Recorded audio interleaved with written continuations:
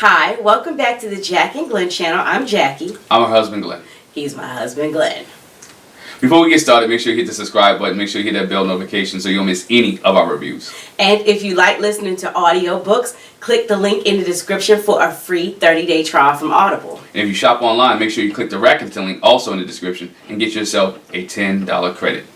All right, Married at First Sight is back.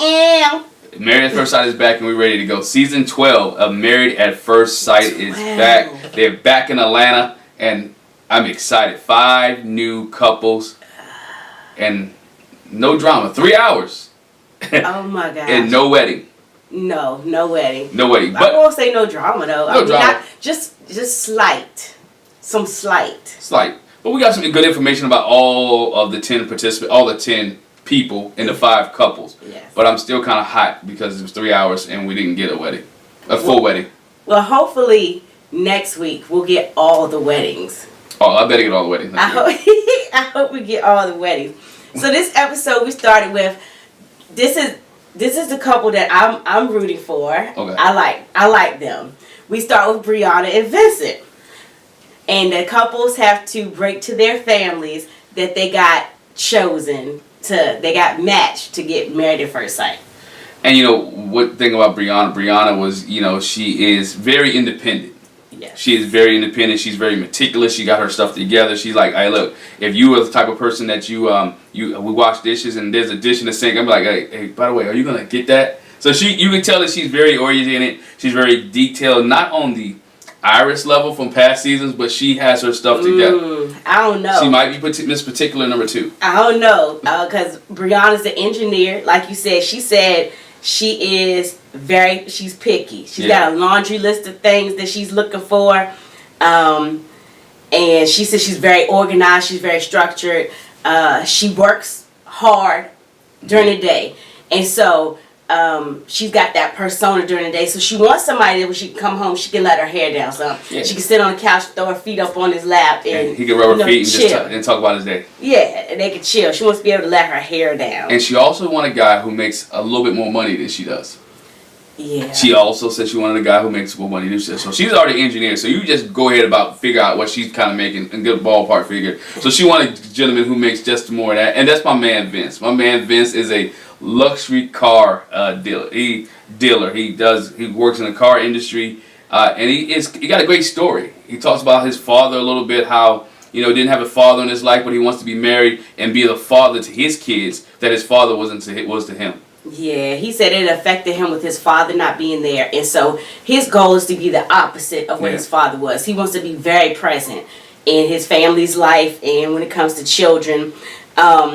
One thing I will say about Brianna, she says it's been a long time since she's been in a relationship. All right, and she says she's stubborn. Her friend Kiera that she meets with, she says, you stubborn girl. I used to live with you. You set in your ways or whatever. And so with Vincent, he said his last relationship, he didn't say when it was, but it's been a minute since he's been in a relationship. But his last relationship ended because of lack of support for his new business venture, which was the luxury car dealer, broker. And also because his significant other said he didn't have a degree. She wasn't very happy about that. So, I mean, I don't know. He don't have a degree, but he's making money. I mean, he's a salesman. He's an entrepreneur. It doesn't have to have a degree. I think that's maybe her thing is maybe for whoever she was, her thing was, and I don't care about the money. Do you have the education level? Well, just because you got a degree, she's an education person. Look, we know some people that got degrees that ain't smart.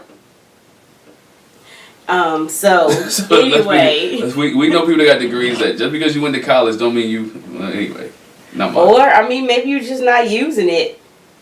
You could have a degree, you're not putting it into practice. But anyway, so Brianna, like I said, she tells her friend Kiera. Yeah. At first, she tells her Pastor Cal called her and said she did not get picked. And Kiera was like, "Oh my God, girl, stop playing." And she was like, "Yeah, I'm kidding. I did. I got picked." So that was cool. Kiera was happy for her. But like I said, she did stress the fact that you stubborn instead of your ways. Yeah. And so it'll take a guy some time to get used to you. So she said she needs to be comfortable and he needs to be comfortable. This is what Brianna said. Whoever I'm with needs to be comfortable with me and my quirks. Because, I have my quirks and I'm odd. Yeah. And Kiera was like, yeah, you are. So she's looking for somebody that will accept her for her with all her little pickiness. Maybe to the level or not to the level of Olivia, but her pickiness and her little bit of stubbornness.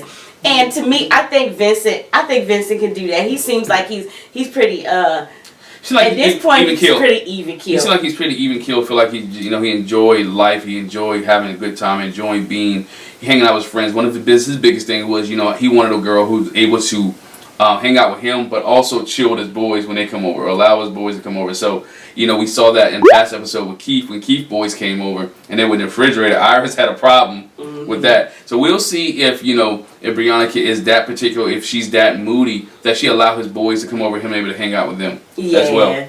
Yeah, and so he said he wants somebody that will stick with him through the highs and the lows when it comes to his business and just his life. He wants a partnership. And so he's willing to fight and put all he can into it to be successful. And he wants somebody that's fun but not super serious. Now, Brianna, she says she's pretty serious, but she can have fun. So hopefully they have a good level of yes. And we saw her have fun when they go to the bachelorette party. Yes. So she is that type. She can lay down her hair. She also mentioned, when they was drinking or they had the little women's conversation, that she wants a guy. That if a guy didn't drink, it was a deal breaker. Right, yeah. She said that would be a problem for her. Be a problem for her. So she can let her hair down, but she can also be very meticulous about what she wants and when she wants it and how she wants it. So he's getting kind of a mix of what he likes. And we also saw Vincent as a good guy, like to party too, because he was talking to the strippers. At the bachelor party. Bachelorette party. So his friend did ask him, I think it was DeAndre. Well, DeAndre said that Vincent is ready to get married. But they asked the question, which again, it kind of reflects on Brianna. It's like, what if you get a lady that's like a really tough cookie and she real set in her ways? Like, how you going to deal with that? He was like, I'm not sure. I'm just going to be me and try to, kind of like pull her walls down, try to break it down. Try to massage it out. Yeah, and Pastor Cal said they got matched because they will balance each other out. His fun-loving and mild side with her serious business lifestyle. He's hoping they'll balance each other out. I think they can work. I think they can maneuver and manage each other. I think even from what we saw with him and his friends when he was picking out the tuxedos, and he's listening. You can tell that he listens to advice. Yes, he listens to advice. So if they start dealing with Pastor Cal and they have issues in the advice that's been given to him by his friends or Pastor Cal, I can see them working out as of right now. Yeah, I can see that this could be a good match in my opinion.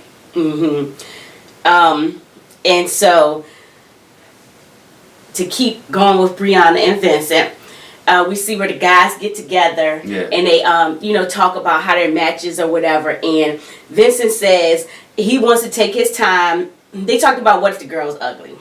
Yeah. And Vincent says, I'm just going to take my time and, get to know her and feel her out and see why we were matched. I'm not going to get so caught maybe.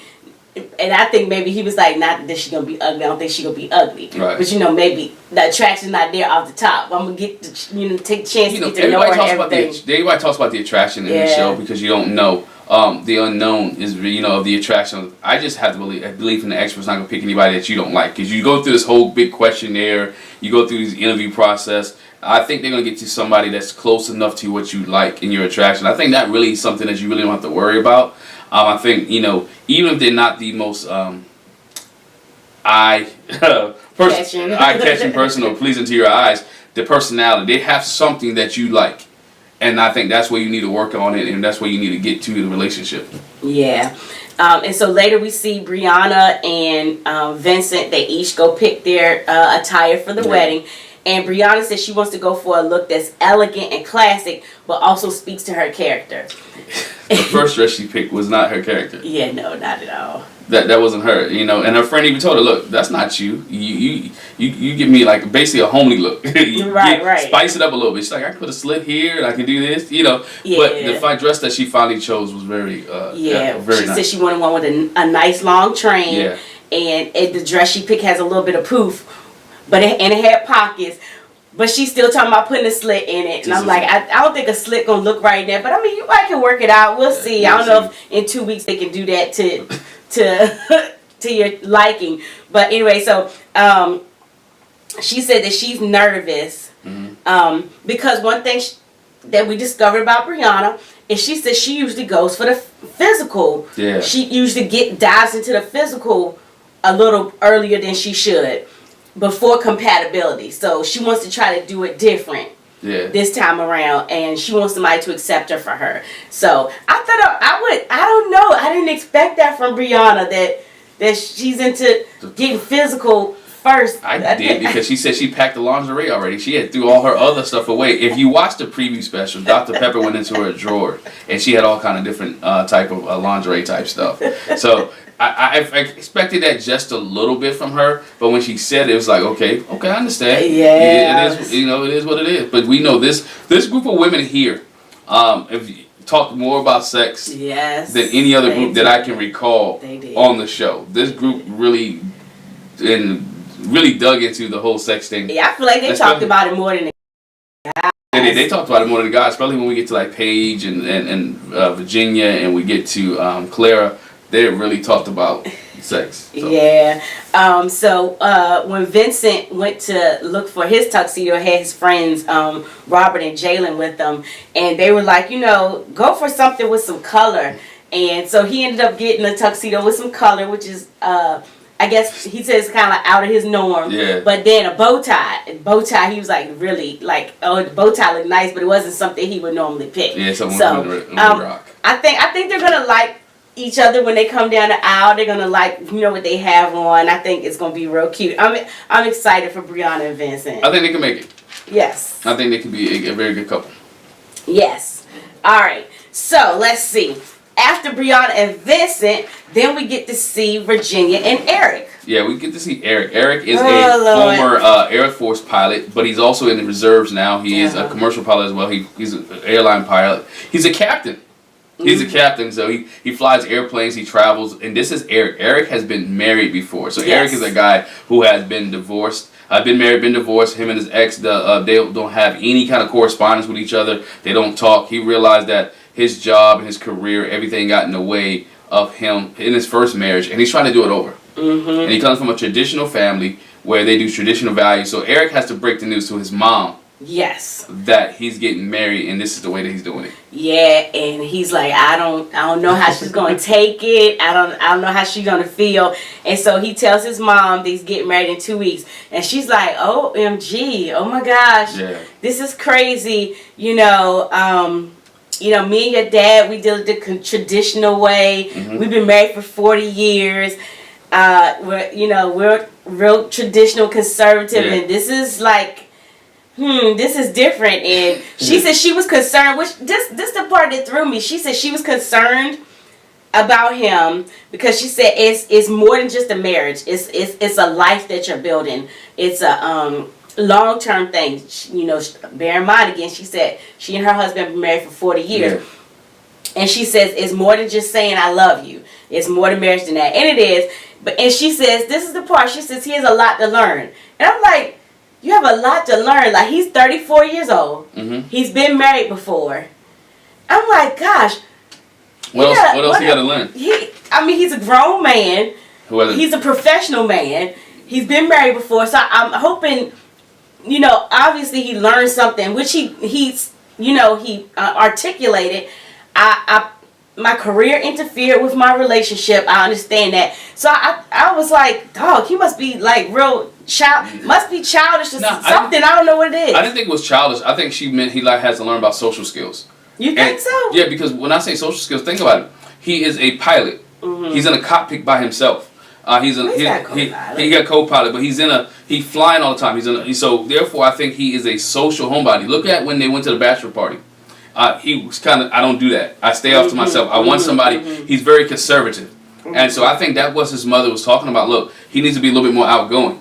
Okay. And outgoing in that sense, and that aspect, that's what he needs to learn. Not necessarily life skills, but more of a social aspect in order to be, because you may have a wife who doesn't want to be a homebody, that she may want to go out, and which he end up getting. This is Virginia, which he's going to end up getting. So he has to learn how to handle that socially and communicate that. He doesn't want to be what we saw last season with a Henry. Mm-hmm. And I think he's kind of on that borderline. Yeah, I said he reminds me of Henry. He's on that kind of that borderline with Henry situation where he's kind of shy. It may take him a minute to open up, and Virginia is out there. Well, no, I don't even know if he's shy. Like it take him a minute to open up. He's just reserved. He's reserved. Definitely reserved. And that daggone Virginia, man, she's off the chain. First of all, there's an age difference in between them. I think they have the smallest age difference in a couple. Because there's another couple that has a big gap. Yeah. But Eric is 34 and Virginia's 26, and she's a customer experience expert for a company, and she's off the chain. Okay, so but we will get to that. So she FaceTimes her dad Daniel to let him know that she got matched, and he is not. She says up front he's not a fan of the process at all. Let's give it back because Virginia has several parents. Well, yeah, we're gonna get into that. So her biological father. She FaceTimed. Oh yeah. Because so she explains that the marriage thing is like weird for her in her family, because she says her mom was married one time, divorced, then she married Virginia's dad. Then they got divorced, and now her mom is remarried again. Right. And after her mom and dad got divorced, it was kind of sticky with them. Like they had a hard time getting along or whatever. And she said it's just been in the last year. The last year, she's 26. I don't know when they got divorced, but in the last year where they've gotten a little bit better and could deal with each other. And her dad been married again, divorced, and now married again. Yeah, she has a stepmom. Her mom was his first wife. Yeah. They got divorced, and now he's remarried. He remarried. So yeah, it's a lot of marriage and divorce in her and what she's seen in her life. Yeah, and so she has attachment and abandonment issues as a result. And she also lets us know that she's been single for 5 years. Yeah. So between the attachment and abandonment issues, the divorce, all these step or bonus parents, whichever way you want to call it, and her singleness for 5 years, and she is fun. She's fun. She's the life of the party. Like she gonna have her a good time, regardless if she's by herself. She gonna get slizzard and all of that. She likes to drink. But also, when you said abandonment issues, I thought about Amber from Charlotte's season. Yes. But she also had abandonment issues because of divorce. Yes. So I'm put the people together, but I'm putting in perspective what we saw before with people who had abandonment issues. So now her and Eric together, who's been divorced, who's already had some heartbreak. She has abandonment issues. I think Clara said earlier, daddy issues. Yeah. That you later you put in all that in perspective. And he's conservative, and she's a partier. She's outgoing. She's a drinker. We saw at her bachelorette party that she got hammered, bathroom throwing up. So she likes to drink. And if you saw the previews, you also saw her prior to the wedding drinking out of a flask before the wedding. So it seemed like she likes to drink. And so we saw that with Taylor in season 10, where she likes to drink, and her and Brandy got into it. So I'm not comparing those, but just in perspective of people who like to drink all the time, how issues can arise. Yeah. But ultimately you find out with Virginia, like her dad says he was afraid that was a call that he was getting, that she got matched, because he's not feeling the process. He says his opinion hasn't changed, and he asks, is her mom coming to the wedding? And she says, well, of course mom's coming to the wedding, and he says, well, okay, well, that's great. Well, at least I can watch it on TV. I'm like, oh, Dad, I don't like it. I ain't gonna be there. He doesn't want no parts. He doesn't want no parts to do with that. Dad, come on, man. Well, we know it's not a TV issue because he allowed him to FaceTime, so it's not a TV issue. It's the issue with the mom. Yeah. What? No. He does not agree with the process, and she did admit that her and her dad have butt heads a lot over the years. So yeah, like we said, when the girls get together, like Virginia is the life of the party. Yeah. She agrees, like the other girls, like this is a crazy process. Can't believe we're getting into it. They talk about whether they're gonna kiss at the altar, and she's one of the ones who's like, I am. And later on, when they talk, you mentioned the lingerie. Clara had bought all the girls some lingerie and had it out for them. And Virginia, she said, I've never owned a piece of lingerie. I've never owned a piece. She said, I've never done it. So this this gonna be new for me. I'm gonna get this lingerie. But you know, with that being said, having a 5-year gap of being in a relationship is not bad because I guess I'm reverting to a lot of past episodes. Deanna had a 10-year gap when she met Greg, and they were still successful. So the gap really doesn't mean anything if you're preparing yourself and have yourself ready to be in a relationship, and you find that right person. Yeah, but because Virginia's thing is, I want somebody that's like gonna be the light. I want somebody gonna let me have fun. You know, they gonna go out with me, or if they don't go out with me, then at least they're not gonna stop me from going out and partying because I like to party. And that's what Pastor Cal said, that they put them together because she could try to bring him out of the shell. We like to party. You like to party. You like to party. I'm the conservative one. No. That is so not true. Nah, that's not true. That's not true. But he can bring her out of the shell. And we've seen this before. I don't like this. I don't know about you guys. I don't like when they try to get... It don't always work. It don't work. You try to get somebody to bring somebody else out of their shell. It doesn't work. Hopefully it works in this relationship, but they don't have much success rate. It didn't work with Henry and Christina. I feel like maybe they tried to do that a little bit with Jasmine and Will. It didn't work with them. It worked for Jephty and Shanice, but they had a little... But it wasn't like she brought him out like Jephty's thing was the stranger danger. Yeah. So I think he was a fun-loving, cool person. His thing was, like Brianna mentioned with her, she said she's a slow starter. Yeah. Jephty's thing was he was just a slow starter. It was getting to know somebody and getting out of that stranger zone. So this is to me is again more like Henry and Christina, where I'm conservative. Like we found Henry liked to have fun. You know, he was a fun loving person. He just wasn't all wild and crazy like Christina and just reckless. Just reckless. And so we'll see, but we see Virginia and Eric going to get their attire, and Virginia has her friends Anna and Taylor with her. And, you know, she's a little bummed because her mom didn't come and her stepmom's not there. It's like, well, you know, I'm going to make the best of it, picking out my clothes. And so once she goes to try on a dress, we see her friend's face like, you know, I'm thinking she came out with the dress on, but she did that. They did that because her stepmom showed up. Stepmom Jamie showed up. Her stepmom Jamie surprised her and actually showed up.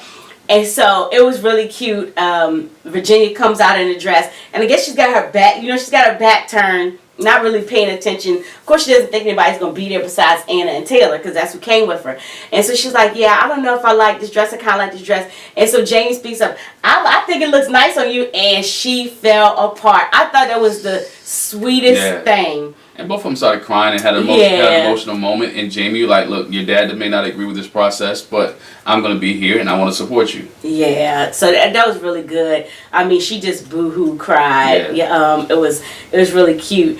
And so she said she wasn't feeling it at first, but now being in a dress, it made her start really feeling the process. And again, she talked about, you know, about wanting her husband to be fun. Yeah. So on the flip side, we see Eric and his friend Jim going to find a tuxedo, and he was like, he tells the person, he said, I want some black, white, maybe some gold, nothing crazy. And so he shared with his friend Jim, he said, you know, I've been married before, and so I feel like I'm getting a clean slate here. I'm starting afresh, and he's happy about that, willing to, you know, do it again. But he gets a nice tuxedo. It's pretty basic, like Eric, but it's nice looking. But I'm not concerned about him being a divorcee.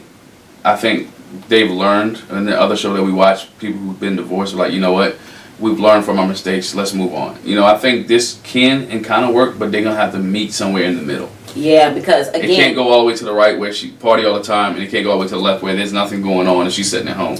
It has to meet somewhere in the middle. This relationship's gonna have to be a lot of compromise. Yeah, because Eric said that, like you mentioned before, at the bachelor party, you know, he was like, he's not gonna be drinking at the party. Like, I'm not a drinker, and he was like, and if my wife is like a really serious drinker, which they keep giving flashes of Virginia throwing them back. He's like, I'm gonna be concerned. That's gonna be a concern for me. Yeah, because we see Virginia at the bachelorette party. I mean, like I said before, she getting slizzard. I mean, to the point where some of the other ladies, Claire's like, I think I'm the most sober person here. Sober person here, and she was drinking too. So. And she was like, oh my gosh, she's in there gagging and coughing, and she was like, well, gosh, at least I'm not in there vomiting. I can understand. I mean, we'll look from perspective, and we'll move on in a minute. I can understand why he's not a drinker, because at any moment, notice he can be called to go into an airline, or go into a plane, or be called to the reserves, Air Force Reserves, to do something he needs to do. So I can just see why he's not really a hard drinker. But also, when you look at the background, traditionally, conservatively, they're not always pissy drunk drinkers. Like, you have your little jigger maybe before you go to sleep or something like that. I'm sure he drinks, but he don't get lit. Like, he's not getting. I'm gonna keep saying it. He don't get slizzard. He's not getting slizzard. But anyway, so I think that's it for Virginia and Eric. Yep. All right. So we go to our next couple. Let's see. Who do we see next? We saw Paige and Chris. Okay, Paige and Chris. Let's start with Chris. Yeah. We're gonna start with Chris. Start with Chris, not Paige. Let's start with Paige. Okay, we're gonna start with Paige. Okay. So, Paige meets with she's one of this. So this is our third couple. So we saw Brianna met with her friend. Yeah. And Virginia talked to her dad. So Paige is talking to some of her family too. Yeah. Her mom is there. Her mom Pamela. Her brother Andre. Mm-hmm. Yep. And then her friend Nancy is there. Yep. And Paige is 26. She is an accountant, but she's also a realtor. All right. So she got it going on. All right. And so she tells her family that she's gonna get matched. That she's gotten matched. She's gonna be getting married. Mm-hmm. And so her mom asks, "Is this something you really?" Well, before she tells her, we're getting matched. You're talking about the process, and her mom's like, "Is this something you really serious about?" And Paige says, like, I've always wanted to get married. She says, since I was a child, I have pictured my wedding. I've always, wanted to get married.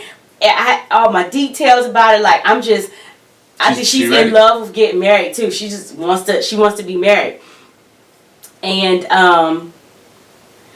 she said what happened with her other relationships is it just wasn't vibing. Like, she was ready and they weren't ready. And she was like, I'm not gonna waste my time. If you're not ready and we're not gonna get to that point, what's the point? So she wants somebody that can fully commit to her. She wants somebody that can fully commit to her and ride, and she believes in having children. She wants children. She wants kids. She said about 1 to 2 years in a marriage, she said, shoot, maybe a honeymoon baby. Yeah, she wants kids. I ain't saying she woody, but she wants some kids.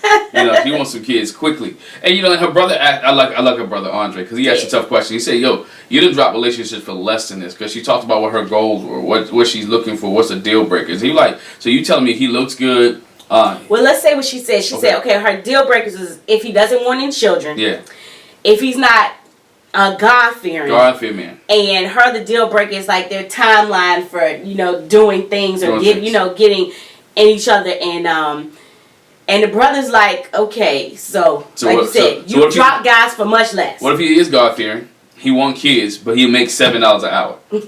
Or you pull off his socks and he got stinky feet. So what are you gonna do there? And she's like, well, I guess I don't have to deal with it at this point. She's gonna have to roll the punches. Yeah, her brother says, I've been married for a year and some change, and so this was somebody I dated, and being adapting to being married took me some time. So this somebody you don't even know. So he was like, "You gonna have some work to do. It's not gonna be easy." But see, I think they're going into the show. They know that there's gonna be some work to do. They don't know how much work, but there's always gonna be some work to do. And here's all the unknowns, the things that you don't know, the things that could transpire, things that could happen, and and so you trusting the experts to pick someone for you, and you having that faith in it. Now she has to know. Yeah, $7 an hour. Okay, cool. I'll be able to handle it. But he may not stay at $7 an hour. You know what I'm saying? He may not want kids right now. But we see how many couples have we seen before that didn't want kids that when they initially, but end up getting. I think Bobby and Danielle. Danielle didn't want kids. Now she has 2. No, her thing was she didn't want to be a stay-at-home mom. Stay-at-home mom. And then she's staying at home. So, but Jamie and Elizabeth were adamant that they didn't want kids, but now everybody's popping them out and shit. They starting to change their mind. And Jamie got kids. So now, so you look at that aspect of it. So it takes time, and her brother's right. It do take time being in a marriage after a year or two, getting to fully know that person. But this is an accelerated process. Mm-hmm. It's so accelerated. All right, and so then we see who she got matched with is Chris. Chris is 27 years old. Mm-hmm. He's a finance manager and he's a restaurant owner. And we learned from the preview thing, he's a restaurant owner, but he said he eats out all the time. He's out all the time. And he owns some Subways. He owns a Subway. And so for those who that's what we found out. He owns a Subway. So his restaurant. He don't want to be like Jared. Should we say that Jared's not the face of Subway no more? But y'all remember Jared. Jared's locked up. Oh, he probably out by now. But anyway, so Chris, we see Chris sitting down to talk to his grandmother Juanita, his grandfather Emmett, his friend Michael, and then Dwight, who is his pastor / big brother. Yeah. All right, so he's sitting. So he's sitting down with them. We learned before on the matching special, he says it here too. He comes from a family of preachers. He's got a lot of preachers in his family, and he said at one point he was my husband. He was an ordained preacher. I'm going in on this. He was an ordained minister, and so he left that. He left that because he couldn't make any money. and look, trust me, most preachers are bivocational, right? They have a real job and they are preachers. My thing is, if you get into preaching for making money, you in it for the wrong thing. You're for the wrong reason. Now, I have a pastor. Our pastor says that if you want money, then you do ministry. If you do ministry, then you'll get the money. So if he did the ministry, he would have got the money. And I understand that being a pastor is a hard job. He didn't say he was a pastor. He just said he was an ordained minister. Ordained minister. Because the other thing is, side note, I don't know how much money you expecting to get if you just the ordained minister. He never said he was no pastor. You ain't the head of no church. Maybe you want to be a traveling evangelist. And he got a word for the whole nation. I don't know. But anyway, he was he quit being that because he said he couldn't make any money. So he got his money. He went down to Atlanta. He said he ended up working. No, he went to Florida. He said he wanted to do something different.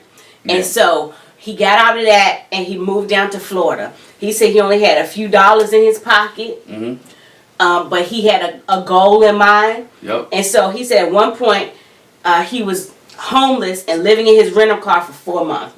And so he said, I pulled myself up from my bootstraps and I built a career for myself getting into the finance area. And so then he got an opportunity to be the finance manager at a place in Atlanta, and so he moved back. So he says, I built myself a career. I got money. What I have run into is that women see me and they want my money. But I mean, they wouldn't want your money or think they could get no money out of you. Because we find out Chris is real particular, with his haircut. We see him going to pick his tuxedo out, and he brought the shoes with him. I got these shoes. I want to match the tuxedo with it. I'm be the most swagged out groom they've had. Nothing wrong with that. It's not, but he is very well kept. Yeah, what's the word? What they used to call men like metrosexual? That. Yeah, he's very metrosexual. But there's nothing wrong with that. My biggest concern I'm not saying that. My biggest concern with Chris was not all that because he pulled himself up. He said his family taught about hard work. His parents wasn't about giving him anything that he had to work for everything, which is totally understandable. That's how you're supposed to be. Work for everything. No one should get handouts. Should get a hand up, not a handout. So what happens here? Chris is like, I just got out of a relationship. Well, so hold that. Yes, he did. He shared with us that he's been engaged not once, but twice. Yes. He's been engaged not once, but twice. And so the first engagement, he said that didn't work out basically because he didn't have any money. Yeah. She wasn't feeling it. She wasn't feeling the struggling career guy. The struggling minister. Or it might have been at the beginning of. I'm gonna say he was a minister at the time. She was feeling a struggling minister. Yeah. So because he didn't have any money, and so he said the second engagement that fell apart because they didn't have any trust. They had a lack of trust.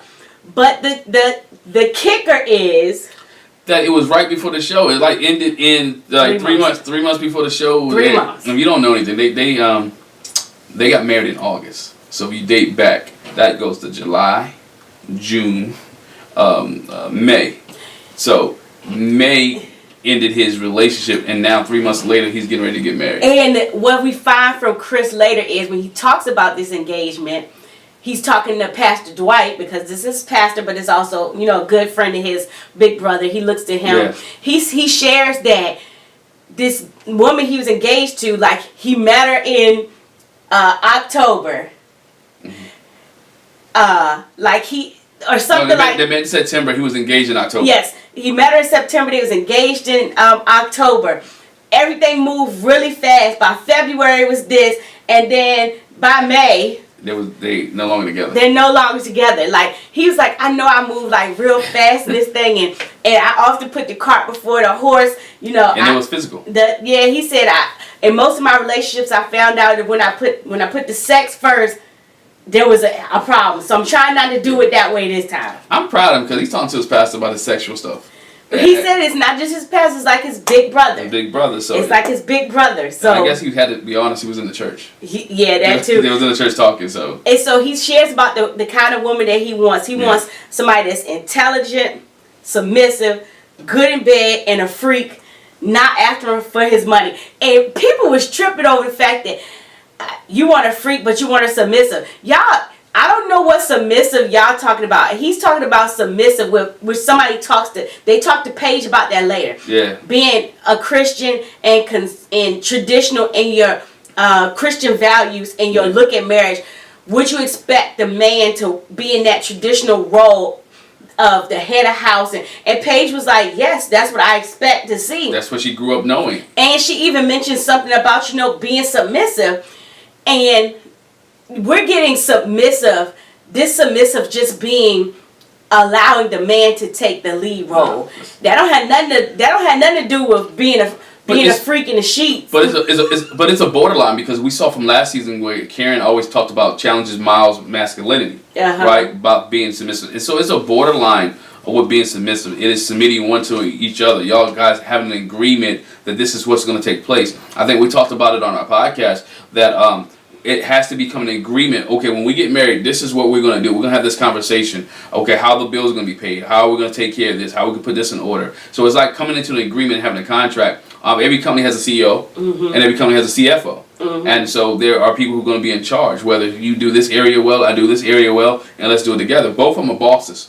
She's a boss in her arena. He's a boss in his arena. So now we got to get these two bosses to come together. And Pastor Cal said that this could be a real good power couple. Yeah. If these two can get together and make it work out. And we saw that she is a freak. Based off her conversation. I call it what it is. It's facts, not my feelings. Man, so the fact of the matter is that they was talking about sex when the young ladies got together, and she said she really doesn't believe in condoms.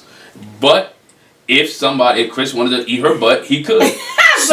but she said they had a conversation about what's the thing that you won't do or whatever. And Paige was like, you know, it's ironic because I was just talking to my friend about this, and she was like, well, what if he wants you to eat his butt? Well, I'm not eating his butt, but he can eat mine. I'm like, wow. So again, wow. He's getting what he asked yes, for. and she did say, I don't like condoms, but she prefaced that because she said, you know, first night, you know, if it pops off, it pops off. But what I'm asking is, let me see your papers. Yes. I want to know that you got a clean bill of sexual health, that you ain't coming in here with no STDs and stuff.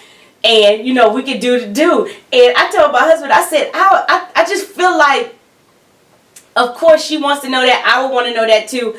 So many people, like, this is a side note, I'm sorry. So many y'all is y'all getting into these sexual relationships with people, and you're not even taking the time to, in 2021. I want your papers. You're not asking people out here, I'm going to get on my soapbox for a minute. You out here cheating on your spouses sometimes, and you're not finding out, do this person got an STD that I might possibly bring home that's going to promise me that I get caught. That I get caught. But period. I mean, singles, find out. Please take some time before hopping in the bed with somebody and find out what they got. So she said she wanted these outside. She said she wanted these papers.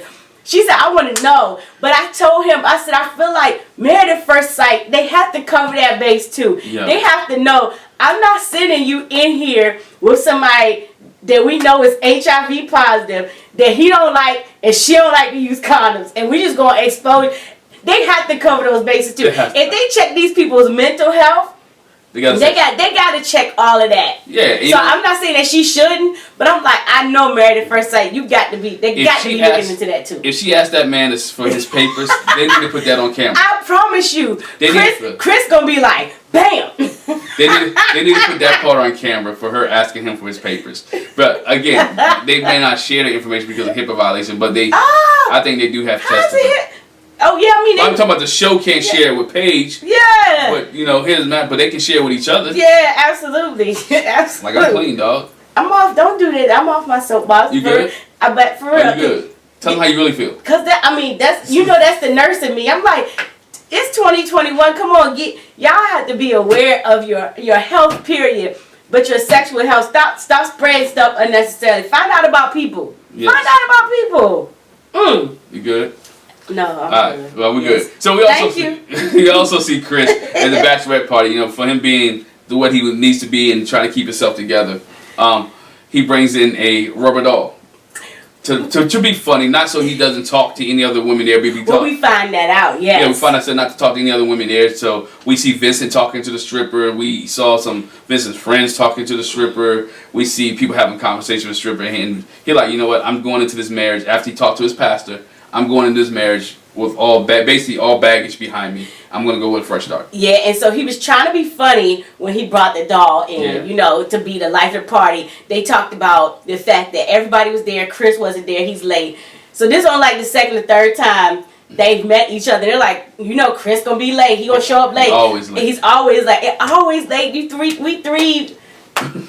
Three meetings in, and they already know your MO. You late, you gonna make an appearance. And he comes in with the doll. But like you said, he says later, he said, I'm not talking to nobody at this party. Nope. That's why I got my doll. She the only person I'm talking to, and my friend. I ain't fooling with these chicks. Vincent over there talking to the strippers. The other guys was like that's kind of questionable. And the stripper was like, oh, you getting married tomorrow? You don't know who she is? What if it's me? He was like, well, I would like that. No, they would never pick her. Sorry. Not gonna happen. Nothing wrong with her, but But anyway, so that's Paige and Chris. We see them later on picking out their attire, and Chris again, like I said, he brought these glittery, shiny shoes. No socks. No, you can't wear socks with the shoes. Right. And he wants something to match it, and so he has Pastor Dwight with him and another friend, and Steven. And so they find a nice tuxedo for him. He said, I'm gonna be swagged out. She finds hers. She said she's optimistic about this marriage. She said God showed her in a vision. She hopes that it's magnetic when they see each other. So she's got a whole picture. She said, she feels like this is God ordained. It's gonna be what it is. I know it's gonna be good. It's gonna be good. I learned when people say God can show you something. Don't do it. Shut up. Don't do it. I shut up. Don't do it. So I think that's it. Let's see. Yeah, that's it for them. Yeah, we talked about how freaky deaky Paige is, and so that I think that's gonna definitely work for Chris. It's gonna work for Chris because he's ready to get in on first night. Yeah, it works for Chris. All right, so next we got Haley and Jacob. Yes, Haley and Jacob. All right, and then this is our big age gap. Yeah. Folks, because Jacob is 38 and he's an IT programmer, and we got Haley who is 28 and she's a sales rep. Mm-hmm.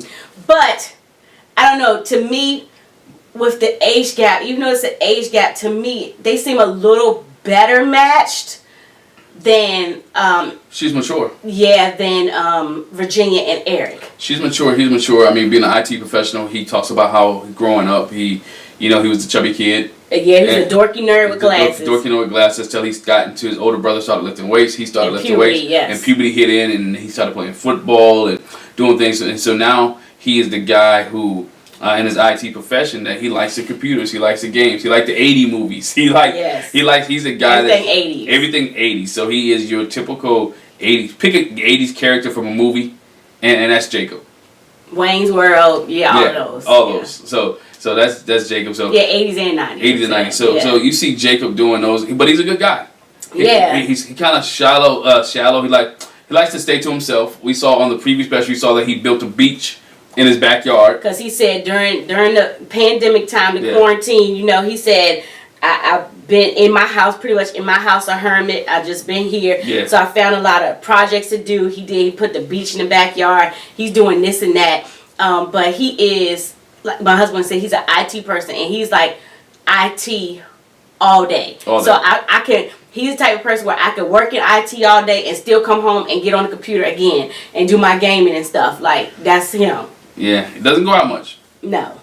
It doesn't go out much, but he likes to have a little bit of fun. He feels like this is his last chance to get married before he's turning 40. He's feeling the heat. Yeah. He's 38, he's approaching 40, and it's like, man, I got to do something. And so he breaks to his friends, Heather, Adam, and Dan, that he's getting married. Mm-hmm. And the guys are like, okay. Heather's like, oh, wow, okay. But she thinks it's pretty cool. And she's like, well, hopefully you'll get somebody that's a nerd. Yeah. And this will be a good test for him, relating to somebody else and incorporating somebody into his life. And a little bit seeing if he could come out of his shell some too. Mm-hmm.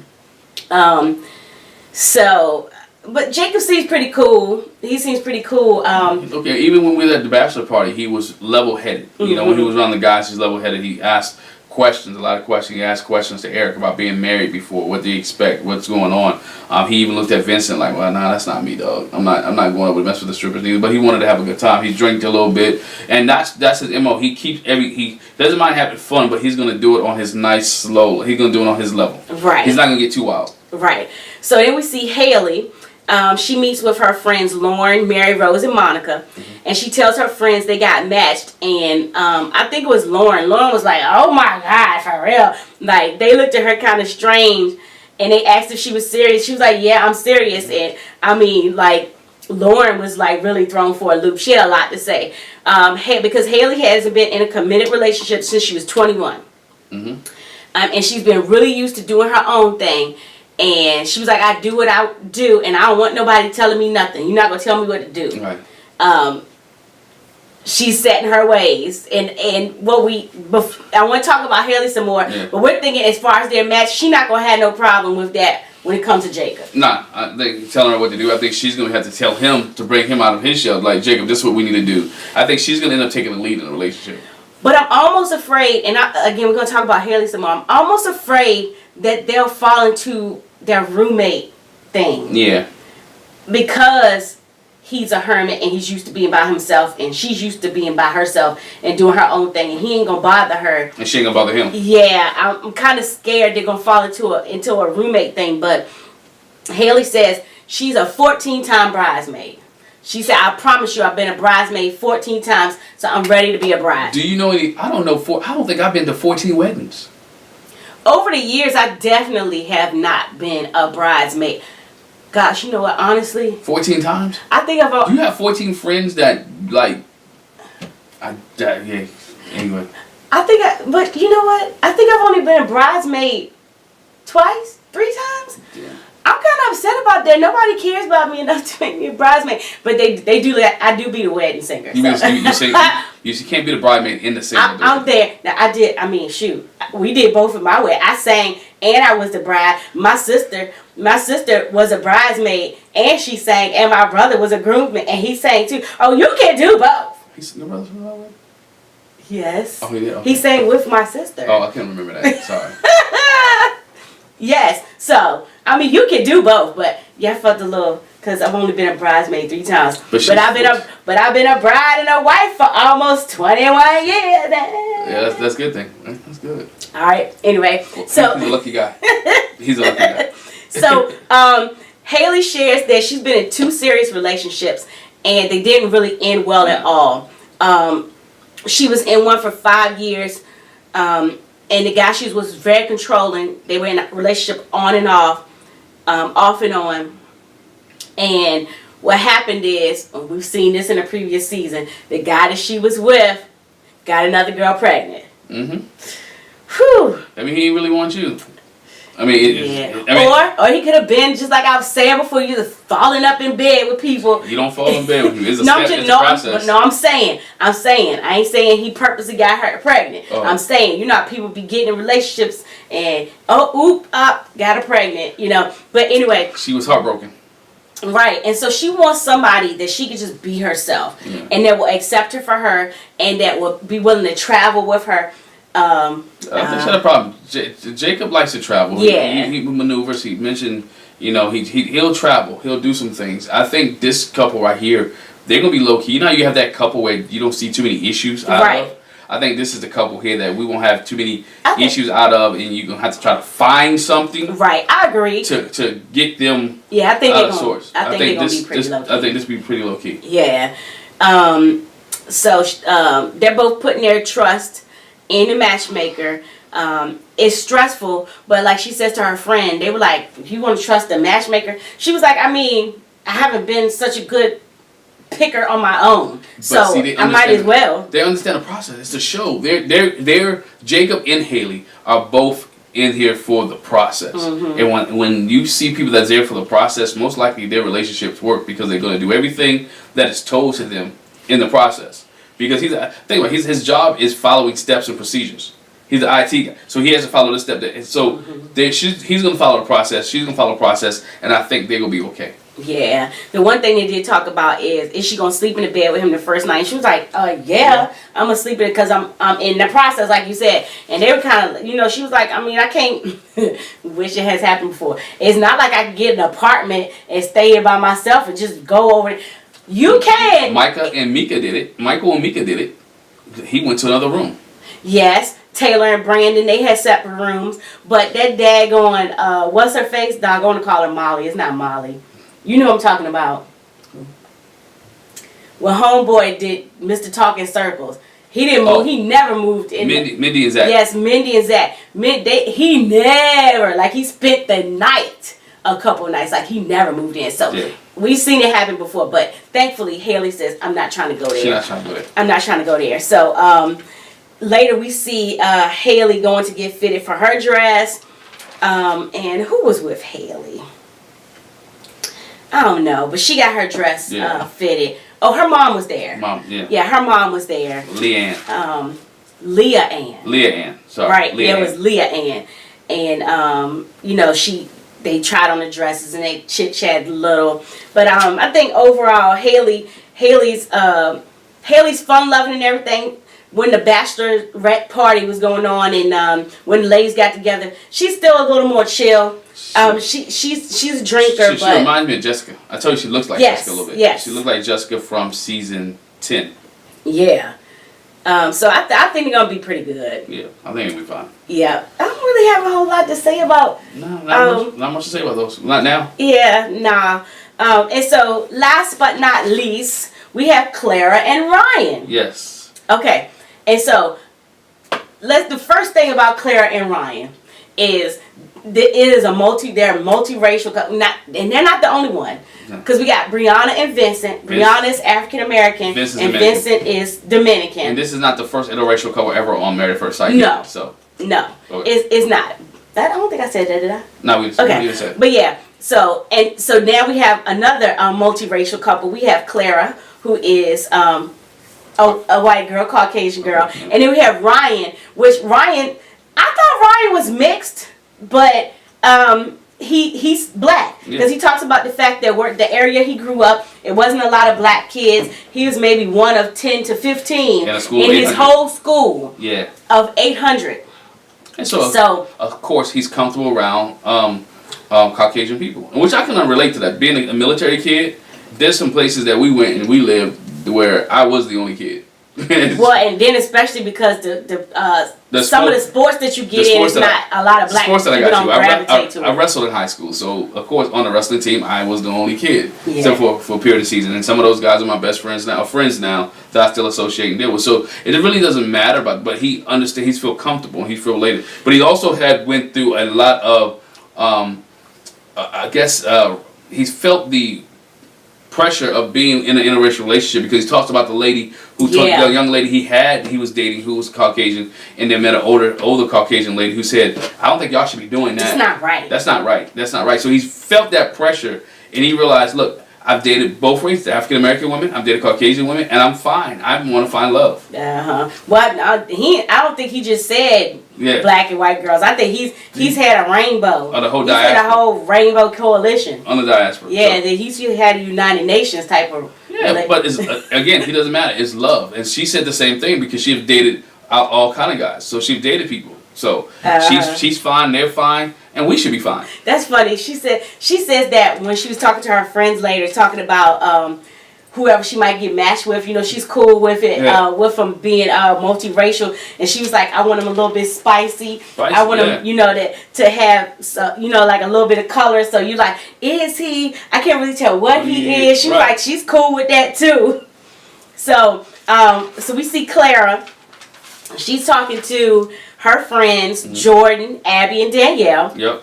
And she's a flight attendant. She's 27. She's a flight attendant. And so she says the problem that she's had being a flight attendant is she gets hit on a lot by the drunk frat boys.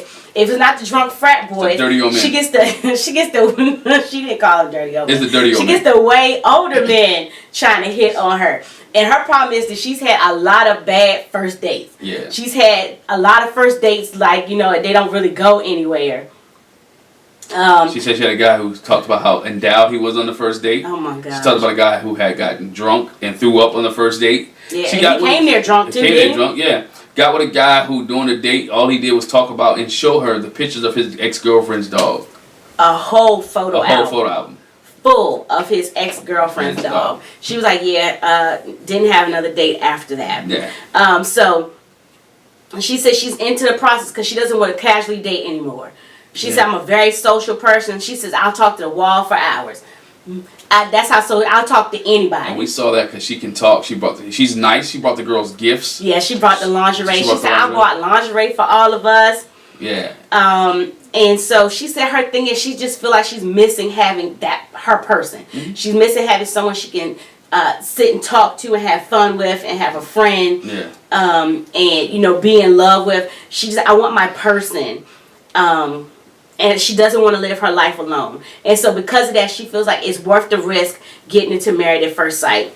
And we got Ryan. Ryan has the same routine every single day. He said he does the same thing every day. He'll get up, he'll check out the websites that he only check, he'll go to work. After he goes to work, he comes back home and works out 2 or 3 hours a day, and then repeat. You know, he just said he does hang out with his friends every once in a while. But he just is a basic type of person where he does the same thing consistently. Mm-hmm. And so he had his friends AJ and Alexandra there, and they had to call his friend Alex on the phone. He FaceTimed her. He wanted to tell all of them because Alex. Yeah. He was like, Alex is the kind of person you want to run stuff by. Let's see Alex's opinion. And so he calls them, and he said he's very calculated and regimented, and that's something that they say, you know, how's this gonna fit into your life? Yeah. You know, because you're so to the letter. To the T. You know, he's trying to work it out. But his friends seem excited for him.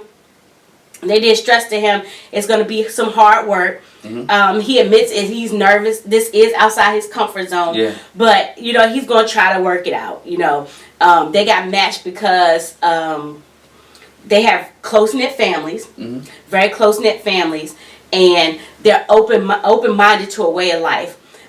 Clara says she falls in love easily. On the flip side, Ryan says he's never told anybody I love you. Not that he hasn't loved somebody. He just has never told anybody I love you. He's that serious about the word. The word. And he takes goes to the Austin approach. He thinks that's a serious word. Yes. And when he says it, he really want to mean it and mean it one time. So I understand that. He, like I said, like Austin, he is not going to be haphazardly. He's going to say it and really, if he says it, he really means it. Mm-hmm. And he really is going to be with this young lady, be with Clara. And so we see when the guys get together the first time, when they're all talking, Ryan and Eric kind of shared that they've had the same way they've gone about relationships. They both talk about how they've like put their career before their relationship. They've been so focused on that they haven't gotten to a relationship. So they vibed on that. And they vibed on the fact they travel too. They both travel a lot. Yes. And then, like we said, we see Clara and the girls talking about what they want and if they're going to kiss at the altar. Again, Clara kind of brings it up that this is like the craziest thing I've ever done, but again, it's worth the risk. How do y'all feel about it? And she brought the lingerie, and she kicks off the whole conversation about, well, what about this, and what you want to do this, and she is down from wedding night. Whatever happened. She said, you know, might not be wedding night because we're tired and all that, but the honeymoon maybe for sure, kind of. Yeah, and she said the one thing she's scared that since they're having this conversation, she was like, you know, what if the guys we're matched with, and especially the guy I'm matched with, doesn't feel comfortable talking about sex and lingerie and love and stuff like that's not gonna be cool. I don't think he has a problem with that. Yeah, no, I don't think so. I mean, he's kind of laid back, but I think, you know, he'll talk about it. Of course, she's gonna be over the top. Yeah. Because that's just how she is. She's Beth. She goes to Beth. I mean, I think there's a lot of comparisons in this season when you compare it to other people in other seasons. Oh yeah, and so Clara goes to get fitted. She has her mom Londa and her friend Ramsey with her when she goes to get her dress, and she says she wants something that's fun and classy and sexy. She's super picky about what she gets in her dress. Yeah. She said for some reason later on, like, her anxiety is through the roof when it comes to this. She's usually pretty cool about it, but it's got her on edge, you know, picking the dress and everything. And she gets the dress and she's like, no, I don't like this. I don't want the applique. I want this. I don't want the lace. She's just real picky when it comes to her dress. And later on, when we see her actually getting the dress on, she's upset. This is the first time I've had anybody do my makeup in years. Like, and nobody's ever done my makeup except me. Nobody else has ever. I don't like my hair. I don't like the way they did my hair. I never had wet makeup on my face before. And look at this dress. I don't know if I'm feeling this dress now. And look at this hem job. The hem job is terrible. And I really should have got some heels, which makes me wonder, what did she have on? Bridezilla. Did she have on flip-flops? Yeah, I wrote that down. She turned into a bridezilla. She really did. She did. She turned into a bridezilla. She really did. And so for Ryan, when he's going to get fit and everything, he was like, you know, he talked to his brother Chad is there, his friend Lucas, and he was like, I just want my wife to feel secure. I want her to know that she can be safe and confident in what I'm doing for her. Yeah, and which is good. But we see they both exchange gifts. We do get to that part of the wedding where they the day of the wedding they exchange gifts to one another. Ryan writes her a long, sweet letter. Long, beautiful letter. It had her in tears. She was crying. Yeah. It was so emotional. A deep letter.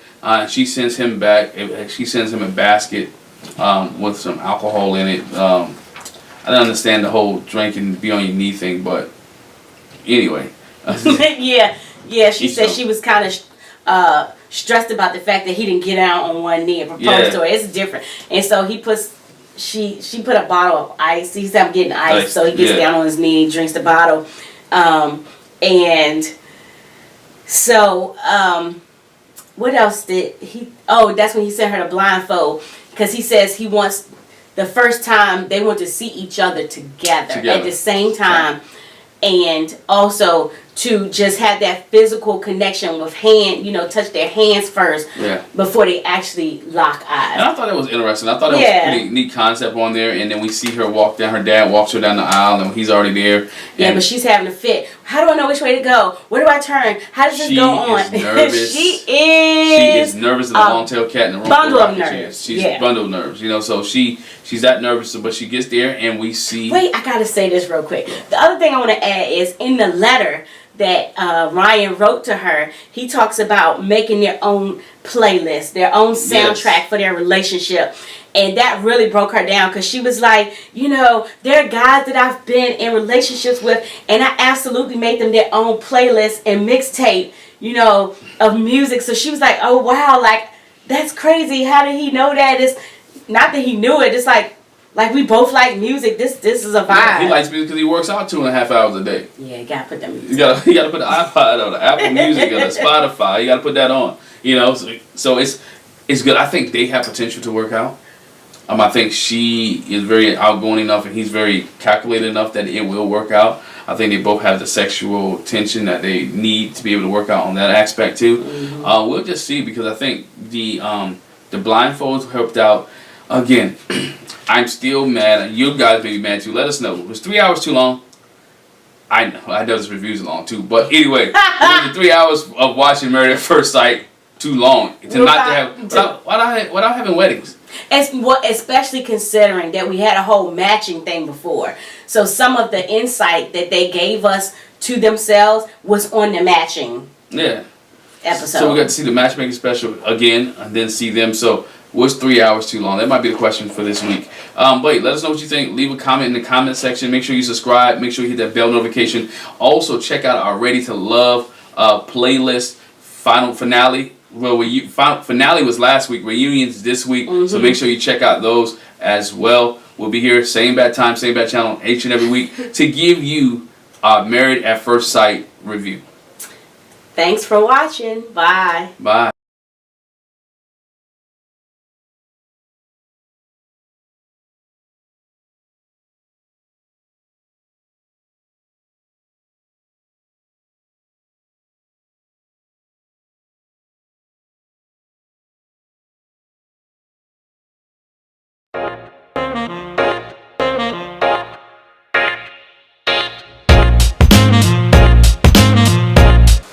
Hi, welcome back to the Jac and Glen channel. I'm Jackie. I'm her husband, Glenn. He's my husband, Glenn. Hey, before we get started, make sure you hit that subscribe button, hit that bell notification so you don't miss any of our reviews. And if you like listening to audiobooks, click the link in the description for a free 30-day trial from Audible. And while you're there, if you like shopping online, click the Rakuten link and get a $10 credit on your purchase. Hey, let's get started. Married at First Sight. Married at First Sight, it's wedding day. Wedding day, and we get 3 couples who get married. Not the 5 that we thought, but we get 3. 3 couples, not 5. They did it to us again. Did it to us again. It's okay though. It's okay. So, as far as weddings, we start off where we ended last episode with Ryan and Clara. Yeah, we get Ryan and Claire. We saw them at the end of last episode. Both get blindfolded. Both of them are, Ryan wanted to blindfold his bride and say, he wanted to have an intimate moment before they saw each other. And so she's there at the altar with them. They're holding hands, and she's like, "This is kind of weird." Yeah, it's kind of weird, but they're both their families. If you look at them, it was kind of like, ooh, when they came down the aisle, they're like, oh, I like him, and I like her, and they thinking just off appearance that they're gonna do well together. So they get unblindfolded by the maid of honor and the groomsman, the best man, which is his brother. Yeah. And they greet each other like, hi. They look like they're happy to see what each other looks like. He looked pleased. Like he smiled and she smiled and then she was excited. Like, okay. And then we saw a little cutaway. She's like, oh, he's kind of handsome. And so they was excited to see each other. Yes. And so, as usual, we start with what their family and friends want them to know about their spouse because they don't know their spouse. Yeah. So we'll give you a little background. And so, Clara's family say several things about her. She's, never met a stranger. She'll talk to anybody. But the thing that tripped me out, they said she knows a surprising amount of facts about serial killers. I'm not surprised. Good. I'm not surprised like that. Look, I know a lot of facts about some serial killers too. Not good. I know about Ted Bundy. I know about Charles Manson. I know about some serial killers. Some people are in that conspiracy theory type thing. Yeah, not good. That's good to know. And you've been around for 19 and a half years, so there's no problem. I don't know. I don't know. The way they said it didn't sound like that. It sounded like she was all caught up, wrapped up, tied. There's a lot of people who watch IDTV. Tangled up in it. Yeah. So he didn't seem thrown off by that at all. I was, but anyway. So his family and friends share words about him. They said that Ryan weighs out a decision thoroughly. But again, that goes to he is very consistent what he does, and he's very calculating. Yes. They call it, he's calculating. Yes. He thinks about every possible situation, scenario. He's Doctor Strange from the Avengers. Yeah, so they stressed to her that he's going to mull over the decision. He's Yeah. going to take everything into account. But they also said that he's got a boisterous laugh, and that he's actually more sensitive than he often portrays. So he's got a heart. He might not wear his emotions on his sleeve, but it's there. It's there. And that's to let her know, don't be fooled. If he comes off hard, or you thinking he doesn't feel a certain way, he probably does. So you might want to check with him. But have communication with him, and that's the key. Yeah. And boy, she likes to communicate, but we'll get to that in a minute. Oh yeah. So they have their vows, and Ryan, just like he shared that sweet letter with her beforehand, his vows touch her too. She gets kind of misty-eyed, and he says that she's been with him throughout his life. Meaning, like, a wife. Yeah. This had been planned throughout his life. So, in all those moments, she was there, but she wasn't actually there. And so, there's a place reserved in his heart for her that he's ready to fill, and that she can count on him. I'll get to the vow thing. Well, I'm going to get to the vow thing now. We've heard a lot of vows from a lot of people. Yeah. And they've read a lot of things, and they've said a lot of things at the wedding vows, but they have not stuck to them. I'm interested to see how many people actually stick to what they say with these vows.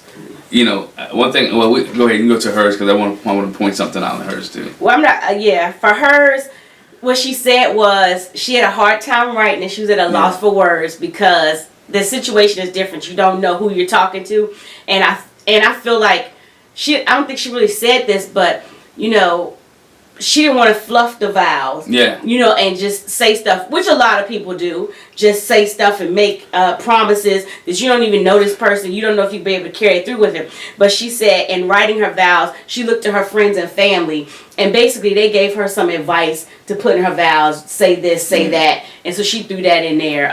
Basically things that you want to take with you into your marriage. But the one thing she said that, I want to touch on was like, don't BS me. I want somebody who's a straight shooter. Yes. That she wants, give it to me, give it to me raw.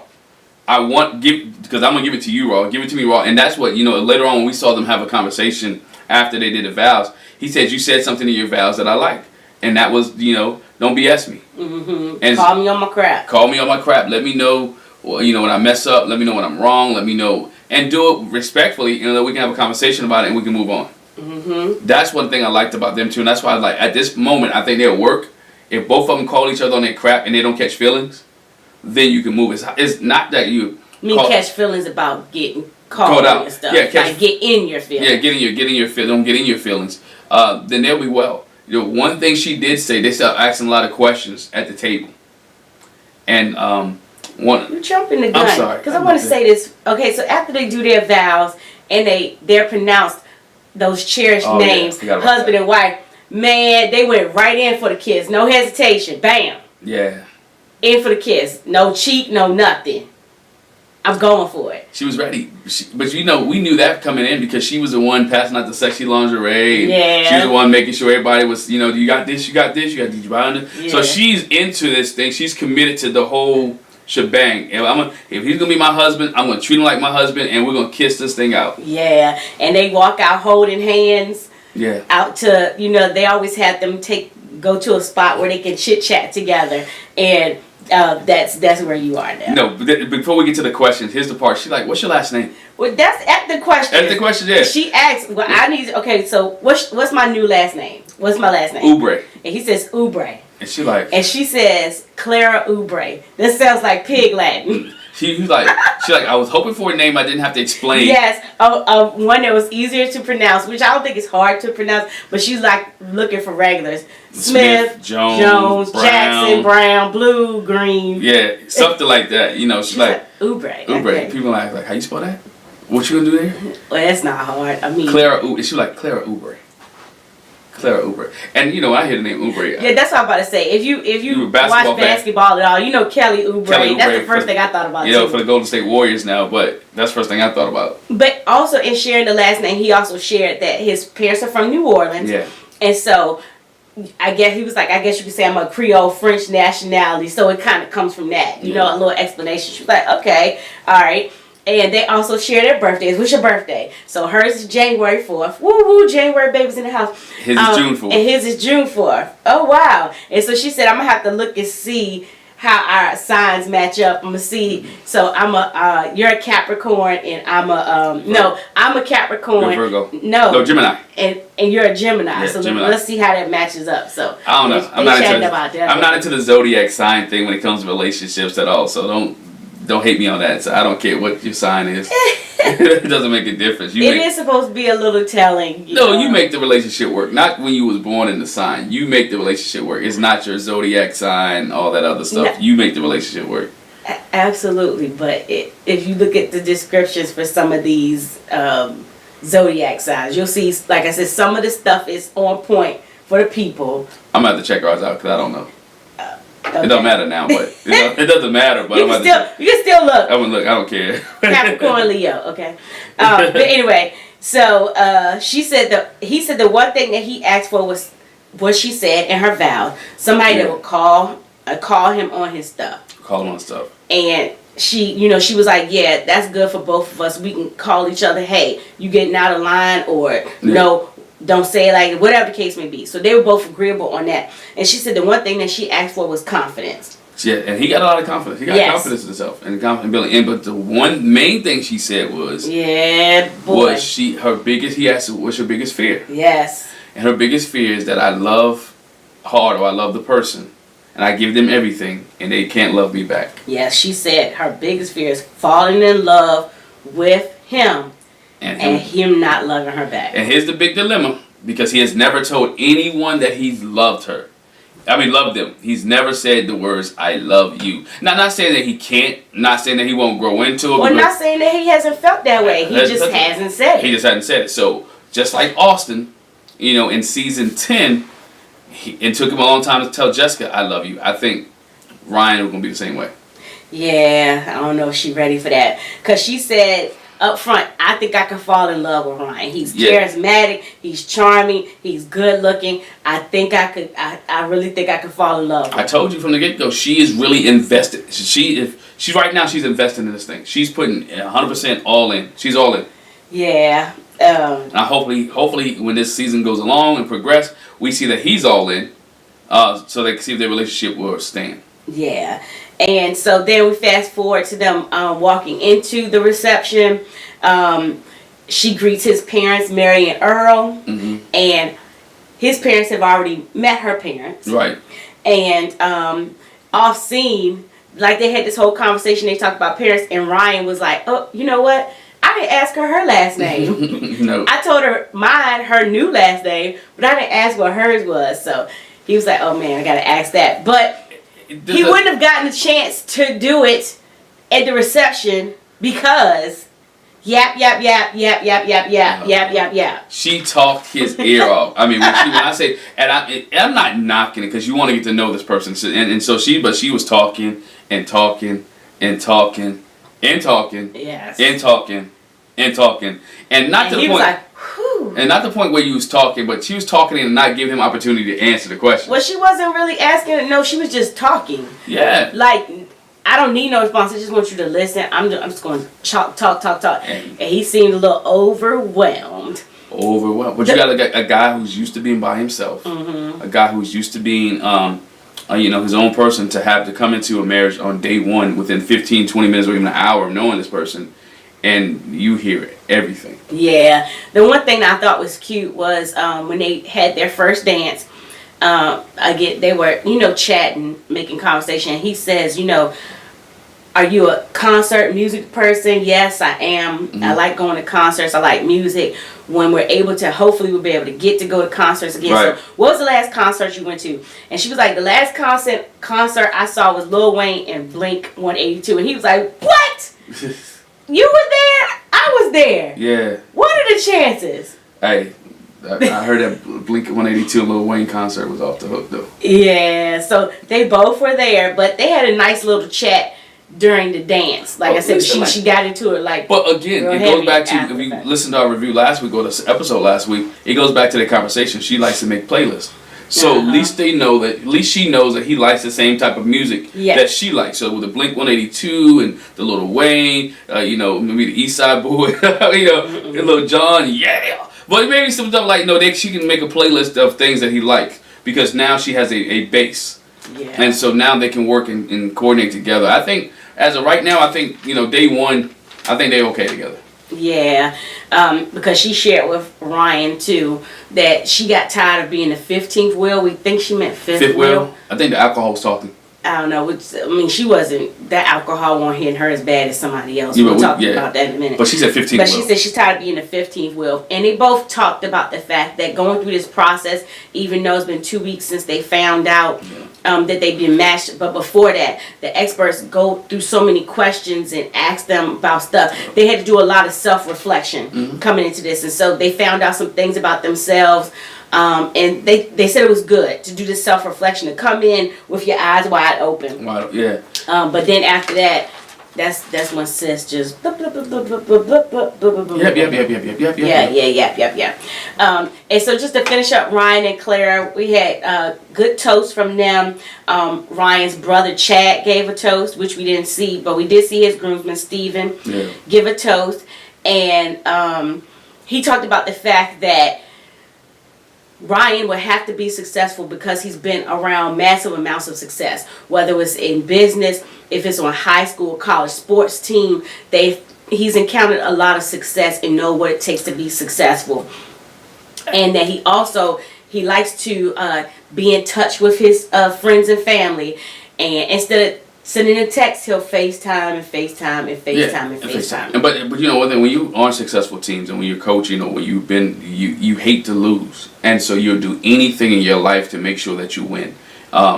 Just being a coach or being the things you want to win in life, you want to win in this, so you'll work hard. You have that perseverance, and I think he'll work hard in this relationship. I believe that she's gonna have, if it ends, it's gonna end because he doesn't want it anymore, not because of her. Not because she doesn't want it, because he doesn't want it anymore. That there's something that really just turned him off. And because of the relationship with his family and friends, he's going to get a lot of support. Yeah. And so last thing, Clara's dad, Roy, he gives a nice little toast. And he says, I'm glad to be here. And the best part about it is I didn't have to pay for anything. Everybody got a good chuckle out of that. Which I can understand, Roy. Hey, when Roy said that, I was like, yes, Lord. Clap up, Roy. You know what? Out of all these people, at least you're honest enough to say it. Hey, I got a free wedding. Yes.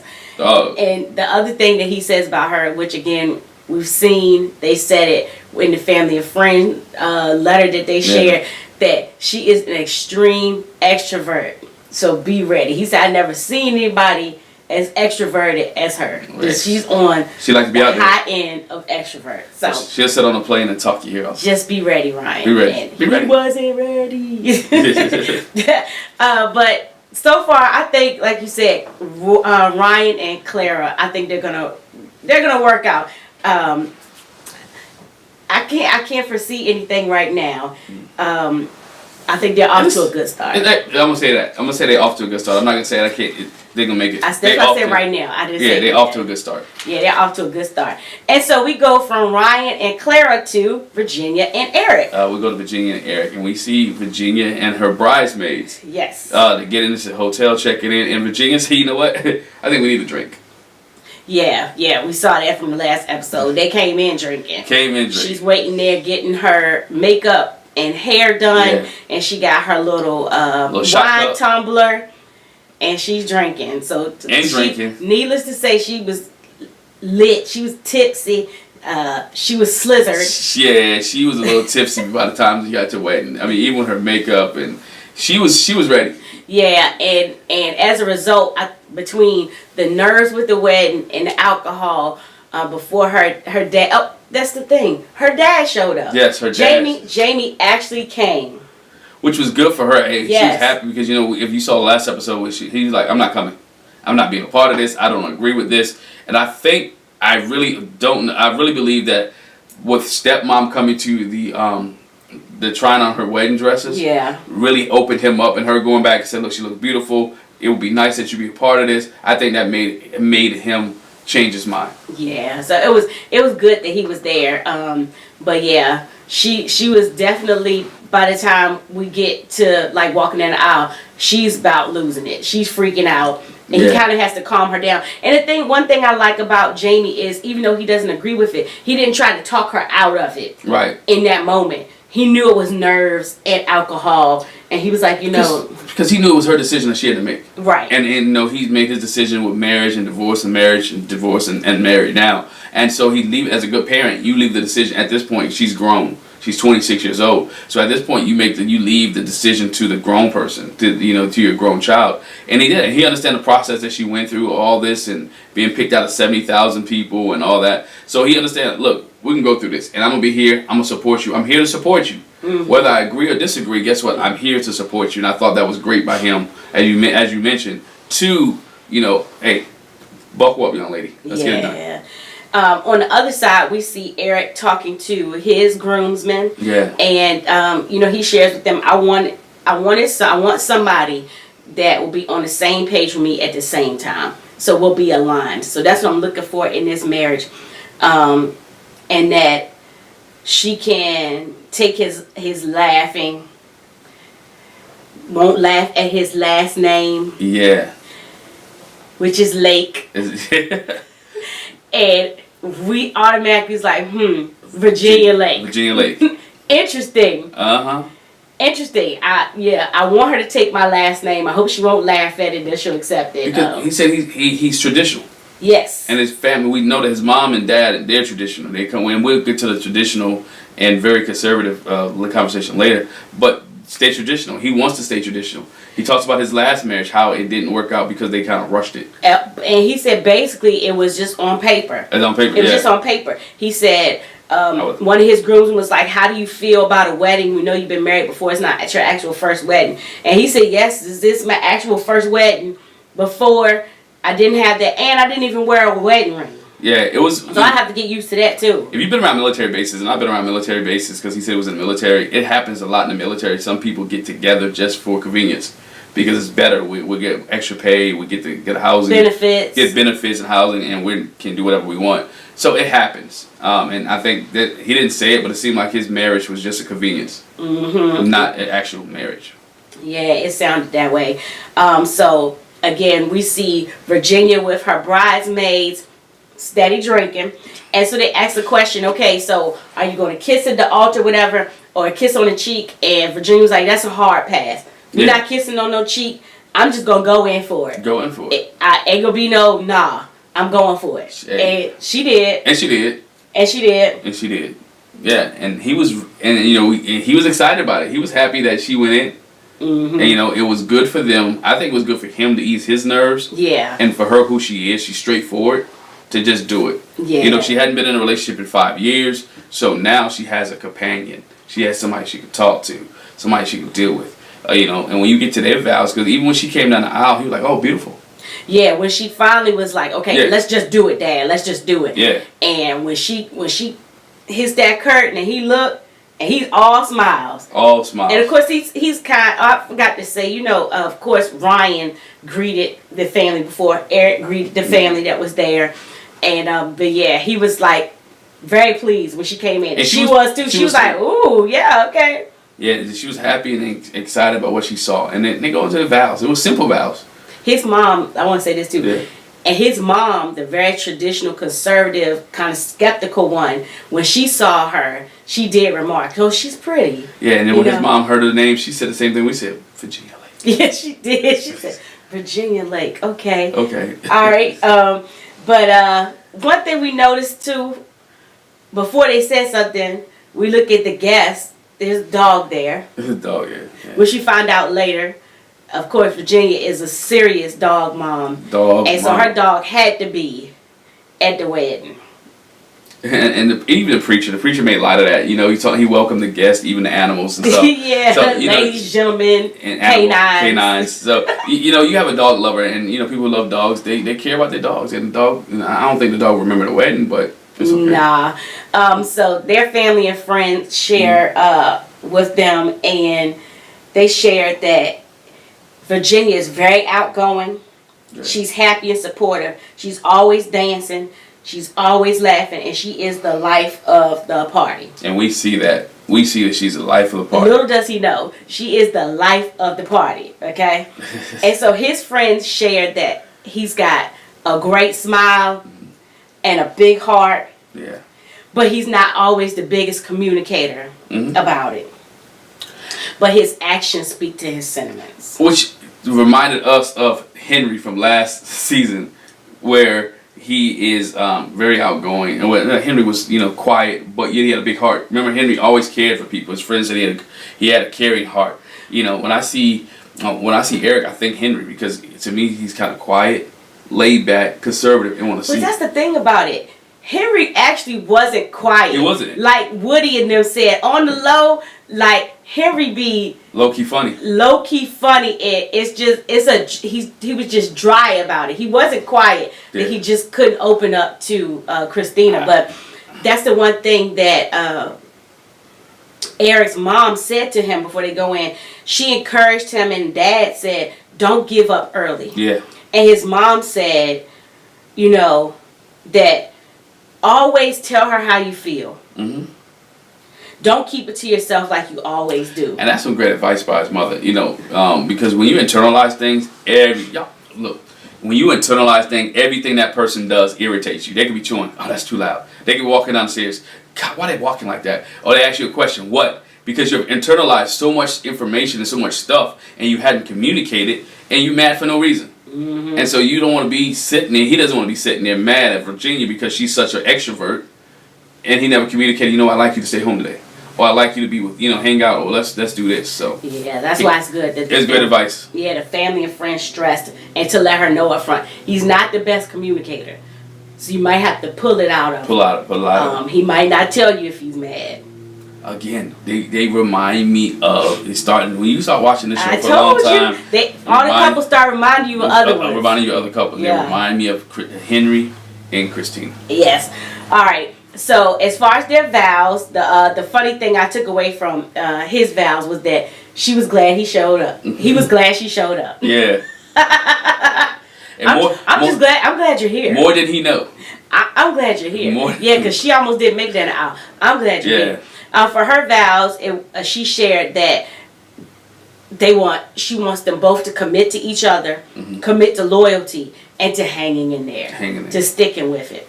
And again, go back to what his mom said: stay there. Don't give up early. Don't give up early. Finish. Yes.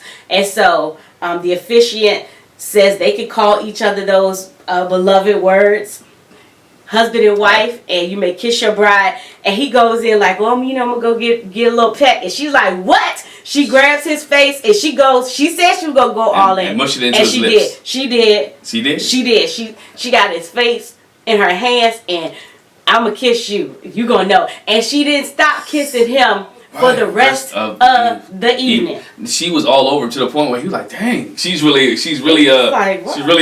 She's really like what? She's really assertive. She like touching his butt. She was on when they was taking pictures. She was touching Philly. She was really into Eric. Now, look, you make the decision. If it was a little bit of alcohol, was the fact that she hadn't been around in a good relationship in 5 years, or does she really like her husband? Either one, you pick the choice, and I don't think you're gonna be wrong with either one. It might be all of the above. Might be all the above. I think it's all of the above. Yeah, it might be all the above. It's all the above. But the one thing I like that Eric said was, when he saw his wife, he was like, "Oh, she's beautiful." Yeah. And when I look at her, she's somebody that I would have noticed out. I would have looked at her 3 times. I probably would have hit on her, and he was like, "Well, actually, I'm not the type of person that really hit on somebody." But he said. She's somebody that he probably would have picked when it comes to the looks. It's an instant attraction. Instant attraction, which is good, But then they go to the point, she finally asked him, how old are you? And he was like, 34. Yes. And she was like, oh, I'm 26. And neither one had a problem with it. No. She didn't have a problem. No. I thought she might have been like, ooh, you old. Right. She was like, is it weird for you? He was like, no, not weird for me. She was like, not weird for me either. Because he said he used to dating people who's younger than him. I'm not going to say younger women, but people who are younger than him. So older man that likes all women. older man like all women. But in his vows also, he shared that he likes to be up in the air. Yeah. And so when they talk to each other, he clarified, she's like, what does that mean? He was like, well, I'm an airline pilot. And I'm also in the Air Force Reserve. Yeah. So I'm a pilot, and my family likes to fly. We got planes. We do it in our free time. So we'd be happy, if you want to go fly with us, just anytime. And she's like, well, I like to travel. He's like, so she was like, our lifestyles are compatible. Yes. Compatible. I like to travel, and and you like to fly, so let's go. You know, ain't nothing for them to hop on a plane and go to Mexico or go somewhere. Look, they like to fly. Yeah. The other thing she shared there was she let him know, hey, before we went to the suite, I packed a cooler full of drinks for me and my bridesmaids. So my bridesmaids might be a little bit drunk. She didn't say me, but my bridesmaids might be a lot of bit drunk. Everybody was drunk. She was drunk. Her bridesmaids were drunk. I'm surprised she'd wake up next morning and remember. Because she was drunk. Yeah. She was drunk. So they go into the reception, and when they walk in, Eric meets her dad, and she was like, okay, step 1 done, you met my dad. Step 2, I need a drink. Yep. She goes right to the bar. This is a little bit of Cameron, because Cameron, every time she was at the bar, he's looking like. And the mom was like, oh wow. Oh wow. Oh wow, okay. Yeah, like wow, she's drinking, she don't mind. Yeah, and so again, between the alcohol and the attraction, because she said, I'm attracted to my husband. I just want to kiss him, and she did, and he was like, man, she a little bit aggressive. A little bit aggressive. But I see the confidence. I like it. I like it a little bit. But then she gets talkative. Because she's like, oh, you know, we're conservative. I'm conservative, yeah. But you see my sister over there, Jennifer? She's gay. Like, what did that have to do with it? I'm sitting like. Yeah, because see, she says, you know, what about your family? And we're a traditional conservative family. And she says, my parents, she didn't say me, my parents are traditional and conservative, but not me and not my siblings. Yeah. I don't think she said me, but she's like, not my siblings. Because she says, see my sister Jennifer over there? Yeah, she's gay. And you see the 2 little boys over there? Yeah, she got to do artificial insemination. And, you know, she's been in a relationship for 15 years. And I like her partner. I like her partner. I'm like, yo, what that got to do with the tea in China? She's just sharing. She's just sharing. She's sharing. Yeah. Look, each his own. I mean, she shared too. A lot of information. The alcohol is talking and she's talking. But Eric said, it's fine with me. I don't get into how people live their lives. I'm not going to be critical or whatever. Or judging. He said, I'm not judgmental. Yeah. And so, you know, he was good on that. He was like, okay, that's nice to share. But no, they had good conversation, and you know, and she really likes him, and he really likes her right now. Her makeup, you know, that's a women's thing. I didn't like her makeup from the perspective. The purple, it was like it was just she's cried so much, and that's like it was dripping and draining, and like she got black eyes. Well, at first, yeah, when on the previews, I was like, oh, I do not like her makeup. Yeah. But when they showed her getting the makeup put on and her hair, I was like, oh, it looked good then. And so what we saw in the previews was the end result of the alcohol sweats, the nerve sweats, the dancing, the drinking. Yeah, because it had kind of smeared. I was like, but it looked fine. It looked better to me at first. Yeah. I was like, okay. So at the reception, Eric's brother Matt gives a toast, and then Virginia's friend Anna gives a toast. And Anna says, I never thought she'd get married, at least not before me. Yeah. I never thought she'd get married.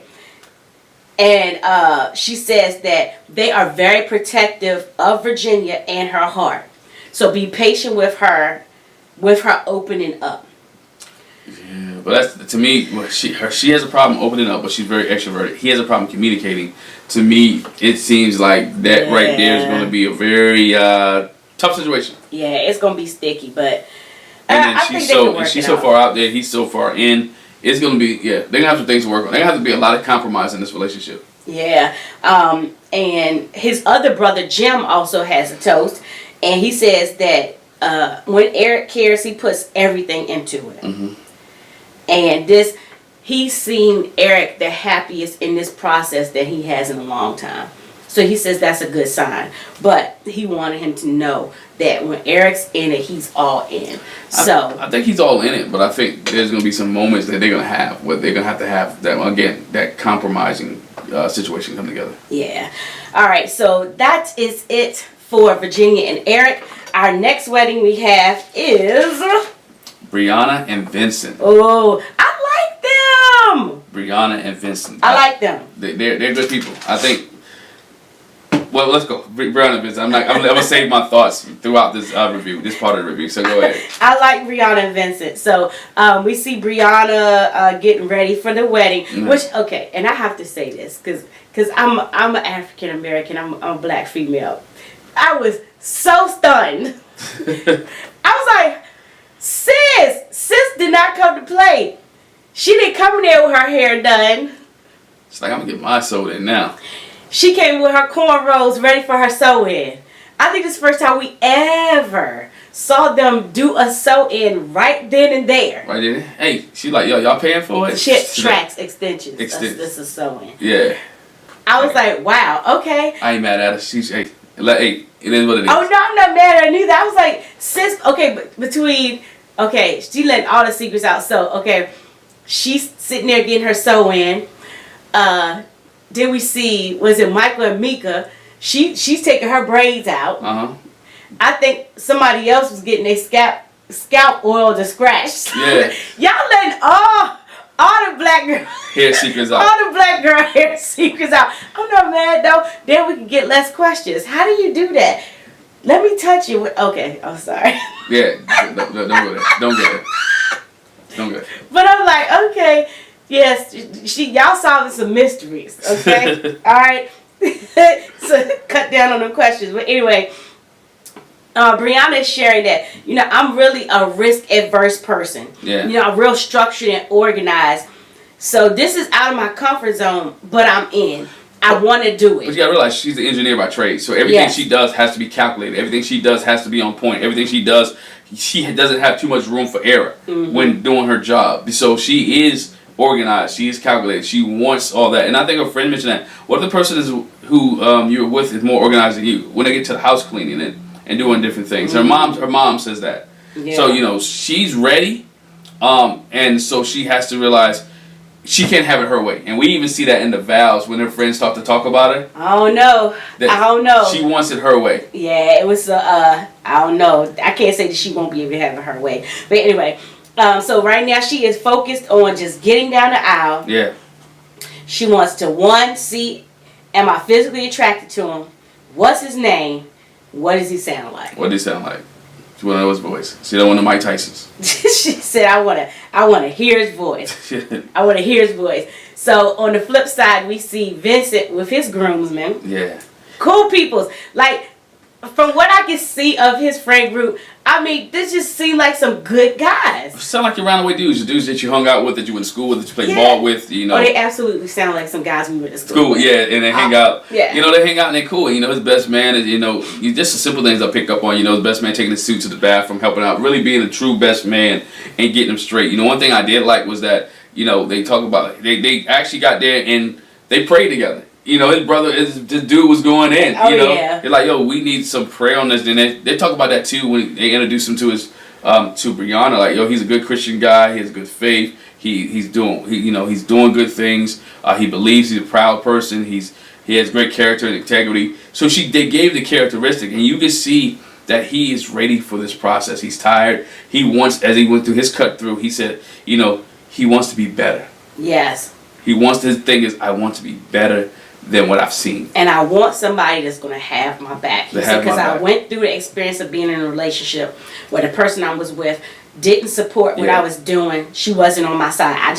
That's his thing. I want somebody that's that has my back. I think most men want that in a relationship. But I'm going to talk for the men's side. And from the men's side, men want to marry someone who has their back. As we said back in the day, they want that ride or die. Uh-huh. That ride or die, whether you with me, ride or die with me, just ride with me. Let's trust me to get us to where we need to go, but also check me when I need to check me, but let us be together. Just be down for me. Yes, and we see Brianna's mom come in.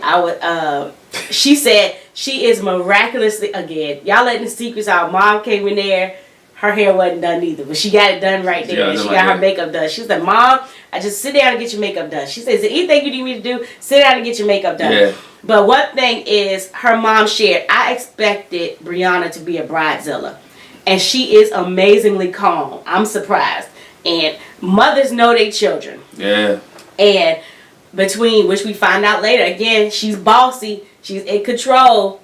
Mom was like, I really expected that to come out. I'm so surprised she's calm. It had to be the nerves. It's the nerves, but also really I'm gonna say it's the nerves, but also you gotta realize this: she can't be in control of this wedding. Right. There's people telling her what to do, when to do it, how to do it, what time she needs to be there, what time to call, what kind of questions. So she can't be the boss because it's a production. If it was her own individual wedding, where she had a planner or she was involved in control of the whole thing, she might have been bossy. But this ain't her show.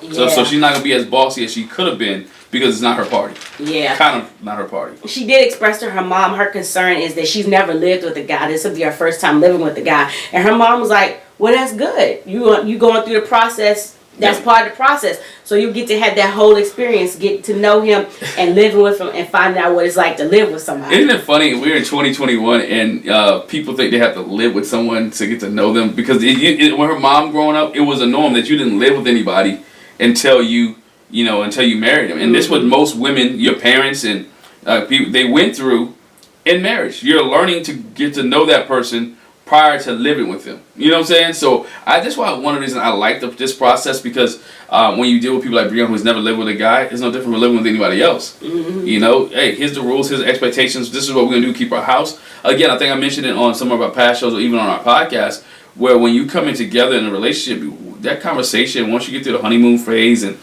you got to have those conversations where, okay, how do we keep house? What are you good at? Are you good at cleaning? Are you good at this? And there's no really, the woman take care of this, the man take out the trash. Some of the lines are blurred in today's relationships. And so that's where you got to have that conversation about, okay, what are we good at? Okay, I'm neat, I'm clean, so I expect this. You know, we're not going to do like Ben and Amelia and just pull it out of a hat. You know what I'm saying? Yeah. But they got a conversation because Woody and Amani had those conversations. She's like, dog, no, we can't leave the floor like this. We can't do laundry like this. You can't leave the laundry on the floor. It goes in a basket. I'll separate it, whatever. But this is how it needs to be done. So that's her bossiness the communication has to come into a bossiness, but it can't come off as bossy. Got to have that conversation. Yeah, and so she said that she knows she's going to have to compromise on some things. Yeah. One thing she did acknowledge is I often look at the physical first, and for her, the worst thing would be is when I walk down the aisle if I'm not attracted to him. Yeah. And so when it comes time for her to walk down the aisle, and she comes in front of that curtain, she was like, yes. She smiles. She's like, smile, check. Right. Beard, check. He's tall, check. Yep, I like it. Check. She likes the bald head, check. Yeah. Yeah. So and he's like, I wasn't sure at first. I was like, I wonder how he's gonna feel because she's a pretty girl, you know. But is she his type? And when he saw her, he was all smiles. I was like, oh word, I like them. I'm excited. I'm okay. You excited? I'm excited about them. I think it can work. They're a power couple. I mean, to me, they can potentially be a power couple because he's entrepreneurial. He has goals. She wants somebody who makes a lot of money. She makes money, and she has goals that she want to be driven by. I think if they can compromise and come together, they can really be good with each other. Yeah, and so just real quick, like you said, when the friends and family share the information, they stress the fact that she's bossy. She's loving, but she's bossy. Mm-hmm. She's goofy, but she's bossy. She's this, but she's bossy. So basically, they want you to know you're going to get a loving boss. Yeah, you can get a loving boss. You're going to get a loving boss. But as long as he can navigate that, because I think the way he looks at it, because she's a boss, she has his support, has his back. I think I just mentioned that, you know, she's going to have his back.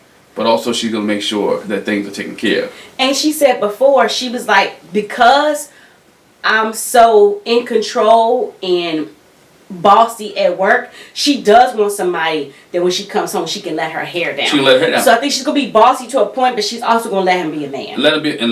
And that's what he wants. He wants, because remember, he wants to be a man. He wants to be not like his father. He wants to be a man. He wants to be different. He wants to show that he can provide, that he can take care, that he can be a good husband, that he eventually can be a good father. So if she's able to let her hair down and let him be a man at home, and she'll be the boss at work, but he be the man at home, it'd be great. And they can submit again one to another.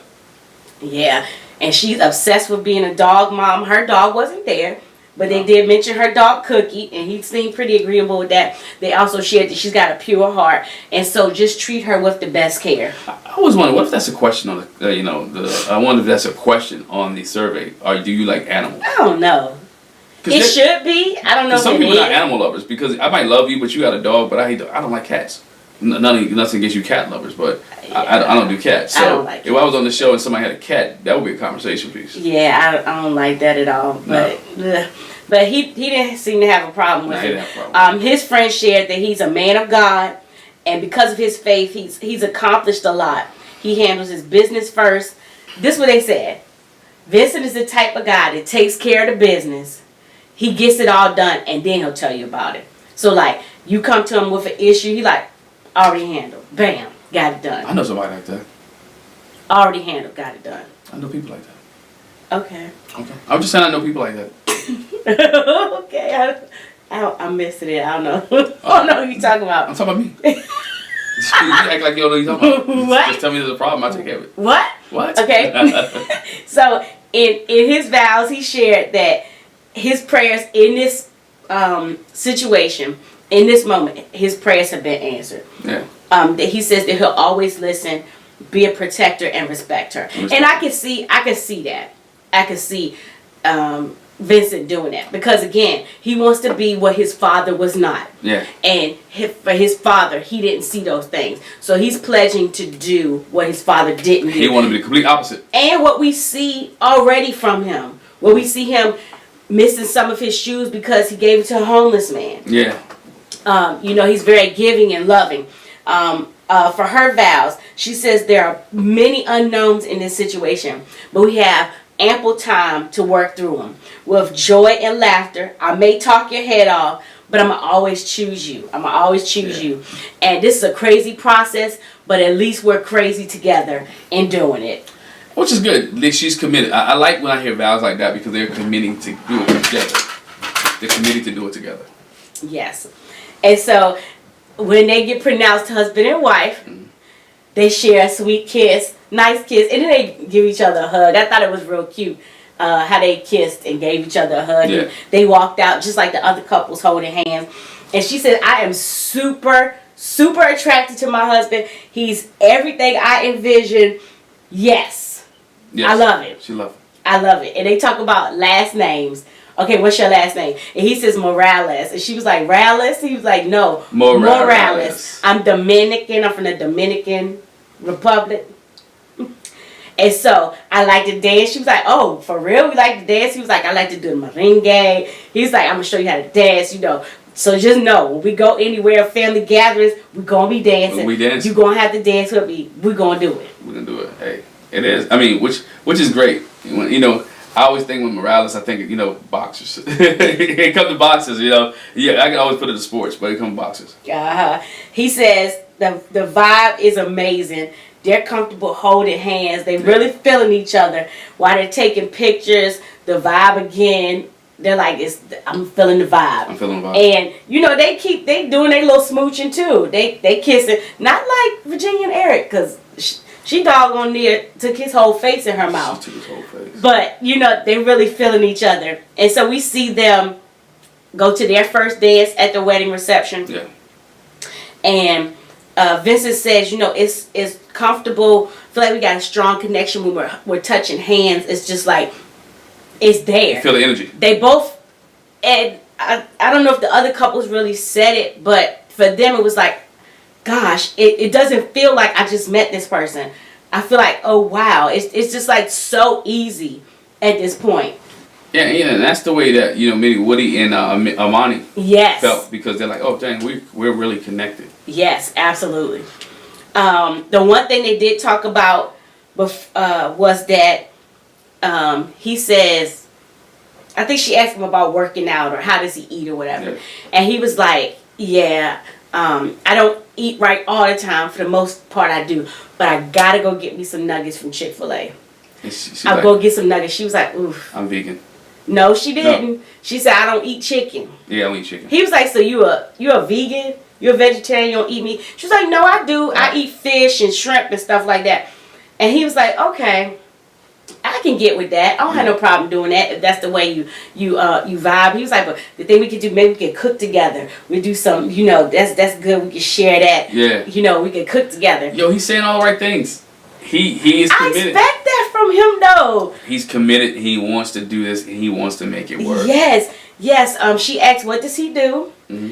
And he explained his job. He's a car broker. And it was like a pause there. And I know they did this for suspense because that was his problem. His ex was like, I don't really get it. I'm not feeling it. And she was like, oh, I'm impressed. You know, that takes a lot of effort and stuff. Okay. But you car brokering. He's a hard worker. Yeah. He shows him being a hard worker. Yes. Yes. So we like that. As far as the toast, her best friend Kiera gives a toast, welcomes Vincent into their crazy family. And she was like, take care of Brianna. We're protective of her. If you don't do right by her, just know we're going to fight. We're going to fight. We're going to fight. No, not, we ain't just going to fight. We're going to fight. We're going to fight. Like, it's going to be on and popping. As far as Vincent's family, his cousin Greg gives a toast. And now we know who that is. Okay, so during the wedding, it's a couple times they kept putting the camera on this one guy. He's like nodding his head like, whoo, excited, you know, his facial expressions. That's Vincent's cousin Greg. Greg was into it. And so Greg shares that Vincent's thing is he has 3 big things, 3 F's. Faith, family, and focus. And if you can fit with that and get his vibe on that, you're going to be good to go. And he says, you know, we got a fan. Again, he stresses the Dominican side of family. If you come to the cookout or the family gathering, they speak in Spanish and you don't understand, he said just nod your head. And he said to Vincent, he don't even know Brianna, but I think based on what her family and friends said, and then probably also what he's experienced in the relationship, he lets Vincent know, just know, she's the boss now. She's the boss now, dog. Accept that. And she was like, did you hear that? And he was like, okay. And compromise. And we'll be all right. I'm going to be all right. So those were our 3 weddings. We did get a glimpse of a 4th one. We got a glimpse of a 4th one. I'm shaking my head. Yeah, so we do get a glimpse at the 4th wedding. Which is Chris and Paige. Chris and Paige.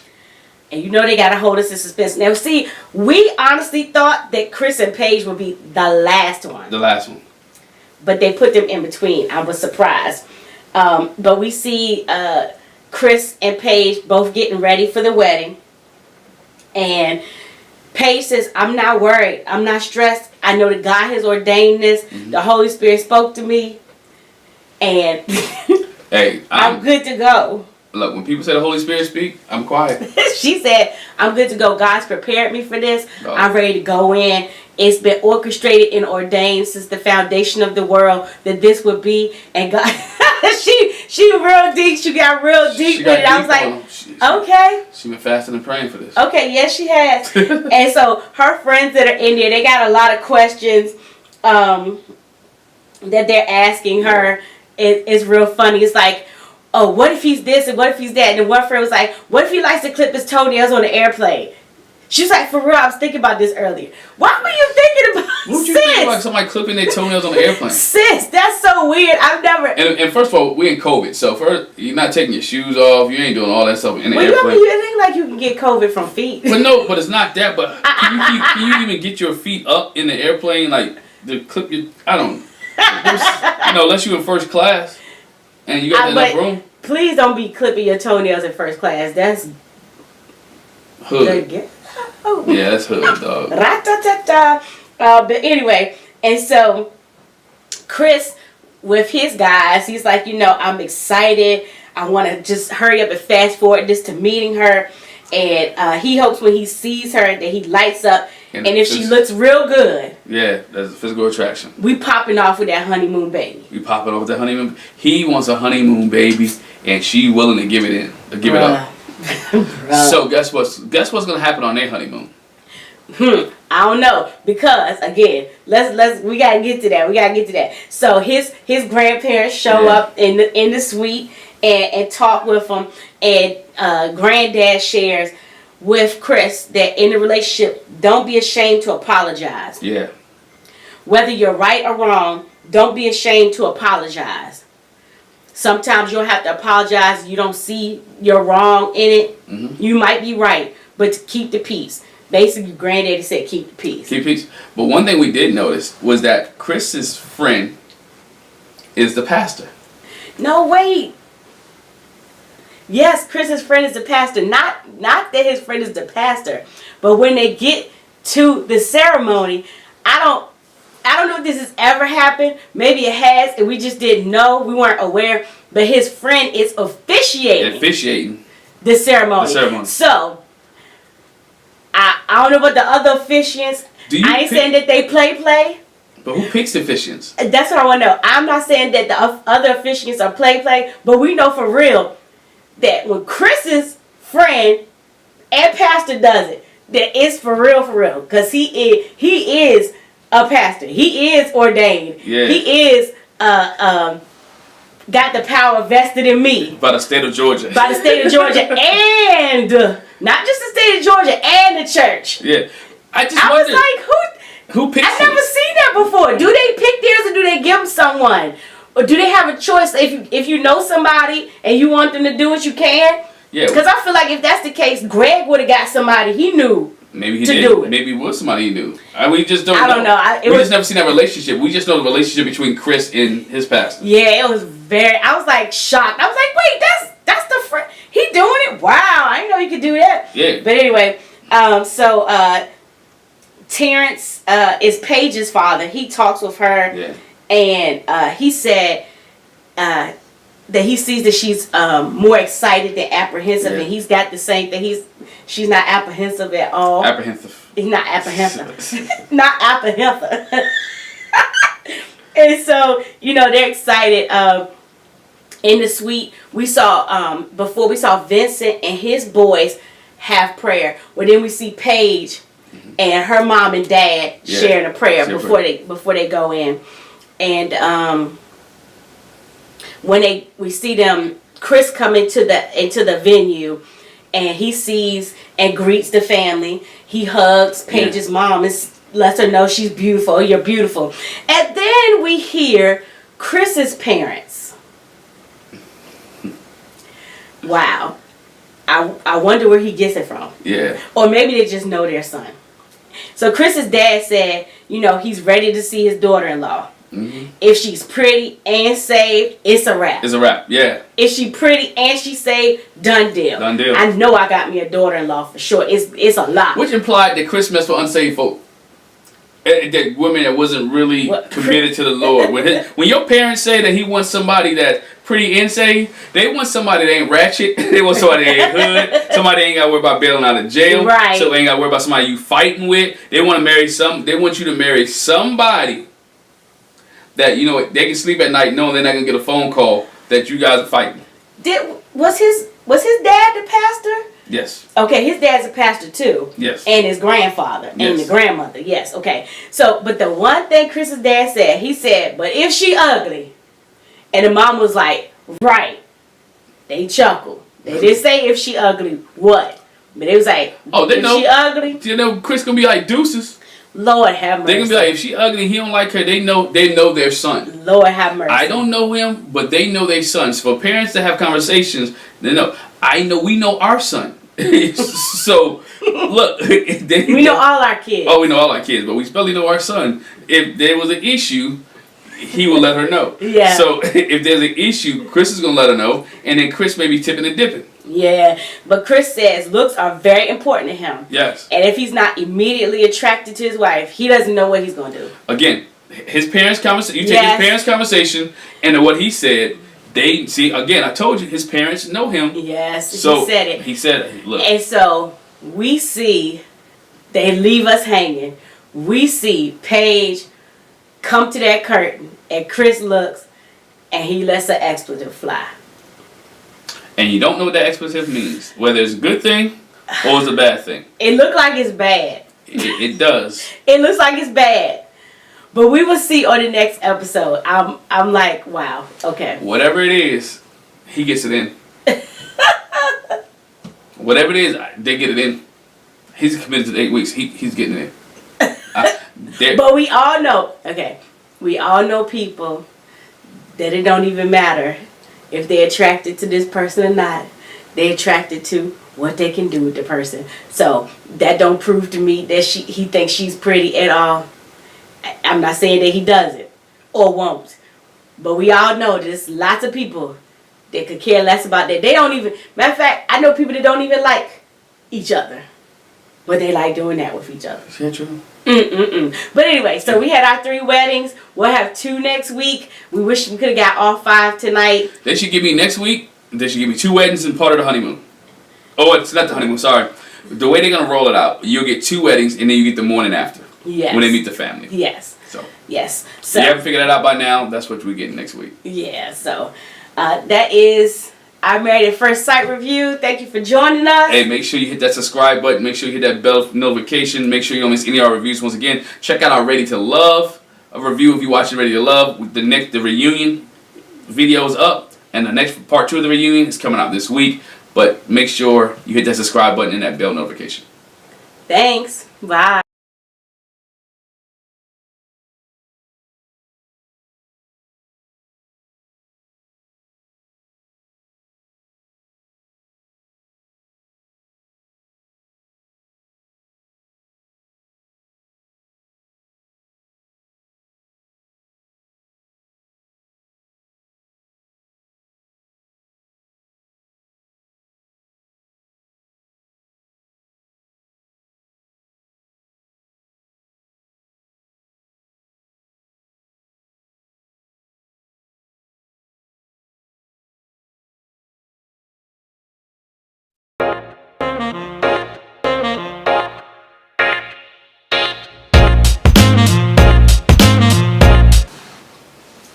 Hi, welcome back to the Jac and Glen channel. I'm Jackie. I'm her husband, Glenn.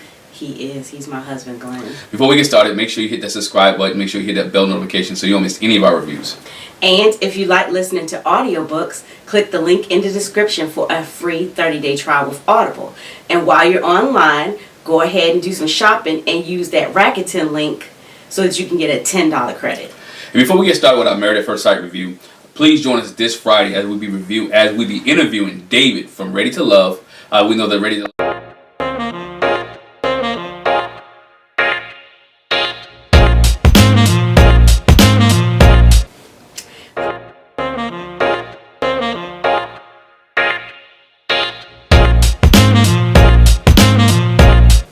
Hi, welcome back to the Jac and Glen channel. I'm Jackie. I'm her husband, Glenn. He's my husband, Glenn. Hey, before we get started, make sure you hit that subscribe button. Make sure you hit that bell notification so you don't miss any of our reviews.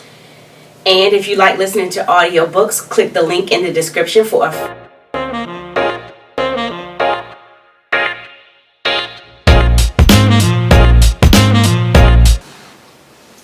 Hi, welcome back to the Jac and Glen channel. I'm Jackie. I'm her husband, Glenn. He's my husband, Glenn. Before we get started, make sure you hit that subscribe button. Make sure you hit that bell notification so you don't miss any of our reviews. And if you like listening to audiobooks, click the link in the description for a free 30-day trial with Audible. And while you're online, go ahead and do some shopping and use that Rakuten link so that you can get a $10 credit. And before we get started with our Married at First Sight review, please join us this Friday as we'll be interviewing David from Ready to Love. We know that Ready to Love just ended a couple of weeks ago, but we have a great interview for you this week with David from Ready to Love. Also, if you missed our interview with Rashid last week, make sure you click the link and check that out as well. All right, 2 weddings for today.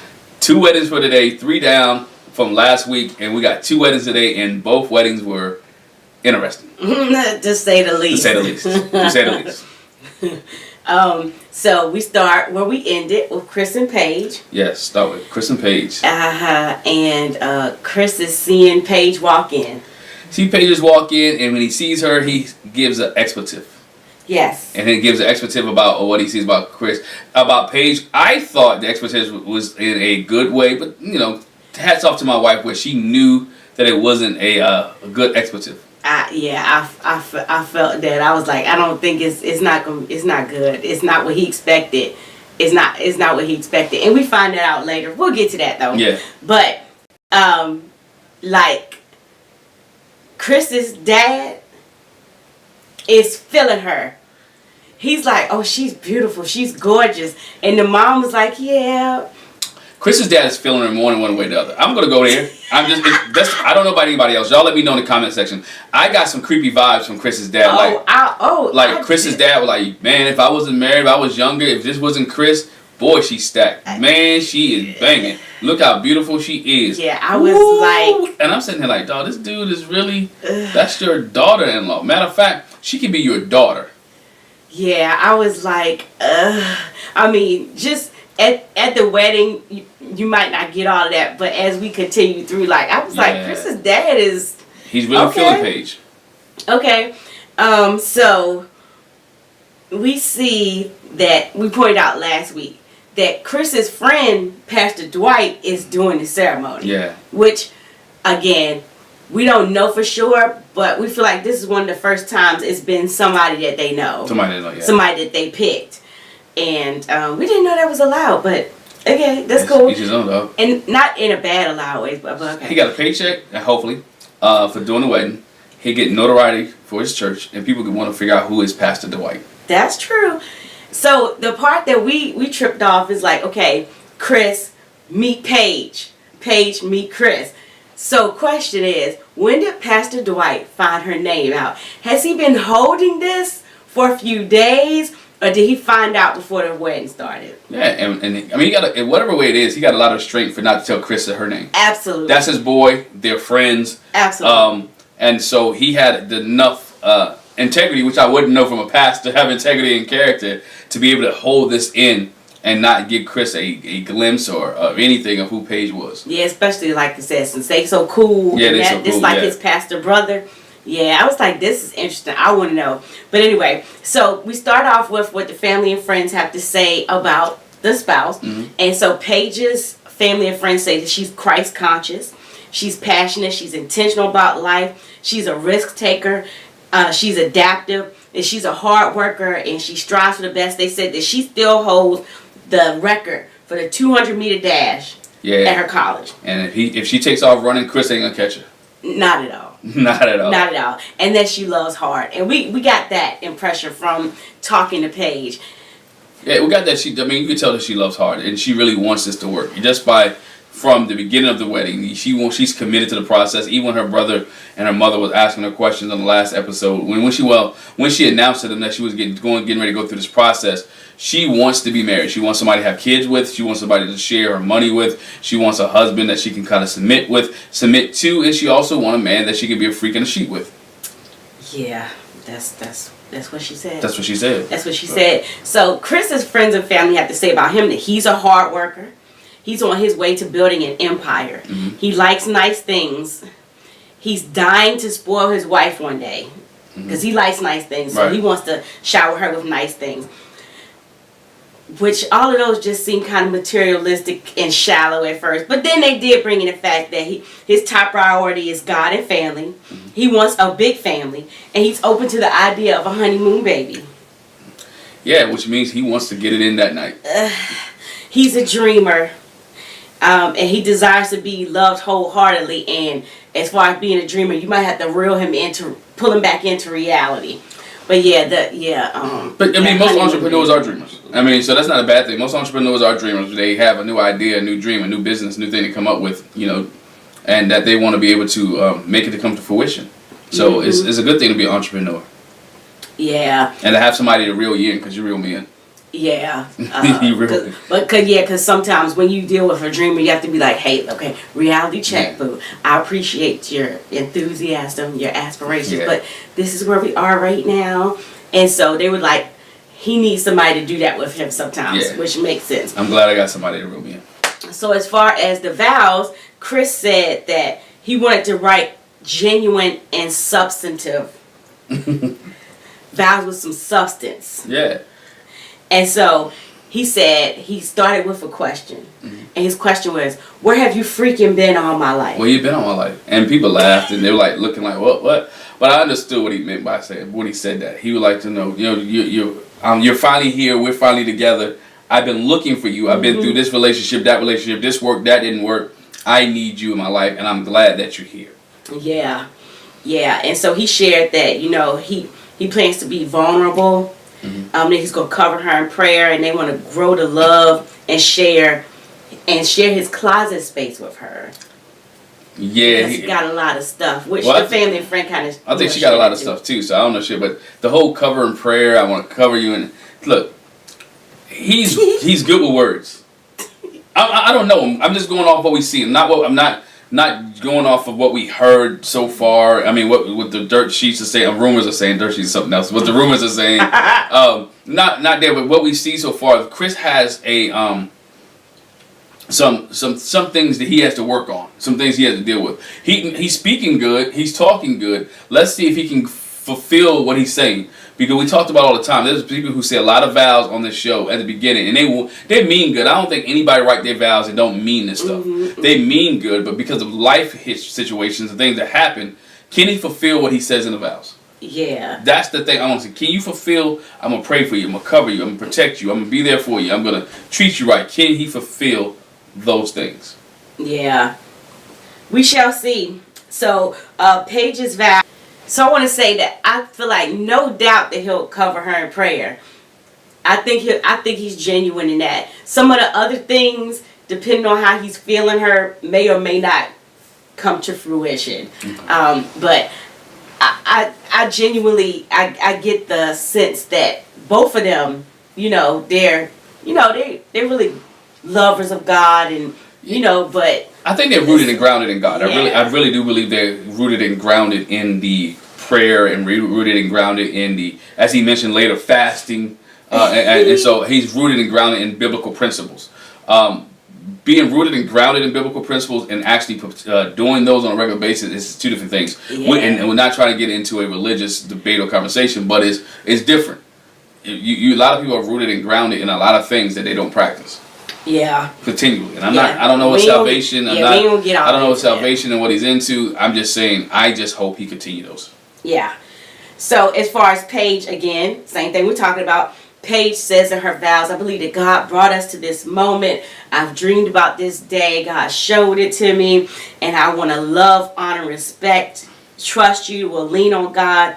And she said, I pray to desire happily ever after. And that may be her prayer. And that's the way she has it. It could be in this instance, and it could not be. But again, they have to put the work in. Yes. It's good. You can have all the vows, that's fine and dandy, but you're gonna have to put work in. Even if God put it together, there's gonna be some work that you need to do. I don't want to get too far ahead with the whole situation with them, but you have to do your own work. Yes.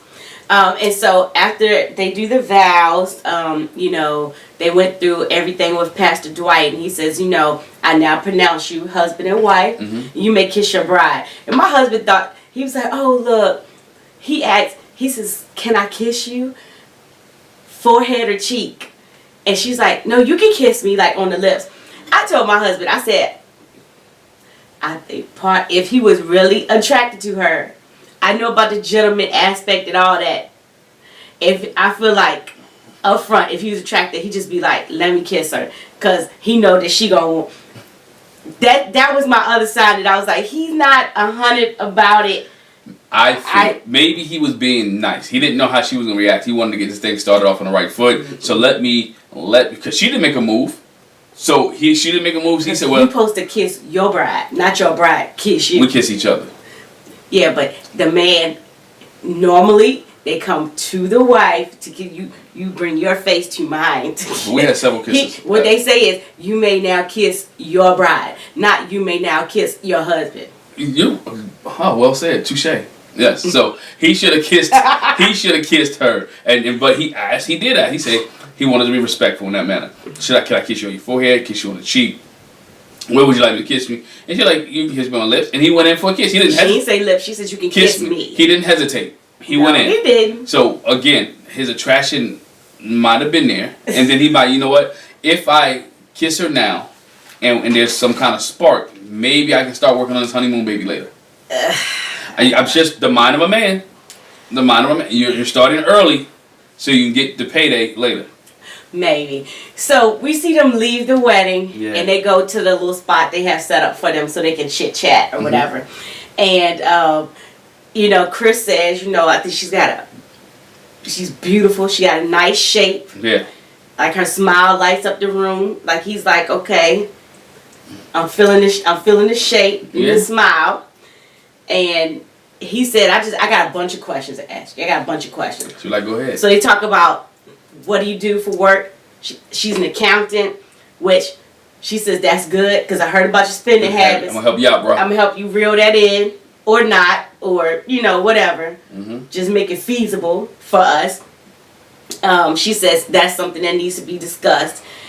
She also tells him that she's a realtor, Mm-hmm. and he shares that he's the youngest owner of a particular franchise in Atlanta. In Atlanta. If you don't know what the franchise is, it is Subway. He owns a Subway in Atlanta. And that he's in the process of flipping a house. He's bought a house. He's in the process of flipping a house. She talks about the fact that she has a house that she bought. She's a realtor. So look at that. We can do that too. Another connection. And then they talk about tattoos. And how many tattoos do you have? She says, I have 3. And he says, I have 1. And she was like, yeah, because the gift you sent me, the infinity, see, I have the infinity thing here. What's the coincidence? Right. And he was like, well, yeah, see, I got a tattoo right here. And it's, he said it was a crown. Yeah. Like the crown of glory. Jesus crown. Yeah. And okay, and I was like, oh wow. And he said, oh, I actually just got this a few days ago. So I'm like, bruh, you talking about a tattoo, like, you talking about new tattoo. Yeah, interesting about the tattoo. Interesting about the tattoo is that the crown is new, but it's not his first tattoo. Because he had a tattoo of his ex-fiance's name on him. Look, newsflash. Don't tattoo anybody's name on you. I mean, do what you want to do, but... Do what you want to do. I just have a philosophy. Unless it's your kids, anybody can walk in and out of your parents. Or your parents. Anybody can walk in and out of your life. Now, siblings. Now you have to deal with that. But anyway, Chris tattooed his ex's name on him. He said they got matching tattoos. Matching tattoos. They both got tattoos when they was together. No. And so he got the crown to cover it up, which, that made her eyebrow go up. Because he wanted to just get, he said he wanted, this is what we saw editing. I hope he didn't stop there. Because he wanted to start new. Mm-hmm. What he could have said, that even wouldn't even been no issue. I got my ex name tattooed off me or covered up because I want to make sure that we started off in a good light. Mm-hmm. That I didn't want to have any baggage from my old relationship when I come into this new marriage with you, because in this new marriage with you, it's all about you. Yeah. That's what he should have said, and her mind would have been at ease, because when her face was looked at, when you saw her face when he said ex, you're like, oh, ex? Hold on, tattoo. Then because he goes on again to talk about his ex several more times, talking about the dogs. Yes, because we talk about dogs, and Paige says she has a Morkie. Mm-hmm. And I forgot what the Morkie is mixed of. It's a Yorkshire Terrier and something. And so he says, she asked if he likes dogs, and he says, so my ex had a dog. She had a Yorkie. Yeah, you're married. You just got married, and you didn't mention your ex twice. She said, I'm not feeling it. He keeps bringing his ex up, the comparisons with his ex, which is not direct comparisons, but it's like, oh, you got a dog? My ex had a dog. By the way, yeah. You got a tattoo? Oh, me and my ex got tattoos. So it's not really comparison, but it's just throwing her name out there. She's like, I don't know. I don't like that. I don't like it. But it's not me. He's being honest. He is. But he could have left. He could have said both of those statements without using the word ex. So he's digging a hole. He was digging a hole for himself early. Mm-hmm. Mm-hmm. Because he's also honest. He tells her, about their relationship. Mm-hmm. He tells her that he was in a relationship. He was engaged up to 3 months ago, and that they ended the relationship because of trust issues. Yes. Because of trust issues. He didn't say on which side. He just said some trust issues. But he said both. He said both sides. We had problems trusting each other. Trusting each other. So now you're married. You talked about your ex a couple times. You've been engaged just 3 months ago, and you expect me as your wife to be ready for this process and to be able to, I'm going to use his words, submit to you. Yeah. And knowing that you have just been in a relationship, you done dumped that. And I know how long this process takes in order for us to get to the point where we're at now. Mm-hmm. So you fresh off your engagement, and now we're married. She has some reservations right now within 15, 20 minutes to an hour of being married with this dude. It's like, dog, really? And I my hat's off to him, because his dad says too, he's an honest guy. He's not going to lie. He's going to tell you what he feels. And my hat goes off to Chris. I think the way, if he would have worded it right and the context he put it in, I'm letting you know all this, so when as we get into this marriage, there is no baggage. I'm not hiding anything. I'm not covering up anything. I want you to know.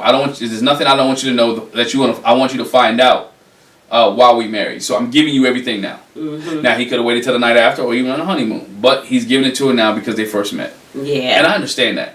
But the dad said that's how Chris is. He's straight up, straightforward. I guess I would say Chris is like one of my children. So one of my children, guess what? They gonna tell you the truth. I know it ain't right. Yeah. I know I'm gonna get in trouble. It is what it is. It is what it is. I got one child. Like and whatever that. consequences you give me, I take. Yeah, they don't like the consequences. They don't like the still, consequences. But they don't like the But one thing I know is he gonna be like, you know what? I did it. Okay. Yeah. So she asked him and wants to make sure, are you holding on to some things? Like, this is very close. Mm-hmm. And he says, yeah, it was hard for me to get through, but I got through it. I'm over it. It's not an issue. I want to be upfront and honest with you. And she's like, well, it raises a red flag. It's some conversations we're going to have about it. Little do she know. It's going to be some conversations that we're going to have about it. But he says right now he's happy and excited for where he is. And he's ready for the journey. And again, religious background conversation. I've worked with my pastor about it, and we have talked about some things. And I'm, again, the church talk, I'm delivered. I no longer have any baggage. I no longer have any issues. I've been set free from this thing. The chains are broken. See, he could have, if he would have told her all that, you got to speak her language. Yeah. She's a church girl. Yeah. So she'd have heard these things. So if he says that to her, I think that the red flag is no longer red, but maybe yellow. Mm-hmm. It's like, okay, look. Maybe yellow. Maybe yellow. But I've done this. So it's red flag because he didn't really say I'm delivered from or I'm finished with it. Mm-hmm. So he could have went into detail. Yeah. That's my issue. Detail would have helped him tremendously. Yeah. When they go to the reception, his dad welcomes her to the family. And but before he does that with her, you know, Chris meets with his dad and his groomsmen. And again, that's when dad was like, man, she bad. Bad dad, she bad. She bad. She got, he said everything except she got a donk. Yeah. He's like, man, she bad. She got a nice shape, bruh. Woo. Son, trying to tell you. If you don't want it. Yeah, that's what he said, dog. I was like, Pops, what you doing? And my mind goes like, man, Pop's a preacher too, right? I thought. Yeah, see, dog, give him preachers a bad name. Give him preachers a bad name. I'm just saying. Not good. Lusting over your son's wife. Man, but lusting over your son's wife. Paige met his mom, and you know, talks to her, you know, for a brief second, and she said that right now she doesn't feel connected to him. Mm-hmm. He seems a little bit nervous. He's not really looking at her. She's kind of feeling that vibe, so she don't feel connected. You know, they were taking pictures. He wasn't getting close. Looking at her. Yeah, he wasn't really looking at her. He did look nervous in the pictures, like, okay, Chris, what's going on? That's why, again, I said, I feel like he's not really feeling her. And then he's not, but then we get a cutaway. Mm-hmm. And he says he's not really feeling. He said, well, you jumped ahead. So, as we get past the pictures, and they had the first dance. Yeah. Paige says they did less dancing and more talking. Mm-hmm. They did do a lot of talking and interacting. And the one thing I noticed too when they talked at their little chit chat immediately after the wedding is he was like, interesting. So when they was dancing, she's talking and he was like, interesting. And he was like, interesting. He was like, yeah, I use that word a lot. So it's not trying to brush you off. But he's processing. Yeah. Oh, interesting. That's what he says. That's his word. That's his word. That's the way he's processing. He's listening. Okay, interesting. That's like his That's like his enter button on the keyboard. Yeah, and so yeah, he does say later when he talks to her friends, because it's a point where, you know, each bride and groom, they talk to the friends and family in the reception. And he does say there, I'm not 100% attracted to my wife. Yeah. He explains to his friends, her friends rather, that she's the woman that I needed, but not that I haven't wanted. Right. Not that he said that he doesn't want her, but he hasn't wanted. He says, I'm used to the ritzy, glitzy, pretty girl. You know, the trophy wives. The trophy wife.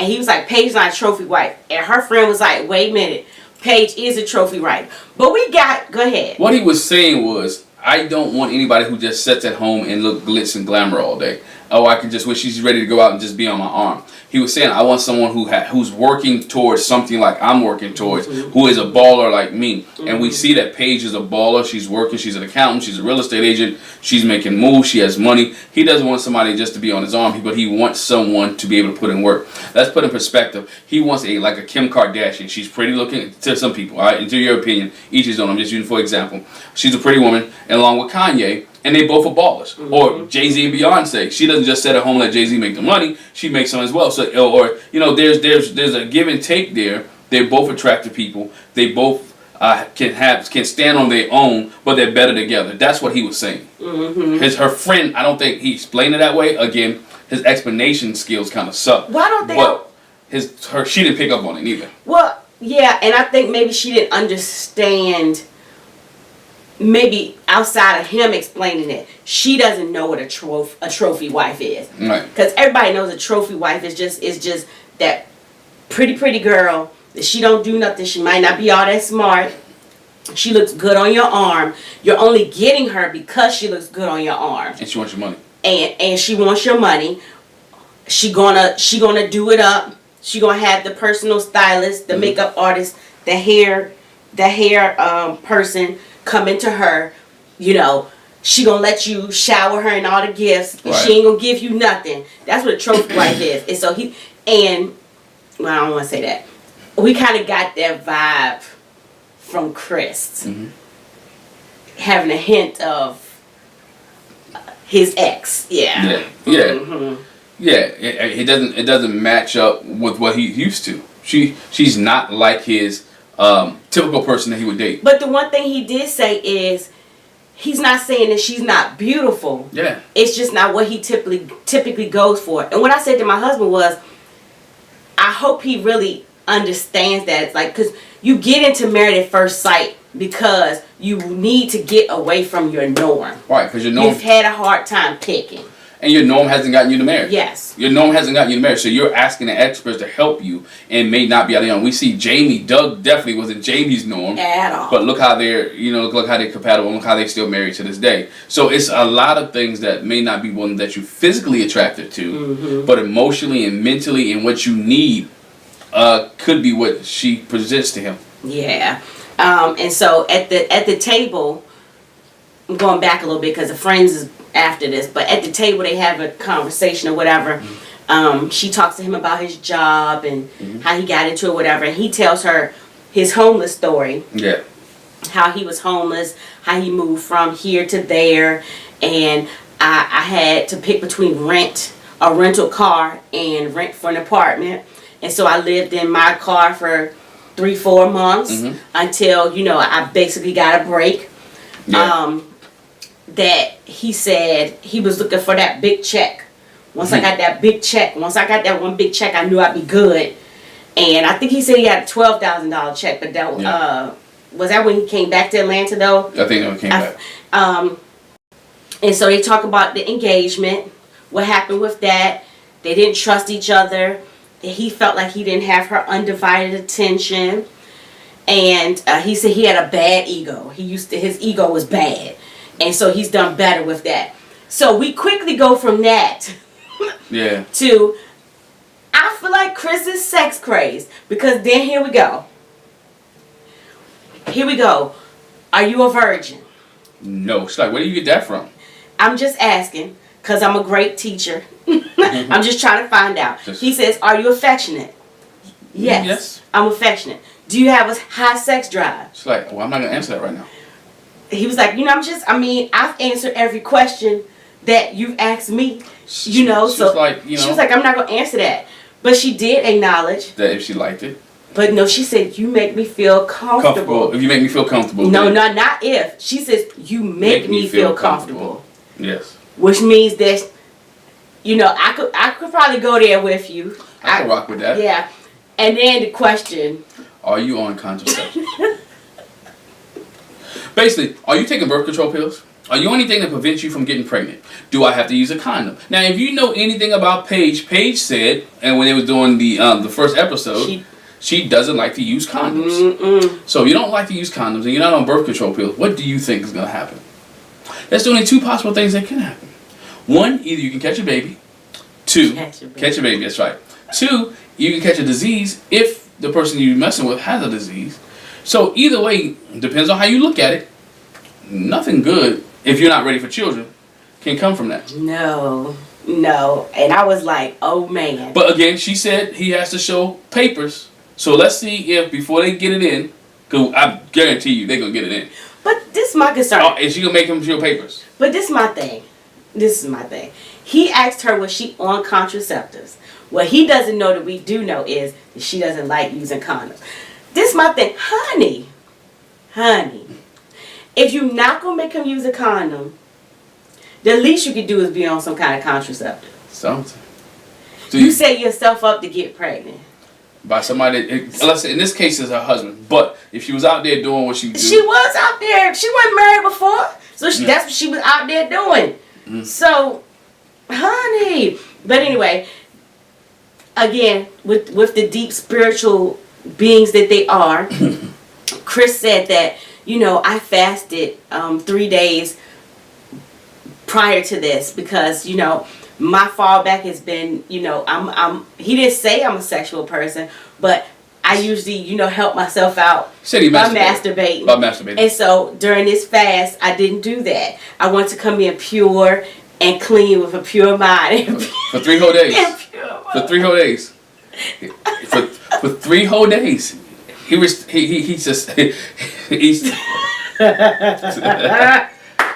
He sustained for 3 whole days.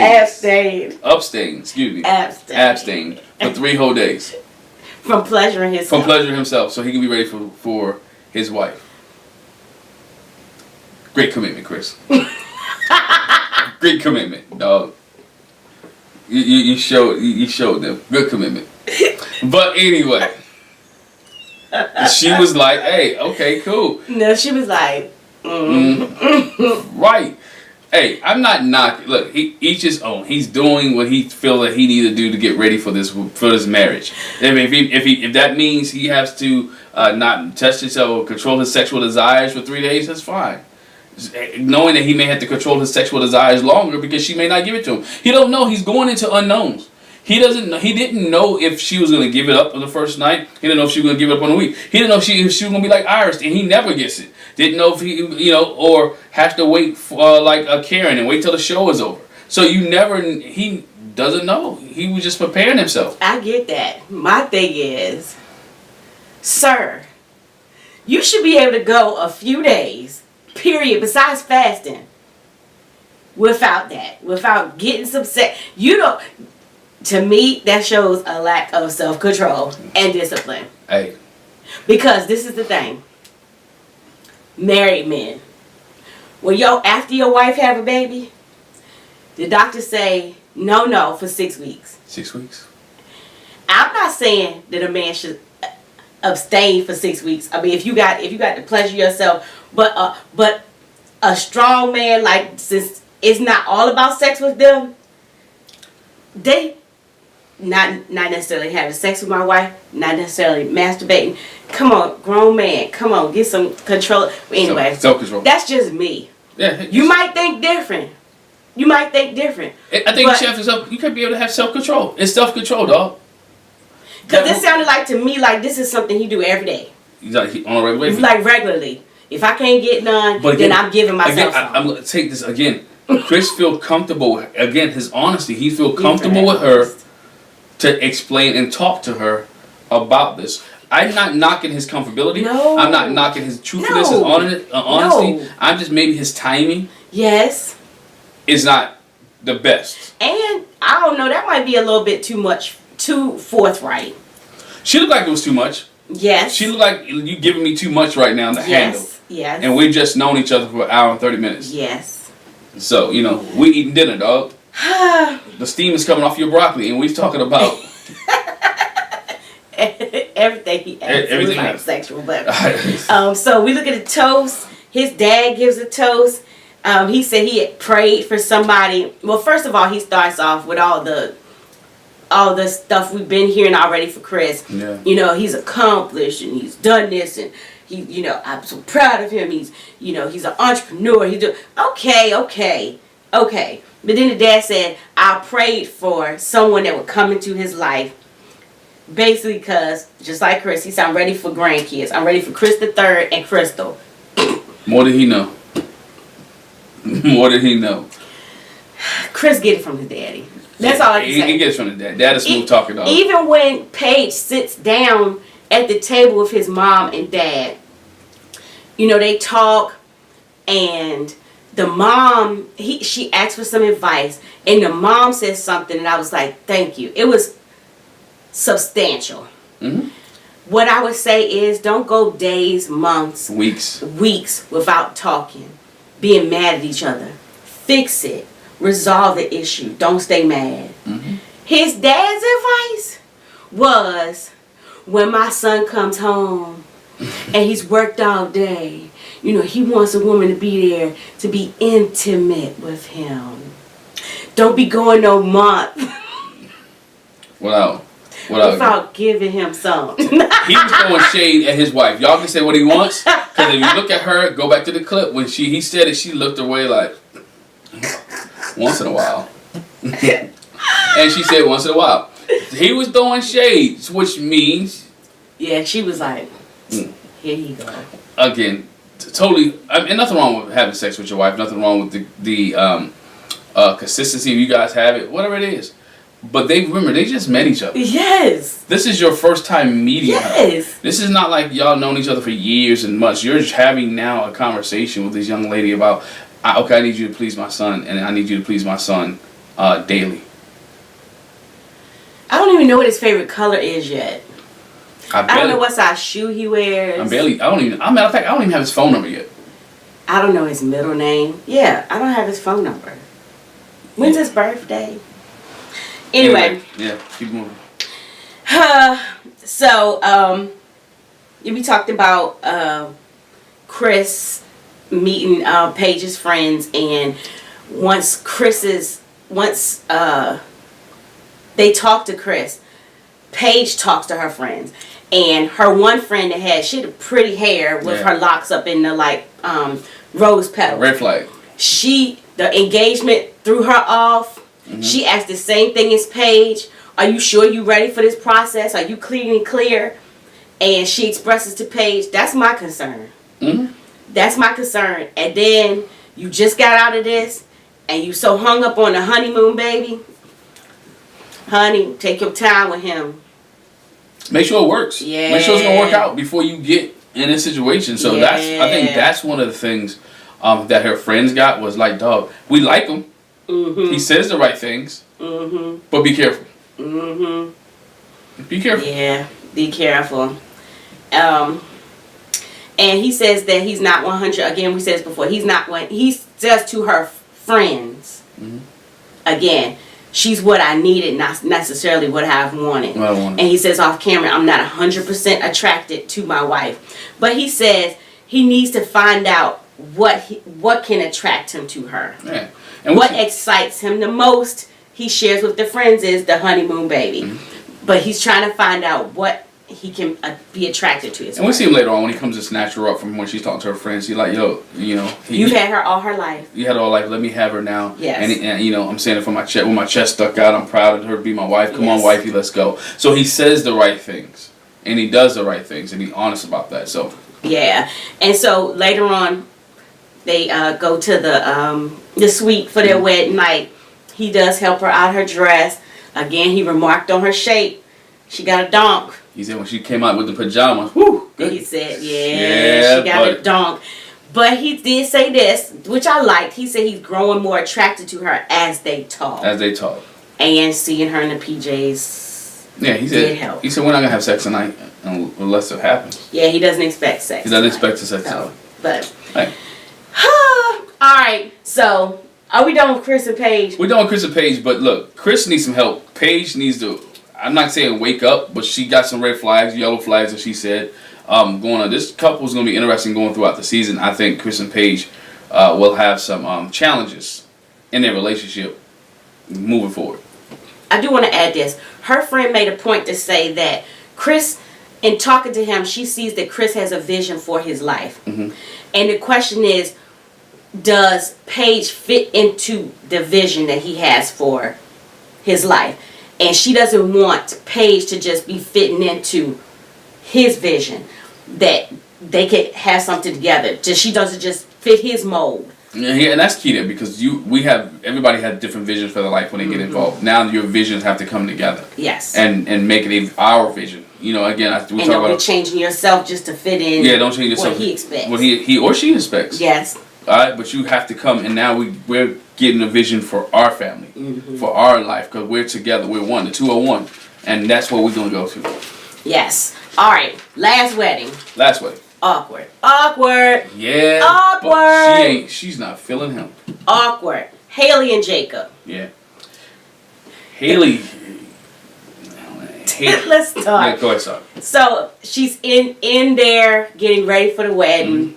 Her friend asked her, does she want some mimosa or champagne? She was like, I want a shamosa. She want more champagne than she want orange juice. The orange juice. She said, give me a little bit of orange juice.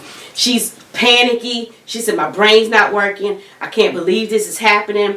And the other thing is, I'm so used to being a bridesmaid that getting used to me dictating and talking about her wedding, it's hard for her. She's trying to get in the groove. She's just so used to being in the background. And then she mentioned that she has 2 more weddings to do after hers. Yeah. That she's she a bridesmaid. My husband and I talked. I said, I don't know.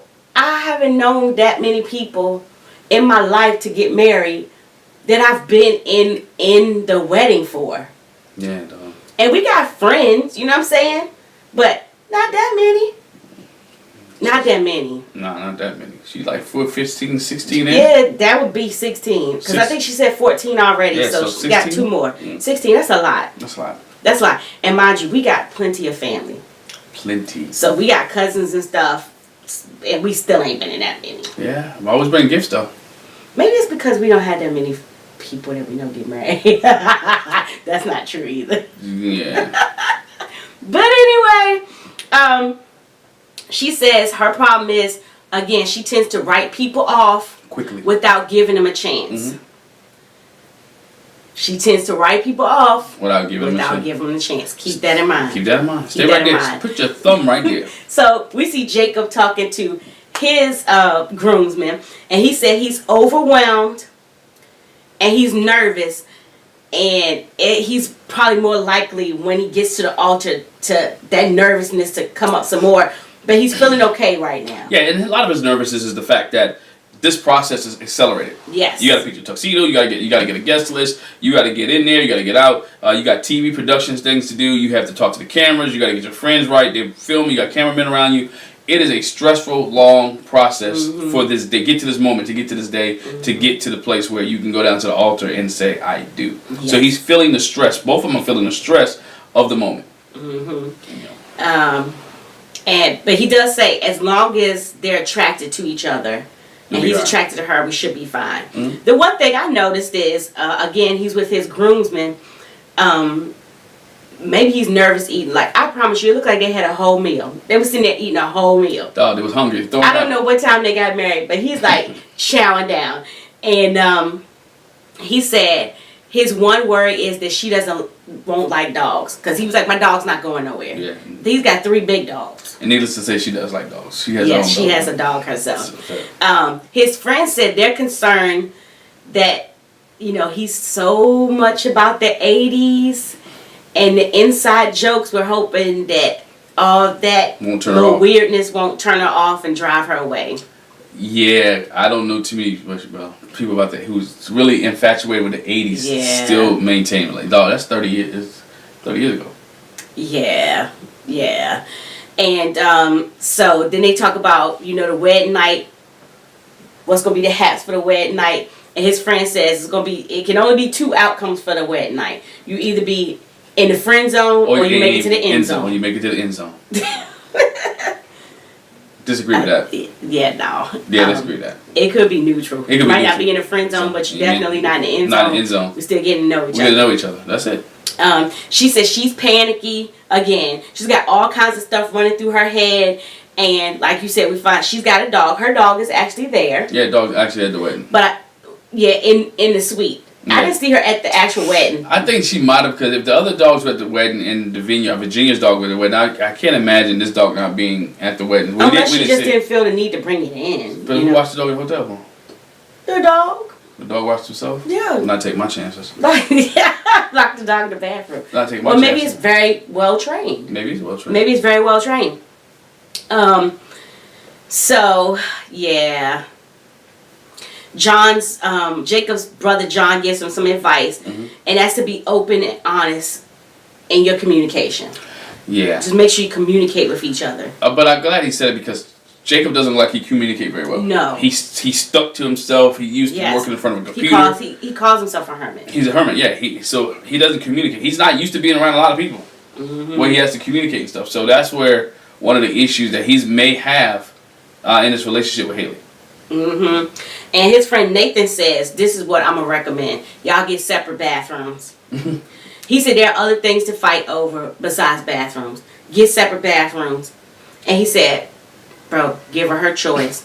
And then you default to whatever else. Basically, not just talking about the bathroom. But saying, be the type of person be the type of person that is giving and towards your wife, and don't expect her to perform to your way, because remember, he's a hermit, and so she disrupts his kind of routine. So now you're gonna have to be. It can't always be your way. You're gonna have to become a compromise in here. Yes. And so now you're gonna have to give some things up. Now, I know the word I was trying to say. Be accommodating to your accommodate. Yes. It's not like Matt when he went down the hallway, got his own bathroom, his own off the top. Off the top. You know, you got to have some kind of accommodations. All right. So as they're coming in, Jacob comes in. And the women on her side are like, okay, they kind of clap for him. They feeling them. Jacob makes a joke off the side about when my wife come down, I'm into a bigger nose. Right. If she don't have a big nose, I don't know. We might can work with that, but I like a big nose chick. But we chalked it up as his dry sense of humor. I mean, he might want a bigger nose. I don't think he does. But, dry sense of humor. Her friends and family have some words to. Oh wait, before she even comes in, Dad hooks up. She's still panicky. I don't know if I want to do it. Dad's like, the door's right there. We can go straight out. And he was like, do you need some liquor? I got the flask. She's like, yep, give it here. She's like, give it here. And she took it to the head, dog. Yeah, a couple of times. She needed to get that liquid carriage up. Yes, but ultimately she does walk down the aisle. And they meet each other. He helps her up the steps because they had steps to go up to their little area. He helps her up the steps, but she's kind of looking at him like, yeah. I don't know if it's the nerves or it's like, I'm not really that attracted to him. I think it was that she really was attracted to him. When she saw him, it was some of that too. She was like, oh, this is who I have. Okay, I'm in it, but this is not. Yeah, off the top. Yeah, no. Not off the top. But so what the friends and family want to share, her friends and family, don't bring her flowers to make up with her. Yeah. Send her on a vacay. Yep. She has emotions, but you're going to have to pull it out of her. It's going to be hard to pull it out. And you can win her over by showing love for her dog. He was like, yes. She's got a dog. I like that. She's always going to be his yes girl. She's up for adventure. Always to help a friend in need and to help puppies. I think based off of that, they have a lot of things in common. He likes to help. They both like dogs. Travel wise, he does travel for work, so he's been around places. So they're compatible based off what the friends say. Yes. As far as Jacob's friends and family, they say he may look like a meathead on the outside, but inside he's a lovable nerd. Yeah. He loves his dogs. Ching ching, they got the dogs. He's all in whatever he does. Which means he's committed. Yes. He does a lot of joking. He's really good at computers. He likes his retro video games and all things 80s. So they let the cat out the bag. And she didn't like that. Like, she didn't like that too much. Her facial expression was like kind of weird. Kind of weird. She wasn't happy about that. No. But then they go reading their vows. Mm-hmm. And this one is really awkward. Yeah, because he starts reading, then he loses his place, he messes up, and it got awkward here. You know how you're reading sometimes, and you're nervous, and then you lose your place, and you said, "Oh, wait a minute." It was awkward, and it was like because he just like really stopped. He stopped. He didn't try to find it. It was awkward because he's nervous. I think he's a little bit awkward, and she's like, "Who am I married?" It's not like Bennett awkward because Bennett got Amelia, and they kind of awkward together. When you have one person who's real awkward, and you got another person who's not as awkward, it makes it for bad relationship and bad TV. Mm-hmm. This was bad. It's like the little kid who says his speech at church and forgets. Bad. Yeah, because then when it comes time for the kiss, he's like looking at her. Yeah. He's not used to trying to make a move. He's just looking at her. Like, I was like, "Ooh, this is weird. Can you like kiss me already if you're gonna do it?" I think he was thinking, should I? Shouldn't I? Goes back to my point. Is she gonna like it? That's why. I don't know. That's why Chris asked. Proof in the pudding. He asked if Jacob would have like, do you mind me kissing you on your forehead, kissing your lips, whatever? It would have been okay. He should have asked. Yeah, he just looked. Oh, and I forgot to say, in her vows, she promised to be optimistic and to be in there for it. She jokes in her vows. What team you like, what football team you like might be a deal breaker. Because it better be Alabama. She didn't say it, but they talked about her going down to Alabama to visit her family. I don't know anybody, not too many people who from Alabama don't know like either Auburn or Alabama. Mm-hmm. And most people are Alabama fans. Yes. So, Alabama. Yeah. But anyway, so they leave the wedding and they go off and head to the little chit chat spot. And she was like, he's quirky. I can see that. Mm-hmm. They talked about the 80s stuff. Just looking at him, I see he's quirky. He's like, she's beautiful. She's majestic. Mm-hmm. I like her vibe. Like, he is all in on her looks. Her, not so much. She didn't say nothing about his looks. Problem is, he's telling the camera, telling production. He's not telling her. Mm-hmm. And production even had to prompt her. I don't know if you caught it. Yes. To ask a question, to answer some things about him. Yes. Haley looked like she's shell shocked. Well, I mean, and I think she's still trying to come out of the panicky fog that she was in. She's trying to process. She's shell shocked. Yeah. They talk about what they do for a living, that she's in medical sales, that he's in IT. They talk about what they eat. And he was like, I got a steak and egg diet. Yeah. And she was like, for every meal? Yep, every meal. She was like, yeah, no, we're going to have to change that. We got to put the vegetables in that. Yeah, because I like to eat everything. I'm well-traveled. He was like, he just got his passport. They talk later, for the holidays. Her family knows you pick one. Mm-hmm. Either I'm gonna be there for Christmas or Thanksgiving. And one Thanksgiving she was in Stockholm. The other one she was somewhere else. Yeah. She does a lot of traveling. Yeah, she's all over the place. Yeah, when they go into the reception, Chris is like meets her bridesmaids. He's ready to get interrogated. Mm-hmm. He's ready for it. Again, he's ready for the process. Uh-huh. He's ready to go through. I think the biggest issue with him is going to be their communication. Not that he's not going to be committed to her, not that he's going to try to be in tune to her, but it's going to be the communicate. He's not going to be able to communicate fully to his wants, his needs, and there it lies. They're going to have a problem. And hopefully she's able to communicate with him what she like and what she dislike about him or the things that she see so they can try to get it together. That's going to be a problem. Because her friends and family said you're going to have to pull. You're going to have to pull the emotions out of her. You got a hermit, and you got a person who doesn't communicate well. Not going to work out. Not good. One thing about them taking their pictures awkward. She looked like she didn't want. It was almost like Jamie and Doug. Like my husband said, you can almost compare a lot of these couples as you keep going on watching the show. Mm-hmm. You start comparing couples, and it was like Jamie and Doug. Like the photographer was like go in for the slow kiss, and she was like, I don't know, not in front of my family and friends. And underneath that, I don't want to kiss him like that. Right. Underneath, that's what it was. I don't know if I want to kiss him like that. I'm just so awkward. They had an awkward first dance. Do you want me to leave? Should I Do you want to lead? Do I lead? Oh, you want to spin? Oh, you're spinning. I'm spinning you. Oh, okay. Too much thinking. Yeah. See, you got a guy who has, again, back at the program, he's a programmer. So everything's step by step by step by step. And so he doesn't know how to take the lead on a situation. And that's going to be a situation. That's going to be an issue as well. He has to learn how to take the lead. Mm-hmm. Even if it's wrong, take the lead. Yeah, do something. Do something. Do something. We saw him not once telling Haley, but twice telling her brother, 3 times telling her mom, 4 times telling her dad. Yeah. About his weird house with the 70s angles and lines, and the beach in the back with the sauna, and the hot tub, and the pool, and the sand. He repeated the same thing. He is proud of his stuff. Again, is it proud or is he boring and he got nothing else to talk about? No, he's proud because he did it. That's his house. That's his stuff, his domain. He did say his dad was a carpenter. Right. So the things that he built, he's proud of that. Now what happens? He has to understand. When I get into marriage, that's fine because she may not like the house. Mm-hmm. She may love you.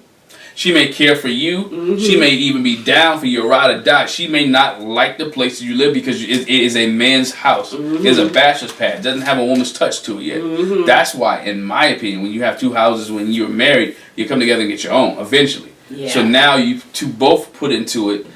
If it makes economic sense, it is.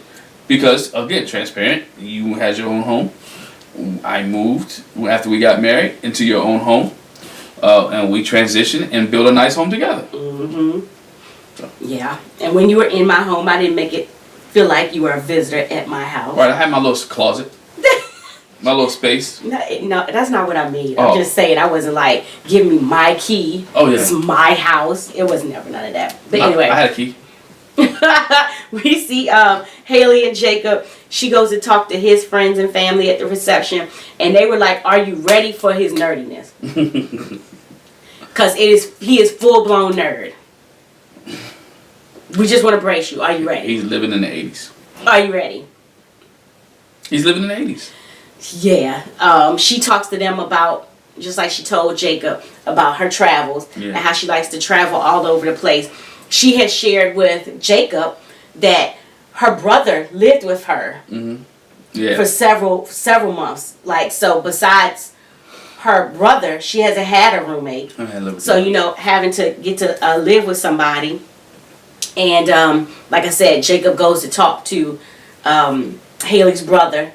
And, he looks like, this guy's weird. Yeah. Her mom was very nice about it. And the dad, I think but her brother had the face like, he is weird. He's weird. That's the biggest thing that we take away from this thing is that the wedding was awkward. The conversations were awkward. Even when he helped her get her out of her dress or helped there, it was awkward. Mm-hmm. Just everything that they've done so far has been awkward. I dare to say they're worse than Henry and Christina awkward. Yeah. I don't know. Henry had perfect. Off the top. I feel like they're neck and neck. Okay. But yeah, that's the point too, where the producer had to prompt her when she was in there changing or whatever. She says, "Okay, what are you planning to do tonight?" She said, "I plan to pass out. I'm exhausted." And he had plans of maybe getting a kiss. I don't know, because he was perched in the bed like. But he asked. He said, "My plans to get a kiss," because as the show was going off, he asked, "Can I get a kiss?" She's like, "No, that's okay." She did. She turned him down. But he absolutely just laid in the bed off top, facing her side. Right. Shirt off. Hairy chest. Shirt off. Just looking. And she's like, what do you want? Right. It was weird. Why are you looking at me? I'm not saying he's a stalker, but it was like almost stalkerish. Yeah. Weird type awkwardness. And his personality is like a good dude. You know what I'm saying? Oh yeah. Good guy. But to her, she perceives him as being awkward, and she's probably like, why did you guys match me up with this? And you know what? No, I don't want to do generalizations. I don't want to do that. Nope. I'm going to just say it like that. He is an IT guy. He's an IT guy. He's a computer guy. Some computer guys are good. Some computer guys... I don't always say good. Computer guys can socialize. Yes. And are very sociable. And some computer guys... It's two extremes. Are not as sociable. They into his work. And he's one of those guys right now who's not as sociable.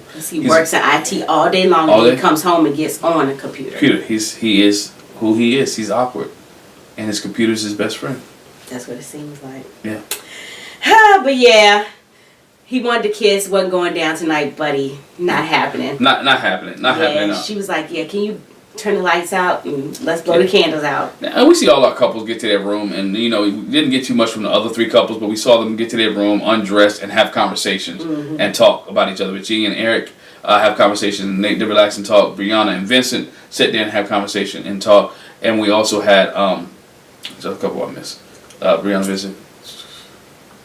You did Eric and Virginia. Eric, Virginia, Brianna, Vincent. Ryan and Claire. Ryan and Claire sit there and talk. Claire has some issue with all the pins in her hair. Ryan was just sitting in the bed like, yo, you alright? What you doing in there? Like, he didn't try to come help. No. At all. But, I guess he figured she got it. I don't think he could have. I don't think he could have either. So, I think she got it, and they talked about that. So, the couples are all settled into their hotel rooms. Their first night spending together married. If you know anything about Married at First Sight, it'll be the next morning. They'll talk to the families again and eventually go on their honeymoon. So, we're looking for a honeymoon time next week for Married at First Sight. Interesting episode, just like I said, dealing with Chris and Paige and dealing with Jacob and Haley. 2 awkward weddings. 2 very uncomfortable moments. A lot of uncomfortable moments between both marriages. Just see where they go from there. Yeah, it's going to be interesting to see. It's going to be interesting to see. And the preview for what's coming up this season. Yeah. Whew, the preview for this season it's lit. Has a lot in it. This season, Atlanta, Married at First Sight, season 12. Look like there's going to be a lot of drama, and a lot of it surrounds Chris. Seems like a lot of it surrounds Chris. Yeah, to be expected. To be expected. Well, hey, thank you for joining us. Hey, make sure you hit the subscribe button. Make sure you hit a bell notification. Make sure you don't miss any of our interviews or reviews. Make sure you hit that bell notification so anytime that we'll come on, you know that Jac and Glen's on. Yep. Have a good one. Bye. Bye.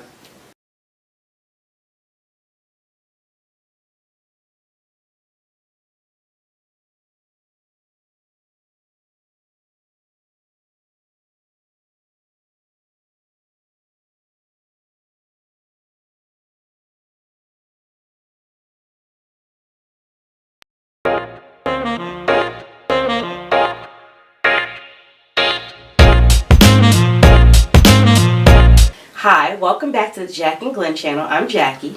I'm her husband, Glenn. He's my husband, Glenn. Hey, before we get started, make sure you hit the subscribe button, hit that bell notification so you don't miss any of our reviews. And if you like listening to audiobooks, click the link in the description for our free 30-day trial with Audible. And while you're online, if you're shopping, check out the Rakuten link for a $10 credit. Well, let's get started with Married at First Sight. Ah, boy, what an episode here. Oh, my God. What an episode. The weddings are done. We see our couples go to their rooms. We see our couples starting to interact with each other. We see our couples starting to have conversation. Their first night together. First night together, and let's start with Ryan and Claire. Claire mentioned that Ryan is what she expected. She said what she expected, and she's happy. She wants to get to know him even better. She wants to get to know him even better. While they were sitting in the bed, they had, she asked the question, what's your top 2 moments? Top 2 moments of the wedding. Now, this is their top 2 moments, not ours. Because I thought it was funny, because I heard a lot of you guys, and I've seen a lot of you people on social media talk about it. The blindfold. He said one of the top moments, she said one of the top moments was the blindfold. A lot of people didn't like the blindfold situation, because it's like, kind of weird. It's weird. Yeah. It's weird. So she mentioned the blindfold being one of the top moments. Also, meeting their family for the first time. It was another top moment. I think it's funny that she would say the blindfold thing was her top moment because she didn't like it coming out, and even when they were standing there with them on, she was like, oh, this is uncomfortable. This is weird. So for her to say that was. I guess she's saying that because it was unique. It was different, but... It was different, but, I mean, you had already didn't see each other. I guess they wanted to see each other at the same time, which wouldn't that kind of do the same thing if I'm looking up the aisle, she looking down the aisle? We wouldn't still see each other at the same time? I'm just saying. We found out that Claire is a sleepwalker. Oh, my God. And a sleep talker. Oh, my gosh. She does both. He was like, I just did what I was told. She said, I should have warned you. Yeah, that's that. I think you let somebody know that. I mean, I understand. If you're a snorer, yeah, by the way, I snore. That's the kind of conversation we have when we get into the room that night. By the way, I'll let you know that I'm a snorer. So I'm going to go ahead and I'm going to snore a little bit. But if you're a sleepwalker and you're a sleep talker, you got to let somebody know. Because I'll be scared. If you've been in the Iraq war and you got PTSD and you just hop up in the middle of the night, you got to let a sister or a brother know. When you're sitting there walking and talking and you're doing things and you sleep, I need to know. And then we in unfamiliar territory. It's not our house. This is like a hotel room we in. Bruh. First night together and you up walking and talking. You be done hurt yourself. I don't even know what you're talking about. You might be talking in gibberish. It scared somebody. But he said he just was still. He didn't know. She should have told him that. Yeah, she should have told him that. Should have let him know that. It was. Yeah, that's weird. That's weird. This sleepwalking talk. That is definitely weird. He did some spooning. They had some spooning going on. Mm-hmm. No downtown pounding, as she said it. They did not pound downtown, just spooning. Which, unlike, so we get to the other couple later, but spooning is fine. Yes. If it's your first night with your spouse, y'all laid up close to each other. It is nothing wrong with that. We saw Eric in Virginia. They had, laid up close with each other. She laid on his chest. Oh, yeah. And so... smooched all on him. It's smooched all on him. So there's nothing wrong with a little bit of spooning.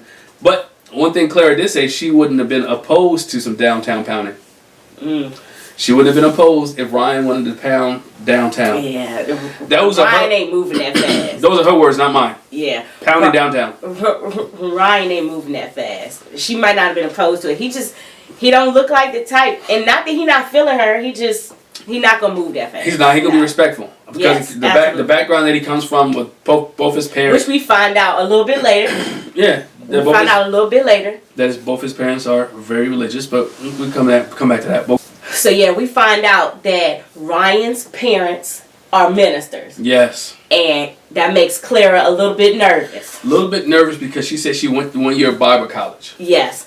And she didn't finish, and she hasn't been back to church since. I don't know what Bible college she went to. They must have scared the bejeebers out of her. I'm confused. She's not into organized religion, she said. But I'm not confused about that. I'm like, you must have been in to church religion to make you go to Bible. Like, did you just go to Bible college just to go because you wanted to learn some more? Or was you actually in that vein? And then, like, you haven't been back to church since Bible college? Like, dang. Hey, she must have went to a bad Bible college. So I don't know what they taught her. Yeah, but she was nervous when she had to come meet their parents because she didn't know what to expect. I would think she would be nervous, too, because, again, just natural, not just because they're religious people, but because of the race issue. Mm-hmm. I thought that would have been something that she'd have been nervous as well. Are they going to accept me? Are they going to receive me as being... And same, vice versa. Mm-hmm. Even for when you go to Ryan's side, are they going to receive me for who I am? But I think both of their sets of parents already know them. Like, obviously, Ryan's parents know. I'm sure he's dated, he's dated a white girl before. Mm-hmm. He said the school he went to was predominantly white. Right. A lot of his friends are white. So... And same thing for Claire. I think Claire said she's dated a variety of races, nationalities of guys. So it's not a surprise. And then I think just their interaction with each other, they know that, they could probably tell their parents not going to have an issue with that part. Yeah. But yeah, so Claire goes to meet with Ryan's family. She meets with his mom and his dad. This is like the really first time we're seeing his dad. Yeah. And his brother. And they're like, how do you feel about Ryan? Well, she says, I learned he doesn't have any felonies. Or the dad said he doesn't have any felonies. Right. And he's hoping Ryan made a good impression. Yes, Ryan made a good impression. She did express to them that she got, she says to the side, she got burnt out with the church a while ago, and organized religion isn't really her thing. And she's concerned that because his parents are religious, they're ministers, that it's going to be a push for her to go to church. And, if they get to the point where they're married for a while and they have kids, that'll be a push. But again, that's one of those things on the questionnaire. that I think when they signed up for this show, that was something that was asked, and she must have checked. You know what? I'm religious. I go to church. So if you check that, and now you get somebody who's real religious, what's the well, not real religious, but somebody who's been brought up in religion. What's the push? Right. What's the issue? Right. And the parents didn't really focus on that so much, but the mom did say, you know, that she prayed for her sons to get some good wives, and while they were growing up, and that God would have His perfect will and direct them and stuff. So I don't think they didn't really push it on it, but they obviously, I mean, it's them, it's what they live, It's who they are. So they're gonna talk about that. So yeah, it's who they are. She looked a little uncomfortable, but I mean. Yeah, she was a little uncomfortable, but yeah, she relaxed. They made her feel comfortable, and she was worried about their perception of her and what they perceive her to be or where she is. But she realized, you know what, they're just normal people who care about their son and want their son to have some woman who is in the same realm of religion or culture. Yes, and she did ask, well, is there anything that you want to share with me about Ryan? Like, is he neat or is he messy? And the mom said that I think probably a lot of parents run into this. You know, when he was in my house, I just knew the health department would have come and condemned his room. Yeah, we got one like that. But since he's gotten on his own, she's like, I'm surprised. Like, he keeps it nice and neat. He does the yard, takes the trash out. Like, I was pleasantly surprised. So Clara was like, okay, well, that's good. But like I said, I know probably all parents, I'm praying that'll be the case with my kids. I'm like, when you get out on your own, you'll learn. You got to take the trash out. And I understand with the hotel room, but when you looked at all her stuff that she had in the hotel room, she's not nice and neat either. No. It was thrown all over the place. She couldn't find the little rainbow that she was looking for, so she's not a neat freak neither. So it might be a good thing that he is a neat freak, because she looks like she just scatterbrained. Yeah. So then we see Ryan meet with her parents, and they asked, you know, what made you want to go this way to get married? And he said, you know, I tried the other things. Right. I said, well, I'm going to just do it this way, and maybe this is the way I was supposed to get a wife. Right. So it's worth a try, because I've been that way. And he just wanted to restate to them that, you know, I'm a respectful guy. I grew up respectful. I learned manners, and I'm assuring you that I'm going to respect Clara. I'm going to honor her. I'm going to treat her right. You don't have to worry about her with me. And they said that the one thing they wanted to tell him was that when it comes to disagreements and arguments, she didn't get a good picture of that, because the mom said, you know, we didn't argue around. They didn't have arguments around. Most parents don't, though. We didn't have arguments around our kids. Yeah, they hit it. They had arguments. They probably went in the bedroom, closed the door, waited until the kids went to sleep. They had a disagreement. So Clara never had the advantage or option to see how to handle a disagreement and how to handle an argument. So she's used to just giving in. She doesn't know what to expect. And when Ryan goes back to talk to Clara, she says that. She said, you know, I was in a relationship with a guy, and we never argued. We never, you know, I'm not confrontational. We just kind of pushed up under the rug. Like, we walked around like we was irritated with each other, but we never talked about it. And that's a bad place to be in a marriage or a relationship, when you're just walking on eggshells and you never address any issues, you never address any problems or circumstances. I mean, doesn't necessarily have to be a fight.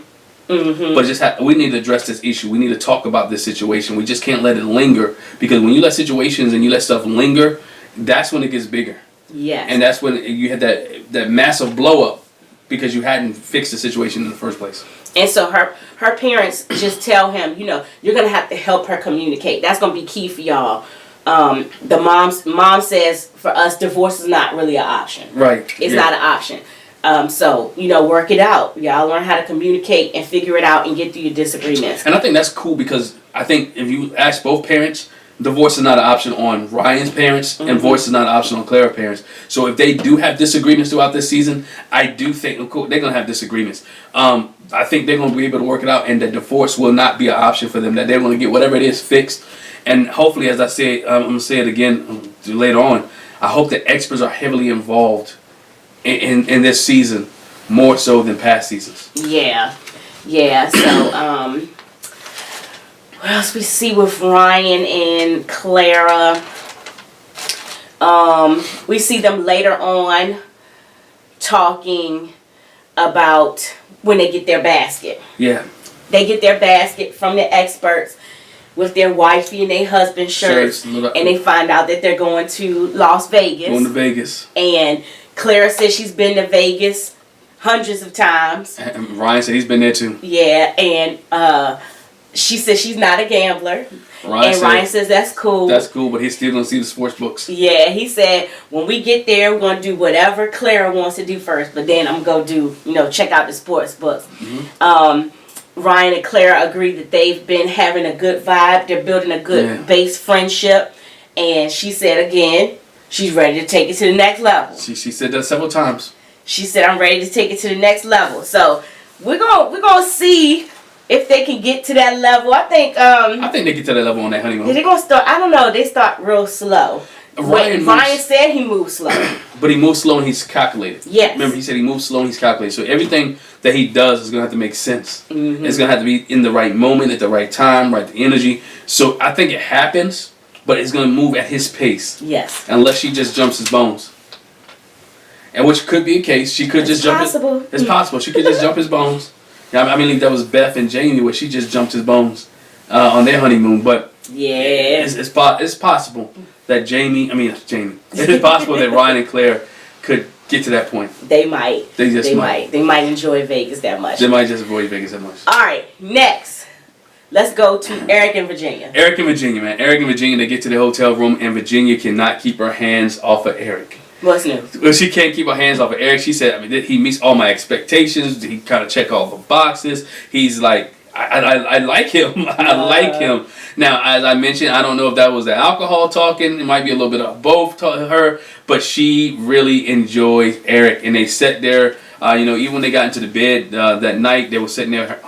She rested her head on his chest. Cuddled up. They had conversation. And they were just talking and laughing. And she... everywhere he had, she had a kiss for it. She had a kiss for it. She couldn't keep her hands off of Eric. And, and Eric had to tell... He said he had something to tell her.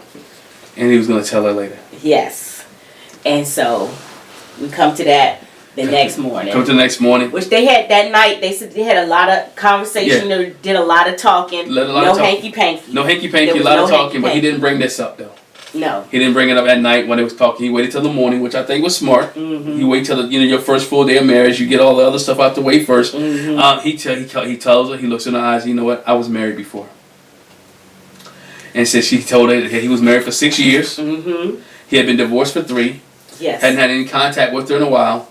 And that their marriage was convenience. Yeah. That he lets us know again, there was no ring. No way. There was no ceremony. It was just a piece of paper. Right, because in Georgia, all you had to do was sign a piece of paper. That's all. Now, I told my husband, my thing was, they got married for convenience. They was married for 6 years. 6 years of convenience. Why we gotta be married for 6 years? 6 years of tax breaks. 6 years of I don't understand. extra then military, so 6 year extra benefits, military benefits. 6 years of all kind of different things. So they just would use that for benefit. I mean, it happens all the time, believe it or not. But he was married for 6 years, and I guess they realized it's not gonna work out. He was young, so we did the math. Or maybe she was already ready to get her own benefits. Right, own benefits. But we did the math. He was 25 years old. Yes. So when we did the math, he was 25 at the time, so he was young. He didn't know any. Well, I can say he didn't know any better. It felt right for him at the time. I don't know if it felt right. Maybe he'd be like, he looks like he's a helpful kind of person. It made sense of his. Yes. It made sense for him. Yes. It made sense for him, and so Virginia didn't feel like any type of way about it. She didn't. She didn't. She responded, normally. Mm-hmm. Most people are like, ooh, she didn't want like, oh, it's not fair. You already been married and not like that. She was like, okay. Yeah. She didn't really feel any type of way, or she didn't show that she felt any type of way. Right. Right. So and I think a lot of that because she's already been around a lot of divorce in her life. Uh-huh. She know how it is. She know it doesn't matter because you're divorced. Our marriage is not gonna work out because I see a divorce. My dad was divorced and my mom divorced and their marriage is working. So that's one of the things that probably wasn't surprising to her. Right. And so then we go from there. Eric and Virginia meet each other's family. Right. And so Eric meets with, which I was really surprised. I guess what was said explains why. But Eric met with Virginia's dad, who we know from the beginning was not all excited about the process. Nah, he wasn't a big fan of this. He wasn't a fan of the process, but Eric meets with her dad and his wife, the stepmom, who showed up and surprised her when she was picking a wedding dress. Right. So I was surprised that Dad would be there, but it makes sense that Dad would be there because he's not a fan of the process. And as he's talking to Eric, he explains too that he's very protective of her. She's his youngest and his only daughter. Which we try to figure that out too, because we know Virginia introduced Eric, told Eric about her sister. But we had to remember that, okay, that's probably not her dad's child. Right. Because her mom was married, divorced, married her dad, divorced, remarried. Yep, and all y'all keeping track at home on that. We're keeping track too. We had to keep that straight. And her dad was first married to her mom, divorced, now married to the stepmom. Now married to stepmom, so which he has other kids, but Virginia his only girl. Yes. His only daughter. We got that straight check. Phew, okay. So, yeah, because we had to do that. But so he's very protective. Yeah. And he said, his first reaction, it wasn't good with the whole process. He did acknowledge that. But Eric wants to soothe his fears. And while he was being honest with Virginia, he said, I'm going to just go ahead and be honest with them too. He said, I told her, I'm going to tell you. And, I am 34. Right. First of all. And the parents was like, okay. Yeah, it's not. They took the age thing well. They took the age thing well. 8 years is not too. Once you get over 18, Mm-hmm. And even let's say even 21, age really doesn't make too much of a difference at that point for some people. For some people. And so he tells them that he's 34 and he was previously married. And so dad and stepmom kind of look like. But Dad was cool with it. Put it in perspective, yes. Dad was cool with it because he understands. He said, well, Virginia comes from a product of divorce, so she understands that. She knows how things are. So I'm all right with it. He asked the question, do you have any contact with your I can say baby mama, your ex-wife, and he was like, no. Eric said it was a clean break. It was a clean break. I don't have no ties to her. I've been divorced for 3 years. I haven't heard from her. And that's what made that what settled Dad. That what made Dad at ease because he realized, my daughter's not getting into a marriage with drama. Yeah, he was like, I feel better that it's not very close to this relationship. Yes. If it was a closer time frame, hint, hint, Chris. If it was a closer time frame, I'd be concerned. If she was still around and could pose a threat or some kind of issue, I'd be concerned. But he said that's not the case. Yeah, it's not the case. No threat, none of So that. they're the ones too. In this case, Eric expressed to them that I'm in this wholeheartedly, and for me, divorce is not an option. We heard the other parents say it. In this one, Eric is saying divorce is not an option, which he's saying to parents that have been divorced. Who've been divorced. And he's been divorced. Which is funny because, you got a person who's been divorced, right? And Eric's been divorced before. He's been down this road, but he's committed to the process. I think I said in one of the other reviews, he's committed to this process. Yes. It's going to be something, and I think I said on the first video, it's going to be something that it's going to have to take either Virginia's drinking too much, her partying too much, to make Eric not stay married to her. Or just showing her immaturity from her age. Showing her immaturity from her age, but it won't be from his side. No. I don't think it will be from his side. I think in decision day comes down to it, he'll say yes because he doesn't want to be divorced again. And so he asked her parents for some divorce, and Dad says, y'all gonna be the best of buds. Well, no, Dad says me and you are gonna be the best of buds if you just take care of my daughter well. You take care of her. If you take care of her. And spoken like a true father. Yes, the one thing he did say to Eric is that because she experienced the divorces with her parents, she has been more leery of commitment. Yeah. So she just needs reassurance. She is guarded. They did mention to her, remember her age. She does like to party and she likes to hang out with her girlfriends. So just keep that in mind. That's what she does. That's what she likes to do. So with your age and her age, that might be a little bit of a rub. Just keep that in mind. And he has to realize that she's younger. She likes to hang out, and they're gonna have to compromise on that. They're gonna have to be a good compromise. Yes. So then we see Virginia meet with Eric's family. Yeah. With his mom and her friend. And his niece. And his niece, which we thought was so cute because the niece, her name was Samantha, she said, well, what was your first impression of Uncle Eric? Yeah. It's like, oh, that's cute. I thought that was cute, man. And, you know, Virginia said she was like, I like him. He is so cute. He's so cute. He's like, wow. He's cute, check. We did check boxes again. He's cute, check. He's taller than me, check. I like it. I like it. You know, so she was excited. You know, and they didn't really grill her too much. I mean, they had some decent questions, but really wasn't grilled too much about what was on with her. She asked them, how is Eric? Does he ever get wild at times? Does he ever have some time to get? And Mom was like, well, yeah, like he likes to have fun. You know, he ain't gonna be real crazy about it, but yeah, he likes to have fun. Mom, with the moderations.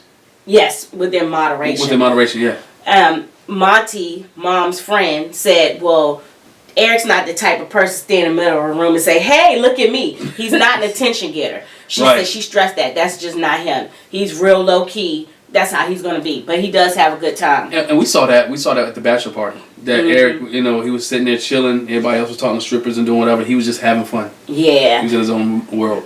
The one thing Virginia shared with them is that she's used to having her own space. And so their concern, too, is that, you know, he's a pilot. Yeah. So he's here and there and everywhere. And like I said, Virginia said she's used to having her own space. So she said she think it'll be good the times when they're apart. And then when they come back together, they can reconnect. But it'll give her a chance to have that space that she's used to having. Right, and that was key there because she said, you know, when you get into this marriage and she gets to have her own space, he's gone 4 to 5 days or 3 to 4 days out of the week. So he's gone, and so now she has time to recuperate. She has time to reinvest. She has time to think about issues or problems. Oh, but all she has time to miss him.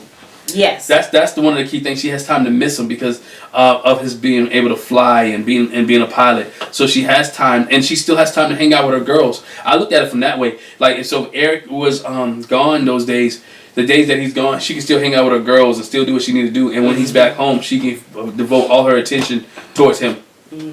Yep. They did ask her about children because Mom says, I have been waiting to be a grandmother. I want grandkids. How you feel about it? Virginia's like, I'm 50-50. Let me blow the wind out of your sail. Take the wind out of your sail. Yeah, I'm 50-50, but I'm sitting here thinking, well, if that's Eric's niece, then don't you already have a grandchild? But she wants grandkids, right? From but Eric. She wants grandkids from Eric. From Eric. Like she's always wanted from him. Yeah. So, I mean, she's 50-50. I mean, I think in marriage, it's got to be, first of all, it's day one. And everybody's talking about kids. I mean, I didn't like the situation when Chris and all of them, and even Woody from last year, talking about, you know, having a honeymoon baby. Get to know your spouse first. Get to know your spouse. I agree. And before we even have the conversation about kids or getting kids or wanting kids, and know them. I agree, but also, these are some things we want to talk about in advance. Just even if it's, do you want to have kids? That's a conversation we can have because if you've gotten to the point where in a normal relationship where you want to marry somebody, you've already approached that topic. And just preface it, I'm not asking you this because I want to have kids. I just want to know going into it before you be like, what's her name, Jeannie Mai, who was married, had been telling her husband she didn't want kids. And he thought she was going to change her mind. No. And they end up getting divorced. So I think you should put stuff like that out on the table. Or you could be like somebody we know. You know, we asking them, how soon you think you want to have kids? And come to find out they was pregnant when we was having this conversation. Yeah, pregnant when we having the conversation. Yeah. Yeah, you probably should have waited. Should have waited on that one. Yeah. And that's why you asked that question too. Yeah, definitely. But anyway, so she said, yeah, Eric really likes kids and, you know, he wants to be a dad. So later we see Virginia and Eric talk about that, you know, that she shared with his mom that I'm kind of 50-50 about kids. I'm not opposed to it. You know, I'm just not in a rush about it. Your mom's really excited about grandkids. And he was like, yeah, she wants some. She grandma crazy. She likes it. As far as the conversation he had with her parents about, you know, her partying and everything, he says, you know, meeting with them went fine. He understands her having fun. He shared that when he was in college, he did have some wild and crazy times. so he understands, kind of trying to put it in perspective with her age. He Yeah. understands, the age she is, but just To bring it in a little bit. bring it in a little bit. Yeah, bring it in. And that's one of the things that he just, doesn't mind you having fun, but she just has to learn how. She's going to have to learn how to bring it in, because even when they come to the room, I'll go back real quick. Even when they came to the room, first thing she did, look for the mini bar. And he was like, "Now hold on for a minute. Hold on, relax. Just relax a little bit." So. All right, and so we'll keep going with Eric and Virginia. They get their basket. They find out they're going to Vegas. And Virginia's never been to Vegas. And Eric, of course, the pilot, he's been there several times. Yes. And so he says, he's going to have to show her the ropes. He's going to have to introduce her and show her what the Vegas life is about. What Vegas life is all about. Yeah. But like you said, I do want to throw that in there too with Virginia and Eric. When they get there, that's when, before they leave the hotel. Yeah. They're on the way out with their bag. She said, "Oops, I forgot something." She go back and grab a bottle. When they get to Vegas, like you said, first thing she finds that mini bar. Oh snap! He was like, "What are you doing?" She was like, I found a mini bar." He's like, come on, babe. Look, she lucky. Look, if y'all been to Vegas or been in any hotel, that junk expensive. Don't mess with it. Don't mess with that stuff. now, of course, Married at First Sight might be fitting the bill. Oh, probably. They fit in the bill for this hotel. Mm-hmm. So she can drink as much as she wants at the mini bar. But I think at the same time, he's telling her, slow down. Slow down. You got a $50 bottle of whatever. Yeah. And so he encourages her. He was like, why don't we wait on the mini bar? Let's just have some champagne. And she listened. And so they have a toast to their first time in Vegas together. Her first time, period. First time, period. And she says, and both of them expresses a little bit of sexual tension there. Yeah. And he says, I kind of been ready to go there. So, I don't know. Vegas might be the place. Whatever happened in Vegas stays in Vegas. Yeah, somebody else said that. And we'll talk about about that. All right, let's go to Chris. No. You don't want to go there yet? No. We gotta leave the bombshell last. All right. We gotta do that. We go to Vincent and Brianna. Okay, we're gonna do Vincent and Brianna. Vincent and Brianna get to the room. She's excited about who Vincent is. She's like, I like my man. I like his body. Mm-hmm. He got a nice little bod. He got a nice bald head. She like, help me get out this dress. And she goes and takes her makeup off, and you was like, she looked different. Like You're not supposed to tell. Oh, my bad. Like her makeup really helped. Nah, she's still pretty. She's a pretty young lady. She's pretty, but yeah, definitely. I was like, you could tell she took the makeup off. You can tell she took the makeup off. Yeah. No, but she didn't take them lashes off. Just take That's lashes right, girl. off. Leave them lashes on. But no, she had a good time they had a good conversation. They sat up and talked all night, and she was like, hold on. I was talking, and next thing I know, he's snoring. Now that remind me of somebody. I ain't say no names who that remind me of. Remind me of myself. I was about to say, it wasn't me. It was not me. It remind me of myself. Because she be like, we be sitting there talking in bed at night, and she like, and I be it don't be sounding like that. It don't sound like worse. It don't sound like that. Worse. But anyway, Vincent, you're a man that's my own heart, dog. When you're tired. You got to sleep. You got to sleep. But nah, they said they had good conversation. No hanky-panky. No. Some cuddling. Yes. A lot of cuddling. Lots of cuddling. They got up the next morning, and Vincent talked about how he is a breakfast person. Yeah, she said, so you the type that eat breakfast like all day? He was like, yes, I can eat breakfast all day with some bacon or whatever. She was like, so let me find out. I got to fix you some breakfast. He was like, that would be nice if you did that. She's like, I ain't gonna do it all the time. She's like, I ain't gonna do it all the time. He said, man, I can eat breakfast when I come home at night, 9 o'clock at night. I can eat midnight snack. I can eat breakfast and some eggs. Man, that sounds like somebody else we know. Live in my house. Yes. Little joker can eat eggs all the time. But so they had good conversation, good chemistry. I liked them. I love Bria. There's always a couple that I feel like, man, I really like them. Like I loved Deanna and Greg. I liked Keith the Iris. He ruined it, but I like Amani Woody. I like Amani and Woody. I like Miles and Karen. Miles and Karen. Mm-hmm. I did some couples. I really like Beth and Jamie. I thought they would work out. I thought Crazy would be crazy. I don't know. I just took the notion of Chris Rock. Chris Rock said on his stand-up, if you're crazy, you gotta be with somebody who's crazy. Yeah. So when you crazy and crazy, so. We liked Danielle and Bobby a lot. They was real smooth and even keeled. So I think if we were keeping a track of our record, I think our record's pretty good. Yeah. So I'm thinking Brianna and Vince gonna work out because we really like them. Yeah, it's gonna work out. But they had a good conversation. They talked about the breakfast thing. They talked about romancing each other. They talked about having fun, and they get to meet each other's family. She said, "Are you ready to meet my family?" And I'm trying to remember, did they exchange numbers then? Oh yes, yes. Forgot about they that. exchanged numbers before he said, "Let me get your phone." She said, "Oh, you got to ask me different." You than ask me different than that. He said, "Well, can I get your number, please?" And so she takes his phone and she puts the number in. She's like wifey emoji, heart emoji, heart emoji, which is cute. I always think that part is funny to me. Like, why y'all wait till the day after to ask for a number? I'll ask for your number that day. Like, yo, can I get your number? I guess it's just something to do. And the funny part is, again, I don't know if this is something that always happens. I feel like it doesn't though, where they exchange numbers. But I always think it's cute. When they show them exchanging numbers. Mm-hmm. And I feel like everybody don't do that necessarily. Yeah. Which is dumb, but... look, I'll get your number. Can I get your number? No. You have my number. Oh, thank you. Thank you. I appreciate it. All right. So we see Brianna and Vincent meet with their families. Right. Brianna meets his cousin, Jeanette. Mm-hmm. And they didn't say who the guy and the girl, the other female were. Because Jeanette did most of the talking. She said, I'm Vincent's cousin. Mm-hmm. But I'm like his big sister. Like his big sister, yeah. I'm very protective of him. And so she said, I want to know what you bring to the table. Mm-hmm. What is it that you're looking for? What you bring to the table? And Brianna was like, well, I'm happy you asked. I'm an engineer. I graduated from college. I'm this. She ran it down. She can run down her resume. And Jeanette was like, I'm impressed. But does that mean see, this is where I just because you all that in your personal life don't mean you're gonna be a good wife. You mean professional? I mean professional life. Sorry. All because you all that in your professional life don't mean you're gonna be a good wife. No, but it does let me know that you have yourself together. It does. You have yourself together, but it could also mean you caught up in your work too.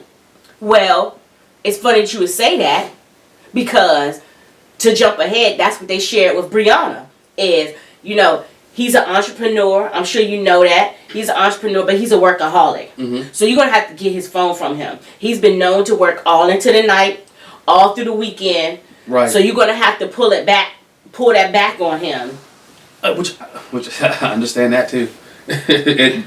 You understand that when you're an entrepreneur, your phone is constantly going on. But because that's your business. It's not like you got to set hours 9 to 5. It's like people are constantly reaching out to you. So you got to. I think with him and her, you need to set hours. You got to set hours. Yeah. I've learned that. I'm talking about him. Oh yeah. Yeah. But you got to have a balance, and I'm learning. You got to have a balance, and both of them are movers and shakers. Mm-hmm. They're a power couple because her engineering and his entrepreneurial spirit. He got to be powered. And then he has to understand, and he really understands that she got his back. Yes. And that's what she said. She said. I'm looking for somebody that's a presence in my life that we can share with each other, that we can care and love, somebody will care and love me, and that will travel with me. Yeah. He wants to have her back, and he wants somebody to have his back. And based on what she's saying to his family, she's saying the same thing. Yeah, she's saying the same thing. The one thing that she did ask is like, okay, so how is he like when he gets mad? Like, how do And so Jeanette was like, when he gets mad, you're gonna have to calm him down. Yeah. Like he gonna go 0 to 100. But I think she left that open ended. Yeah. She didn't say what caused him to get mad because when they eventually talked, he was like, "Oh, it takes me a lot to get me mad." Right. And so, but I'm thinking that it takes a lot to get me mad. So most people like that. Yeah. Most people, if it takes a lot to get them mad, when they're mad, they mad for this, that, and the third. Yeah. And so you gonna get all of it. So it can be explosive, but yeah. But I just didn't like the way that she said it because the way they edited it made it seem as if he's a hothead. Right. And you can tell based off his demeanor that he's not that he's not a hothead, but that it's something that if it sets him off, it's going to set him off, and he's going to go there. Mm-hmm. But I'm glad that she was able to bring that back and have a conversation with him about it. Yes. And they was able to discuss it. He's like, nah, this is what it is. He was like, nah, that's not me. That's not me, dog.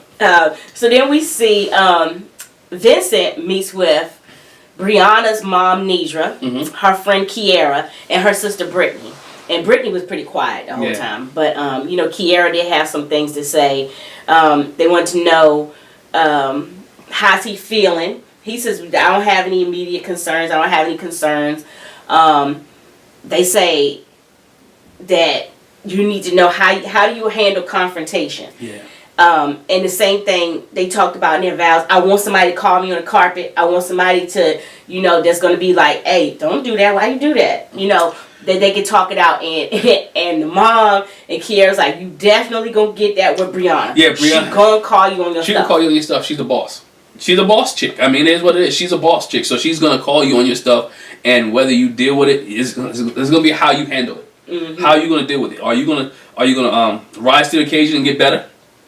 Or are you going to be feeling sad and licking your wounds? Mm-hmm. Or what are you going to do with it? Because, again, when somebody call you on your stuff, there's only two things you can do with it. Fix it or get mad about it. Or get mad about it. But if you really love the person and they coming to you in a place out of love, guess what you do? You'll fix it. Mm-hmm. You want somebody to call you on your stuff like, dog, you did that wrong. Or, you know what, that wasn't right. You should have did it this way. So can we fix this? How can we fix this so we never visit this situation again? And especially in marriage. Yeah. Especially when you're newlyweds, there are going to be some things that you're going to encounter because you come from two different backgrounds. You come from different, you see marriage two different ways. Mm-hmm. You know, with him, he got married. He see not having a father in his life. Yes. Her coming with a marriage. So there's going to be two things that she saw differently. Call me out on my stuff. Let me fix it so we can work on this thing together. Yeah. And so that's why I think it's going to be good for him to have her call him out. But it's also going to be good for him to call her out because she's the boss chick everywhere she goes. She doesn't want anybody that she can run over at home. Yes, absolutely. She wants somebody that can give her kind of, you know, not bump heads fighting, but give it back to her just a little bit. Mm-hmm. Man with a backbone, let me put it that way. Yes, that's it right there. A man with a backbone. They asked when was his last relationship. He said, you know, his last relationship was almost 2 years, and it ended at the beginning of the year. So we find Chris's was a little more recent, but we do find somebody else that was in a relationship. But it wasn't engaged. Before, no, they weren't engaged. But he said it ended at the beginning of the year, and he shared like he always, like he has before, that the problem was his career was a problem for her.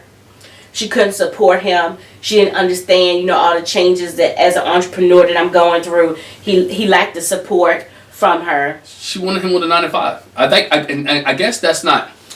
It's not a bad thing because I guess when you look at it, that's stability. Women want stability. You're doing a 9 to 5. At least I know you guaranteed paycheck every week. I guaranteed amount for the most part. Mm-hmm. It's stability. When you're an entrepreneur, you can have good moments. You can have bad moments. You can have, where you're riding high for 4 or 5, 6 months. And then when, after the 4 or 5, 6 months, you can go in a low for like 4 or 5, 6 months. Mm-hmm. And I think that's when some relationships, they can't handle that. But that's where it comes money management though. Yeah. That's when it comes when you know how, okay, these 6 months that I'm riding high and we making money hand over fist. Store up for the lean time. We're storing up for the lean time. And so mom pretty much said that too. Was like, oh, okay, so you're an entrepreneur, but what if that doesn't work out? What's your plan B? And he says, I'm working on my real estate exam. I'm going to do it that way. But still another entrepreneurial type thing. Mom was kind of like, But there's nothing wrong with that. And see, this, I think people... It's not. People have that fear of... Because everybody in real estate, it works. But he's a connected person that I'm succeeding in this business. I've got this another avenue. I got multiple streams of income. There's nothing wrong with being an entrepreneur. And people have the fear of entrepreneurs not being successful, which is totally not true. Yeah, if some entrepreneurs have failed businesses, that's fine. But they're happy though. You find most entrepreneurs, when they find in their realm of doing what they love, they're happy. Yeah. They're happy. People who go to 9 to 5s, and I'm nothing against 9 to 5s, they're kind of miserable sometimes. Don't look at me. Don't look at me. Don't look at me. Don't look at me. Don't look at me. You talking about me? I'm not talking about you. I'm not talking about you. No, I'm not miserable at all. I know you love it. You love what you do. But anyway, last thing is, mom says she's very protective of her daughter, and so she expects Vincent to be the same. I expect you to protect my daughter and look out for her, or else gonna be trouble. Kind of like Kiara said, we gonna fight. But what? Last thing, I think with the entrepreneurial thing, I don't think it will be an issue in their relationship because long he's bringing in the money and they're meeting and they can put their stuff together and realize how powerful they can be, they'll be fine. They'll be fine. So we see them get their basket. They find out they're going to Las Vegas. They've been to Vegas before. Yeah, they've been to Vegas. Both of them have been to Vegas before. And so we see them get there. They want to do a little relaxing. Like, well, Brianna asked, what you want to do? He was like, I want to, relax with her. She was like, relax. Can we do a little something crazy? He was like, okay, we can do a little relaxing, a little something crazy. So we see them get to Las Vegas. It looked like they had a good flight. But as they're coming in, we see Vincent get a phone call. He get a phone call from Jeanette. That their grandma had a heart attack. His grandma had a heart attack. And he's upset, and he's like, if I need to go back, I'll go back. Yeah, they said they're willing to, if he needs to leave, they'll fly him back. Back. And he says, I don't want to be a party pooper. I don't want to ruin the honeymoon. She was like, it's not going to ruin it. It's unexpected. It's out of your control. You do what you got to do. And we'll go back together. That's what I like, because she's speaking French. Oui. She said we go back. She didn't like, I'm going to stay in Vegas while you go back. No, she's like, we'll go back. Yes. Which I like, because she supported. That's what he wanted. It reminded me of Iris and Keith. Remember when Keith? Oh, sucker. Well, I bring Keith up. You don't like Keith. But when Keith's grandma was sick, Iris was there, and family was there. So it's like she was supporting him. Brianna supporting Vincent even now after being married for one day. She's like, we go back. I got you. I'll support you there. We'll do whatever we need to do. Yes. And he was like, she got my back. He liked that. He liked that. So yeah, last thing with them is we find Vincent's just gonna be waiting to hear Grandma going through some tests and see what they need to do at that point. Yeah. All right. So one more before the bomb. Yeah. Let's go. Haley and Jacob. Haley and Jacob get to the room. They awkward. Man, Jacob was like, he wish he could get a kiss, but he's not gonna try to push anything. They're getting to bed. He got his, hairy chest. It's not that bad. Nah, I'm just kidding. Nah, they get in bed. They have conversations. He got muscles. You have muscles too. All you ate was meat, red meat, and eggs. All he eats is protein, and he goes on and on and on in bed while they sit there and have conversation. Where the point where she was like, God, dog, I know a whole lot about my husband. That he works out. Eat red meat. Red meat. Eat eggs. Works out. More red meat. More eggs. More red meat. And more working out. Yeah. So all he does is eat, work out, eat, and work out. And they didn't really have too much conversation in bed. He asked for a kiss. We don't know if he ever got that kiss that he asked for or not. I'm thinking he didn't. I'm gonna think he didn't. She said it takes her a while to warm up to people. So, which again, why would you go through this process if it takes you a time to warm up to people? That's to me. Everybody who always said that, it does not work out well in their relationship. No. It takes me a long time. What ends up happening is they use these 8 weeks as they're getting to know you. And then we saw with Jeff D and Shawnee's. It was stranger danger.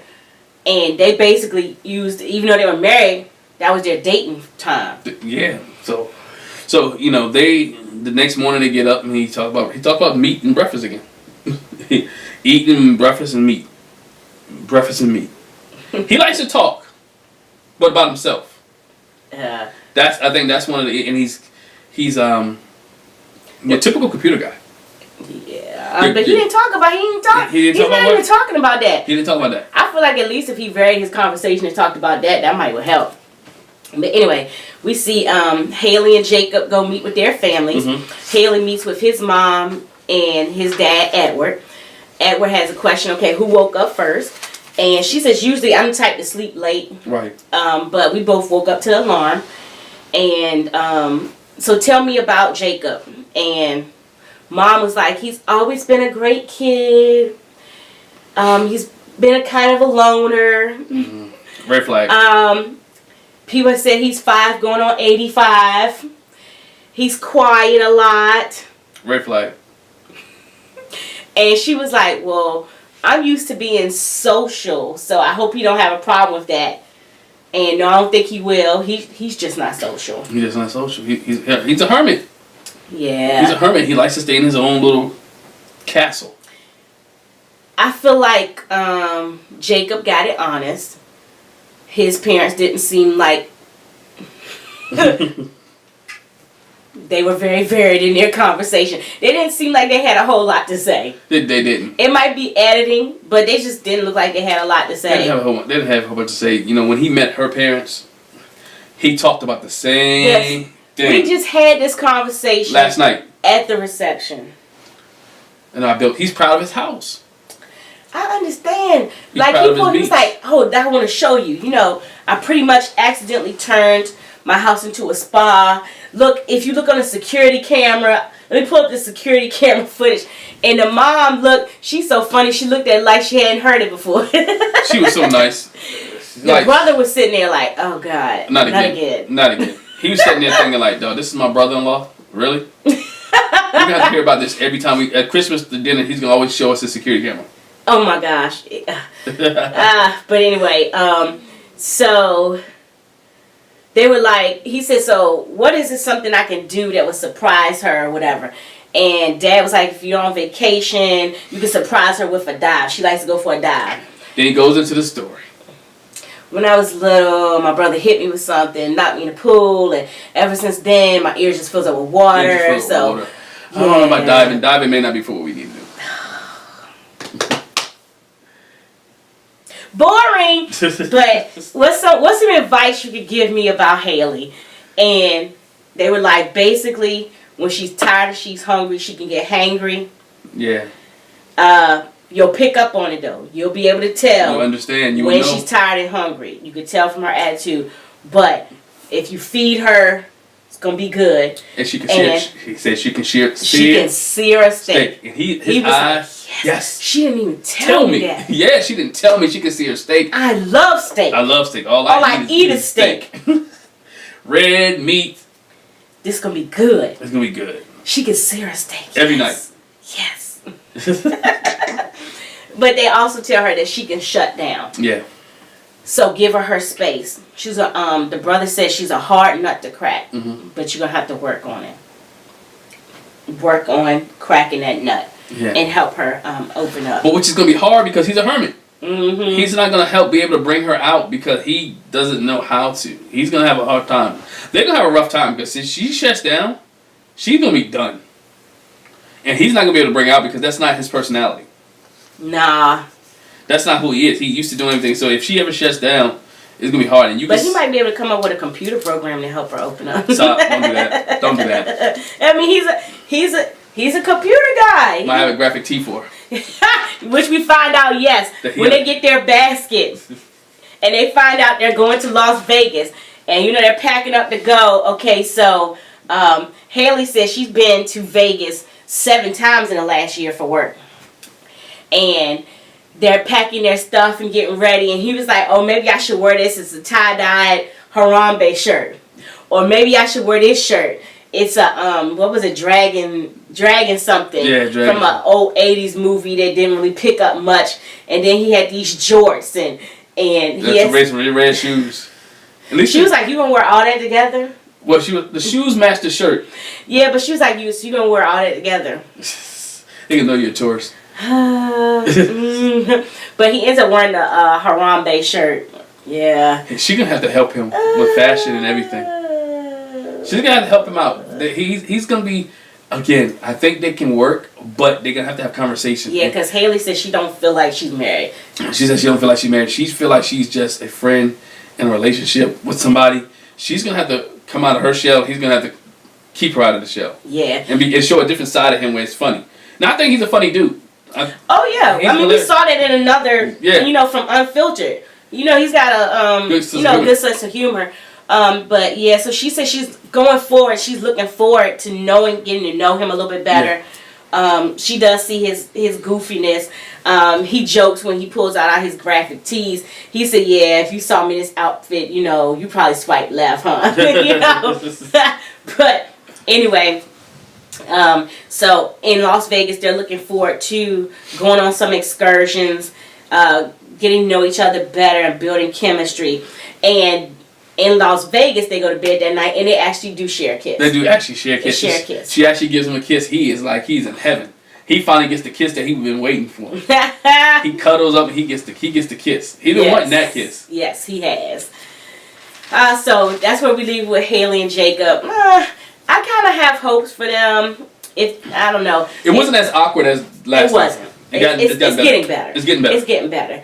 But the most cringy, awkward couple for the episode. I'm gonna say right now they're ranking as Married at First Sight's worst couple. They're up there, though. They're totally up there. This is day one. Within the first 12 hours, we've gotten all kind of fireworks from this couple. We have stuff that we can talk about for days with this couple. Where it can be just separate videos, which just we probably end up doing. Hours. Probably end up doing separate videos about Chris and Paige. We might need to. We might need to. But anyway, they get to their room. Alright? They get to their room and they find nothing but condoms in the bathroom. Which we already know she don't like them. She doesn't like them. She doesn't like condoms at all. And you know, and he but they probably should use them because he ain't on contraceptives. She's not on no contraceptives. And in which we find out for Unfiltered that she thought that was so awkward. Those questions that he asked her were like the worst. Yes. Because she thought those were like, why did you ask me that? Why? Already? You're asking me these questions. She felt really embarrassed. At the reception. She felt really embarrassed. So if you haven't watched Unfiltered, go watch it. She felt really embarrassed. She was so embarrassed. She was so embarrassed when she watched it back. These questions. But they have conversation. He goes into the camera and talks about how he's not attracted to her, but he's getting there. It's like 10%. It's 10%. I'm saying here like this dude still saying he's not attracted to this woman, and you're still being honest. You're still telling everybody that you're not attracted to this woman. And I can't, again, I don't knock him for his honesty, but there's a time and place for everything. Well, yeah, and this is not the time or place. And I guess it's the way you be tactfully honest. Like he's not tactful at all. No, I mean he's brutally honest. He has no filter. He's not being tactful at all. But he hasn't said that to her yet. Until. So now, mind you, Chris goes. They get up next morning. Next morning they get up. Next morning she said they talked all night. You know, the next morning Chris goes out to get some menus so they can have breakfast. Now he leaves at 8:55. Here comes 9:05. Here comes 9:55. 10 o'clock. 10 o'clock. No Chris. No Chris. She's like not understanding what happened. What happened? Did you get lost going to get the menus? Did you get on the wrong elevator? It's a big hotel. Did you forget what room we was in?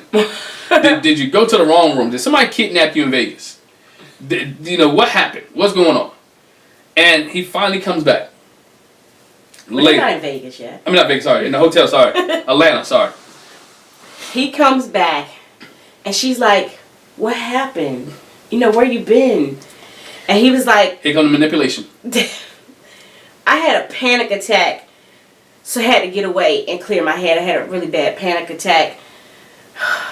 And she was like, what did you have a panic attack about?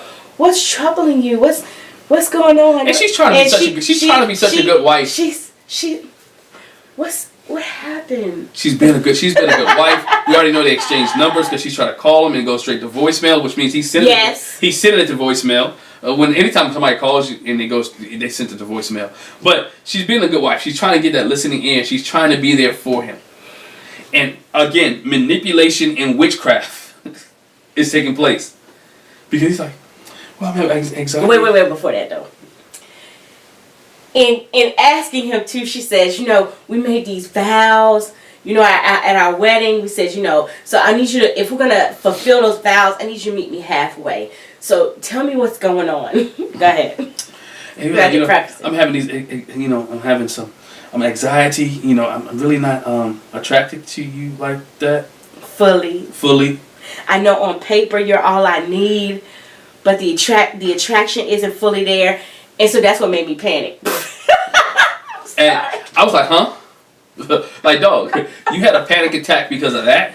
Because I know you what I need, but you're not what I'm used to looking. Because if you was used, dumb Donald, if you were used to, if she looked like what you were used to, you would have married a girl that was 3 months ago. Mm-hmm. You went on the show to get something different from what you're used to, because if you Because whatever you was used to didn't work because you hadn't found love and you're not married. Which I said that before, yeah. So what are you not getting that the experts gave you something that you needed, not what you wanted? See, it's different with what you want and for what you need. You needed somebody, or you need somebody to have your back, or somebody that's going to hold you accountable, somebody's going to put their foot down on you, somebody's going to make you responsible, somebody can help you grow up as to be a man, and you're telling her no. And we see how childish he is because you say all this after you had sex with her. Which, that's what we find out. She off the camera. I don't think she said there with him. No, she's on camera. She said it would have been nice if we had this conversation before we touched, kissed, or whatever. Because we was intimate last night. And this morning. Oh, and this morning. So if he would have had this conversation with her last night, she wouldn't have to. She feels dirty. She feel bad. How would you like to wake up? Oh, you done had sex with somebody. You gave him your goodies, your treasure box, your gifts, whatever you want to name it, your candy dish, whatever. And now he tells you that what? I'm not attracted to you like that. And you're She's not attracted. like, oh my God. She felt bad. She said, how?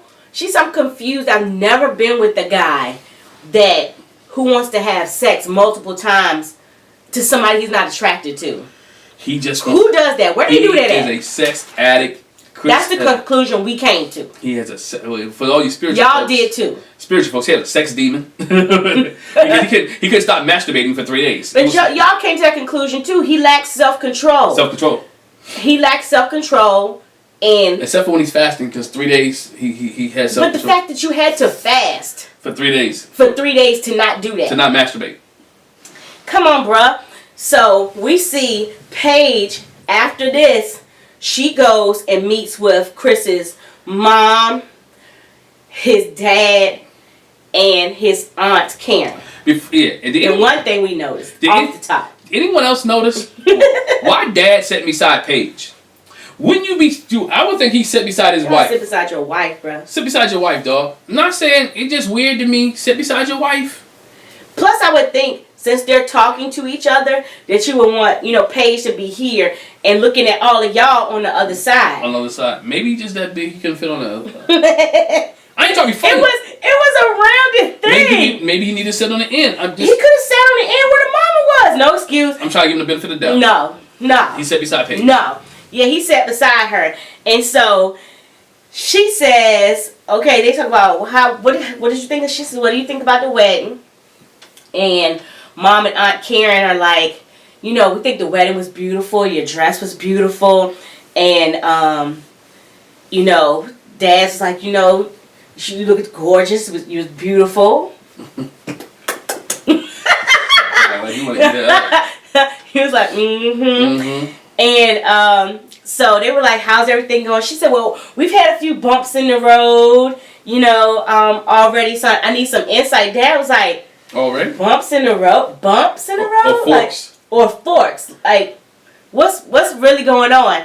And she said, we stayed up all night talking, and we shared a moment. And then in the morning, we shared another moment.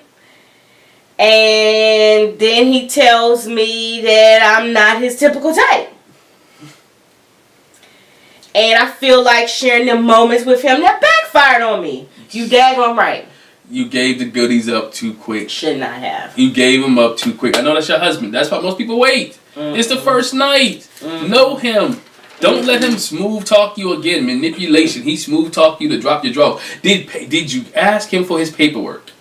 Did you see if he had no diseases? Remember she said that. She's like, I'm gonna ask him for my paperwork. Or she was just so hot that she really wanted to get it in. And she's feeling bad about it. And she said, I feel bad for her because, again, it is something to give it up. And the person that you give it up to don't respect you or like you. And it's just sex. It's no emotion. It's no love. That's how you know he got a problem, too. It was just sex. It was nothing intimate about it. It was just sex to him. Dad is like, looking like, wow. And Mom is like, well, people handle things differently. Everybody doesn't handle, maybe that's the way he handled it. And Dad was like, no, listen to what she's saying. wife, she said, Yeah. basically, she feel dumb. You gonna get some from me, Mm-hmm. and then tell me the next day you're not attracted to me. She feel used. And you got it not once but twice. She feels used. You know, and the mom was like, which I thought was dumb because that's how Paige said it. Dad said it again. Mom was like, well, when you put it like that, I go ahead. I'ma say from the jump, based on the conversation that they go and have later, I think probably mom has probably been an enabler. Mm-hmm. She's been the person probably that he talked about when it comes to those relationship stuff, and she's like, oh baby, and dad is like, you what? Your dad is thump you upside your goddamn head. Yeah, dad. You can tell dad been hard. Dad have been hard on him. Look, get yourself together. Tighten up, man. You wrong. And dad called him out on this stuff later on. He called him out. Yeah, we can go there too. Just the last thing, you know, dad shared that for Paige, you're my type for a daughter-in-law. I was like, ooh, we know she's your type. Yeah, but for a daughter-in-law, he said. For a daughter-in-law. But you know, they were like, the mom, aunt, and dad was like, you're a beautiful girl. You know, we don't know what's gotten into Chris's head. Like, come on. And she says, you know, I'm not the type. I don't have sex with people that I'm not attracted to. Mm-hmm. And, you know, this is weird for me. But dad suggested, try riding it out. Figure it out. You know, see if you can get it together. See if y'all can get it together. Which is good advice. But again, I think that's advice where they're going to have to ride it out for 8 weeks anyway. But she's hurt. Maybe. Maybe. But she's hurt. Mm-hmm. All right, because it's one roller coaster of another. She's hurt. And we'll go back to Unfiltered because she never seen the scene where he told he told her friends about the trophy wife thing. She looks sick. She looked sick and disgusted on Unfiltered where she saw that scene. She's like, oh my God, I never saw that. I didn't know. They were like, did your friends tell you he said that? They were like, They didn't want to hurt her feelings. That's what Jacob said. They didn't want to hurt her feelings. So when she saw that, she was disgusted and he got some issues. She was like, I'm embarrassed. I'm so embarrassed. Yeah, some issues. But we see Chris. Interesting thing. I want to throw this in here. So Paige met with Chris's family, but we don't see where Chris met with Paige's family. And we want your opinion. Why do you think is that Chris never met with Paige's family? Leave a comment in the comment section below or type in there. Why do you think Chris never met with Paige's family? Or maybe they did and it just did not go well. It might not have went well, but I think so they didn't put it on. But I would think they would have still did it. I think they still would have put it on. I mean, probably get him a new one. Because I think Chris was honest with her family too. Like, hey, she's not my type. I think he has no filter, so he's gonna tell anybody. I would hope he wouldn't say that to her family, cause you talking about getting knocked cold out. Dog, I just don't think he has. Like Debo on Friday. He's from Chicago, as he said. He has no fear. When we go into that whole thing too, he was upset that she told her parents about their sexual exploits. He was like, oh no, we don't do that. You know, you don't talk to my parents about it. She's like, I was just trying to figure. I needed to know what was going on. I need to know what's up with you. Is this a pattern? Do they know about this? What am I supposed to do? Because dad dug in him. I'm gonna say that. Let's say that again too. You know, dad dug into him. Was like, look, don't hurt that girl. Mm-hmm. Get yourself together. I understand it's a lack of attraction. You need to figure that out because she's a beautiful girl. You know, and she's successful. She's powerful. She's good. The experts must have thought there was something to you guys, and you said it yourself. On paper, you guys are good. Mm-hmm. On paper, you guys are great. But he in his mind, he likes again superficial. He wants the appearance. He want a pageant girl. He want it to look right when he goes out. He wanted to be looking like everything that trophy wife. He wants it to look, but yet he wants a nice housewife at home. You know what I'm saying? Mm-hmm. But when he goes out, he wants a video vixen. Mm-hmm. And that's what he's looking for. Yeah.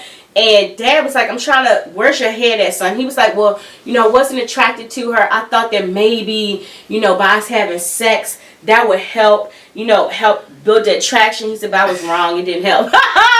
like, what are you said it. Are you in high school? That's what you do in high school. How old? Come on.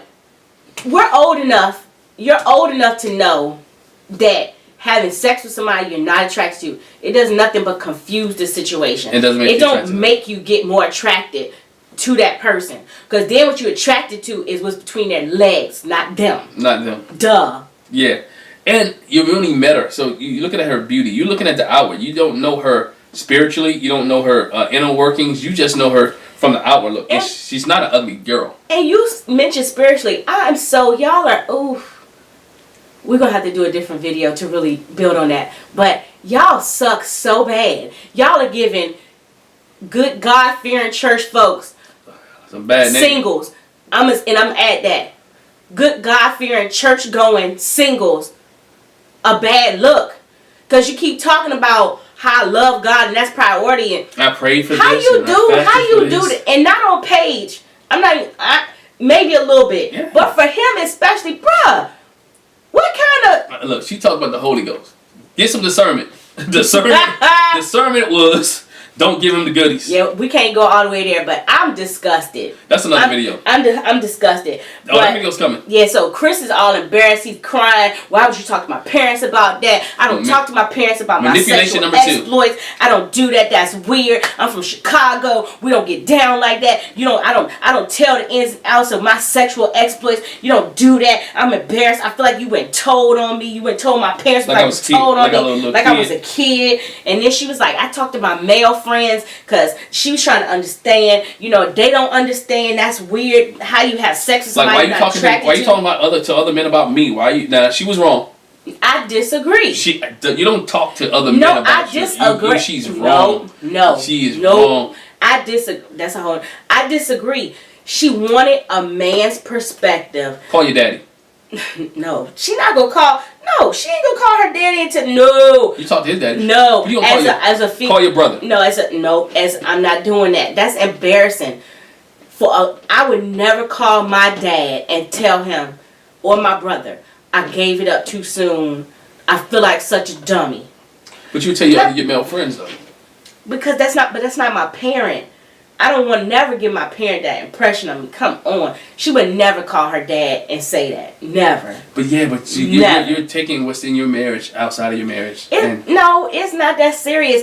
I can see why he's upset. I'm not saying I'm not saying it's right or wrong, but I can see why he's upset with that. I do, but I don't. We still new in this. We 24 hours in. We 24 hours in. Like she said, I had these friends before you.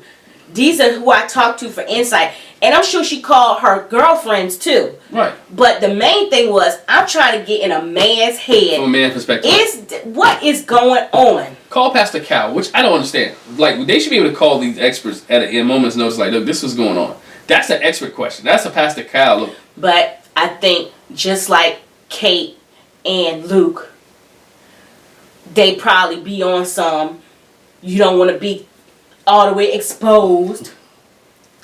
No, but it makes sense to me to say it. You know, if you watched Married at First Sight before, Kate and Luke, they had an agreement. Mm-hmm. They weren't going to talk. They called it something. They called them having sex. Something it wasn't. It was kissing. Mm-hmm. They wasn't forthright about it. He said it repulsed him. They didn't want to talk to the experts about it. Right. Because honestly, it was some shame about it. So you never know. Maybe that's with them too. Because to me, that would make sense. I would call Pastor Cal too and be like, what the heck did y'all do to me? Or not even that, like, yo, this is what's going on. And we had sex and he's like telling me he's not attracted to me. And I gave him the best I got. And she gave him, look, I mean, you can't tell me that when they had sex that night and that morning, that she didn't give him the best that she had. And he didn't give her the best. For real, they were married. So she was like, this is my husband. So we're going to go ahead and go get it in. Oh, he's making me feel this, that, and the other. Ooh, I feel good. Then for her to go back that next morning and to do it, it felt good. It was attractive. She liked it. They enjoyed it. And then for him, hours later, to say, you know what? How many anxiety attack? That's why she said she was embarrassed. She said she was embarrassed. And she told Chris while he's going off about her talking to his family, he said he felt disrespected. She was like, you disrespected me. He said, I never did. She was like, in your eyes. Yeah. I'm telling you. From my point of view. And for real, Chris, stupid. How you want to say you don't understand how that lady feel disrespected? That's disrespectful. That's disrespectful. Have sex with nobody and be all intimate with them. He probably was kissing all on her, making her feel real nice, and then to come back and say, I'm not attracted to you. Yeah. That's disrespectful. You should have just put some money on it. That's what you did. Leave some money on the nightstand. Yeah. That's how you treated her. Like a prostitute. Come on, bruh. Why you don't see the disrespect there? I'm mad at you, Chris. I'm mad at you. Tighten up, dog. Like, no. I'm mad at you just like everybody else. But anyway, they decided to let bygones be bygones. She forgive too easy for me. Man. I just know in my house that wouldn't have went down like that. It would have been too easy. They said, well, how you feel about the honeymoon? They find out they're going to Vegas. How you feel about the honeymoon? He said, I feel like it can't get no worse than this. It can't. But it can. But it can. He said, I feel like it can't get much worse than this. So they're looking forward to bonding and spending time. And he said, I'm ready to start over. I'm ready to start over. She's willing to start over. They want to start afresh. Ain't nothing wrong with hitting the reset button. Yeah, so when they get to Vegas, they toast to her having a great honeymoon. He calls her darling. I'm waiting on you in the bed. Got the champagne. You want to pop the champagne? Manipulation. And she says she's excited still, and she feels like the one thing that she can say is we're getting these hard conversations out of the way early. No, it's manipulation. He's darling waiting on you laying in the bed. He wants sex. Again, catch the hint. He wants sex. Catch the hint. All he wants from you is sex. All he had conversation he had with her has been about sex. All he wants is sex. But he wants to do it married. It's better to marry than to burn. He wants to have sex, but he wants to do it married. Man, that's all we got. He wants to do we it. want to do something separate for Chris and Paige because I'm irritated. Yeah. But anyway.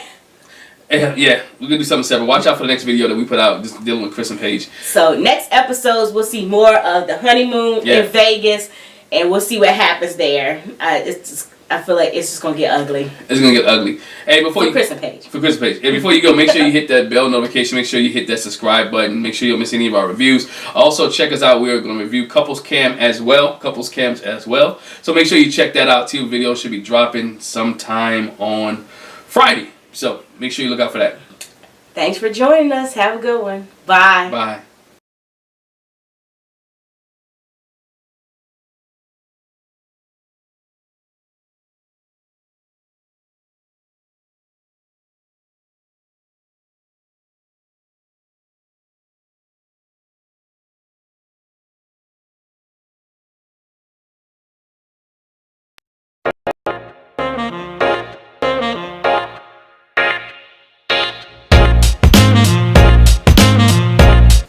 Hi, welcome back to the Jac and Glen channel. I'm Jackie. I'm her husband, Glenn.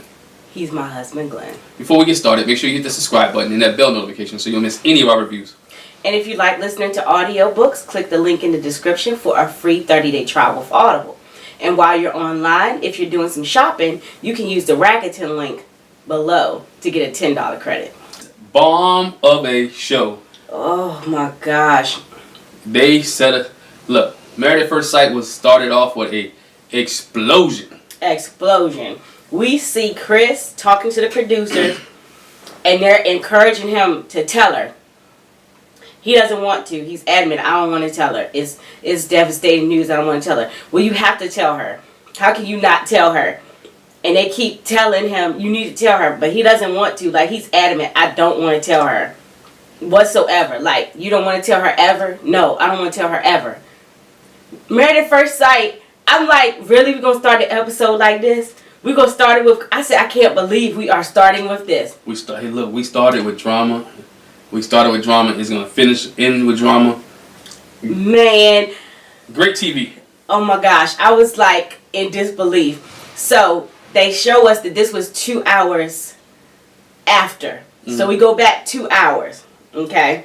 And we're just going to run the whole thing with Chris. Yeah. With Chris and Paige. I mean, it just is what it is. Roll the tape. We're gonna revisit them at the end because we're gonna have to. But all right, so we see Chris and Paige. They're sitting down to eat, and they're chatting. And then Paige says, "I thought this was funny." Paige says, "You're not gonna bless your food," and so he bows his head real quick. Lord bless my food, amen. She's like, "Oh wow." Okay. He was hungry though. He was hungry. That's how you go bless your food. But anyway, so they sit there and make small talk. And Paige makes the comment that talking to him is like pulling teeth sometimes. Mm-hmm. Yeah. It's like she's pulling teeth. She's trying to get this out of him and get that out of him. So she knows she's making small talk. What's going on with you? And so he says, this morning I got some news. I'm not saying it's devastating, but it is surprising and hard to deal with. You know, he's hinting at it. You know, it's something I'm going to have to deal with on my own. Like, dudes, you throwing too much bait out there for her not to ask questions. Right. So she asked, "What's the news?"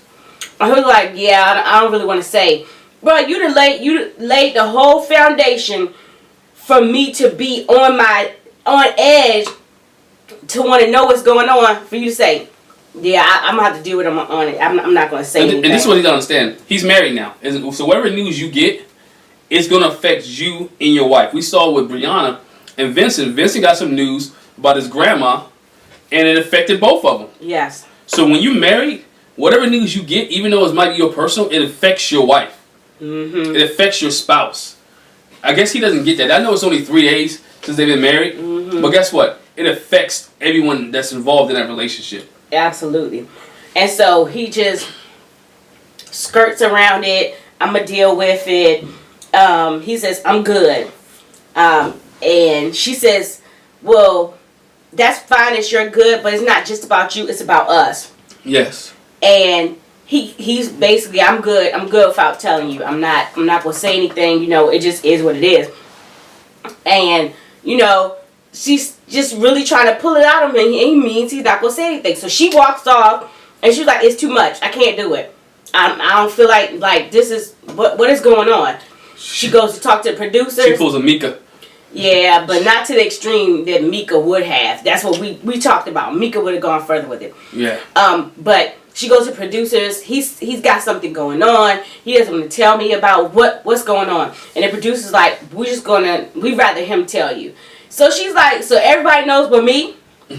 Okay, what's really going on? This too much. This is where it made me think. When did he get this call? And where was she at when he got it? Right. That everybody knows except for her. Did he go downstairs to the lobby? Did he wake up in the middle of the night? Did he go somewhere and you know, secretly, and she didn't know where the cameras followed him? Because everybody knows except for her. When did he get the call?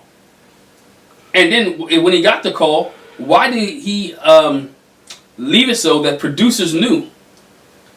To me, I'm thinking I'm taking this call in the bathroom. If I see my ex calling me, I'm going to the bathroom, and I'm not having it on speaker. I'm having it on, you know, hey, how you doing, blah, blah, blah. I'm not having it out there where if it drops the news, it's going to be bombshell. Only person may know is me. But not everybody knows. That what made me think, like, dog, you let everybody know your secret?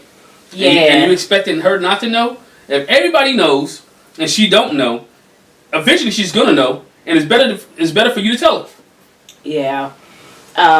So we see Paige, you know, she comes to Chris because this is when he's telling the producers, like, I'm not going to tell her, I don't want to tell her, I don't want to tell her, I don't want to tell her.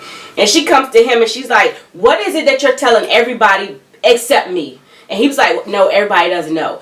Point is, what do some people know that you don't want to tell me? And so we see, I don't know if it's from Chris watching past seasons or they figured it out, but he takes her in the bathroom. He closes the door because we know the cameras can't go with them in the bathroom. It's an invasion of privacy. He pulls the CIA looking after me FBI type move. like I've been bug tapped before, and this is how it works. Like, you can watch a lot of gangster movies. So let's go in the bathroom. Let's cut on a whole bunch of water. He turned on the tub. He turned on the sink. He tells her, take your mic off. Me, myself, if I'm Paige, no, I'm not taking no mic off.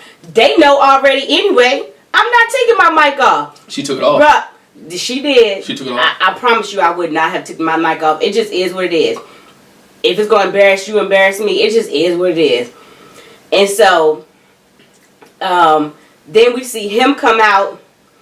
And the producer's like, what happened? What did she say? Well, matter of fact, while they're in there, they're outside, you know, trying to get the mics close. See, they could pick something up. The cameras are there. They're trying to pick something up, and they ain't getting nothing because, like you said, FBI, CIA, all the water's on. Like, they probably in there whispering. He probably in her ear telling her. So anyway, Chris comes out first. She's in there having a moment. A moment. Ooh, I almost said something. Ooh, brother, this is more than a moment. And so she comes out and she is like stunned. She's stunned. She numb. Obviously so. She, you know, she said, I'm numb. I don't know if I can move forward at this point. Like, I don't know. I don't know. She's like, I need some time to think about it. I just don't know. I just don't know. I'm like, wow. This is her way of escape. We'll go later on. She'll talk about all this God stuff. God, you know, all this. Look, sometimes when all the news is bad and all the relationship ain't good, God ain't put that together. You got to know when to, as Kenny Rogers said, know when to hold them, know when to fold them, and know when to walk away. And I know, man, Chris may be the greatest guy for whatever people think. He may be good. He may treat her right. He may lay it down in the sheets. But you ain't signed up for this. You didn't sign up for this. And I'm looking at it from a father perspective. What advice would I give my daughter if she called home 3 days into her honeymoon and said, Dad. Into her marriage, not even into her honeymoon. 3 days into her marriage. And she said, Dad, my husband, we just found out that he has a baby. And the girl is 6 weeks pregnant. But she don't even know that yet. We're going to get to that. We get that. And I'll give you my fatherly perspective to my daughter. She don't even know that yet. Okay, so we're going to keep going with Chris and Paige. So then later we see, you know, Paige gets dressed and she leaves out and she goes to talk to Brianna. Yes. And Brianna's like, what's up, girl? You know, how you doing? And she was like, girl, I'm not okay. I'm not okay. What's going on? And she tells Brianna that Chris's ex-fiance is pregnant. And Brianna's like, oh, bleep. Yeah. And Paige is like, bleep is right. Dog. What? Again. What? Brianna's like, I didn't sign. You didn't sign up for this. You didn't sign up for this. No. And alternatively, we see Chris talking to Vincent. Right. And he tells Vincent about the pregnancy. And that he had to tell Paige. And so Vincent's like, how did she take it? He said, I haven't seen her since I told her. Yeah. I haven't seen her since I told her. And so the story goes. They broke up in May. Chris and his ex-fiance, they broke up in May 2020. Yes. Based on what we know, these weddings took place in what, August, September? Mm-hmm. They broke up in May. But he's telling Vincent they've had sex since then. Y'all ain't broke up. Doggone it. Y'all in a situationship. He took advantage of her. You in a situationship. No, he took advantage of it because when he goes on to say why, later on we find out he talks about because her dad had died and they was at a funeral. They was at the funeral together. He was consoling her. And he was helping her. And they fell up in the bed. And they fell up in the bed. That has nothing to do with consolation. They fell up in the bed. So Chris tells Vincent, you know, I think she's known for a few weeks, but she didn't tell him right away. He's 100% confident that she's telling the truth, that it's his baby. He's like, you know, this chick is honest. I know her. You know, she wouldn't lie about that. I know it's mine. And because Vincent asked, why would she wait till now? Right. After the wedding. After the wedding. He like, the timing seems a little bit, you know, which is true. Why didn't she say this a week or two ago? They had 2 weeks between. Because she gets the confirmation. See, being a mother of 3 children, 3 living children, and having had miscarriages also. Okay, I'm gonna say I'm experiencing this. Plus my background as far as my career. This way, so she took the pregnancy test.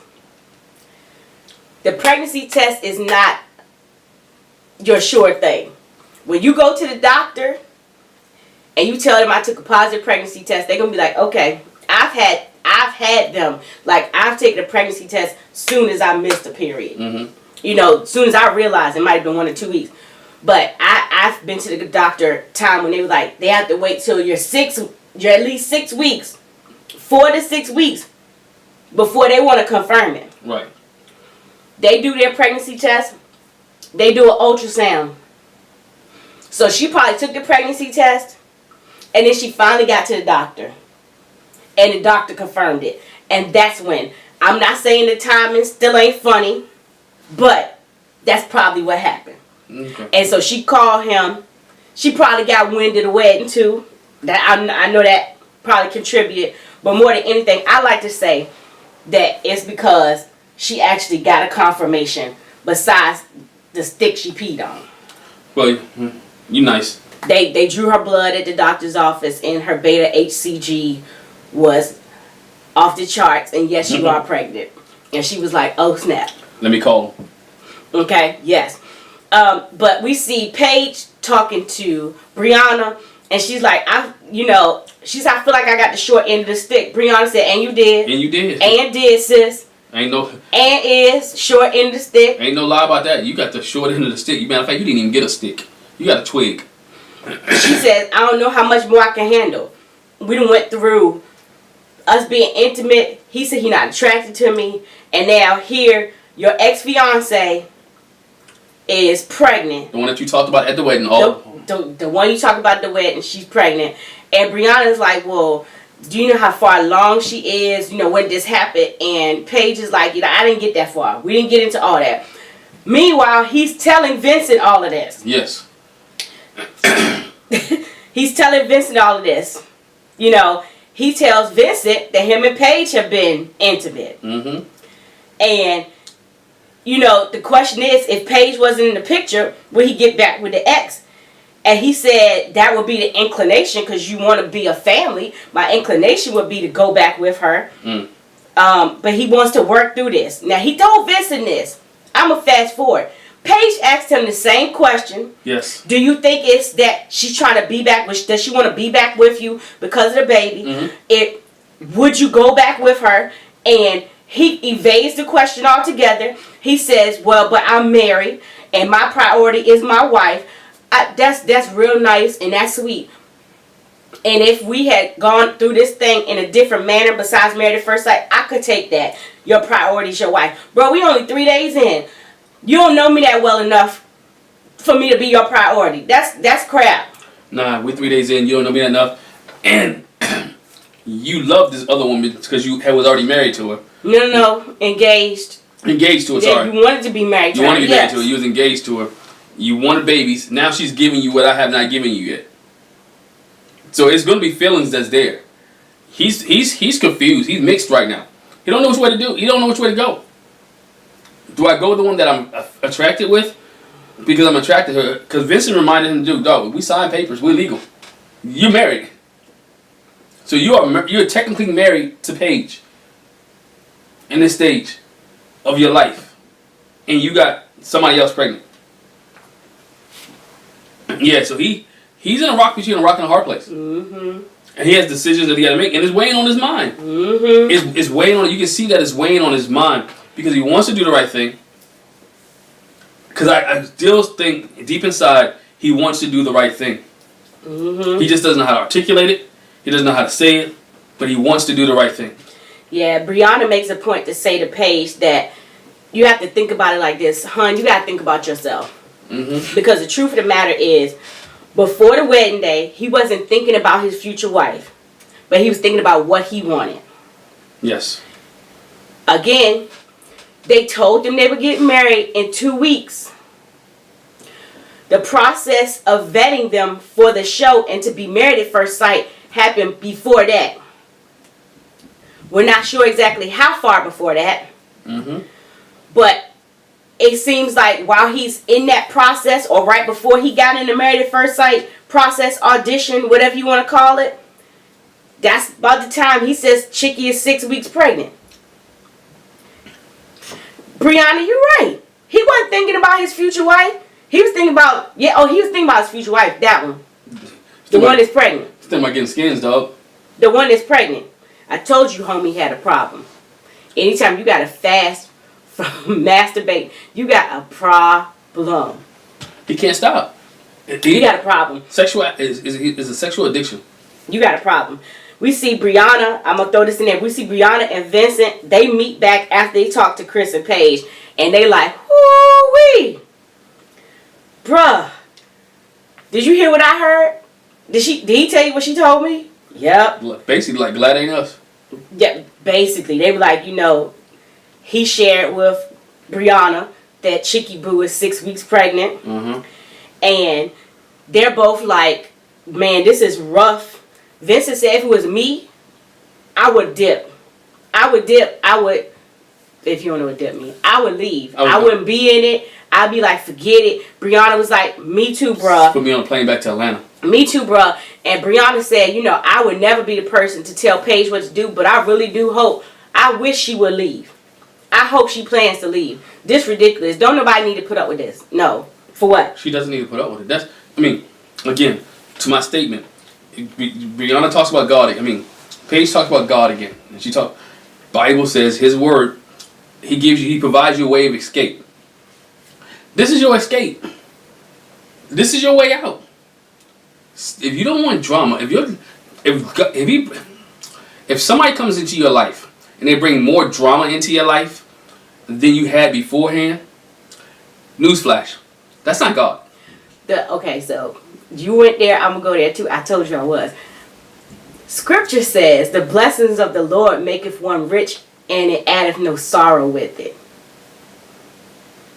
Blessings of the Lord make you rich. Not money rich, No. prosperous rich, wealthy, prosperous in your life.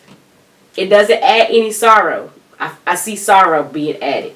Like, ever since she met this dude, is sorrow.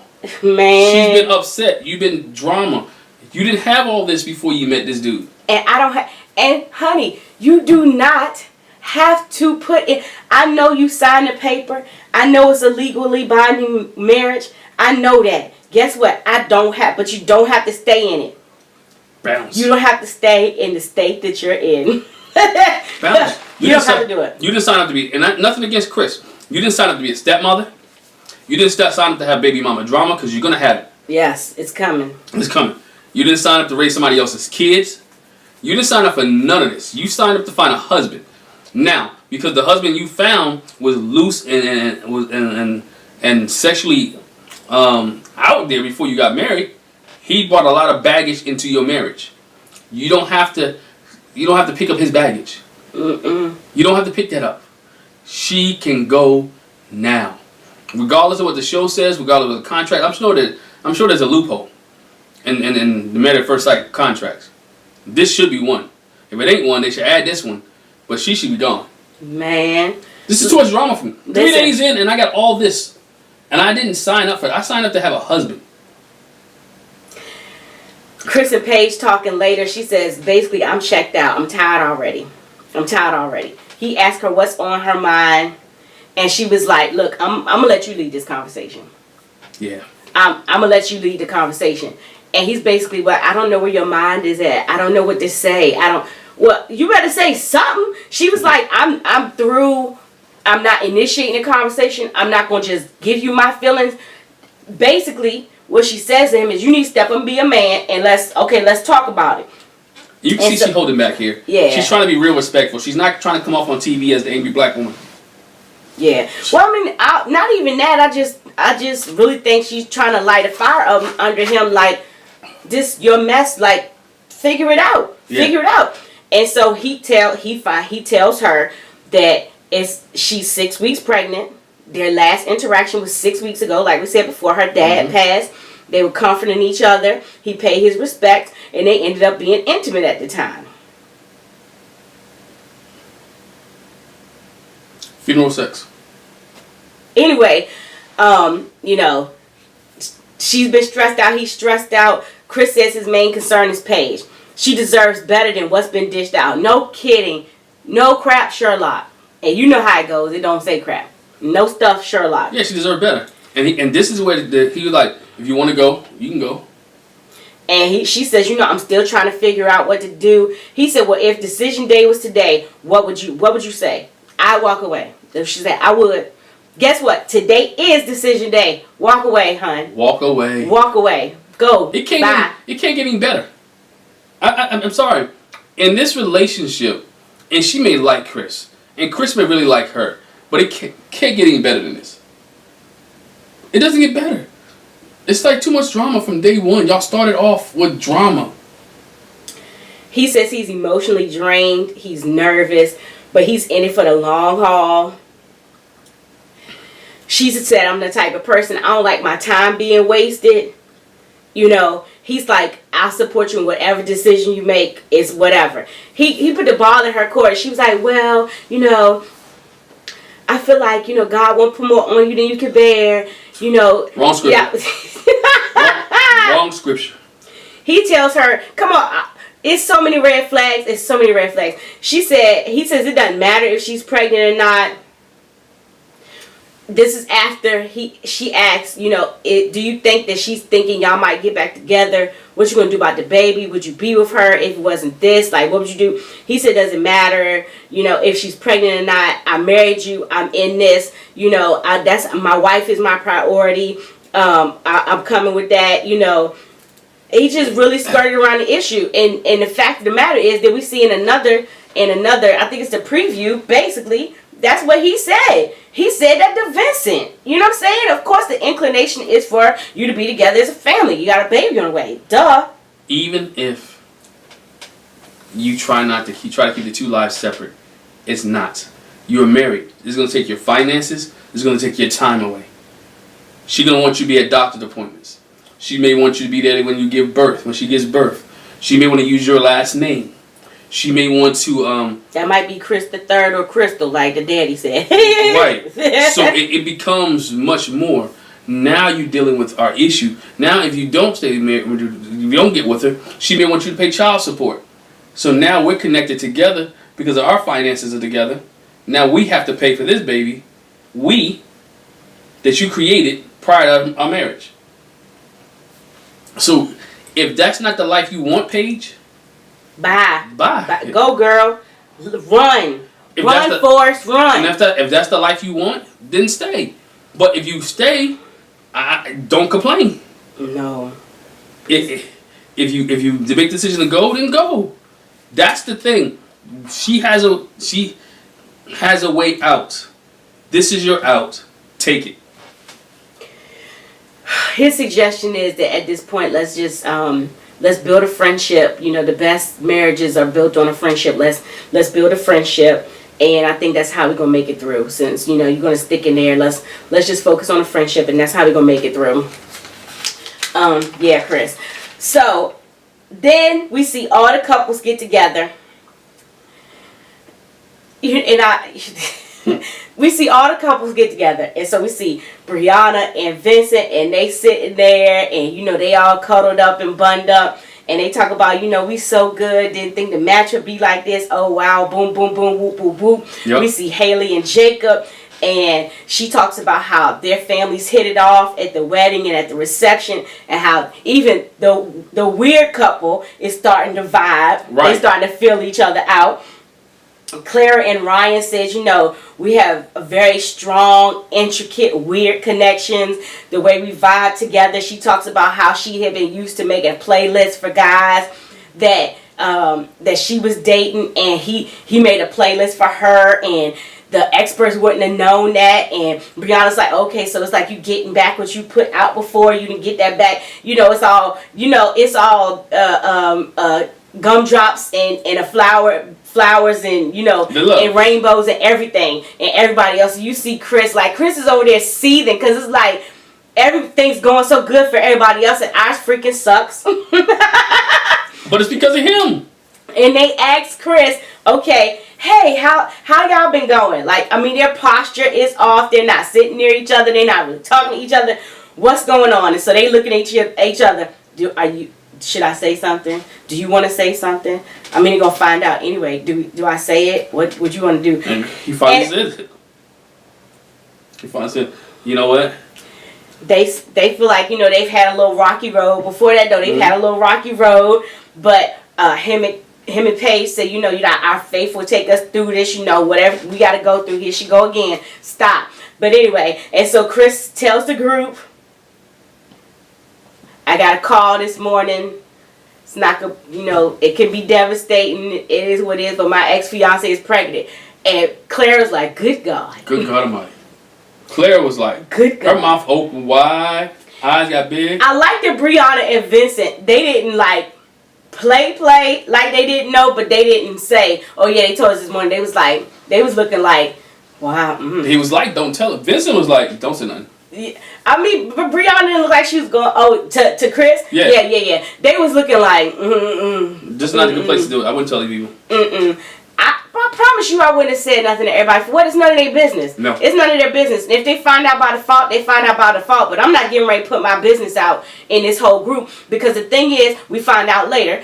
You put your business out to the group, then you open yourself up to the opinions of other people. And if you're not ready for everybody's opinion, then you should have kept your comment to yourself. Keep your issue to yourself. But no, you want to share. Okay, so guess what? You're going to get what you get. And so there, Claire's like, Haley says it and Clara says it. Clara says, I don't know you that well, Chris, but I feel like I've gotten to know Paige. And, Paige, that's a good woman you got there. Yep. I think she can handle anything that's thrown her way. Clara says the same thing. If anybody can handle it, it would be you. And underneath that subliminal is, girl, you better than me. That's what I heard.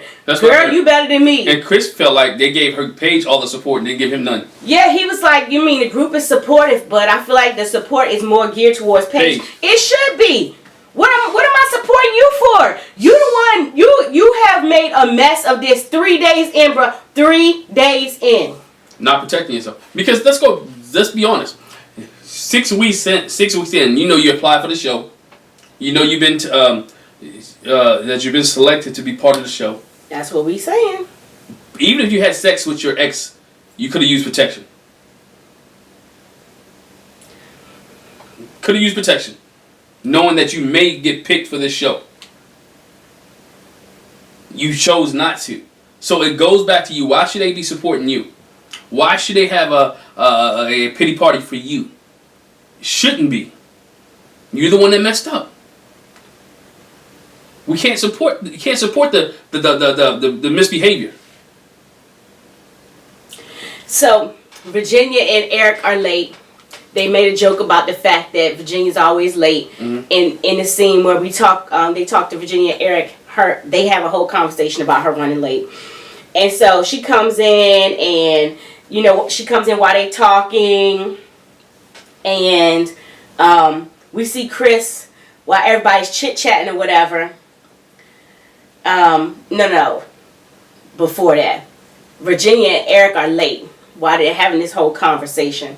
And so they're still talking about their relationships and sharing how everything's going. And we see Chris whispering to Paige something in her ear, blah, blah, blah, blah. And so then he gets up and walks away.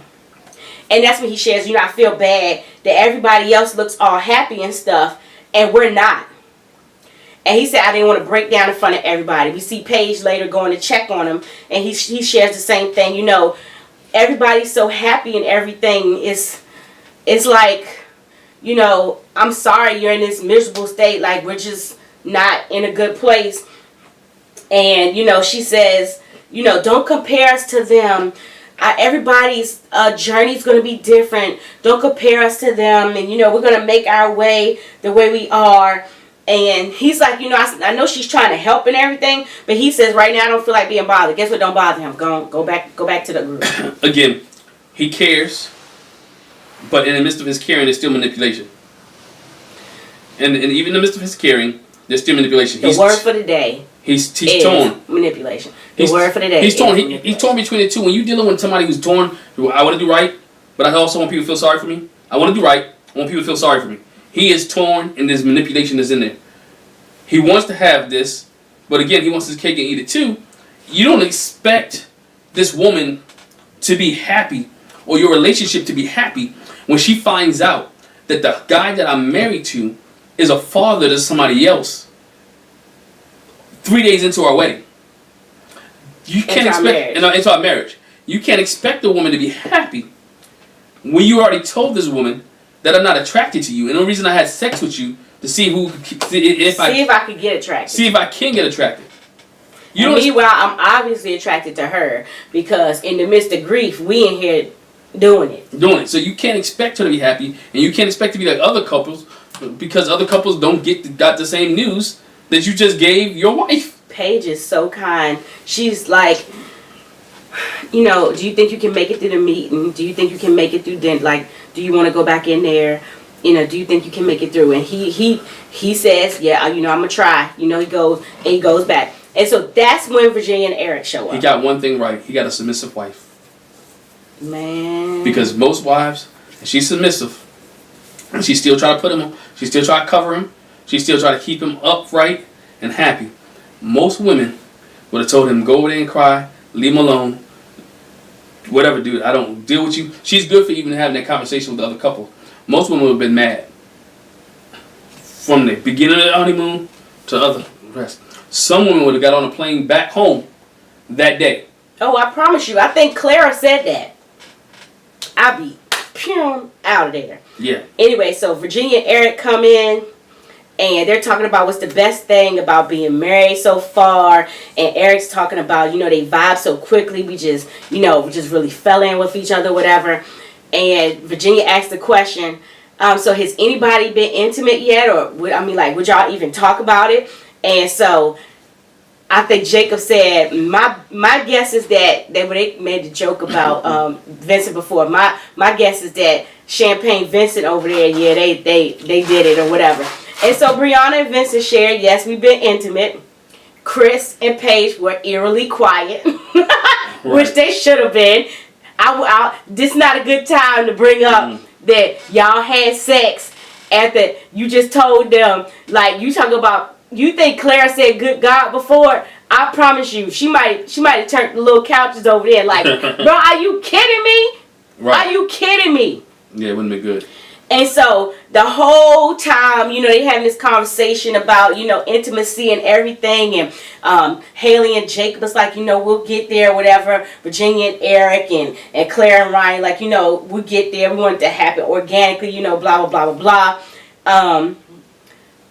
Which we didn't tell you about because, yeah, the part with Brianna and Vincent, they talked about the fact that, you know, they were intimate. But anyway, Chris and Paige's posture, the whole conversation was like, I mean, they looked like they was hurting, like my back, my feet, I can't really sit here, whatever. And so Eric asked Chris, what's up with you, man? What's going on? And Claire's like, bro, you missed a lot. You missed a lot. And Chris is like, but I don't really owe anybody an explanation or whatever. So right there, this is me. I'd have been like, you late to the convo. I'll let somebody else tell you. Because I'm not getting ready to repeat this again. But the dummy says it again. So then, again, you open yourself up for the opinions and the commentary of other people. Yes. You get what you get. He opened it up. He opened himself up, he told her. And here comes the comment. Virginia makes a comment. Is the baby even yours? Chris was like, that's totally disrespectful. That rubbed him the wrong way. Because it's one of two things. You call me a hoe and you calling her a hoe. Mm-hmm. Like, we just be screwing around.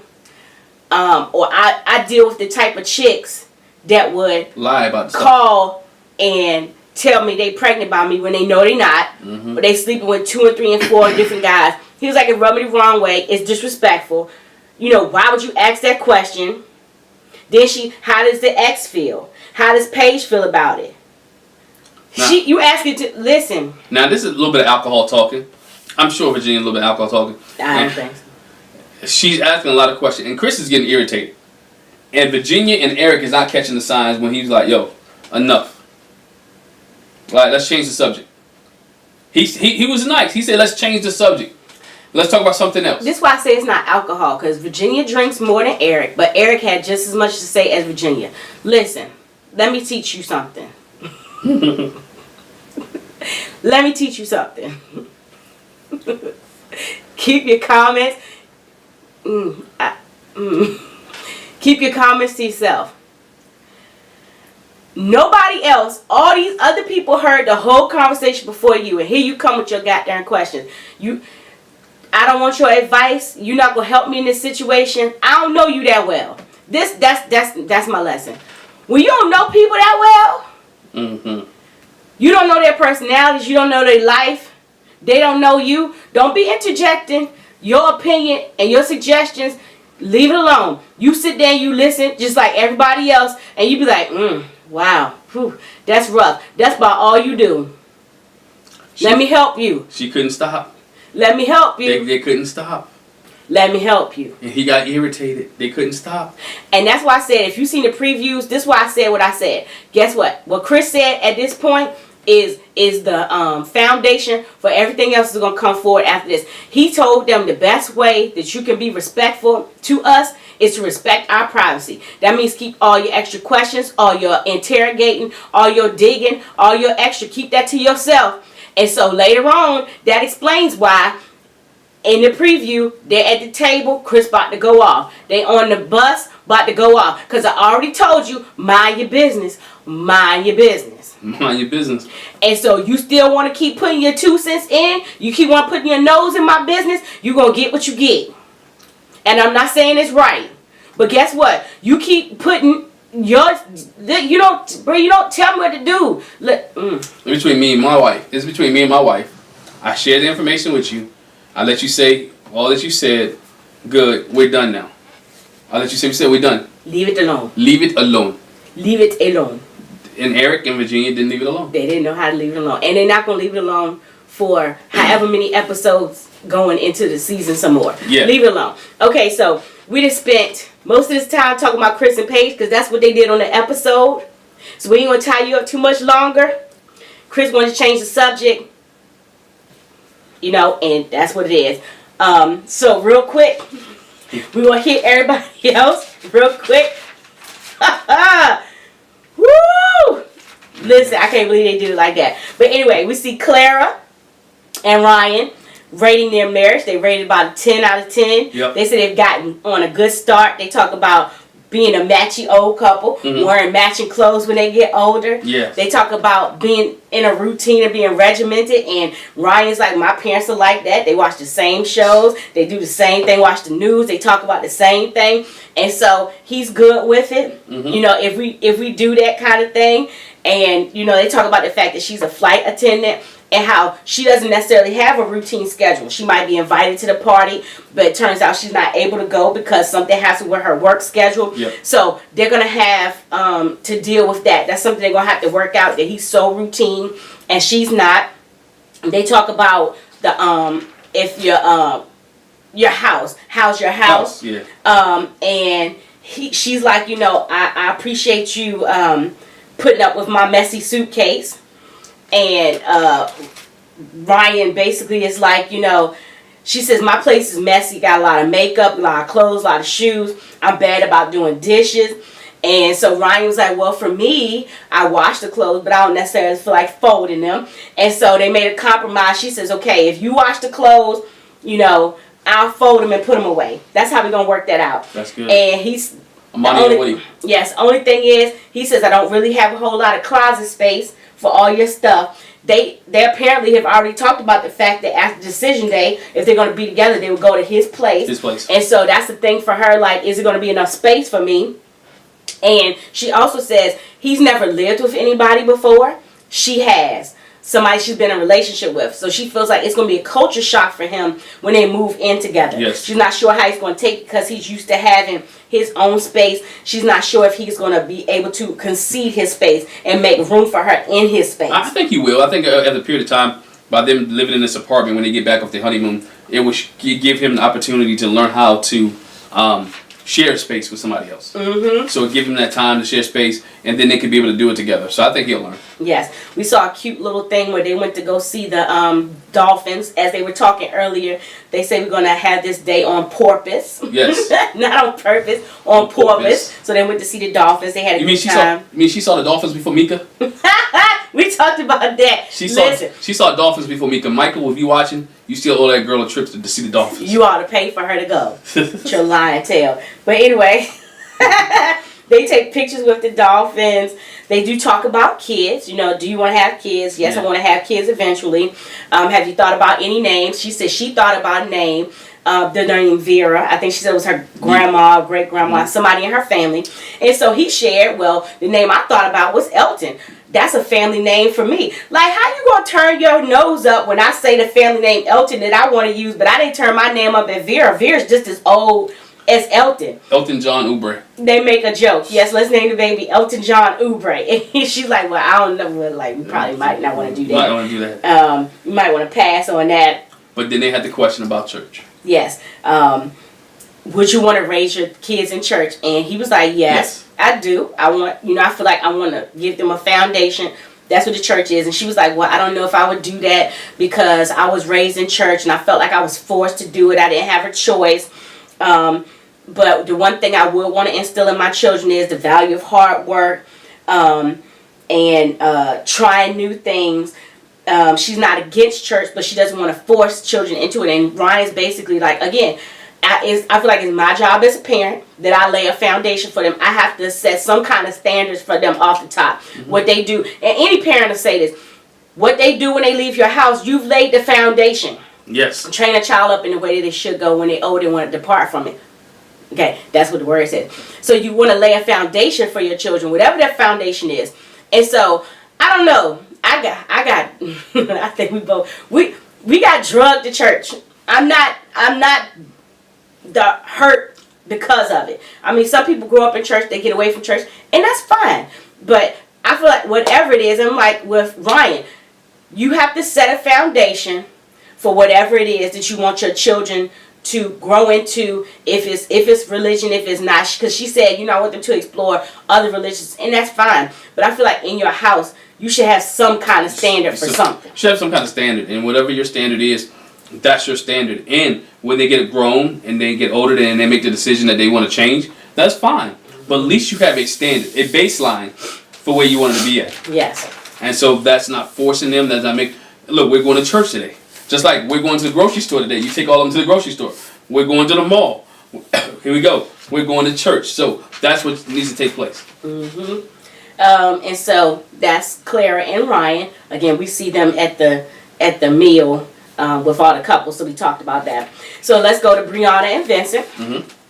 Brianna and Vincent.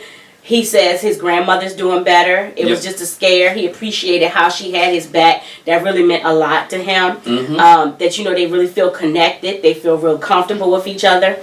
They talk about the fact that she's bossy. Yeah, she's a boss chick. And they talk about that because they're talking about where would you want to live? A high-rise, a condo, a townhouse. And he's like, I had a condo in mind or a townhome. Townhome. And she was like, well, I want a high rise, mm-hmm. And he was like, well, yeah, they told me at the wedding that you was kind of bossy, so maybe I'll let you be the boss on that and make your decision. Okay, that's fine. They talk about having kids. They do want to have a family. About 2-3 years. He said in about 2 years. She said more like 3. Yeah. And he was agreeable with adjusting the time frame. That was cool or whatever. We talked about Brianna and Vincent coming back together after they talked to Chris and Paige. The other thing that went with them is they go out on the beach in the sand. Yes. And they have their first little dinner together as a married couple. Really sweet. They stop. We see them stop, take their shoes off, and Vincent picks Brianna up to walk across the sand. Yes. Have the dinner. He laid it all out, man. My man was smooth. Yeah. Vincent laid it out. Look, we love them. Romantic date. He takes her across there to sit on the seat. They play footsies underneath the table. Yes. In the sand. And that's when we find out that they took it to the next level the night before. Yes. They took it to the next level, and basically it was like it happened organically. It was a matter of, yes, I'm attracted to you, and then with what I was going on with my grandma, the comfort that you gave me, mm-hmm. That just made me feel you even more. And I guess they just like Chris was comforting his ex. Brianna was comforting Vincent, and then in the comforting. I mean, they already have been lovey-dovey, kissing up on each other. Yeah. That's so. I mean, obviously it's gonna go to the next level. But he said I wanted it to happen organically. It did. That's what happened. And they both enjoyed themselves. They liked it. They liked it, playing footsies on the table. They really feeling each other, looking into each other's eyes. They feel like it's a match made in heaven. I ship it. Okay, I ship it. I like it. I love it. I love it. Brianna and Vincent. I'm team Brianna and Vincent. They love it. I like it. All right. And so that's it with them. All right. So let's talk about let's talk about Jacob and Haley. Jacob and Haley. Okay, so he asked her, you know, how you feeling? How's everything going? Have you talked to your friends since the wedding? And she was like, I've talked to my friends like every day since the wedding. Where was he at when she was talking to them? Eating meat, eating steak, eating potatoes, eating eggs, working out. I'm like, how does he not know she's talked to them every day? But anyway, he in the gym working out. she said, you know, I've talked to him every day. My friends haven't, he was like, you know, have they picked up on any red flags? No, they haven't really picked up on any red flags. And she was like, have you talked to your friends? He was like, yes. My friends were very positive about the situation. They say I got lucky. Mm-hmm. I got lucky with you. You know, I lucked up. They talk about his workout routine. Yes. You know, to get working out, and how he's got Star Wars themed kettlebells. And she's not a big Star Wars fan. No, she's not. She said she's never seen not one of them. Not one. And he's like, oh wow, okay. And I'm sure when they get back home, he wants to show her every single last one of them. Yes, and he wants her to especially use the Star Wars kettlebells. They talk about working out together. She says, I'm more of a yoga person. Yes. He was like, well, I'm willing to try the yoga. You know, if at least you'll try some low resistance training. Low resistance training. The one thing I do want to say is while they were eating, she picked fish. Mm-hmm. I don't know what he had on his plate. The one thing we do know that he had on his plate was a big onion ring, a big raw red onion. A big raw onion. And so he kindly picks the onion ring up, and he's like, I'm going to eat this onion. She's like, oh my gosh, you got that big onion. And he sticks the whole onion in his mouth and eats it. And she was so disgusted. And she was like, oh my gosh, you eat raw onions. Which I thought was odd, because you do know you can eat them raw or cooked. Right. The most onions in your salad aren't cooked, so just some eating a raw onion. But you don't it's going to have the same smell effect whether it's cooked or raw. But you really don't see people who eat just the raw onion. Now, you don't see people just take it out. Now, Yeah. I do, but you don't see people to do that. No, but he did. And so while they're sitting there talking, she was like, man, like, them onions got your breath kicking. Like, that onion is so strong. He's like, food kicking. oh man, I was going to lean in for a kiss. She was like, yeah, no. Not gonna happen. No, not like, no, you're not going to kiss me with that onion breath. No. We see them later coming into what is obviously an aquarium with these funny glasses on. I guess it's whatever, as you walk, they're supposed to help you see or something like that. And so they go to a shark reef aquarium for their first romantic dinner together as a couple. On their way to the place, she was like, she thought it was cute that in Las Vegas, which is known for shows and gambling and showgirls and all that stuff, that they were able to find this nice little thing to do in Vegas. And on the way, he said, we watched the Goonies on the way. I introduced her to the Goonies. We watched the Goonies. Dude loves the 80s, man. And I'm a Goonies fan. I like the Goonies. My little sister watched the Goonies every day when we was growing up. I like the Goonies. But I don't think on my wedding that I would show my wife the Goonies. I mean, he's sharing himself with her. And that's him. It is what it is. But they asked, like, what's the weirdest, what's the craziest thing you did? And I forgot what she said. But he said the craziest, weirdest thing I did was wearing a pink thong on the beach in Miami. His friends dared him. They found the craziest looking piece of clothing, a pink thong, and he said it's some video footage somewhere, because obviously it was no cell phones back then. So it's like a VHS tape somewhere with video of me running on the beach in a pink thong. Dog. Embarrassing myself. And he loved it. He's like, it is what it is. It is what it is. They talked about relationships. She said she had her first serious relationship at 15. He was like, oh wow. And he had his first serious relationship at 18. Mm-hmm. And he was like, you're obviously the more braver, adventurous between the two of us. The fact that you be in a serious relationship at 15. That conversation still was kind of... But it's getting better. It's getting better. It's getting better. I felt their vibe a little bit more.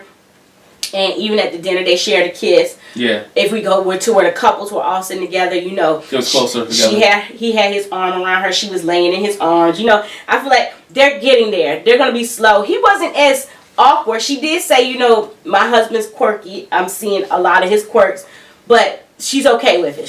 She's okay with it. And let's see. I think that was it with Haley and Jacob, because we talked about how she shared how they've been vibing and how their families got along at the wedding. Virginia and Eric. And so, yes, this is the last one. Yeah, they had a lot of conversation. Okay, so Virginia and Eric, we see them talk about the fact that when they were at the wedding and the reception and everything, her concern was basically, I'm a party girl. I don't see him drinking a lot. Mm-hmm. Her friends were like, oh man, you know, I don't know if this is gonna fit. He's not really drinking that much. And he just says again, obviously, you know, there's an age difference with us. Yes. I'm more serious. I've kind of got that out of my system. You haven't. They talk about her being at the top of his list when it comes to his priorities and stuff. Yeah. And he says, I don't have a level of priorities. I have a circle. Mm-hmm. So I had this circle with a missing piece, and now you're in that piece. Yeah, so I have a circle of priorities. Yeah, that she's in there, you know, and that's, you know, one thing I've learned about Eric, he's putting everything in perspective. Mm-hmm. I think we said it the last time. He's willing to commit to the process, mm-hmm. and he's not holding anything back from her too. He's being truthful, just like Chris is being truthful, but he's doing it in a nice, pleasant way. He's doing it in a pleasant way where she can understand. When he talks about, even when they get to pool, about I don't think guys and girls can be friends. Yes. You know, he did it in a way like, look, I can't hang out with, you know, I don't see you hanging out with your boyfriends all the time. Mm-hmm. That's not something that I would want my wife to do. Mm-hmm. Because I'm not home all the time. Right. Yeah, they talked about them needing to be good communicators. And like you said, when they were at the pool. Oh, that's the one thing I want to point out too. She's in the bathroom getting made up. And he was like, we're going to the pool. And she was like, still, I got to do my face. I'm not going to get my head in the water. He was like, are you going to get in the water? I'm going to get in the water, but I'm not going to put my head in the water. So I am putting on this waterproof mascara, but I'm not messing my face up, and I'm not messing my hair up. And they talk about the fact that she runs late and everything. And he was like, I'm going to have to help you get that straight. You know, I'm an airline pilot. Can you imagine if I ran late to my stuff, how it would delay the process? She said she late to work every day, 20 minutes. Every day. Every day. Why she still got a job? He said, I'm going to have to help you with that. I'm going to have to help you with that. But, and she's like, you know, if I get my hair wet, just know that when we go somewhere to eat later, that it's going to take me a while because I'm going to have to do something with my hair. And he was like, well, I just know that if we have to be somewhere at 7, I'm going to tell you start getting ready at 6. I'm going to tell you at 6, which means you're going to start getting ready at 5. And she was like, well, actually, it probably bumped me up to 4. You're going to be all day getting ready, honey. But the one thing she said, they talked about how he's established in his career, yes. And she's still kind of growing in her career, and seeing how he's established in basically his work ethic. It gives me motivation to work on my career goals, yes. and do some things. They talk about the fact again that he's an airline pilot, and basically, which when he said it, I was like, well, all in all, that's not bad. He said, I'm gone, you know, 3-4 days in a row, but then I'm home for a while, and it comes out that really I'm only gone like 15 days. 15 days. So that's half the month. So half the month I'm gone, half the month I'm there, which is not bad. And he was like, you know, is this just something you're going to have to get used to, because I'm going to be in this. He already know. I'm going to retire when I'm 65. When I'm 65. He's like, my dad's had this life. That's what it is. They've worked it out. He was like, whoever I'm with, who I'm with now, mm-hmm. we know going to have to work at it. He said that, you know, that's what happened before, that people that he were with, they had a problem with the fact that he was gone.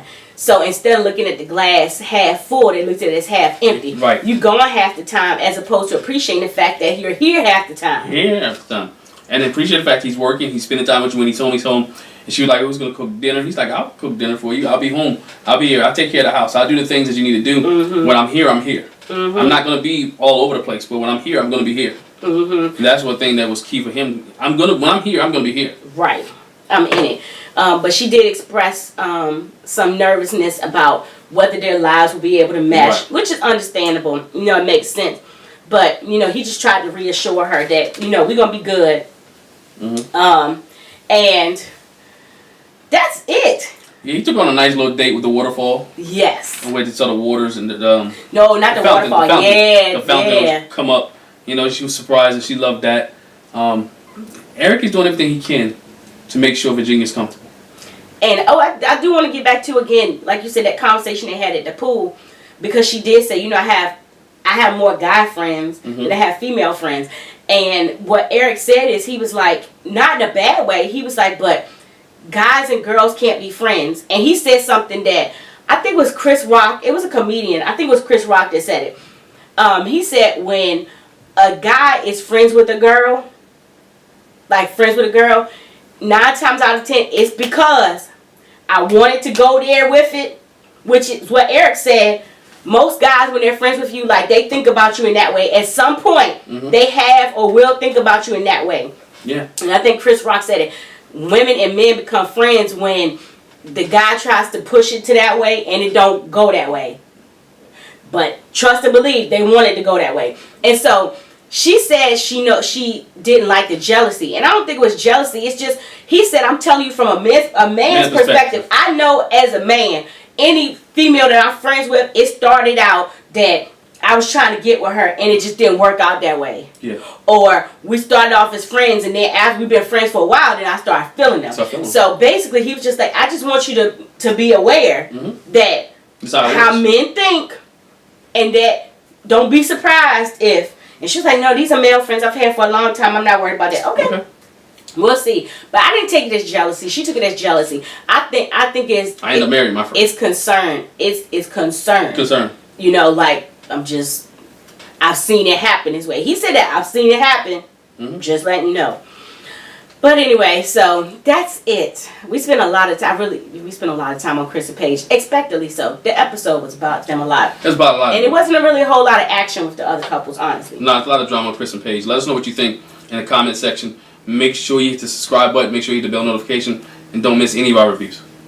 Yes. And get ready for the full-fledged drama because it's about to ensue. It's about to get bad. Real. About to get real. About to get real. But thank you for joining us. Bye.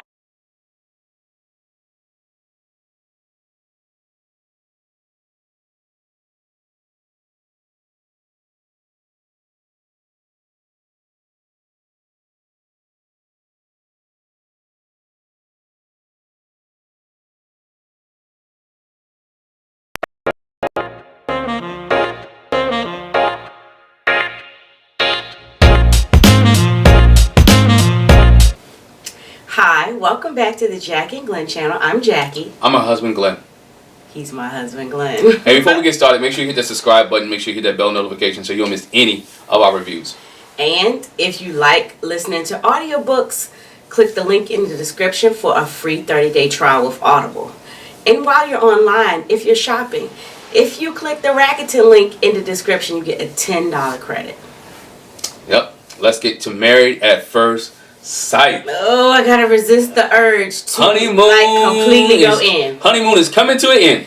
Yes, it is, and But the fireworks are still going. And yeah, it's pretty bad. It's pretty bad. Day 4 of the honeymoon. So we start with Clara and Ryan. They're sitting down eating breakfast, and they talk about again how routine Ryan is. He eats the same thing for breakfast every day. Clara says my dad does the same thing. But Ryan's breakfast every day is a fruit smoothie and a Kind bar. And a Kind bar. And I had to look up what a Kind bar was. Didn't I know? I don't know why. I don't know neither why. Why you didn't know what a Kind bar? And so Clara says again she's not a real big breakfast eater. No. But they're sitting there eating breakfast together. He talked about what's her personality, what was she into or whatever, and she talked about how she was in show choir in school. She was in show choir in school, and so she lived for the performance. We open this up talking about how dramatic and entertaining she liked to be. Yeah. But we find out it wasn't her. But she said she lived for performance. She soloed every day, and she wanted to be the center of attention. And I think she still wants to be the center of attention. Yes. And she still does. I think the way, if you watch the show, if you've seen it, Claire likes to be the center of attention, but she knows how to, she's learning how to reel it in. And I think Ryan's going to help her reel it in and not always be the center of attention. And she has a little bit of street smarts. We'll see that a little bit later. She has a little bit of street smarts and she knows when to back off. Yeah. And surprisingly, Ryan shares that he was a class clown in high school. Yeah. He was the life of the party senior year. Just, He was the man. I guess he probably was at that point in high school. It's like, I've already got all my credits. I got time to play around. Yeah, but when you're like the only black kid in your school and you get the class clown award, I don't know how to feel about that. I'm just saying. You got to be funny to get everybody to like you, but nah, he seemed like he was a fun-loving guy. Yeah, they talked about what kind of guys she dated. She said, I pretty much dated guys that didn't like me as much as I liked them. And she laughed, but she said she attracted a lot of frat boys in college. And then when she started flying, being a flight attendant, she got like everything across the board, which she shared before. Yeah. She said she get the frat boys, she get the drunk old men, she get everything as a flight attendant. You can talk about her date naps and going on her terrible first dates that she had. So some of the things, bad first dates. Multiple bad first dates. So we've heard some of those experiences that she had prior in some of the preview episodes. So previous episodes. Mm-hmm. But overall, the two of them, they feel like they're very well matched. Yeah. Except that then she goes into the fact that I fall in love all the time. Oh, I always fall in love. Here we go. I just fall real easy, real hard, you know.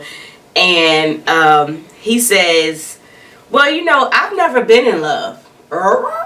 She's like, uh-oh. But he prefaced that with saying, look, I take that word to mean a lot.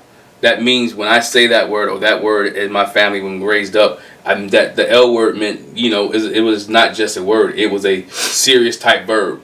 And so he prefaced that with saying, look, I've been with a lot of relationships. I've been with people a long time, but I have not used that word. Which, to me, if he decides to use this word in this relationship or in this marriage, she realizes that she has to know it is serious because he never used it. But also, it begs the question, like, do you know what love is? Have you been in love and you just weren't bold enough to say it? Like, I can't believe, like, you have never, like, you've been in serious relationships over some years and you never feel like you've been in love. You've never told somebody you love them. Maybe his heart wasn't I can understand his heart wasn't into it. You've been in relationships where you never told the person that you love them. And I've been in relationships where I've never told the person I love them. Long-term relationship where I never told you. I mean, it probably was high school and maybe early college, but I've been in a relationship where I've never told the person, look, I love you. So I can understand that. Now, when we met you, I really, I loved you from day one, but, you're my day one. But, but at the same time, there were... Here we go with domestic again. It's not the mess. It's not the mess. But I can understand that, though. When you haven't been in that relationship and you don't feel that, why just throw the word out there? He doesn't feel it. He didn't feel it. He liked the person. He was really in tune with that person, but he didn't love them. You know what? And this is a whole nother discussion. But I think people they mix up loving somebody with being in love with them. Okay, I get that. See what I'm saying? I can't believe at this point you haven't loved anybody, meaning had care, concern about this person, like want the best for them. Would feel weird without them in your life. You know what I'm saying? At this point, you have loved somebody. You have. Meaning, like you said, I love my cousins. I don't talk to my cousins all the time.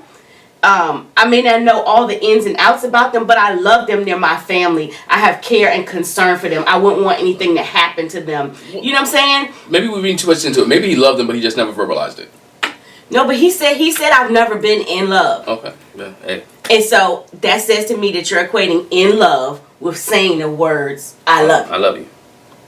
I don't know. But anyway, so yeah, that gave her pause. I'm not mad at him for putting special. I don't get me wrong. It's nothing wrong with making that word special and not throwing it around loosely. I agree with that, but I think he's overthinking. He's putting too much into it. But anyway, so that gave her pause. It was like, I don't know if this gonna work. But anyway, do we want to keep going with Claire and Ryan? Keep going with them. Say with a couple. Okay. So it's hard to talk about the rest of them without getting to the other stuff. We gotta get in. Let's get into the meat. Okay. So anyway, so after that we see that the girls meet at the bar to make cocktails together. And then the guys go for a craps lesson. Craft lesson. And so they're making cocktails, and I think that Virginia already had a cocktail before she came. I'm sure she did. Because she's stirring hers up and she spills hers. Yeah. But later she has another one. But anyway, so Clara makes the comment to the side, you know, she feels like almost everyone is having a good time while they're in Las Vegas except Paige. Yeah. And she says it's shocking but not surprising that Chris is acting, or this has happened with Chris, the baby mama thing. And I'm like, you don't know this man that well to be saying that. But she's talking based off the vibes, and again, you don't know him based off the vibe that he's given. It seems as if he's an arrogant, prick, or he's an arrogant guy that could have. He's giving that vibe to her. Now, should you prejudge? No. Or maybe it's not that, because we find later that, Paige does talk to the girls. So maybe when she says it's shocking but not surprising, Paige may have shared with them all these sex conversations and questions that he's already asked. And so maybe she's not surprised that he was laying like a rug, but shocked. They didn't strap up. Hey. But we see in this episode is a lot of judging going on. Yeah, it's a whole bunch. But, the guys out there learning how to crap. The craps, all of them sitting there and look like they're having a good time. They look like they're having a good conversation. They're enjoying each other. I like what this show does now, make them get together to have some kind of interaction between them. Sometimes it's good, and as we see later on, sometimes it's bad. So on both sides, we see them talking about their relationships. The females say they want to do a temperature check, and Brianna says, like, I'm feeling him, I'm feeling it, our personalities match. But she does see some things like where he's unstructured. Yeah. She notices that with him. And so Vincent says, same thing, good, perfect vibes going on. But he sees some bossiness. But I see the bossiness, there might be an issue. It may be an issue. So they both say everything's going good, but I do see this. Yeah. Then we see Haley. Well, no, it's Virginia. We see Virginia say she's noticed a few issues in their relation. Like, everything's going good, but I did notice that him being like super conservative. Southern conservative. Yes. Our different paths and pasts. That I'm younger and I'm semi-promiscuous. And she drank a lot. Yeah, and then how he has an issue with the guy friends. And we see a scene where she actually talked to Clara after he said, the guy friend thing, guys always, if you have male friends, they either want to hit it or they want to hit it. Yeah. There's no such thing as a male friend. There was always something there. And so Clara gives Virginia really good advice she talks to her about compromising and how we know this might be what you're used to, but you're going to have to make him try to feel comfortable till he gets to the point where he's okay with your male friends and discuss the whole situation. And the problem with Virginia is this is my issue with Virginia. She doesn't want to change.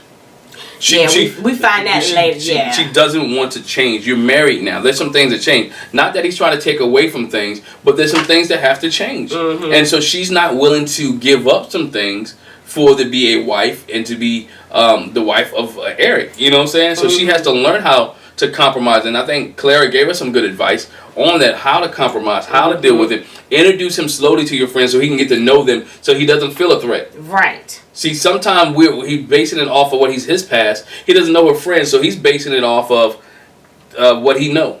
So if he gets around her friends and realize her buddies are not that type of way, then the threat is lessened in his mind. Right. Right. On the flip side, we see Eric talking about, he was really rambling. He was drunk. He was. He was just rambling. It's unreal. It's so unreal. Like, I can't believe since the beginning I just don't have any real words. I'm just, it's like great. Like they've been not only been drinking, like he been a little smoking a little. Something. I mean, he is way too tipsy. And Chris says that too, man. You are you tipsy? Vincent says he's chocolate wasted. He's chocolate wasted. He's chocolate wasted. He He was drinking like she was. And But yeah, overall, Eric says, I think he's so drunk he's saying there's no issues. He knows there's an issue. You know he has problems. Yeah. Because we find them later on when they both are kind of drunk. Talk about the issues. Don't talk about your issues while you're drunk. Anyway. And so Jacob shares that he feels like in the whole group of guys, as he's hearing them talk, he said, I really feel like it's too early to be saying how perfect stuff is. We're only 4 days in. 4 days in. You know, anything can happen.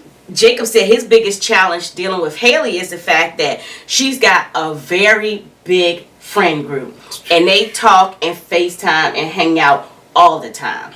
And so trying to figure out how he fits into her life and to get her maybe not to invest as much time in her friends or just invest time into him. How's she going to have time to invest in him and spend with him when you're so wrapped up in your friend group? Because she says throughout this episode, I've been single for 7 years. Yeah. She's trying to get adapted. And I don't know. If you go into Married at First Sight with that mindset, you're going to have an issue. She's got an issue. You're going to have an issue. For somebody who doesn't know how to separate. You're on your honeymoon with your husband. Sorry, my friend circle, I don't think we talk to anybody on our honeymoon. You know what I'm saying? Outside of saying, you know what, we made it safely. I mean, besides the fact that, you know, we were out of the country and this was years ago, almost 20 years ago, and cell phone signals and stuff like that wasn't the best. But even on our honeymoon, I don't think I would have been interacting with my boys back home. You know what I'm saying? No. That's what I'm saying. She interacting with her friend circle, and for him to know that is like, dog, what are you doing? You see what I'm saying? It's supposed to be about us. We're supposed to be learning, and we'll see later why that to me is important. They're not learning about each other. They're not having a conversation about each other, not communicating, and she's still dealing with friends back home.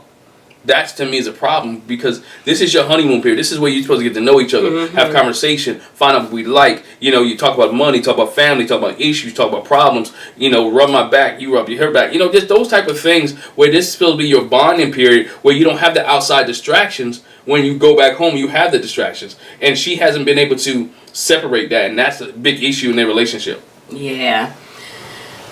So what Haley talks about is she's still trying to get adjusted to being around somebody 24/7, which she hasn't been in a long time. But that's a bunch of, I think, excuses. You're around you're around different people. You're around friends. This is somebody you don't know, yes, but this is somebody that you signed up for this. Again, we say this every season. You signed up for this. Have you not watched the show?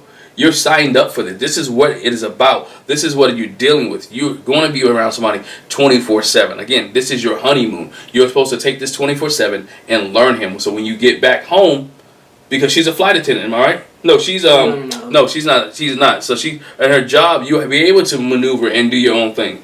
Right? Claire's a flight attendant. So you'll be able to do different things. So you won't be around him 24/7. So now it opens up because you have built that relationship up.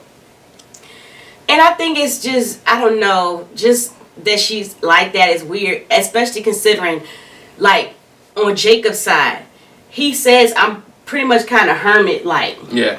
And I'm used to, like, he's used to being by himself, too. And the fact that he came into this knowing I'm going to be inserting somebody in my life is going to be an adjustment. You know, I just feel like when you come into Married at First Sight, why are you going into it with, you know, with that in your mind? You know, you stuck in that, like, gotta get used to being around somebody. You're not ready to be married at first sight, then. You're not, because you're not ready to be first married of all, not even at first sight. You're not ready to be married, period. Because that too. And I was about to say that. Yeah, because you bringing other people into your life changes. It's not gonna be the same way when you get married. Absolutely not. Absolutely not. But anyway, Claire talks about how good she and Ryan are. She says, if I put everything I wanted in a man in the machine and a perfect guy popped out, Ryan would pop out. Yeah. They have a lot in common. They see eye to eye on like everything. And it's like, it's so good that she's waiting for something to drop. She's waiting for the bottom to fall out. It's like, what's going to happen? It's too nice right now. What's going to happen? Yeah. And that she shares with them her conversation with Ryan that he's never said the L word, and that it was concerning for her. And they were like, they were like, okay, yeah. On the flip side, Ryan says everything's going well. They're talking through the fact that she's very outspoken, yeah, and he's more reserved. So just kind of balancing that, they're trying to figure out how to balance that out. Then as the conversation goes forward, they're both kind of talking. I really feel like the producers prompt this because they're like having the same conversation. The guys and the girls. But Chris asks about intimacy. How's that with everybody? What's going on? And so Ryan says, yeah, we've been hanging out. We're hanging out, but we're not going to talk. He's not going to talk about it. Yeah. He's not going to talk about it. Claire says, on the flip side, they're keeping their sex life private, but they do have a physical relationship, and it's good. Yeah. Which translation, we did it. Yeah. If translation, we done it. Yeah. So here comes his being reserved. He's not going to put it out there. He's not going to tell nobody. That's in him and Clara have an agreement that that's how they're going to roll. I respect that. Jacob says, he's good. It's natural and everything, and he'll leave her to talk about the details. Yeah. Feel like translation there. They've done it too. And so Haley says they're good. They're hanging out. It's just super fun. And she says on the side, one night they've been drinking a lot, and she was like, hey, this is my husband. We're married. Might as well. Why not? So translation again. They did it. They did it too. They did the do. And so then Paige, in contrast, she shares that with the girls, it's been a lot that she's been going through. It's a lot. Is it? To deal with. A lot of people would have dipped out when they found out the first day. Claire said it. She's out of it gone. Yeah, she said, you better than me. Yeah, you better She than said, me. you're a better woman than me. But Paige says, I'm just kind of waiting for a turnaround. I'm waiting for it to turn around. I don't want to throw in the towel just yet. That's not the kind of person I am. I realize that I want to honor my vows. Even though it's married at first sight, we are married. And she went into it really with a marriage. This is serious. And so she's taking her vows serious. And she thinks he does too. He's taking his vows serious. Yeah. And she's going to try to stick in there and try to, figure it out or whatever. And so Virginia says, well, how's it going to be dealing with a baby mama? Girl, anyway, baby mama and you being a stepmom, and that's a lot. And she says she's concerned for Paige. Understandably, I am too. Understandably, but again, she goes into a different realm. I mean, her immaturity shows here. And because of who she is, she's 26 years old, her immaturity and plus alcohol plays a role. She says a lot of things that I don't know how it's going to be a baby mama. I don't know how it is going to be a stepmom. I'm on my honeymoon. We're not even there yet. I can tell you my mind, but I don't know how it's actually going to be because I don't even know the girl yet. I don't even know if she wants me to be involved. I don't even know if Chris wants me to be involved. We haven't had that discussion. We haven't had that conversation. So now you have Clara, you have Virginia who's fishing for information. And Paige is like, I don't really understand. I can't even grasp this yet. I've been married 4 days, and you're talking about stepmom, you're talking about raising somebody else's kids, dealing with baby mama drama. Not a baby mama, but I haven't even grasped that right there. This is the problem that I had with it. The fact that she used the term baby mama. Yeah. Baby mama has a negative connotation. She could have said his child's mother. Mm-hmm. The girl that's pregnant, she ain't no baby mama yet. No. Baby mama, we not there. I just didn't like the way she called it that. Yeah. How you gonna deal with his baby mama? No. Y'all know what a baby mama is. That's a bad connotation. Why pick those words? But anyway, again, Claire's like, you're a better woman than me. Mm-hmm. You built for it. I absolutely is not. They say later, all the rest of us definitely would be out. Chris, you got a good one right there. Yeah. But anyway, so the guys asked Chris, what's going on. He said, I've just had to reassure Paige that she's number one. I am still fully invested in a marriage. I'm trying to stick in there. I know it's a hard situation, and I've dealt her a rough hand, but we're trying to work it out. We're trying to work it out. Eventually, we find out he talked out of both sides of his neck. Yeah. So Eric asks, "Is Paige okay?" And then he goes into, all right, we go from Virginia talking about the baby mama stuff to then Eric going to be telling telling homie, you know you have to man up. You have to man up. And Chris is like, and make sure you're there for her. Chris is like, what you mean I'm not manning up, dog? What you mean? What do you mean by man up? Again, I'm not even home yet. We are 6 weeks. She is 6 weeks pregnant. I just found out. What kind of manning up are you expecting me to do? I just got married at first sight. I'm on my honeymoon. This is not normal real life yet. We have not even had to go to actually confront the real. What are you talking about? Manning up. He said I manned up. I told her. He said, now mind you, he was very resistant to telling her, but he did tell her. He said I manned up when I told her because I didn't have to tell her. But any man will be resistant to tell you. You're telling your new wife, you know what? By the way, I got my ex-fiance is pregnant. Any man would have reservations or kind of in his mind to tell his wife that. Let's be honest, it's a news that you don't want to share. So reservation is going to be there. So yeah. I don't expect the dudes, oh, by the way, I got my baby. No, you're going to have reservation because you don't know how that person is going to respond. Because if you cared about her and you care about this marriage, you're going to be like, dang, my marriage is going to get ready to blow up before we even started. So there's a hesitation in there. So I understand that. Now, when we get to Eric talking about man up, dog, I don't even have this baby yet. First of all, I believe that is mine, okay? Me and this girl have probably had some conversations. I'm not even home yet. So how do you know me? You don't know if I'm not going to man up. This is my first child. I don't have any other kids out there. So you telling me to man up? What do you mean by man up? Do you mean, take care of my kids? What are you trying to say? I'm not going to take care of my kids? See, or I'm not going to take care of my wife. I'm not going to take care of my wife. Or I'm going to screw Paige over. Bottom line, you don't know me. You don't know me like that. You don't know me like that to tell me to man up. You might see me in the streets, but homie, you don't know me. You don't know me. So you tell you what? You don't know me. What are you telling me? So what he should have said was, you know what, Chris, I believe that you're going to do the right thing. Or not even, I guess not man up, but are you ask like this? Are you you prepared to step up? What it's going to consist of. Step up and still in your Chris, marriage. have you thought about how you're going to try to handle this both ways? Yeah. Anything could have been said, but when you said man up, it's implying that I'm not doing my job as a man. Or that I'm not going to. That I'm not going to do my thing. Yes. Now, mind you, I don't know Eric, but to me, him and Virginia, it's a lot of stereotypes. Ooh, yeah. To me, it's a lot of stereotypes. I'm sorry, you say what you want. I just feel stereotypical conversation. Oh my God. That's coming out through that conversation. Whether they mean to or not, it's coming off as stereotypical conversation. It really is. But this was the start. Chris was like, to tell me to man up, that was disrespectful. I felt disrespected.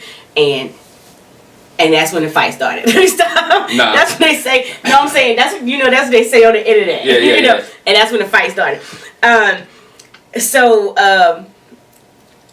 But Eric doesn't mean, and I want to say this, Eric doesn't mean any harm.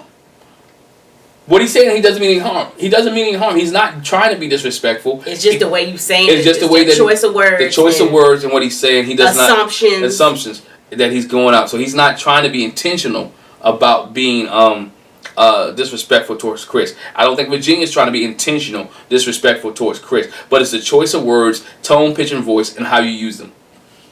And who it's coming from. Yeah. You don't know me. Okay. We hear Haley and Jacob. They're, having a conversation later on. She's saying it's still surreal that she's going to be stuck around somebody 24/7. But she is starting to like him. Yeah. There's a lot to process. He asked her how she feels about moving in together. And she says just getting adjusted to dealing with somebody else. She says, I'm not a clingy person all the time. Yeah, I'm having he's having a hard time determining her intimacy level. It's like, do I try to kiss you? Do I try to hug you? Do I try to hold hands? Do you like PDA? I don't know. Whatever has happened, he says, I've pretty much been the initiator. Yeah.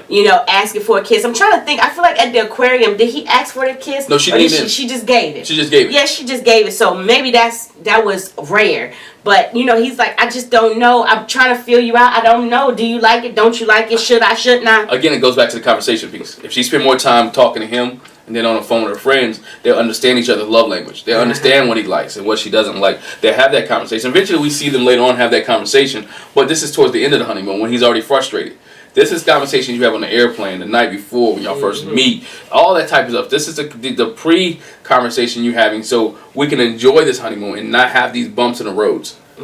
She said she realized that expressing intimacy and letting someone, letting her guard down, that is something that she has to deal with, that she's trying to work on. Yeah. She knows that she's hard to read. He says, you're hard to read. She realized that. She said, I know it's something I have to work on. And he wants her to open up more. He does say that Well, he has to take time. He can't be pushy. That's one thing she says. You can't expect me to change myself completely in 5 days. He's trying to be. He's too pushy. But I'm not saying pushy. He's forthright. Let me put it that way. Not pushy. He's forthright. Yeah, but again, it's married at first sight. I understand you're not gonna completely change her personality, but some things you're going off the top you're gonna have to do different because of the way this is set up. Yeah. You're gonna have to. I think about Shawnice and Jeffy. They spent their whole marriage, him with this stranger danger. Yeah. Yes, we're strangers, but you knew that when you came into it. And the whole part of the process is getting to the point where we're not feeling like we're strangers anymore. That means we need to talk. That means we need to relate. That means we need to give up some. That means we need to give in some. It's a give and take. Anyway, he said straight up they did have sex, and he said since then she hasn't opened up much more. It was disappointing. He was like, we got to the point where we had sex, but I haven't seen much more open since then. Maybe it wasn't what she expected. Maybe it was too much too soon. I feel like she was just drunk. maybe she was just drunk. I mean, well, again, maybe she hasn't, I want to call it sexual remorse. Right, sexual remorse. Now, man, we don't have sex, but I really am not feeling this dude. So she's drawing back because she's giving herself to him, and now she's like, oh dang, what did I do when I was drinking? You know what I'm saying? So now she's having those issues. Then we see Chris and Paige, and he says that he wants to really commend her on how she's been handling everything with such grace, and he lets her know it's not going unnoticed. I appreciate the woman that you are. He's starting to see why the experts matched her, even though nobody could have ever predicted that they would be in this situation. But she's handling with grace and poise. I like this. I like this Chris. This Chris. This Chris is showing that he's noticeable. He understands. He's giving her some compliments. He's giving her credit. Some can say it's manipulation, but I think we'll see two different Chris's in this episode. Oh yeah, maybe 3 or 4. But he's battling again. He's always battling with trying to do what's right to who he is on the inside, and not letting you walk over him.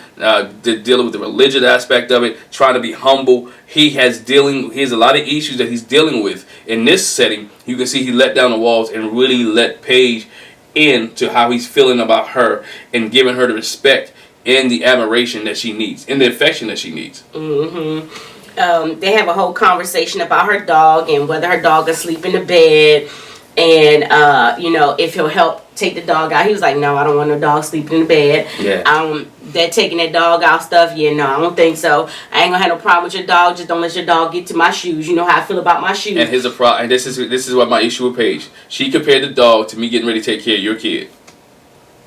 She did. She was like, how are you expecting me to be a stepmom and you can't be a dog dad? 2 different things. But for her, that's her child. But understand that. I know. But to him, he may not be an animal person. That's true. And so I'm having to warm up to animals. She may not be a kid person, but again, that's what I'm about to say. So we have to compromise on this issue, because now in this marriage here, they're throwing a lot of dynamics. You're throwing an animal, you throwing some kids, you throwing a stepmother, you throwing a lot of things into this relationship real quick, real fast, and you want them to change. Let me get to know the dog. Let them like Greg and Deanna. Greg wasn't really a dog person. Right. Greg really, but he warmed up to Sandy. Yes. And Sandy warmed up to Greg, and now you can see Greg enjoying Sandy. So let me get to that point and allow me to warm up. Don't tell me what I'm going to do, what I should do. Let it be options where when I warm up and I realize, this dog, he likes me.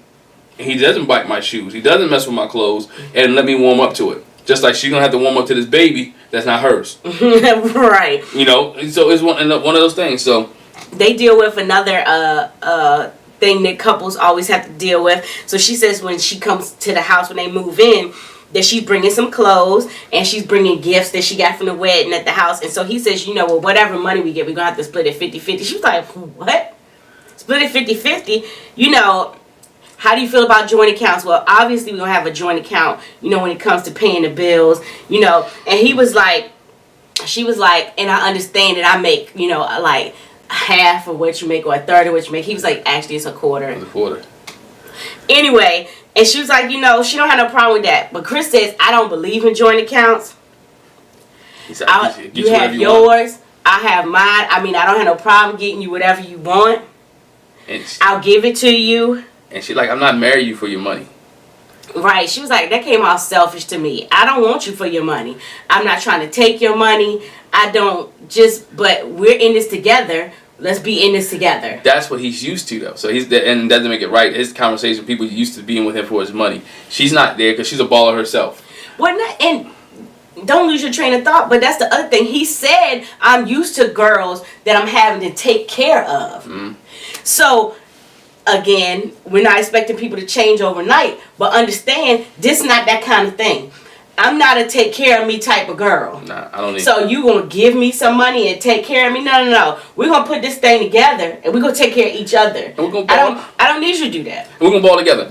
Now, Chris has businesses, right? Now, your business account should be solely separate from your personal accounts. Yes. All right. Now, you and this is where us. We talking about us.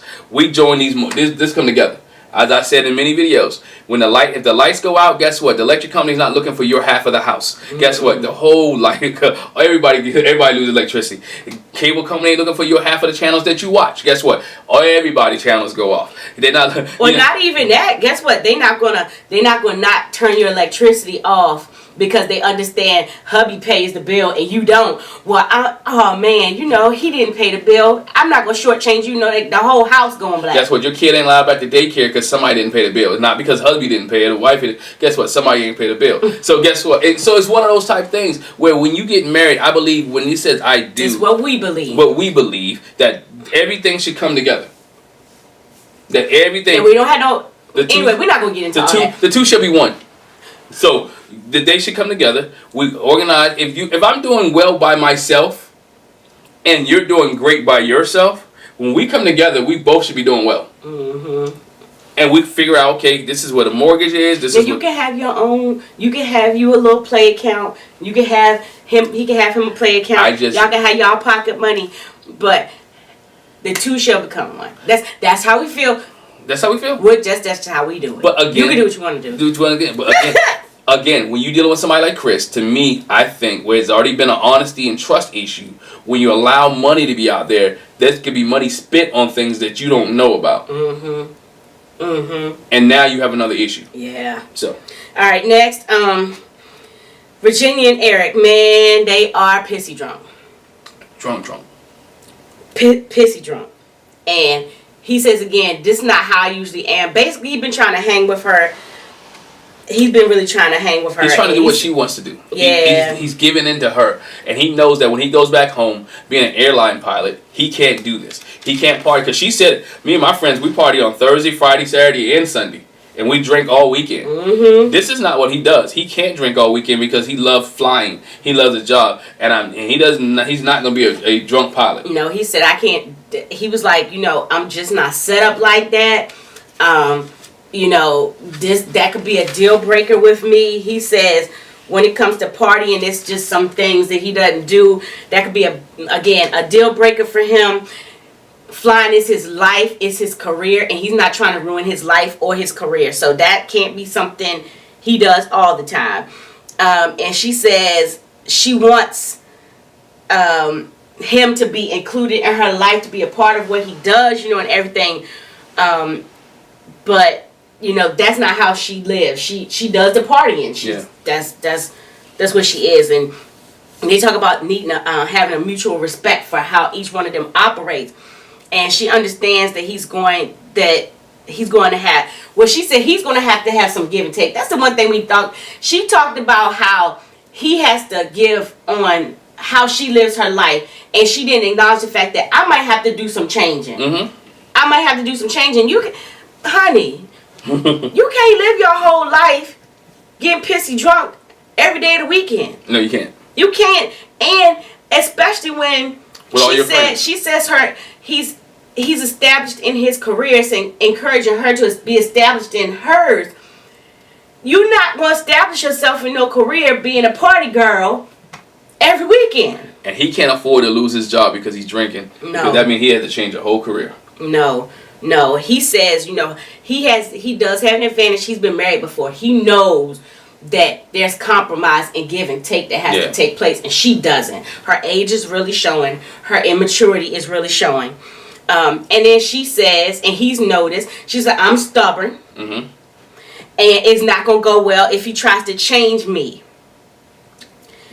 And he reinforces with her while they're talking. She says that to the side, but he reinforces that you're not single. You're with me. You're not single anymore. You can't live like you're single. You can't. And I'm going to just say this and then we're going to move. Stubbornness, very deep, severe stubbornness has no place in a marriage. You cannot be a super stubborn person and be married, because there is going to have to be some give and take on both parts. One person can't be giving all the time. That's not going to work out. And one person ain't always taking. One person can't always be taking. You almost can't even be like you give most of the time, or you take most of the time. Yeah. Everybody's going to have to figure it out, and I'm going to have to give up some things. You're going to have to give up some things. We're going to have to take. I'm going to have to take more than I've taken before. Again, it goes back to communication and compromise. If we have a communication, we lay these plans out, and we make these plans, and we understand what's going on, and we understand each other's feelings, and communicate with each other, and see where we're coming from. There's nothing that you can't work out in a marriage. If the other parties really want the marriage. Yeah. We see Brianna and Vincent. They're getting ready and everything, and his ring keeps falling off. I think we have one every season. Something with a ring. But and then she's looking like it's loose. Then he drops the soap, and she's like, "I don't want that soap. Give me a new one." Which she asked him for the soap. He goes to give her the soap, and it drops. She's like, "Oh, that dropped on the floor. I don't want that soap. Get me a new one." So he gets her a new one, and she's like, "Well, don't forget to pick that soap up." She's like. She's on him before he even gives him a chance. She's like major pain. She doesn't even give him a chance to do that. And I think, and sometimes in marriage, we're dealing with women who are boss women. Sometimes you deal with, give me opportunity to be who I am. I'm going to get it. And you want people to do it just quick, crap, fast, and hurry on your time. It doesn't work that way. If it's like 5 minutes later and the soap's still on the floor, man. By the way, can you pick that up? But give me an opportunity to do self-correct. Give me an opportunity to, the GPS. You give the GPS opportunity to self-correct. Let me have opportunity to self-correct. Are you gonna put this on your face tonight? How do you wash your face? Do you do this? You ought to do it like that. And I'm looking at I know that's what you do, Brianna, but I was looking at poor Vincent. I'm saying he's rubbing this stuff on his face. He's turning just red. He just turned red. He's turning red. But he's like, oh, okay, I need to exfoliate. I need to do the astringent. Oh, okay. She's trying to spend quality time with him, but at the same time, her quality time is forcing him to do things that he may not want to do. If I want to exfoliate and I want to wash our faces together, allow me the opportunity to do so. Don't force me to do it. Yeah, and he says that she needs to be more patient with him. Brianna asks, have I annoyed you yet? And truthfully, and be truthful. And so he, he clears his throat. And basically he's like, I like to take my time, and she rushes me. I don't like to be rushed. Yeah. I don't like being rushed into anything. I'm not changing that. And then she mentions, well, you annoyed me today. And we find out later when the cameras went off, they had a whole conversation. It wasn't the most flowers and rainbowy conversation. when they go skydiving. So he's hoping the skydiving will lighten up the mood. Which is good. I like the fact they have communications. You can't be here in this place in this 8 weeks and be mad for 6 days or be mad for 3 days. Have the conversation. And the cameras ain't gonna be there always. Look, you know what? There are times where you can have these private conversations, private moments, and guess what? Vince was like, you know what? I don't like the way that, came off today. He came off a little bit bossy. Look, I like to take my time. I like to be able to move at my own pace. Not that I'm not gonna do it, but give me time to be a man. Give me time to fix it. Give me time to solve the issue. That's what it's about. And men, if you're honest, some women don't give you that time, and you got to realize and understand. I need that time. Yes. So like vice versa, some men don't give that woman that time to get things. I need this done quick, fast, and hurry. Why you ain't make the bed yet? Why you ain't do this? Why you ain't? You know what? And guess what? I've learned in my marriage, just do it. If the soap fell, dog. If she dropped the soap, guess what? I'm gonna try to pick that bad boy up. So I don't even have to deal with that. Just. Ooh, I don't even like what you I don't want to say deal with it. I don't mean deal with it in that way, but you just go ahead. Anyway. Hey, you've been married long enough. You know what? Go ahead and be helpful. I'm gonna go ahead and pick that up. I'm gonna wash your face. You know what? I'm gonna wash my face too. Let's spend that quality time together. So they go to indoor skydiving. They go to indoor skydiving, and like I said, Vincent shared that when the cameras went off before they went to sleep, they had a conversation about her assertiveness. There was a respect issue. He felt upset, that he was being rushed. She was a little too assertive. I know they said you were bossy, but can you tone the bossiness down? But they go indoor skydiving. He's hoping it'll be a stress reliever, and it did help. Yeah. She said they had a lot of fun. It's good not to be adults all the time, but can act like kids and have fun. She says, Vincent's really trying to impress me. He's doing this, like he had a dinner on the beach. They're going indoor skydiving. She's like, I like it that he's trying to impress me, because I've had guys that didn't care about trying to impress me, didn't care about trying to being a good light, trying to do anything special for me, make me feel special. Yeah, she got to realize, and he got to realize too, she's a boss chick, so she got to realize, she said it before, I need somebody to help me relax at home. And she's learning how to relax at home. That can rub her feet, that can take care of her back, to meet her needs at home. And she's learning that, because you got to be able to separate who you are at work for who you are at home. Yeah. So. And so she says, to him, I'm trying to figure you out. What do you like? What do you not like? And she doesn't want to seem like she's bossing him around. So she was apologetic for that. I don't want to feel like I'm bossing you around. She wants this with his manhood. I mean, and man, you don't want your manhood bruised. You don't want that. And so she's trying. There's a way to do it that he still keeps his masculinity about himself. Yeah, and she said it did make her a little upset, the conversation and what he said, but she's glad they talked about it. But they both said it though. Check me. I want you to check me, and we'll be better. Yeah. And I think this is why they're going to work, because they're able to check each other, let it go, and move on. Yeah, and do it in a nice way. Do it in a nice way. And she says, I don't want you to hold it in. I want us to be able to talk, because then I don't want you to get to a point where, she says, I know how it is when you keep holding stuff, not you, but people. She wasn't saying it to Vincent, but she was saying when people hold stuff in and hold stuff in and hold stuff in, and when it comes out, it explodes. It explodes. And so she's like, I don't want you to blow up. I don't want you to hold stuff in. So yes, let's talk. Let's have. I appreciate it. Let's try to get on the same page. Yeah. Then we go ATVing. Yeah. Man, I think that's a whole nother episode. Well, we're gonna do an episode on Chris and Paige this week, but we're gonna talk about the ATV experience. But we're gonna do a whole different episode on this whole Chris, Paige, Virginia, Eric. So we're not gonna get into it too deep. It's gonna take too long. Yeah.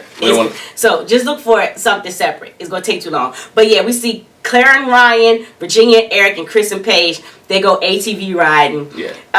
They're having a good time, but the girls talk about how they're concerned about Paige. They want to make sure she's okay. She hasn't been herself. And so Clara starts the conversation, asks Chris, how's it going?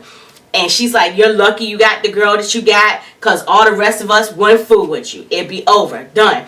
And he was like, yeah, I understand that.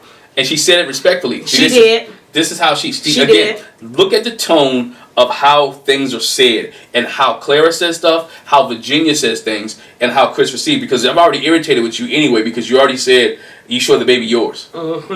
So I'm already irritated with you. You already got some fake things, as he called it, fake, some fake news that came back to me about how you and your husband have been running your mouth. Because I asked you guys, look, can you please respect our privacy? Respect our privacy.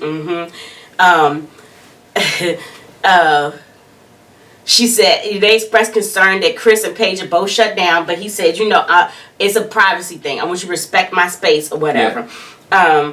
And whatever his plan is between me and Paige. I see y'all trying to give support, but to me it's like fake support. It's not genuine at all. And they were Clara and Virginia were like how did the two of them just end up right there with Chris?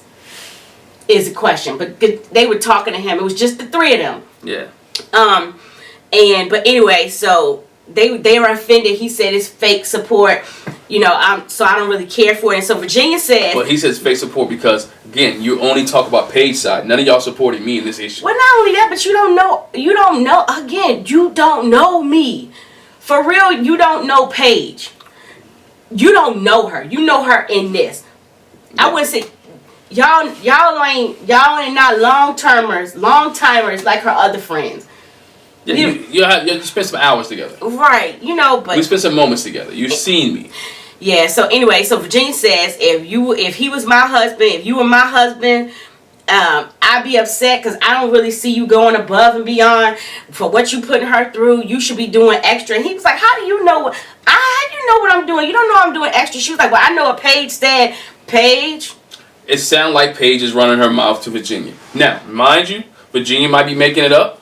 She might be getting read more into it than it is. Read more into it than it is. Maybe because of Paige's body language and the way that she's coming off, that Virginia say, "Oh, you're not doing extra." Chris was right. You don't know what we do behind closed doors. You don't even know what kind of conversations we done had. You don't even know what's going on between us. Really, you don't even know if Paige really accepted the fact. You know that I have a baby on the way and it's my ex-fiance's, and you don't know. That's all you know. You only know what I told you. And he says, I don't owe you an explanation. I don't owe you no explanation. I need you to stay out of my business. Mind your business. And he was like, it might be arrogant. And she was like, it is. It's arrogant. And he was like, okay, I'm arrogant. You a drunkard. You and your husband. Y'all's drunkards. Man, he went in. He's like, yo, you're not going to cut me, but I'm going to cut you back. So guess what? If you want to keep talking smart, I'm going to talk smart. I tell this with our kids, and I tell this with other kids that I mentor. When you bring attitude, guess what? Attitude is going to come back. When you bring a certain type of swagger, guess what's going to come back? That's going to come back to you. I'm gonna do like you used to say. Let me put word to it. Let me put Bible to it. A soft answer turns away wrath. Yeah. Then there's another scripture saying, a fool invites a beating. A fool invites a beating.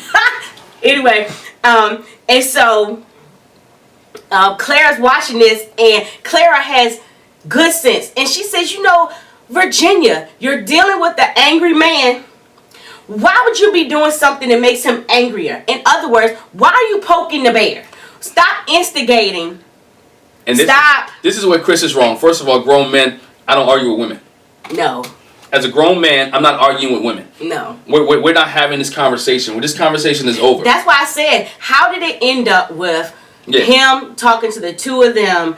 Yeah. Just them. Well, anyway, Eric walks up and Eric sees the whole thing going on, and bro just like he was like, yeah, but then no. But what he does is Chris is riled up at this point, and he's like, hey, buddy. I mean, he didn't say buddy. He's like, Chris said, don't touch me. Like, for real, why did you touch me? Dog, and I'm sorry. If you've ever been in any type of training, sensitivity training, if you work with counseling, if you work with being a teacher, they let you know when there's an argument going on, when there's a problem going on, you don't touch any party. Don't touch nobody. You diffuse situations with your communication. Right? And so he didn't understand how to diffuse situations and communicate. I've already got somebody who's angry. I already got somebody who's upset. And I come and put my hands on him. I don't know where you're from. Again, it goes back. It becomes Chris that Chicago. Chris got that Chicago background. Chicago comes in him. It becomes, now I feel threatened because you touched me. Why you touching me? Why you touching? Communication will diffuse a lot of situations. You don't have to put hands on folk to diffuse situations. He could have came up and said, you know what, Virginia, come on, baby. Like, you know what, let's go. Or like you said, like the point you was trying to make a few minutes ago, he really did. Eric came up and he should have been like, "Hey man, don't talk to my wife like that." He should have said it right then and Don't there. because Grown men, let's us men have conversations. yes, he should have had.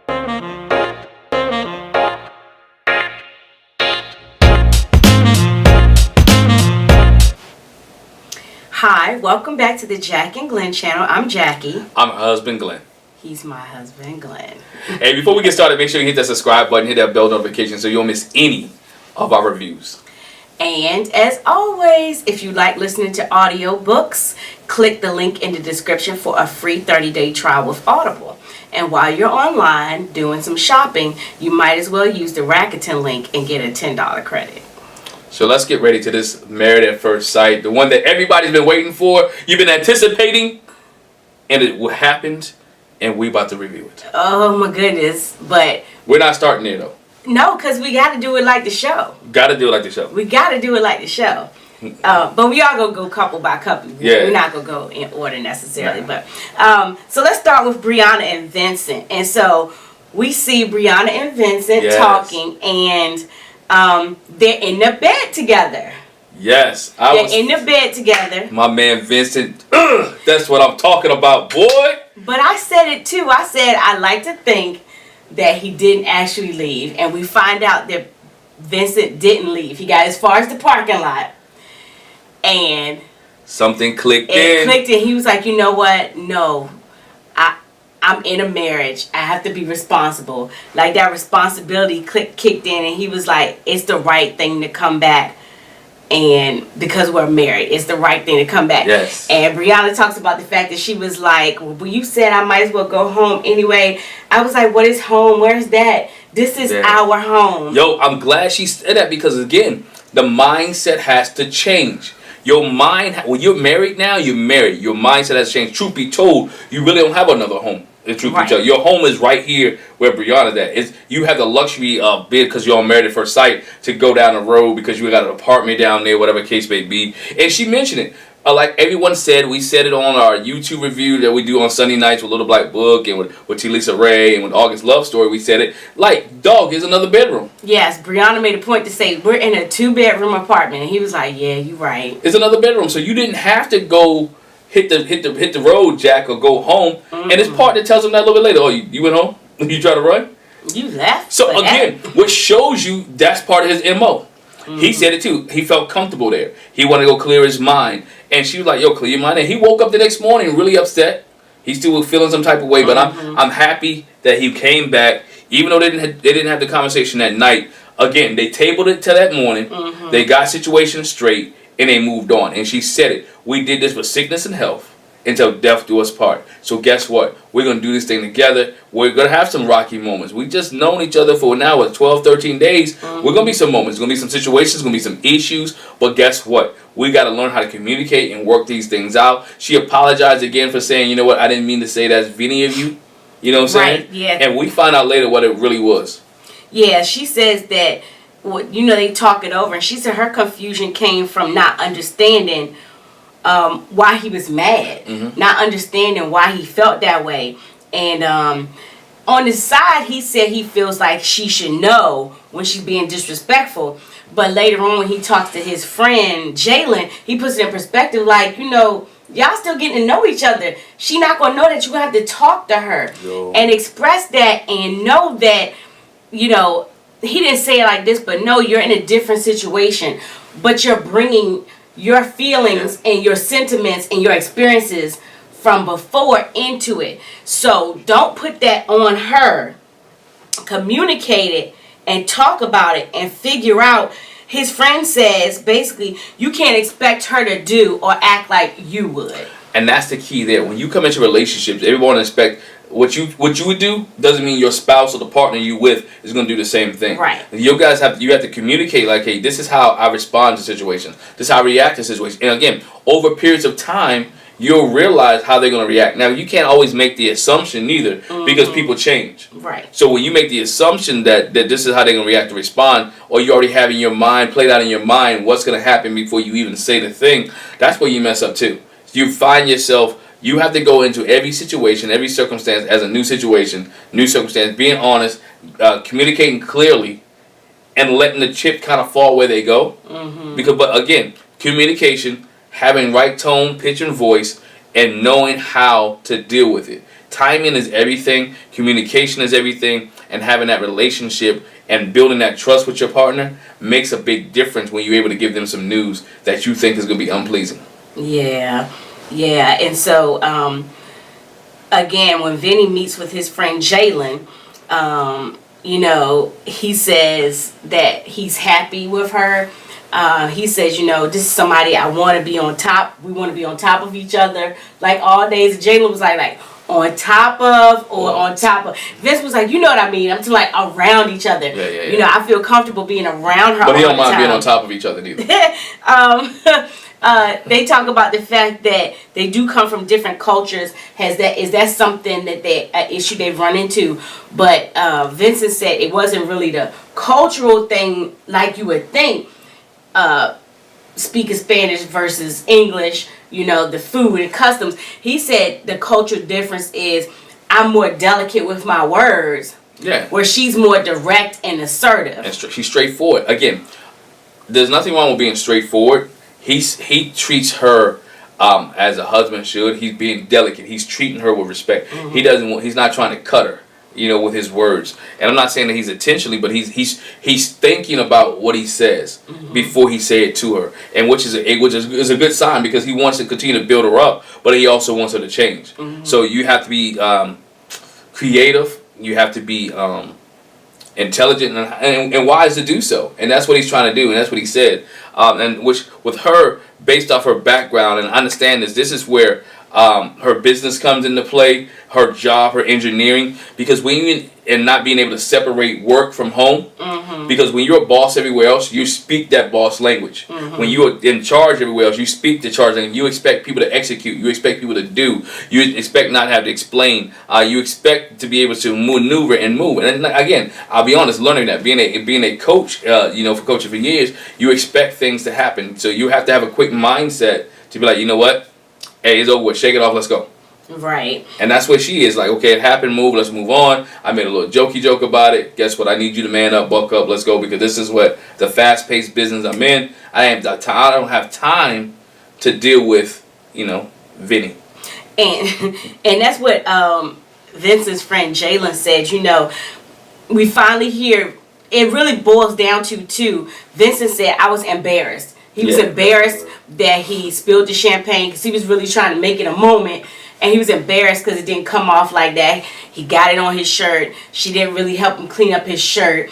Didn't help her, clean up the floor or whatever. She did, though. She went to get a towel. So it was, his perception. Right. His perception was, I'm trying to make a moment. I messed the moment up. I fumbled. I let the champagne spill out. I did what I needed. And so I'm embarrassed because it didn't go the way I had planned in my head. Again, like most of you guys said, he was sensitive. And when she made a joke, he's already feeling some type of way anyway because he's embarrassed because he messed up the moment. Yeah, and it was his embarrassment more than anything because he was really trying to do something. But like you said, his friend Jalen is like laughing while he's talking about it. And he was like, you really was going to leave over that? And he said, the other thing is, he was like, man, get out your head. Yo, you have a habit of overthinking. Get out of your head.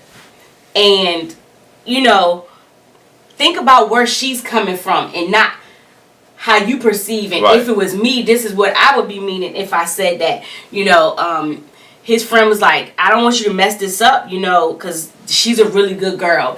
And I'm liking the way y'all are flowing. I like what you're saying about her. So just get out your head and, don't mess this up, bruh. Yeah, basically like, hey, yo, it's up to you, but don't drop the ball. Don't mess it up. Let it keep riding. She's good. She's good for you. I've seen you happy. You're happy. You got a different look. You're talking about her. And you got to have friends like Jalen. Excuse me. You got to have friends like Jalen to tell you the truth. And the truth be told, I think every friend on this episode was real. Yeah. I think every friend that people sat down and talked to was real. Now, we didn't see somebody's friend, and we'll get to that part later. Yeah. So fast forward with them, each of the couples have a housewarming, or they have family and friends come over. And so for Brianna and Vincent, we get to see and meet Vincent's brother Ernesto and his mom Elizabeth. and we meet, we see Brianna's mom, Nidra, again, and her sister, Brittany. And we get to see the two families interact. And, I mean, it was, Ernesto said that, and I think Vincent said it too. Well, that was Ernesto, his brother, was like, his mom was kind of on the fence trying to figure out, like, how is this going to go, whatever. Yeah. And I think after the dinner that they had, and they played a little fun game, what's my favorite this, what's my favorite color, what's my vacation spot, what do we have in common, it really broke the ice. And Elizabeth felt more comfortable. And she welcomed Brianna and welcome to my family. She spoke a little Spanglish. They joked about that. Well, Vincent joked about. But you got to realize, again, you have a Dominican culture, African American culture. Even though we look alike on the outside, it's different cultures. So therefore, coming into this, mom has I'm not going to say, she has a way to accept Brianna. You don't know. You don't know when you marry somebody else, especially with this show. You know, in regular marriages, you probably met the family. Y'all had cookouts, you had dinners, you've been around each other, holidays. You know, y'all had dated a while, you met the parents. Here, they saw each other at the wedding. Now you spend an extended period of time with each other, and you're going to try to build a bond because, again, you don't want, because here's a sticky situation. Mom get over there, have an issue with Brianna's mom, and now me, Brianna, in the middle of this because our moms don't get along, or our brothers don't get along, or our sisters don't get along, family members don't get along, and now we stuck in the middle. You don't want that to happen. But the one thing I can say, when you brought up the cultural thing, so I'm thinking about an African American family, and I'm thinking about a Hispanic family, or Latinx, whichever one. I don't know what Dominican would be considered, but what I found, I mean, we're African Americans. A lot of African American families, they are more welcoming anyway. Yeah. Like, you know, willing to let people in. And I've seen that a lot too. I mean, I've seen it some, not all the time, with like Hispanic families. Yeah, definitely. They're more warm and welcoming. And you really got to be, you know, like a butt for them not to let you in. I mean, and there are exceptions to the rule, obviously, but I kind of figured that they would get along and flow, especially when his mom got to meet Brianna, because Brianna's cool people, you know, and her family's cool people, and they had a good time and laughed and joked. It's about being respectful, about handling business, it's about doing things the right way. And they did it the right way. The game, like you mentioned earlier, was a good icebreaker because people were able to laugh. They were able to enjoy each other. And then with the Spanglish, they enjoyed that as well. So that was funny. Yeah. Because mom doesn't talk much. Yeah, and I think that was the first time she said it was like, okay, what's our favorite snacks? And mom was like, and snacks? And he was like, Mom, the Spanglish. And she said, Europe, you know, instead of Europe, you know, he was like, okay, Mom. Yeah. It was like almost Ernesto might have to translate, but he didn't have to. She did a good job. All right. So that's it for Brianna and Vincent. Yeah, before we go there, you know, I'm glad that Brianna and Vincent recovered. Yes. From the last episode, because the last episode ended well. It didn't end very well, but I was glad to see their growth in their relationship. In this past episode, to see how they grow. Now, looking at it, you know what? They have they are building a strong foundation for the rest of this time that they're on the show. So I do see them, you know, unless something major transpires, they're on their way to making it. Yeah. They're on their way to making it. They're still my favorite. Yeah. I still see them staying married. Yeah. I think they're going to be on their way to making it. And she was more... You didn't see much bossiness, but you did see a little submissiveness during this episode with Brianna. That she's trying, and she's taking to heart what Vincent said, and she's trying to do better. Yeah. All right, so let's go to Virginia and Eric. Yeah. Or some people call them vodka and tonic. Well, I didn't say that, so. No, we didn't say that. Somebody else said. But it is what it is. But they're back home now, so you got to get rid of the tonic. Well, maybe, yeah. We see Virginia. Well, we find out Virginia's getting ready to go to her friend's wedding in Savannah. Right. And then Eric is not going because his brother is getting married the same weekend. The same weekend. So this will be their first time being apart since they got married. But it gives her a chance to exert her independence. And say it like you really said. It gives her a chance to go ahead and drink without him being on her back. Right. But I wasn't going to say that. I'm going to say that. Go ahead. She can go ahead and party without him being on his back. She can have her 4 days of binging. I'd like to see footage of that wedding. Like to see footage. So, in the process, while he's by himself, Eric is watching the dogs. He runs into Ryan out, and Ryan's watching his daughter, Miska. And they just talk about how they're getting kind of settling into the groove and getting adjusted to each other's schedules. And Eric says he thinks it might be harder for Virginia to get adapted to like living with somebody. Yeah. And he says that also with his friend Brandon. He said he's trying not to be too touchy-feely. He says this aside from the conversation with Ryan and Brandon, that he's trying not to be too touchy-feely, but he wants to. And when she's like packing and ready to go, or when she's at home working, you know, he just wants to reach over and give her a quick hug, and she acts like it's annoying, and it bothers him a little bit. Again, especially from her being so touchy-feely. I guess he's like, oh, now you don't want to be touchy-feely? But again, if you're working. Right. If you're working, you don't want the touchy-feely thing going on because, again, your focus is on work. You know, there's some people when they focus on work, they focus on work. You know, give me a nice little hug or whatever the case may be. Don't be all up on me, you know, because, again, I'm putting in work. So, you know, he's a pilot. He does his work 30, 40, 50,000 feet in the air. You know, there's nobody hugging on him. I understand as a husband you want to be close to your wife, but there's times and boundaries. And they have not discussed that. So, you know, she gonna have to communicate that with him. Yeah, so, like I said, Eric meets with his friend Brandon, and his friend Brandon said, you know, how's your connection? I noticed at the wedding y'all kind of had an instant connection. Yeah. Eric expresses to his friend Brandon his concern about her being a party girl and how she has this extreme independence and how she's going to be gone for 4 days with this wedding. And he just wants her, while she's there with what's familiar to her, her friends and family, he wants her to actually miss him. Yeah. And that's his concern, that maybe she won't miss me because she's not getting in the groove. She's not, this marriage thing is so new to her. But he understands it's a process. He wants to be loved. And translation in my mind, Eric wants to be loved, and he wants Virginia to miss him because he thinks they have a great relationship now. So while you're gone, I need you to miss me. I miss you, so I just need to hear you say or let you know you miss me. Even though you're around all your family, around your friends, I just need to know that I'm, again, loved and missed. Yeah. You know, again, the emotional side of Eric, we're getting to see what he's committed to. To me, that shows he's committed to the process. And he wants her to be committed to the process by reciprocating the same love that he's given to her, or the same, you know, being able to miss her back to himself. Yeah. And the one thing that Brandon does tell him is that, you know, he needs to encourage and reassure Virginia that I'm not trying to change you. Yeah.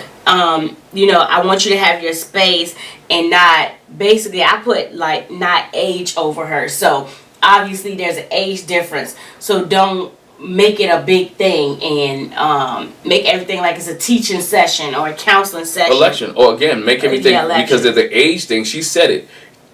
Don't make it like you're my parent.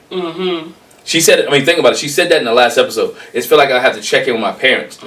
She wants a husband, not a dad. But again, and he has to be able to be strategic and on how he gets her to realize that I am your husband and I need to take care of you. And that's his thing. I'm your husband. I want to take care of you. And she got to realize the difference between him wanting to take care of her and what a father would do. And he's protecting her. And he wants to protect her, whether it's protecting her for herself with drinking, protecting herself with her friends, sleeping on their couch, protecting her when she's not around, making sure she's okay. You know, he wants to protect her, and that's where he has to understand how to be strategic on how can I translate this or give this to Virginia so she doesn't feel like I'm being dad.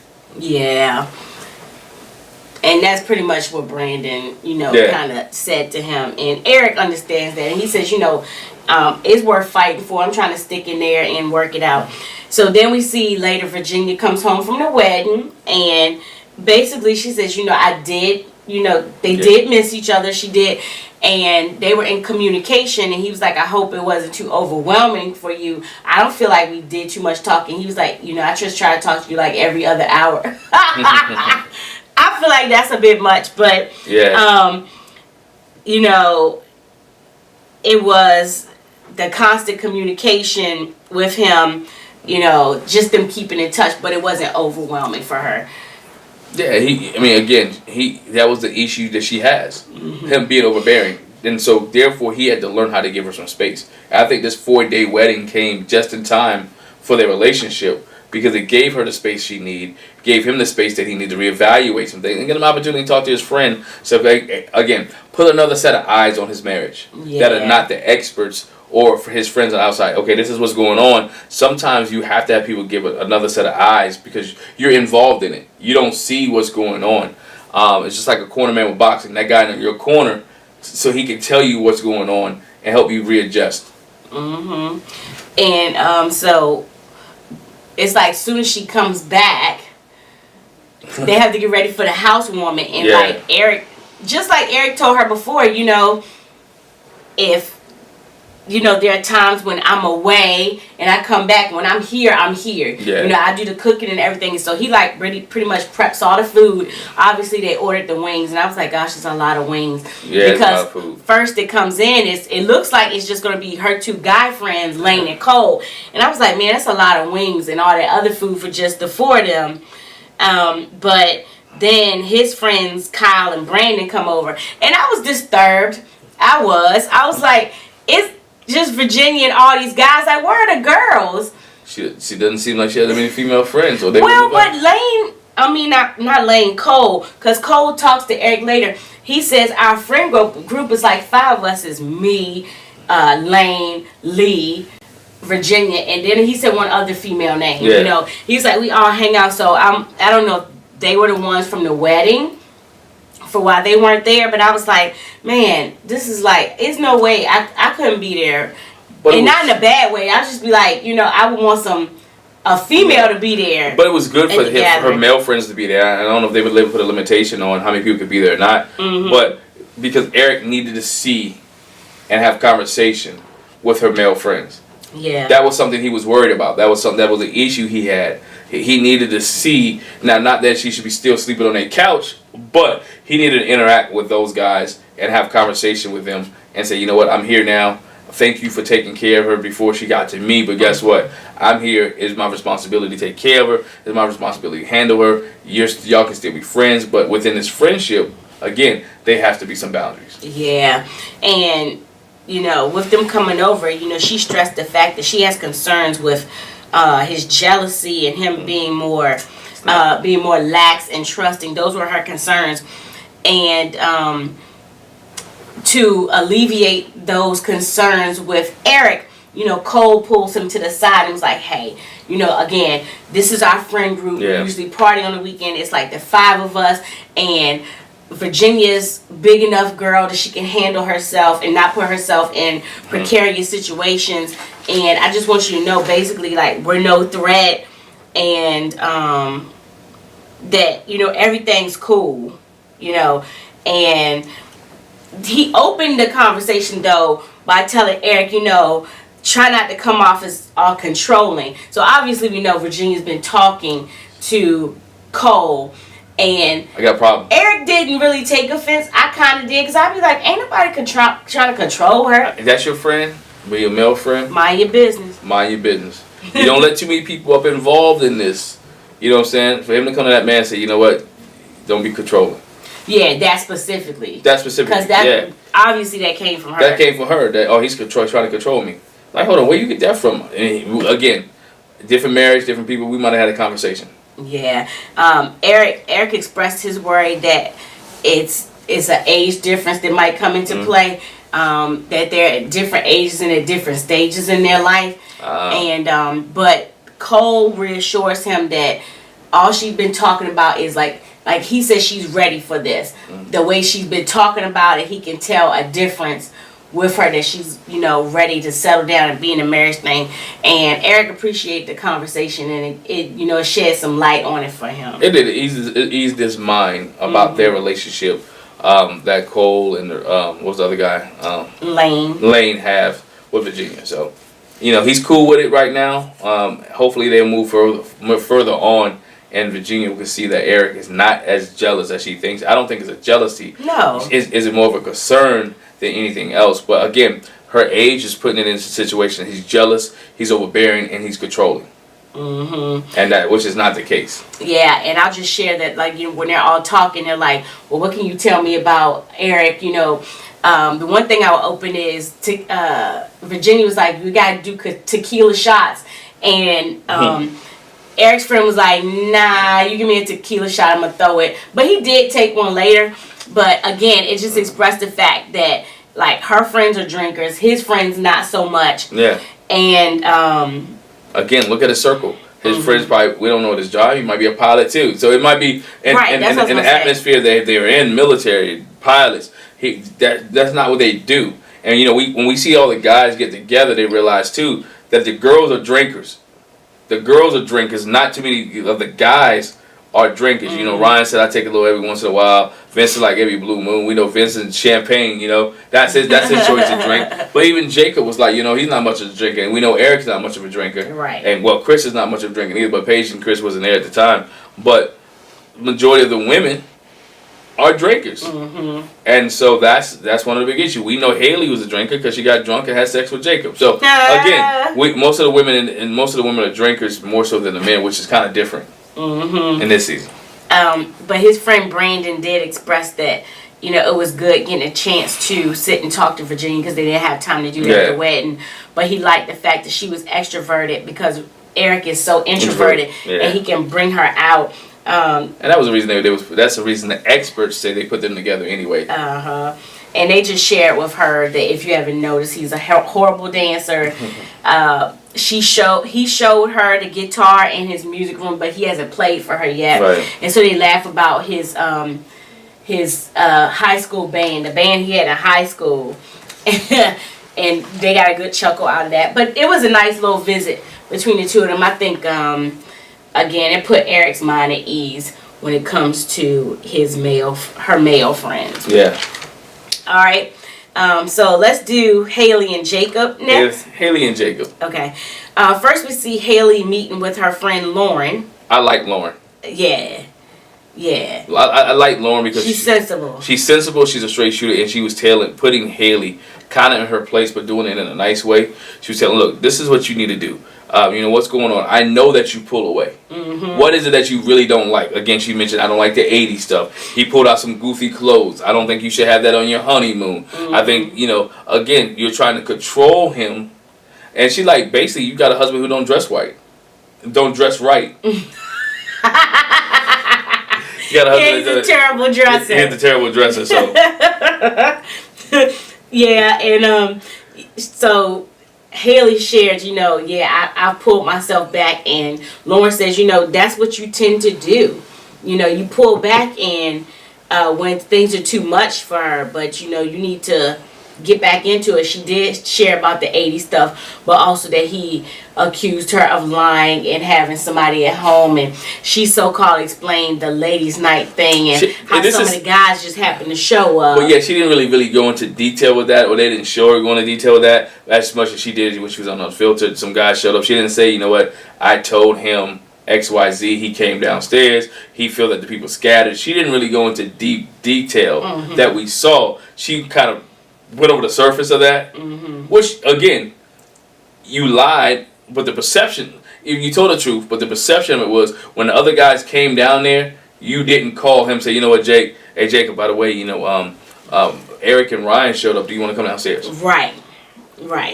Yeah, and she said that he's apologized over and over again, and she thinks he genuinely cares, and Lauren was like, well, you know, give him a chance, get it together, you know, get back, into it. Mm-hmm. And she said she's gonna, try to do something different. I'm gonna actually try. Right. And her friend reminded her too, remember, this is not dating, it's marriage. So you can't treat it like you're dating. Yeah. Her try was like, I guess I want to try. I didn't believe it. Right. I'm just the way her body language and the way that her looks, maybe it was camera angles again, production again. I don't know, but the way she said it was like, well, I'm gonna try. Right. Not that. You know what? I'm gonna give it my best shot. So. Sorry.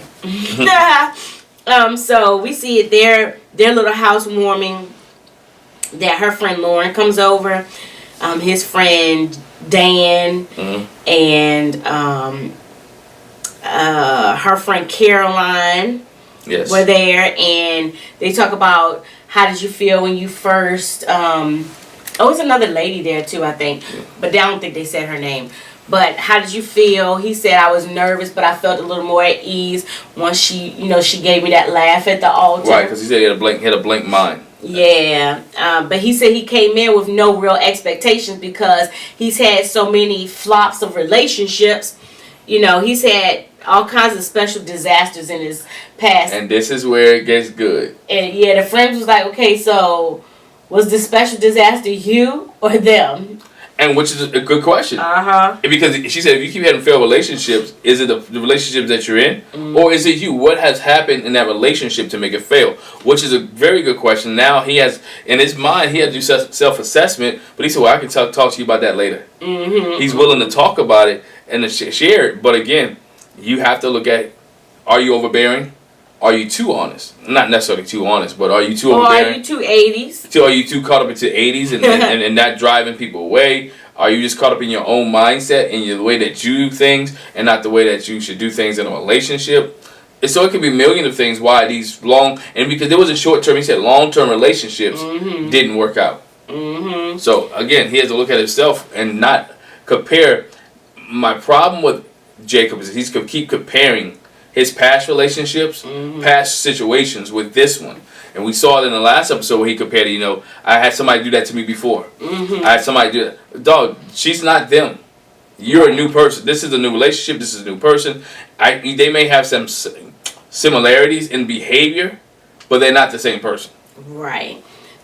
And so Jake has a conversation with Haley's friends, and he says, their communication is getting better. He did acknowledge that when she pulled back, that, he kind of drew his own conclusions. Which means he said he thought the sex was trash. He didn't say those words. He said, because what if she didn't like me? What if she didn't like me? We didn't have sex. And again, I read into it. What if she didn't like me? What if she didn't like what happened in the bedroom? And now she's pulling back because it wasn't what she expected. And basically, they warned that his friends basically tell Haley that too, or they talk about that. No, I think maybe that was when the girls met. I don't know, but somebody tells Haley that you have to be careful with that because people do. If you don't say anything, you don't express yourself, then they come to their own conclusion. And so you don't want to leave any space for that. His friends talk to Haley and say, what's your commonality? And basically she just says that we're dog lovers. That's what she left it at, but might really. Again, I think I mentioned to you when we watched it, if that's all y'all have in common, that's like Brett and Olivia Lash. Y'all like cats. Right, that's it. Everything else was different. You like cats. So when somebody asks you what we have in common, again, you should be able to run down a list of things that you have in common. All she said was that we were both dog lovers. Not that he likes fried chicken. I like chicken too. Not that we both like he like this type of drink. He likes to eat this on Tuesday. She could at least said, you know what, by the way, we both like to go to bed at a certain time. It could have been anything. I don't know what it is. Or we both have yellow shirts, whatever. But all she can, again, they don't have communication. They're not on the same page. All she can think of, and all she can, we both dog lovers. Which means there's no connection there. And she's not trying to get a connection with him. Yeah, she keeps trying to say she's trying. I don't know. How much trying? I I don't know. It's like I'm hoping we'll see some more trying from this point. I tried to study, but I only opened the book up once. I only read the first 2 pages. I mean, come on. What kind of trying is she actually? Okay, we have not seen that type of trying that she's doing. That's true. We haven't seen. They haven't displayed or showed any type of trying that she has been doing. We've seen Jacob try, but have we really seen Haley put forth much of effort? Even if you go back to last season, when Karen was in a situation with Miles, we did see her put forth effort. They did go on dates. She did go they went to the workout class together. They played the little ball game with Bennett and Amelia in the park. So they tried to do different things. So now what happened and what has to take place is we need to see Haley put forth some effort with Jacob in order to say she's trying. Because you can say I'm trying with my mouth, but you don't see the action. Right. But his friend tells Haley, he's a really good guy. He's straightforward, and he's direct, and so he misses subtle cues. And she was like, "Yeah, I see that." But they encourage her to be straightforward with him and straight up. And so later on, we see just Haley and Jacob. And they're talking about just trying to spend more time together and get to know each other. And they sit on the couch and talk about things. And what were you doing at 28? And he says, I bought a house with my dad. It was like a fixer-upper. It was before the market crashed. And so it didn't work out like I thought it would. And so what were you doing at age 28? She was like, well, yeah, that'd be now. And they'd be getting married at first sight. And, they got a little chuckle about that. They talked about how he got into natural bodybuilding. Yeah. And how they both like riding boats and going out in boats. And she says I actually had a boat license. Again, they're finding they're commonality. They're having communication. They're talking, and they're finding some commonalities. Prior to her friend asking her the questions, she didn't know what he liked. Right. She didn't know. All she knew that he liked meat. Steak and eggs. Steak and eggs. But I'm hopeful and glad that she took a clue. Yeah. And so she took the time. Well, let's sit down and talk and get to know each other some more. This is what she's trying at. Again, we can, before I'm trying with my mouth, and now we see the action of her trying to get communication or try to build a relationship with Jacob. And he appreciated that. He appreciated the fact that she was sitting down and took some interest in what he was talking about. Now, on the flip side, he was talking about other things other than the 80s. Yes. Again, absolutely. He got to realize that his life is much more than the 80s. And his beach. And that was good. We saw him doing that. And so that's I don't have anything else for Haley and Jacob. They need to continue to communicate and work on each other and see how that pans out next week, which we saw there might be a little issue. Yeah. It wasn't a whole lot with Clara and Ryan. Not much. It's just that one of the issues was that he's not a drinker. And she had a problem with him not taking the shots from her friends when they asked him. Oh, the Jello shots. The Jello shots, yeah. Yes. The Jello shots, because they was at a birthday party and her friends kept asking, one shot. And she's like, when you're at a party, you say no, but you eventually do it. But Ryan stuck to his guns. Yeah. And she said that when she met with the girls. Yeah. Because like we said, the guys and the girls got together. And it wasn't all of them. It was Haley, Brianna, and Clara. Yeah. They weren't sure if Virginia was going to show up because she had the wedding. And definitely not sure about Paige. But that's what she talked about, the fact that, it was two of her best friend's birthday. Yeah. And so they came over and they had a little party and they had the Jello shots and Ryan kept turning down the Jello shots. But he's not a drinker. He's just not, whether it's because of appearance or whatever. But even in the... Go ahead. No, go ahead. I'll let you finish. No. You sure? Yeah. Okay. He just didn't feel comfortable around her friends. You're right. And that was one of the things. He didn't feel comfortable. He said he didn't like being around people he didn't know. He was getting there. But again, he's not there. Everybody's not as... She's an extrovert. She's out there. He mentioned it. Clara just loves everybody. You're going to have to prove her wrong. She'll love you. She'll give you the benefit of the doubt until you do something to her. Right. And that's what he said. He's like, I build trust with people. Clara trusts up front. And then, the trust can be torn down. And he was like, you giving people trust up front for what? And she's like, why not? Why not? And he builds trust. So over a period of time, it builds up.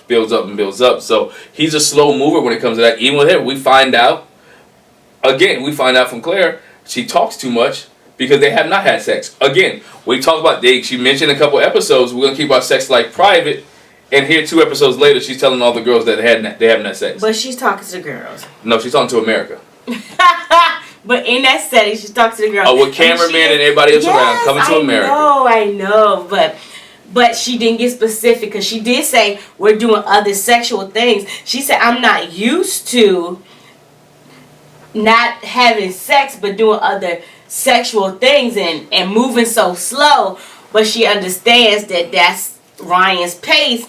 And she said it's so slow that at first they didn't do a whole lot of kissing in the beginning. He wants to make sure that it's real. She's used to giving love to anybody. Mm-hmm. And she wants to love on him. I think she should just walk up on him and just love on him. Now, not jump his bones love on him.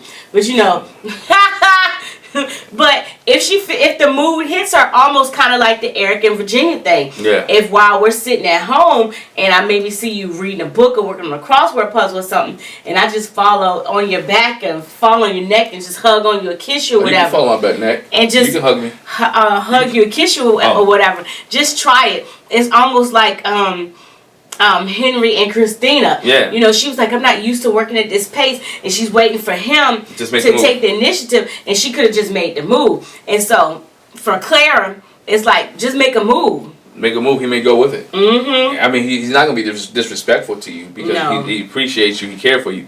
Make the move. But Ryan says that he's moving slow. He want to make sure it's right. Yeah, he's looking for the emotional connection, and what Clara shared with the girls is, I feel like we're already emotionally connected. I'm not sure. But she needs to share that with him.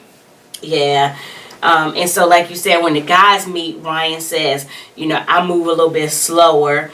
Clara's the opposite. I'm guarded, and Vinny tells him, him holding back it's gonna be a problem. You might not want to hold back. Yeah, you may not want to hold back. You may want to let that go and be honest with her, and be, more of not be as wild. I don't even say she's wide open as she is, but bring yours up to another level. Yeah, and so for her housewarming, she already knows her friends aren't going to be there. So when she goes out with the girls, she invites Brianna and Haley over to the housewarming. And Brianna comes. She doesn't stay long because she says she has to do something with Vincent. But Haley pretty much stays. And then his friends come over, Curtis, and we're thinking that's Curtis' wife. Yeah. They look really cozy, and they both had rings on. And so, they sit there and they talk about their differences and how they move at different speeds and how she's more spunkier than he's used to. She's got a whole lot more spunk. And he's calculated, and, his friend's like, you need to open up some more to her and, just... But you see spouses like that, though. There's one more who's an extrovert than the other one that's an introvert. There's some people who like to be, so... It's a different backgrounds, different things. You have to find out what works for you guys. Again, it goes back to communication, it goes back to the conversation. It has to go back to being able to be around each other and know that your partner is an extrovert. So this is going to take much. Extrovert. They're going to be out there and they know that your partner is an introvert, and you put them in comfortable situations and comfortable people so they can open up. Mm-hmm. And in that space, Ryan expressed, I'm an old man. I go to bed early. And she was like, he's always making these old man comments, and I just want him to stop. But she also jokes, it's 9 o'clock. You could at least stay up till 9:30, 9:45. And he was like, shoot, it's 9:30 now. They were like, it's 9:04. It's like, yeah, right. Again, he has an old soul. Yeah. She told them that she has not seen her husband with this shirt off. I thought that was weird. Then when they go... So, I don't know. Again, if you haven't seen him with a shirt off, I told you, my mind be just going all. Haven't seen him with a shirt off, but y'all been intimate. What are y'all doing? And so she says it's been some physical stuff. But physical stuff. But you haven't seen him in the bathroom, in the shower. So he go in the bathroom with his shirt off, with his shirt on, and take it off and come back. When he comes out the bathroom, with a shirt on. Apparently. I'm just. That level of reserve is just. He goes back by crazy. So they just never haven't been in the bathroom with each other yet. Apparently not. Man, dog. Apparently not. So I don't know. That's on some snail turtle type level slow. Right. But And she seemed like she's free spirited, so he probably seen all of her. Oh yeah. Yeah, she seemed like she's free spirited. I believe it. So, like I said, it wasn't very much with Ryan and Clara. We all know what you came here for. Ready First Sight knows what we came here for. But the build up to that is just like, okay, we're just gonna get to it. So we see Chris meeting with his friend and Pastor Dwight. Yeah. And then his friend Michael. Yes. And they're catching up with each other, and he's nervous to tell them about his decision to get a divorce. You're nervous to tell them because you know you're wrong. You know you're wrong because you got to realize who you're talking to. Mm-hmm. See, this is where Chris is nervous because he understands not only is Dwight your friend, mm-hmm. he's your pastor in Atlanta. Mm-hmm. And so you're dealing with him as a friend and as a pastor. This is not any pastor. This is the pastor who gave you and read you your vows. Yeah. A few days earlier, right? So this pastor has some investment in this marriage. Mm-hmm. This pastor has some involvement in his marriage. Again, no pastor wants to go on their strike. I married y'all, y'all ain't work out, dog. Right. I married you. Again, the pastor Dwight says it. I might have married you, but you did it in the eyesight of God. Right. Not me. You did it in the eyesight of God. So right. Don't worry about what ICE did. Don't worry about what America sees. Don't worry about your mama, your family, her family. But guess what? You did this. You say you man of God. I'm gonna call it. You say you love God. You said you was committed to this woman. You committed to the process. We'll talk about commitment later. But you're reneging on your agreement, not only to her, but you're reneging on your agreement that you made before her, to her, in front of God. Yeah. Pastor Dwight does bring that up because, Chris says, I got something I want to tell you. Yeah. And so Pastor Dwight and Michael, they were like, man, he having twins. I bet you it's twins. Let's bet some money on it. Well, they were close. Yeah, but no cigar. Yeah. And so he breaks the divorce news to them. And they're like, what? Dumbfounded. Confused. What? But then he also shares, but he does it in stages. So then he tells them, when she first came down the aisle, I wasn't fully attracted to her. And he says, I thought having sex with her on our wedding night would help, like that we would magically get this attraction, and it didn't help. I'm going to do a Pastor Cal on this. I'm going to do a Pastor Cal on this one. Take my glasses off. Because he's dumb. But the fact that you said this first of all, you already said it to your father. Now you're saying it to two other men that have men feelings and men thinking and men that know you, and for you to be silly enough to say to them, I thought having sex with her would help me get attracted. And Pastor Dwight told him in the beginning, you're gonna have to do it different. I know you usually put the cart before the horse, but you're not gonna be able to do it like this. And here you go. Again, if the sex, after the first time you had sex with her, you felt like you wasn't attracted to her, right? Why did you keep going back? And keep going back? And keep going back? Because we already know. I know why he kept going back, but again. Because he's a fiend. Again, he can separate the attraction just from sex. Listen. So he knew, I'm not attracted to you, but guess what? I can have sex with you.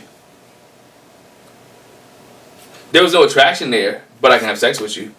And so it's an attraction there. It's not to her face though. It's not to her or emotionally. He's attracted to what he can get. The poom poom. Ha! No, you didn't. But they look shocked and surprised, and then boom, Chris hits them with the pregnancy news. Oh, I got this call. I found out my ex-fiance is pregnant. And they are like dumbfounded. They was like, we was joking about the twins, but really, bruh? Right. Really? But Pastor Dwight goes into pastoral and friend mode. Mm-hmm. He said, you don't have to be with her to be a father, to be a dad. Mm-hmm. You made a commitment, again, to Paige, this woman. And you're embarrassing not only her, you're embarrassing your family, her family, and yourself.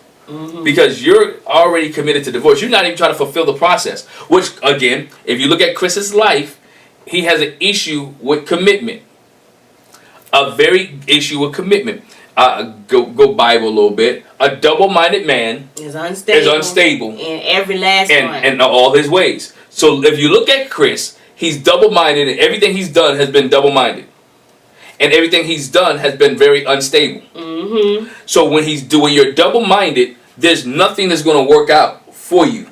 And we see that there's nothing that's been working out in this relationship, in this marriage. Since he's been connected to it, he has been double-minded. He don't know if I want to stay with Paige, or if I want to go. If I want to be my ex-fiance, if I want to tell my pastor or not. Again, you can't be double-minded and expect things to work out for you. You got to be able to be focused on one thing, and he can't focus. And Pastor Dwight says, I got mixed emotions because I'm coming to you as a friend, but I'm also coming to you as a pastor. Like you said, he stressed the fact that you made a commitment. It's a covenant you made before God. I performed the ceremony. He said, your behavior is embarrassing, it's immature, it's selfish, it's wrong. That's your child. Yes, if that's your child, which when he said it, again, Chris well, you could say that. And then, he didn't say it like to dwell on it, but he was like, it's your child. If it's your child, and if so, they gonna be fine. Your first commitment is your wife trumps everyone. You went into this, your wife trumps everyone. And you can be a dad without having an obligation to be with the mom. Stay right there, because, again, Chris told Paige that you come first because you're my wife. Again, lip service, yes, but no action. Yes. Lip service, but no action. He gave a double-minded again. He gave the lip service, but there was no action behind it. You said it, but you didn't show anything behind it. And so now Pastor Dwight comes back and says the exact same thing. Your wife should be first. Right? Again, this happened prior to Paige, but you didn't even give her a chance to commit to her and for you and her to try to work this thing out in the midst of this situation. Because that's why you went into Married at First Sight. And so basically Pastor Dwight has called him on the fact that, okay, you got this situation and that happened before Paige, but when you went in this Married at First Sight thing, that's what you're in. And his friend Michael is like, you need this marriage. She's got a lot of the core values that make a good wife up. You need to be more open-minded. Pastor Dwight says Paige is a diamond. That's rare. You got to consider her feelings. You got to consider the feelings of everybody involved. Let's go back again. Okay, her family. You got your family and her family, and it's going to affect all of them with you deciding to divorce or whatever you're going to do. It's a lot of people that can get hurt in the process, and you need to take responsibility for any damage that this will cause. Any damage that this will cause. Hurting her, upsetting her family. Bro, he caused so much, and this is where you see the immaturity and the childlike behavior from Chris as he's getting rebuked. All right, because again, call it what it is. That's what I say. Call it what it is. Because Pastor Dwight has gone into pastor mode, and he's getting if your pastor's your friend, you got to understand when there are different realms that he's operating in. He's operating as your friend. He's telling you, that's not good, blah blah blah blah. But now he's going into the pastor mode, and those who are in church realize this is rebuke. Chris doesn't take rebuke real well. No, because he said, "I'm done at this point. I'm done with this conversation." It's going to be cool. When you have to correct him, he becomes a childlike behavior. Look at all the examples that have been going on when people try to check him, besides women. Because when women try to check him, he raised up. But when men check him, he goes quiet and get into childlike behavior. Because he looks on his phone, he can't take this, I'm done with this, I can't move on to this. Again, he does not handle being corrected. Yeah, and Pastor Dwight calls it selfish again. He's right selfish. There in his face, like you being selfish. Like really, you're not gonna talk about he don't want to talk about it no more. You don't want to talk about the issue at hand because he can't win. When you dealing with somebody who can't win, or they used to win, he's entitled. His entitlement has gotten him to the point where he's been successful. I'm not saying he's not a hard worker. I'm not gonna talk about his business because he got his business. All right. He's been successful at financial matter. Everybody want to talk about he losing the subway. Guess what? People lose businesses and start businesses all the time. I had a president that businesses close, open up, business owners lose business. I'm not even knocking on that. It is what it is, right? But again, the integrity piece, the character piece, the honesty piece is what's missing from Chris. Yeah. He knows what right to do, but he chooses not to do. And so when he feels that he's justified in his behavior, he's going to continue to walk in that behavior, even when he's being corrected for the behavior that he's doing. And we're going to see that again later. Yeah. Real quick. So then we see in another scene, Paige gets a call from Chris, and he asks if she's available tomorrow to have a convo with her and his ex-fiance. He says, he just wants to meet so they can clear the air. And, she says, I'm in shock about it. I'll let you know. I'm going to have to pray about it and see what the Lord has to say, and I'll let you know. Look. And he says, well, I think it'd be cool for us to sit down and talk. What's going to be, what do you mean it'd be cool for us to sit down and talk? What? Dude, shut up. All right, Paige. This is what I got. The Lord ain't got nothing. Look. No. I'm going to let you say it, but go ahead. Look, you praying about the Lord. Again, this is production who made you do this. This wasn't the Lord. Because, again, you have nothing against that girl. That you don't even know that girl. That girl has nothing against you. Why am I putting myself in this situation? Again, anything, Lord, you pray about it. Guess what? Did the Lord tell you yes? This is what I think. This is what Production put them together. Right. But she didn't have to do it. No, she didn't. And so I really do believe when Paige says, based on her reaction when they meet, I feel that Paige, she did pray about it, and the Lord led her on how to deal with the situation. Because no lie, I loved every minute of it. Because you talking about how he shrinks when men step up to him. It's when somebody steps up to him, period. Because Paige came out with the guns blazing. What we not going to do is shuck and jive this time. And so I believe when she came out of her prayer closet, she came out with a strategy, and the Lord was like, deal with it just like this. Boom, boom, boom. And he even said it later on. He says, this meeting didn't go the way I expected it to. You know why? Because the Lord intervened and gave her a plan for how to deal with it. But based off who she is, she had a plan coming into it anyway. Again, they had her and Mercedes had great dialogue. They kept it ladylike, which I appreciated. They didn't come off like this was Love and Hip Hop or anything like that. Right. There was no security guards that was involved. Paige came off like a lady and like a woman at this time, and I ain't gonna say she manned up, but she galvanized herself. I'm telling you, because that was the Lord. She went in her prayer closet and she got some strength. She called her mama and called her friends and got enough sense. And the Lord moved on her heart and said, honey, I need you to move like this. She probably had another dream, and the Lord showed her. God showed her what to do, and she executed, because she did. First of all, they come, Chris and Mercedes coming there all dressed up. Paige makes a comment, oh, look at y'all looking jazzy. Girl, stop. She trying to break the ice or whatever. And so, Mercedes like, I don't have no problem with you. I want you to know there's no animosity. And Paige tells her later, I ain't got no problem with you. And basically what they both say is, our problem is with this Negro over here. He's the problem, and we getting ready to fix it. And I don't know, you try to give me a script for how we gonna go into this meeting, but it's not gonna happen like that, Chris, because watch what I'm getting ready to do. And so, Mercedes, she asked Mercedes, how far along are you? She says, well, I'm about 7 weeks. I don't have no ill feelings towards you. Paige, check your time frame.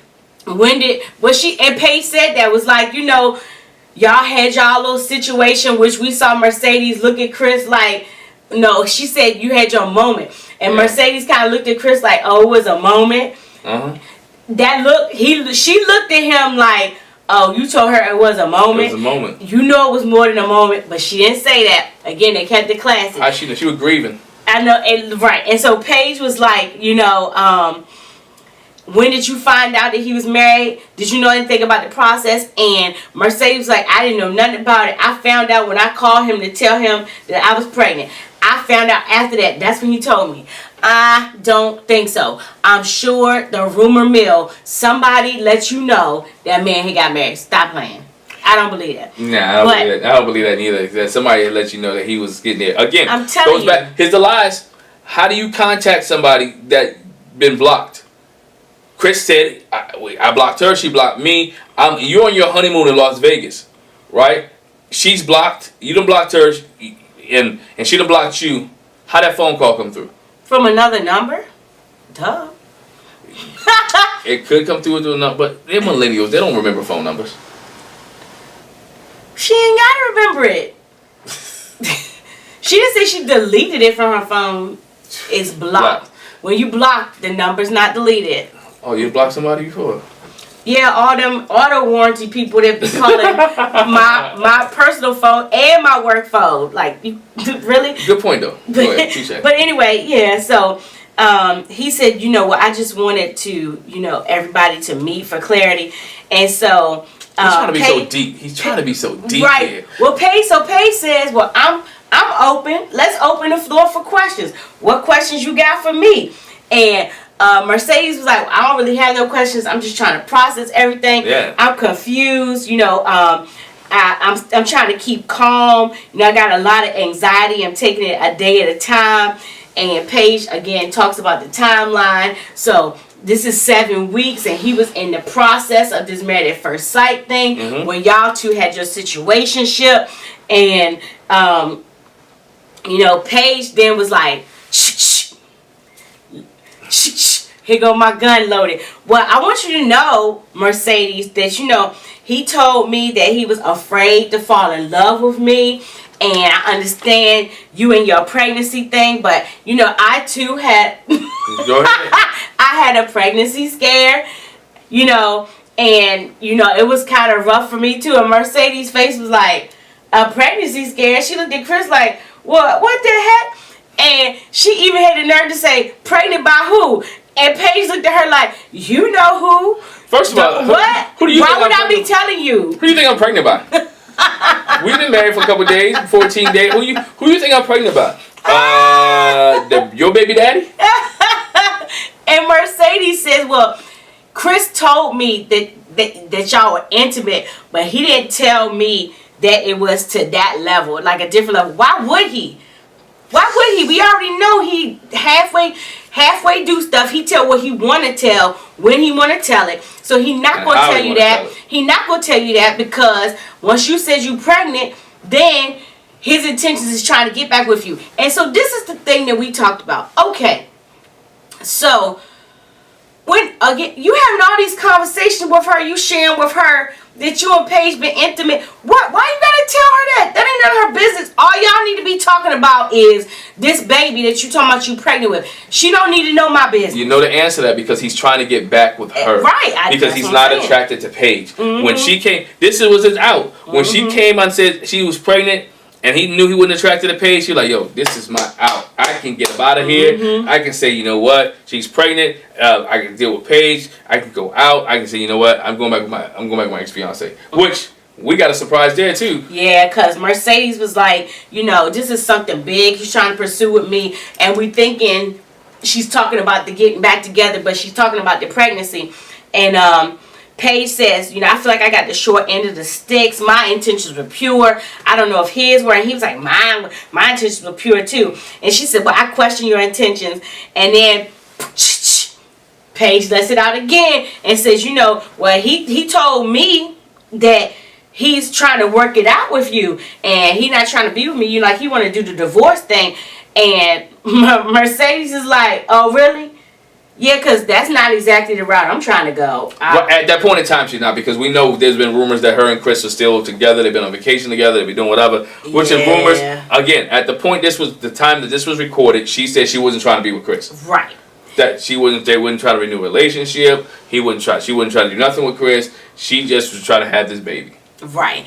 And so, Mercedes was like, ain't no ma'am, no ham, no turkey. The deli is closed. That's how she put it out. And Paige was like, So now Paige is like, okay, so you're not attracted to me. You keep having sex with me. You tell me you're afraid you might fall in love with me. But at the same time, you want a divorce. And you're trying to be back with her. But now she's telling me she don't want you. She don't want you. So, bro, what is you trying to do? So you just, again, like you said, you just wanted her out.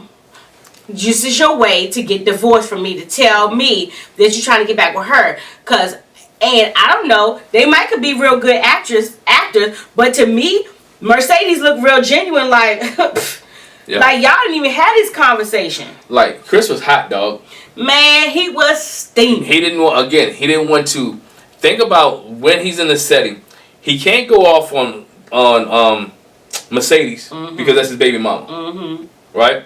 He can't go off on Paige because again, Paige got the I don't care attitude. Like if you want to bring it, guess what? I'm gonna do today. I'm gonna bring it today. I'm gonna do it classy, but I'm gonna bring it today too. So again, here come the childlike behavior. He sits over there. He twists his ankles. I mean, not twist his ankles. He sat over there. he's flapping his foot, whatever case may be, moving his leg. He's mad. He's checking on his phone. I want to just go home and catch up on the scores and read my Bible. I'm ready to get this dinner. I'm ready to eat this food. Read my Bible.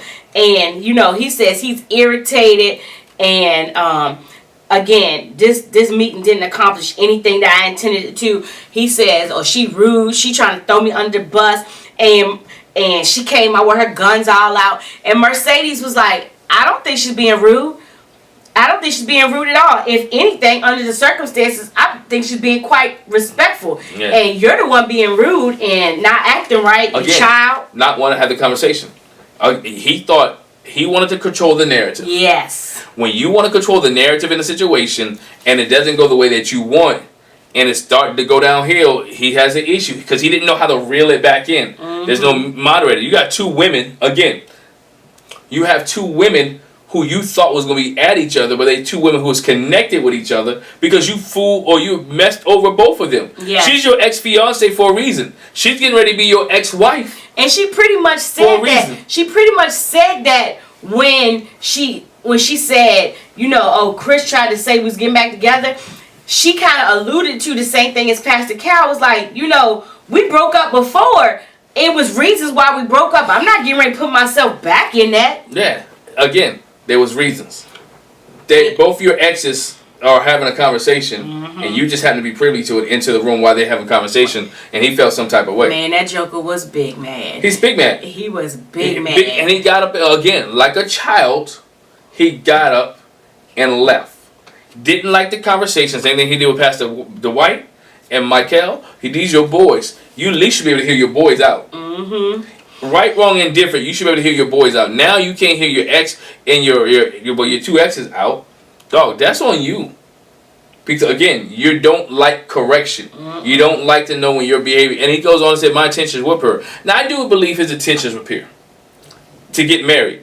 But when she walked down the aisle and he saw what it looks like, his intentions changed because it wasn't what he expected. If somebody had walked down the aisle that looked like Mercedes or what he was used to, he might have, it would be a different story. But he was not attracted to her, so he didn't want to put the time or invest in her. His intentions were pure. Again, he didn't want her to say that because he realized, my intentions were pure. He didn't want to say, my intentions were pure until I saw you. And then when I saw you, blah, blah, blah. Hence, this sabotage from day one, right? Hence the conversation when they first met. He brings up the ex-girlfriend. He brings up all these things to try to deter her from getting connected to him. So he's trying to sabotage the relationship prior to them even going on the honeymoon. Yeah.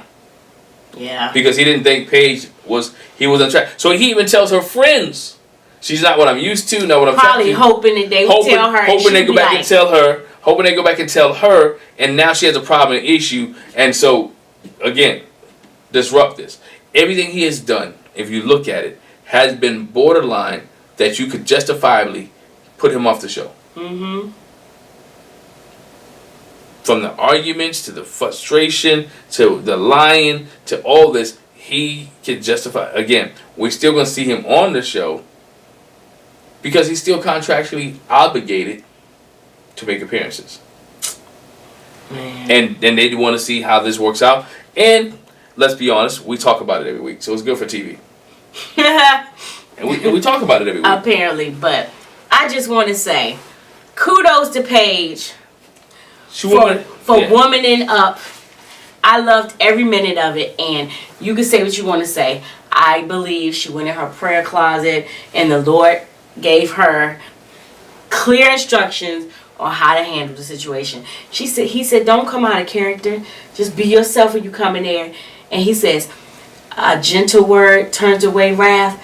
You come in there ladylike when it comes to homegirl, but definitely digging his tail. and she was nice, nasty. She was. I loved every minute of it. She was nice, and nasty, but again, she did what she needed to do, and my hats to Paige for kind of redeeming herself because the last few episodes, Man. she was trying to figure it out. Now she was able to go into it, and I don't think she went into it fully. She's trying to maintain herself for what it is on TV. You still, at the end of the day, after Married at First Sight, she has a reputation. At the end of the day, at Married at First Sight, there's some offices and some businesses and some buildings that she needs to go into, and she don't want to be recognized as the angry black woman that was on Married at First Sight. Right.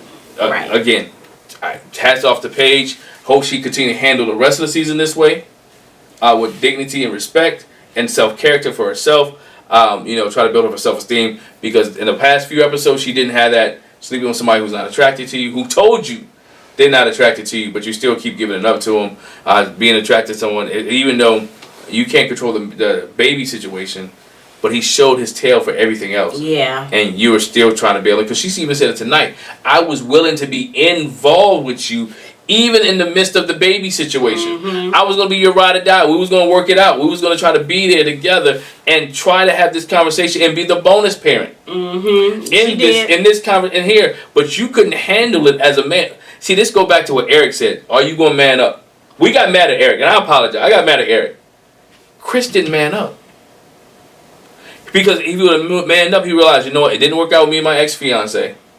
I'm committed to Paige right now. Let me finish with her and do what I need to do with her, trying to establish this relationship. So in the 9 months when Mercedes have this baby, all right, quotation marks, that me and my wife will be able to take care of our child, child, and we'll bring it into a loving home, and all three of us adults can raise this child in order to be a productive citizen and have a loving family around him. That's what manning up is. Yeah. And he couldn't do that because he feels that I want to have my family together. But guess what? You want your family together with a person that you just put to the side, that you just left.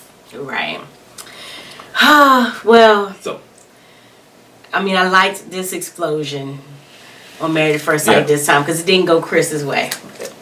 It didn't go Chris's way, but open your eyes up to a lot of the mindset of who Chris is. He's childish. He's childish. And I think we've been seeing that anyway. He's childish.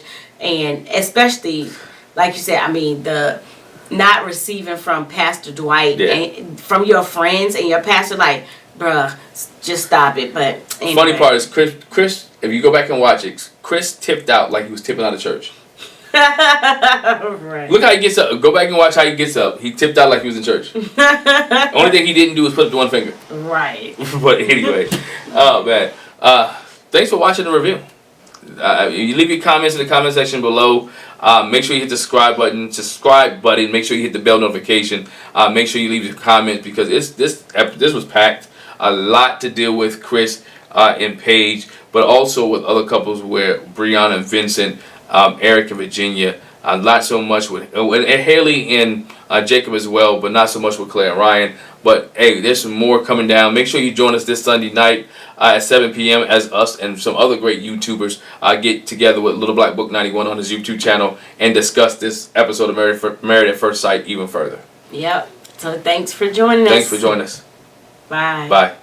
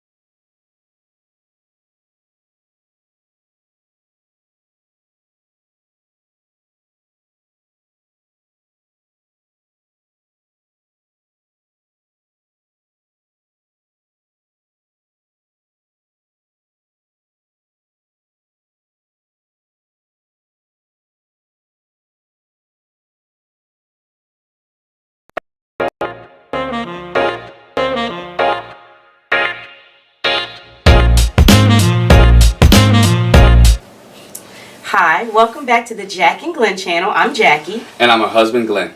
He's my husband, Glenn. Hey, before we get started, make sure you hit that subscribe button. Make sure you hit that bell notification so you don't miss any of our reviews. And if you like listening to audiobooks, make sure you click the link in the description for a free 30-day trial with Audible. And while you're online shopping, go ahead and use that Rakuten link and get a $10 credit. Hey, ready for Married at First Sight? Yes. Married at First Sight. We're excited. Yes. So let's get started. Some interesting developments. Some very interesting developments. And Dr. V shows up this week. Yes. We get to see Dr. V, so that means you're talking about love, sex, and intimacy with Dr. V. Uh-huh. And so, with Clara and Ryan, let's just jump in with them. We start with them already doing the fishbowl exercise. Yeah. With questions that they have to answer. And Ryan looks nervous. Oh my gosh, does he? Because, let's see, so the first question is, what's something that would make intimacy harder for you? Intimacy that they kind of like not have, like they're not having sex.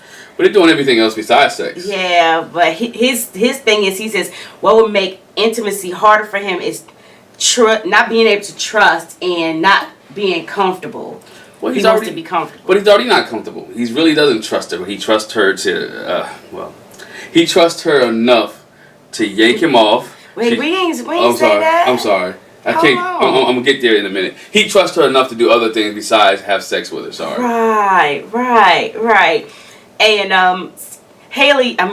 Clara says, they're going slow. She's moving at his pace. She's moving at his pace, and she says she realizes that patience is not her forte. Not at all. She's having a hard time being patient. And so the next question is... But hold on, before that, it's a hard time being patient, not in the sense of other areas in a relationship. Right, just when it comes to sex. Just when it comes to sex. And we'll get with her in a minute why she's becoming oh my gosh impatient with sex. Because I think I said in a couple of interviews, she past shows that she equates sex with love. But we'll get there. Anyway, so the question was, how would she like to initiate romance? All right, and she was like, just do it. Just do it. Which goes in, again, we'll get to that. Just do it. Okay, how could we make our sex life better? Again, she says, can we just have it? He said, just have it. They talk about what's your favorite position. Which this question, I was like, bruh. I told y'all before I was feeling virgin vibes. I was like, really? And so Ryan was like, I'll just take it as it is, as it comes, normal, like medium. I never met a guy. Person. A person. Male or female. High school kids don't even do that. No, they don't. High school kids, if they're not even sexually active, they will lie and say, I like this position or that position. And we were like, even basic, like me on top, her on top, doggy style. You know what I'm saying? What? Somebody you say something. He didn't say anything. Nothing. It was like, He did not say one thing at all. He could have said very basically, you know what, I like you on top. It could have been very simple. He didn't have to get graphic even because he's on TV. Yeah. But it could have been very simple. He said nothing. Again, I don't know too many guys or people who have been sexually active that don't have something or a place or a position that they like and that are not open about talking about it. I know. Well, no, some people are not open about talking about it, but still, I don't know too many people. He didn't say anything. I never seen it. So I had to give you kudos on that because I really wasn't feeling your virgin vibe thing that you said. But after that, I was like, you know what, you was right. I think he is or he's very limited in the sex area, and which is nothing wrong with that. Let me get a clip. Oh yeah, because I don't know. I feel like some of y'all got the impression that we were saying that it wasn't okay. We are fine with the pace Ryan's taking it. You know what I'm saying? But but it's just like it's not matching up. it's not matching up. Something is missing there. Something is off. And like we said, it's fine if he wants to take his time and get to know her and build some trust and get some commitment and get some romance before he goes there. That is fine. But he still should have been able to answer that question. Absolutely. If he had that sex. I don't care if it with her or not. He should have been able to answer that question. Again, with Ryan, I really think because of his church upbringing and his parents, I don't know how strict they were. We didn't never really got into that. But I do believe his parents were probably strict and that the sex life, he started late when it came to sex life. There's nothing wrong with starting late. But again, that he wasn't exposed to a lot of things. And he has not been exposed to a lot of things as he's been growing up. And that now is affecting his marriage because he wants true commitment. And again, has he had sex? Because how many relationships, maybe I forgot, has he been in a long-term committed relationship? I thought he said he had, yes. So then that might be the only person, if he's still like this way, that might be the only person he's had sex with. Because if you feel that you got to have trust and commitment, and he's only been in one long-term relationship, to me, just being deductive reasoning, that's probably the only person he's had sex with because the other relationships have not been long-term or committed, which is okay. But again, I would Claire on this, communicate that to her because when Dr. V brought it up, we're going to get to that. Come on, you jumping ahead. Shutting me down. Because you're jumping ahead because we want to get into that. We want to do that. But let me finish this. So she asked Ryan, so what if I whip out some wild position, and do that? And he's like, well, I mean, that's your life, if that's what you want to bring to it. That's your life. Most dudes be like, whatever you want. Where you want to go? Like, let's rock. They did real quick. The last question they had was, what's the toughest experience you had to overcome?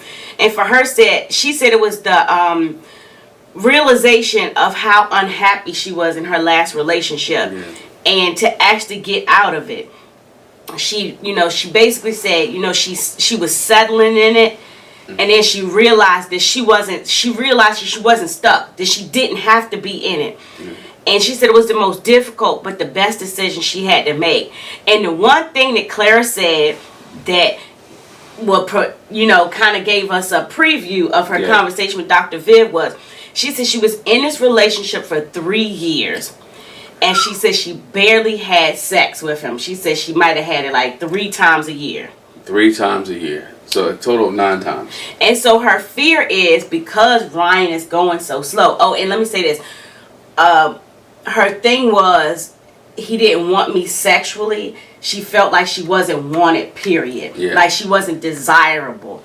And so her fear is that with the pace that Ryan is going, that she's on that track again. And she doesn't want to be in that track. Again, a preview of her conversation with Dr. Viv, as you were saying, she equates sex with love and being wanted. Yeah. And we talked about this. Can I jump ahead now about Claire? We talked about this. Claire seems like as if something has happened in her life. Oh, you're not supposed to go there. I want to go there. While you talking about, we get there because it all goes together. Something has happened in her life where she has to be able to equate the sex with love. Whether it's that she might have been molested when she was little, I'm not saying that's the case, but if something has happened in her life or transpired in her life that sex equals love, and she wants to have it all the time. And so there's an issue there that she has to deal with and recognize that the sex doesn't equal love. And everybody that's with you is not always going to always be on top of you. And it may be just her love language is sex. But again, there has to be a balance in that in order for her and Ryan to be able to continue to have a successful marriage. Well, as we get into it, because I want to differ on that, even that sex equals love. I want to differ on that. So we're gonna get to that. But Dr. Viv pays them a visit. And so the one thing I can say with Clara and Ryan, and the only other couple I really saw was like Brianna and Vincent started off close. Right. With Dr. Viv's visit, sitting on the couch. Clara and Ryan sat close. Holding hands, arm around shoulder. Yeah. And Dr. Viv, she says to each of the couple, we're privy to what's going on. We see, but I want to ask you. So she said, what's going awesome in a relationship? And both of them basically say, that it's been real easy and it's been natural. And the one struggle that Clara shared was that they're not on the same page physically. Mm-hmm. Dr. Viv was like, well, are you not both affectionate? No, we're both affectionate. Oh, yeah. It's just that Clara's more sexual than Ryan. Mm-hmm. And, go ahead. What are you about to say? No, she just has a sex drive. She's more experienced. Yeah. She's more experienced, and she has a higher sex drive than he does. And maybe not necessarily in a good way as we get to the conversation with Dr. Viv some more. So he said it's well, I think this is Dr. Viv's words, or him, I can't remember. But it's important for him to build a foundation. Ryan said it, matter of fact. It's important for him to build a foundation in a relationship, not just on the physical. He wants to know how he can meet her needs. Buy donuts. He said it's not a hard no to the sex, but he was like, it's only been 3 weeks. They haven't had time to build the foundation that he would like. I cry BS. You're doing everything else except for the intercourse. What you mean you don't have time to build to the sex? You have time for all this other stuff. And you telling me in all this other stuff, which again, are you doing this with your shirt on because she's never seen your chest? So it's just hold it. You're doing all this other stuff, and you telling me it does not lead to bed? Well, and you stop there? Dr. Viv says that. She says, so okay, explain this to me. So have there been times when it's been hot and heavy and that it stopped and what would have come naturally didn't? And Claire's like, yeah. Who's the one pressing the brakes? Ryan's the one pressing the brakes. So they get to that point. They're doing everything, like you said, to get to that point. Everything but penetration. Lord have mercy. Everything except penetration. And Ryan's like, no. Maybe he know his stuff is trash. No, I don't think that's what it is. Maybe he know he ain't good in the sheets. But we getting to that. But he lacks confidence. Well, this is what I tend to think. I told you I was getting virgin vibes from Ryan. This is the other thing I think too, because let's just go. Dr. Viv asked to talk to Clara separately. Yeah. Before that, Ryan is building his case about building his foundation. And Dr. Viv is like, well, how do you know when you're going to get there? Give us a percentage. How do you know? I don't know. I just know. Well, you have to give her, and while we're talking, give me an idea. Outside of this conversation, give Clara an idea. How close are we to getting to this point? I'm trying to gauge. I want to know. Don't leave me out in the dark. She's feeling you. You need to be feeling her. Clara said she don't want to pressure him or put a time frame on it. But where are we going with this? Because she don't, and I understand where she's coming from. She don't want to be 3 years in and still be like, well, dang. Okay. I'm still not good. I'm still not good enough. She don't want to be 6 months in and be. I'm still not good enough. Mm-hmm. Now that's not fair. To have somebody feeling like they're not good enough, because basically that's what you're saying. If we can't get to that point, you're saying I'm not a good enough person. You don't care for me enough to get to that point. So can we call Ryan the female Iris? I mean the male Iris? Yes. Oh, and that's what I was going to say about Ryan. She said Dr. Viv in a conversation with Dr. Viv when she pulls Clara aside. Dr. Viv said it. Do you think he might be a virgin, like he hasn't been completely honest about his sexual exploits, for lack of a better word? I think Dr. Viv has some information, because I feel on this questionnaire that they fill out, that's one of the questions. Oh, I'm sure it is. And I'm sure she pulled back, I can't remember who else questionnaire she pulled up. She pulled up Haley's. So I'm sure she probably pulled up Ryan's and this is the issue. I think she's not going to spill the beans or say anything, but I think he's a virgin. I think, and nothing wrong with that. But again, I think or the other side is, because Clara says, well, I don't think he would lie about that. He told me he has had sex before. So maybe this is the case. Ryan has only had sex with one person and maybe only had sex with them twice. Possibility. So it's not virgin necessarily. I have had sex before, but I'm very inexperienced. Very novice. Very inexperienced. Maybe that's it. And maybe that's why he can't say what his favorite sexual position is, because we only did it one way. Only did it missionary. But that should be okay though. It's very fine. That is very fine. It's okay if that's what you're gonna do. But say that. But say that, yeah. and say that, and allow that to be a part of your conversation with your wife, knowing that she has a high sex drive. Look, I'm not as experienced as you. Help me out. All right, and there's nothing wrong with a man to say that. That doesn't diminish who you are. If y'all especially private, this is your wife. Communicate with that. I'm not experienced in this area. Please teach me to show me what you like. And you can do it so many ways to keep your masculinity. You know, what is that you like? I don't want to compare you to other people that I've been through or been with, right? I've been through. I don't want to say been through. Excuse me. Been with. Be respectful here on YouTube. The other people that I've been with. Right. Can you please tell me what do you like sexually, and how would you like me to please you? Yeah. Dr. Viv says, could it be that Ryan has sex placed on this very high pedestal and you don't? Claire's like, I don't. And she proceeds to tell Dr. Viv that I've never thought about him being a virgin, but I've also not ever connected emotions with sex. Which means to and feelings with sex. Again, this is a sign of somebody who's been abused. Or been just having sex. I'm just having sex. Sex is an emotional connection. It's an emotional thing.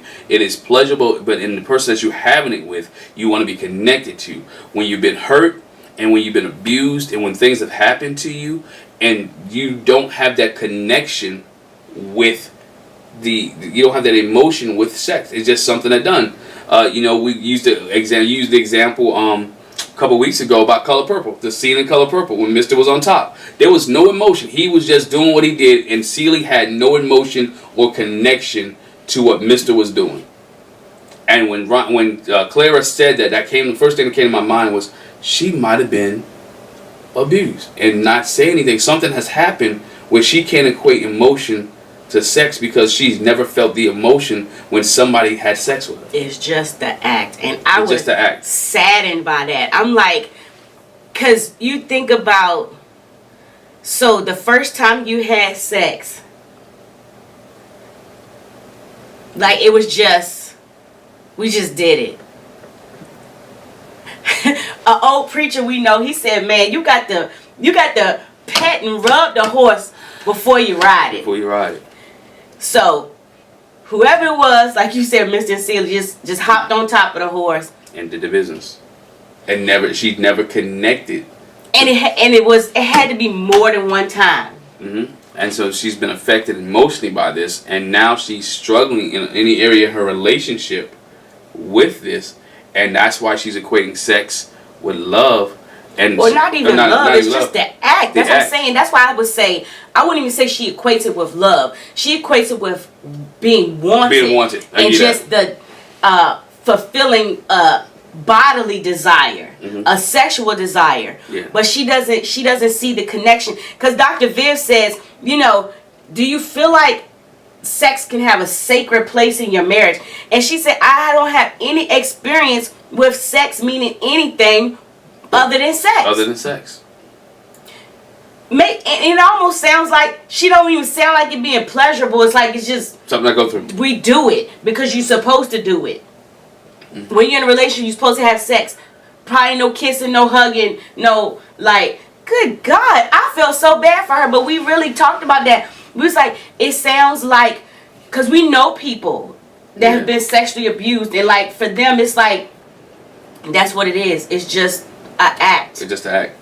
So I don't like this person. I don't love this person. It's just something I do. So hopefully it's not the case, but it seemed like she needs to get some help in that area so her and Ryan's relationship could flourish. It's very sad. Very sad. Very sad to me. So let's go to another sad. We might as well stay sad while we on sad, right? Yeah, Haley and Jacob. Okay, so they have their questions. And this is I don't know if you do it out of order, but it's before Dr. Viv visits, but it's questions that Dr. Viv would give. Yeah. So I don't know if she said something earlier, but the question was, you know, how can we make our sex life better? And Jacob says, well, when it exists, it could be better. And ha ha. Yo, he's petty, but I like his pettiness. Yeah, he be throwing shade. I like his shade. He like, yo, if we had a sex life, like, come on, dog. We only had it once. And we'll get to that too, sorry. And so Dr. Viv visits them and she says, okay, what's the state of your marriage today? And Haley's like, we've had our ups and downs, but we've had a chance to reset, and now we've been communicating. Dr. V was like, now you've been communicating? What you mean? And she went on, we go on a cycle. 2 days we talk, 2 days we don't. 2 days we get along, 2 days we won't. So they've been on a roller coaster in their relationship. So they haven't really had consistency with communicating in these 21 days, in these 3 weeks. Yeah, they've been having arguments, she said, and most of the arguments are due to miscommunication. Somebody not saying anything. He mentioned the fact that he mentioned the time that she went to see Paige. Yes. And she was gone for a long time. And they even went into it right there in front of Dr. Viv. Was like, I did tell you. And no, actually you didn't. But I did though. No, you didn't. It a long time that she stayed at Paige's. And that she had told him that she was going to stay at Paige. And he said that you didn't tell me. And she said she went back to check her text messages like, yeah, I did tell him. And he finally remembered that she did tell him. So then he was like, still not really. Still not really. So again, and Dr. Viv was like, those text messages, that's when the communication need to come in. Mm-hmm. If we learned again, same old preacher. Man, this old preacher was wise. If you don't get a response back, communication is not done. Mm-hmm. So if I call and leave a message on your voicemail, you don't call me back, the communication is not complete. Right. If I text you and you don't text me back, communication is not complete. Even if your iPhone says delivered, LC, and they don't say anything back, it's really not complete because there was no communication back and forth. Right. And that's the issue with Haley and Jacob. One's communicating, but the other one's not reciprocating the communication back and forth. So there's things getting missing. And again, Jacob, in this case, being petty, and Clara, and Haley is just being selfish. Mm-hmm. Because Dr. Viv said it too. You're still acting as if you're still in a single relationship. Yeah, that's what she said. You have to think about this and realize that it's being single and acting single versus being married. Yep. And she errs on the side when it comes to communication and even texting. I err on the side of too much rather than not enough. Mm-hmm. She said, I'd rather somebody say, you texting me too much and communicating too much as opposed to not enough, because then people can fabricate and make it. And I think that's what Lauren told her too. When you don't say something, people can form their own opinions and draw conclusions whatever kind of way they want to. And that's what Jacob's going to do. You got to communicate with them. Especially when you're already feeling some type of way. Yeah. I mean, because, again, think about it. After Vegas, he's already felt some type of way. Yes. After Vegas, in 3 weeks, he hasn't gotten over the Vegas situation. Mm-hmm. And it came like it keep compounding and compounding. And again, him being sexually frustrated, and this is how he's expressing it and showing it to her, because he's frustrated sexually. He's just frustrated the fact that she don't think he's physically attractive. Mm-hmm. He's just frustrated. Yeah. They don't think the communication where it's supposed to be at. And on top of that, he's 38, and this is he believes this is his last chance to be married and have kids. Yeah. And so Dr. Viv was like, it looks like y'all gotten into a really good friend zone, and that is not where you want to be. And so she says, was there any time when you actually felt connected? He was like, yeah, like in the first 3 to 4 days we were good. Dr. Viv says, is that when y'all had sex? And he looked like. And I laughed. I was like, that answers the question. That answers the question. Again, goes back to the statement we've all been making. She thought the sex was trash. Or no, she didn't like it. Yeah, but they get into that too. It was like, basically, she did have sex with him and she was drunk, but also, she said this before. I figure we're married. This was supposed to happen when you're married. Almost a little bit of Mr. and Sealy. This is my duty. So, I went ahead and did it. But it probably was trash. And she didn't feel comfortable doing it. Yeah, he was like, we didn't really talk after that. Yeah, we didn't talk after. She did it just to do it.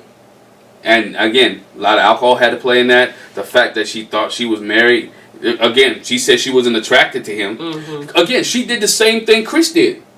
I'm not giving her a pass. Mm-hmm. She doesn't get a pass from me. Because if we talked about Chris having sex with Paige just so he could be attracted to her, Haley had sex with Jacob to see if she could be attracted to him. Mm-hmm. And it didn't work out. No. So she doesn't get a pass from me. She wrong. Yeah. Just like Chris was wrong, she's wrong. Yeah. So Haley did the same thing. Don't do that. Same thing that Chris did. But Haley's thing was, she says, and I've held everything in about how I feel about it because I haven't wanted to hurt his feelings. But she says, Dr. Viv was like, well, what is it that's not clicking or whatever. Well, she said the 80s stuff did kind of freak her out, but since then he's done like everything that she's asked. Like, you know, whatever changes, he's been flexible. He's been, you know, and she even said at one point that she felt like I was doing everything. What? Are you kidding me? That man is making all kinds of changes. That man for you. Everything that you're doing is giving him stuff to do. That man even got rid of his dogs. Have you noticed? You have not seen the 4 dogs since the episode. No. You've seen her dog. Yeah. But you have not seen his. Yeah. I guarantee you that he got rid of his dog. Not got rid of his dog, but somebody probably watching. Somebody's watching his dogs. He's done everything. Yeah. That he's asked her, and she still doesn't give him enough respect. Doesn't communicate with him. I'm not saying that she has to think he's physically attractive, but she has to be able to say, you know what, Jacob, I see you working. I see the progress. Let's communicate a little bit more. Let me open up now. Let me start trusting you a little bit more because I see the process. He started wearing her clothes, the clothes that she got him. He started toning down on the 80s stuff. He started doing everything, and yet he doesn't get any credit. Man, that's a bad place to be when you're a guy and you're changing and you're conforming to what your wife wants you to be, and not in a bad way. Not that you're losing yourself, right? But that you're just adapting because you're bringing somebody else into the relationship.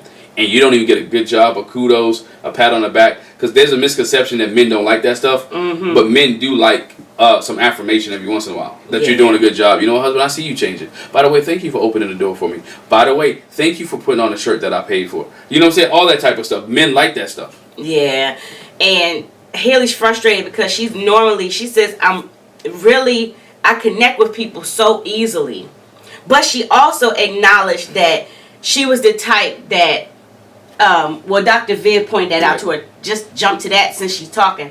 Dr. Viv says in her application, her stuff from the beginning, it asks, are you picky? And she said, yes, I'm picky. And I tend to be so picky that I, eliminate somebody and, before I can give them a chance.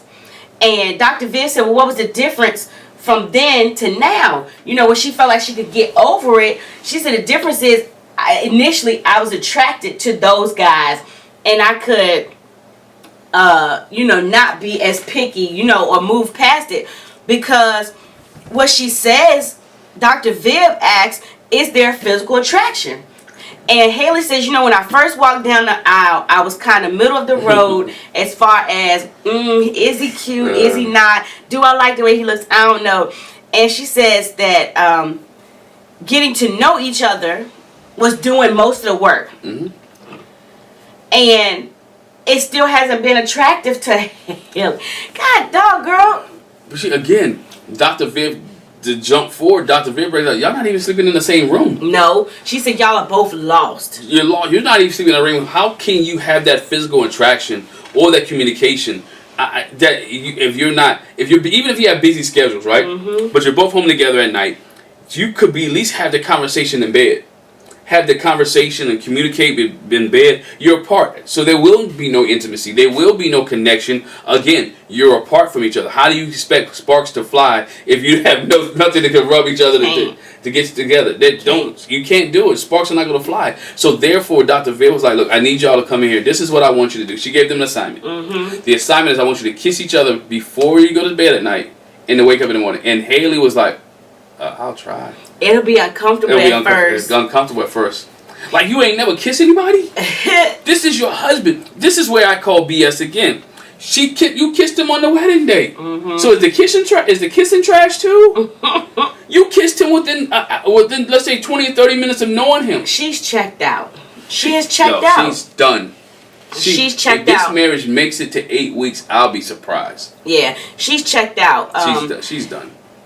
We were surprised that they weren't sleeping in the same bed, which I don't understand. I mean, you did it the whole honeymoon, however many days that was, just to come home and not sleep in the same bed. That probably stemmed from they came home mad at each other. But still, yeah. If you reconcile and you hit the reset button, you should at least can't say that because Chris and Paige not even living together. Yeah, but when Haley has her conversation with Dr. Viv again, where she pulls up her questionnaire and talk about her picky, Haley talks about the fact that she wants someone to complement her lifestyle, and that he's changing, but she questions how much how much does he have to change? And you're right. How much does he have to change for you to be happy with it? Because basically what she's saying is, how much does he have to change? And I hate for him to do all this changing and it's still not making me be attracted to him. Which I don't understand. Again, I use Jamie, Otis, and Doug. It may not be the physical attraction. There's something. There's some qualities that you have to like about Jake. She better start liking them biceps, them triceps, them pecs. Because homeboy got a body. But homeboy also, he has his own home. He's creative. He is. He's creative. He loves animals. Y'all have that in common. So you got to trust here comes with the trust of the experts. You got to trust the experts that they put you together for a reason. There's something there that makes you guys connected, and you got to find out what it is. But if you never communicate with him, you never talk to him, you never deal with him, guess what? You're not going to find that. Yeah, and the last thing we see with Haley and Jacob, so Jacob's all in on the assignment. All in. They get in the bed together.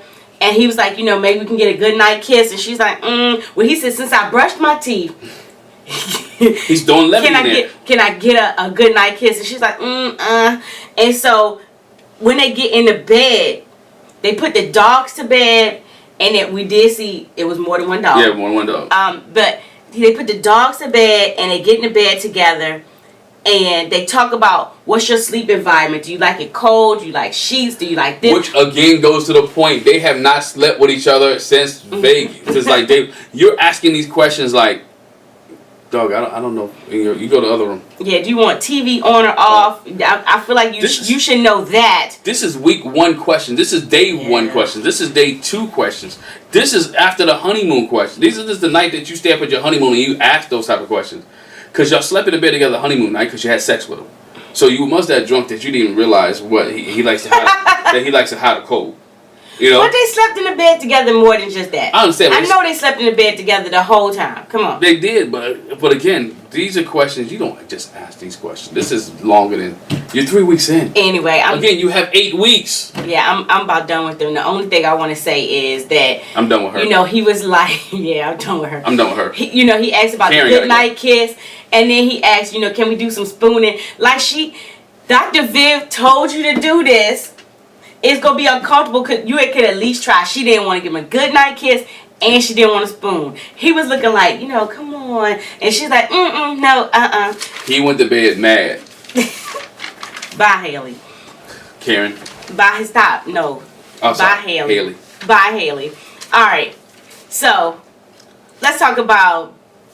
Brianna Vincent. Brianna Vincent? Okay. Let's get them. All right. So, Dr. Viv comes to visit them. And she says, again, we're privy to the information that's going on. We obviously have contact with y'all before this. Right. But she says, from everything I've heard, y'all been good and, everything's flowing. But you got a couple bumps in the road. Yeah. And, how you been feeling about it and what you like about it. And Vincent's like, I wanted someone that was silly and goofy, and we got that or whatever. And Dr. Viv says, yeah. But y'all ain't hitting that spot all the time. You say you want somebody silly and goofy, but you missing it when she's throwing it. You ain't catching it, dog. And so they talk about the Rihanna's "That's So Vinny" comment, and knowing that was a joke, and he took it the wrong way. Yeah. Oh, did he take it? You want somebody silly and goofy, but when she threw that in, you got offended. Got mad. He ain't get offended. He got hot. Yeah, he was mad. And so... He went to the parking lot. Yeah, Dr. Viv suggests that in a moment like that, where she may mean it one way, and you may take it another, because Brianna said, I did not know he was going to take it like that. I didn't know. Dr. Viv suggests stop in that moment and talk about, hey, I feel some type of way when you tell me that's so Vinny of me. Like, I feel some type of way. I don't like it. But and the one thing he said that I think we talked about it, but we definitely talked about it on our U.S. task force for Married at First Sight, is Vincent says, I don't want her to feel like she has to walk on eggshells for me. Yeah. I don't want her to feel that way.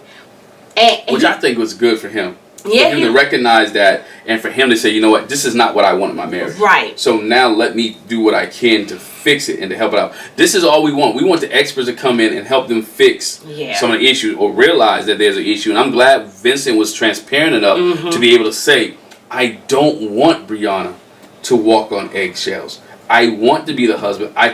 And Dr. Viv picked up, I know what it is. You just want to impress her. Yeah. You want to impress her. You want everything to go right. You want everything to flow. You don't want to let her down. You don't want to fail her. Again, as I mentioned on our U.S. Task Force, which you can watch every Sunday at 7 p.m. on Little Black Books channel. But you don't want to let her down. Yeah. You want to be perfect in everything that you do. We talked about that, being perfectionist. Yeah, because of course they bring up the dance lesson, and he said he felt bad because he didn't do well. He wanted to look good for her. The salsa He mentioned wasn't his that thing. he's put on salsa wasn't his thing. He mentioned he put on a little bit of weight. His shirt was a little bit tighter than he liked it, And like Dr. Viv said, this is a pattern for you. You're trying to be smooth. You're trying to impress her. She said, but when life gets in the way, you freak out. And he was like, yeah. We're smart because I said he cracks on adversity. And we said he's trying to be a perfectionist. Trying to be a perfectionist. He's trying, and he said he realized his behavior was not a good reaction and it wasn't acceptable. And when he came in with a bad attitude because he wasn't feeling confident. He wasn't feeling comfortable. Dog, change the shirt. Yo, I'm a big dude, right? If I put on a shirt, got a little tight on the no, wait, that shirt ain't going up. Y'all don't know how many shirts I changed before I do this video to make sure the shirt look right. You just don't even understand. You can't even see the whole shirt. Right, you can make sure you don't even see the whole shirt. But you feel the confidence and you want to make sure it looks right, so you understand that he does not want to let her down because he doesn't want this to fail. Yeah. He doesn't want this to fail. He wants this to be successful and he doesn't know how to handle it. He feel embarrassed. And then embarrassment and the adversity come together and he just spazzes. And I think the other thing is, this just came to me. I think Vincent needs to realize that I'm not on an audition. Yeah. This is not an interview. This is not a date. We're not dating. Yeah. This is not like, let me put it on. I gotta put on my best. No, at this point, guess what? She needs to see that the process is accelerated. Like Dr. Viv said, we're doing stuff because it's an accelerated process and help them accelerate the process. So yeah, you let it out. You let it out.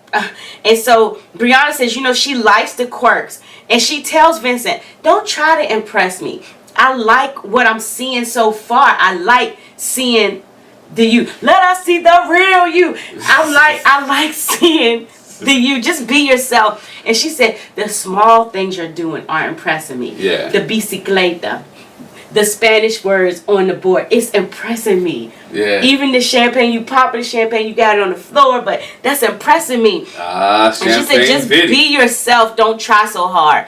And Dr. Viv reminds him, you're not perfect. Stop trying to be perfect. And for Vinny and for y'all listening, you do not have to be perfect in your marriage. You don't have to be a perfect person in your life. There was none perfect except the Lord.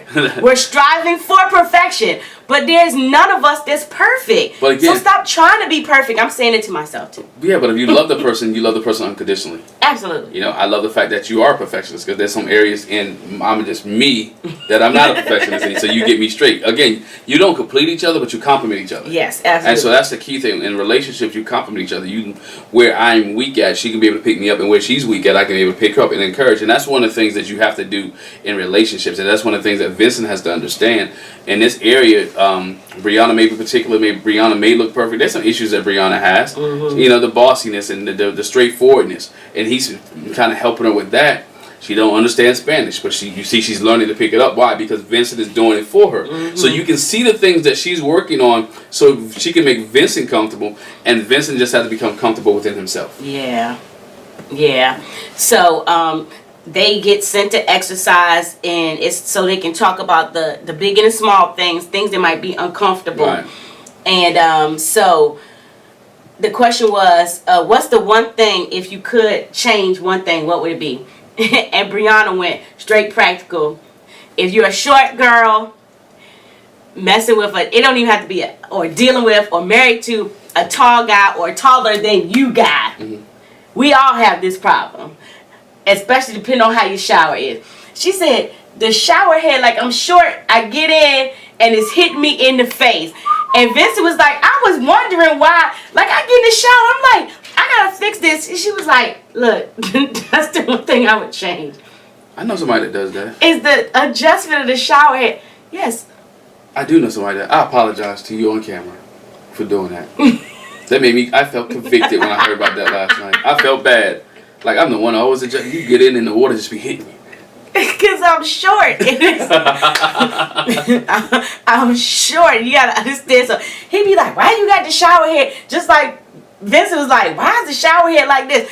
Cause I don't. And I'm an African American girl. You want the hair wet?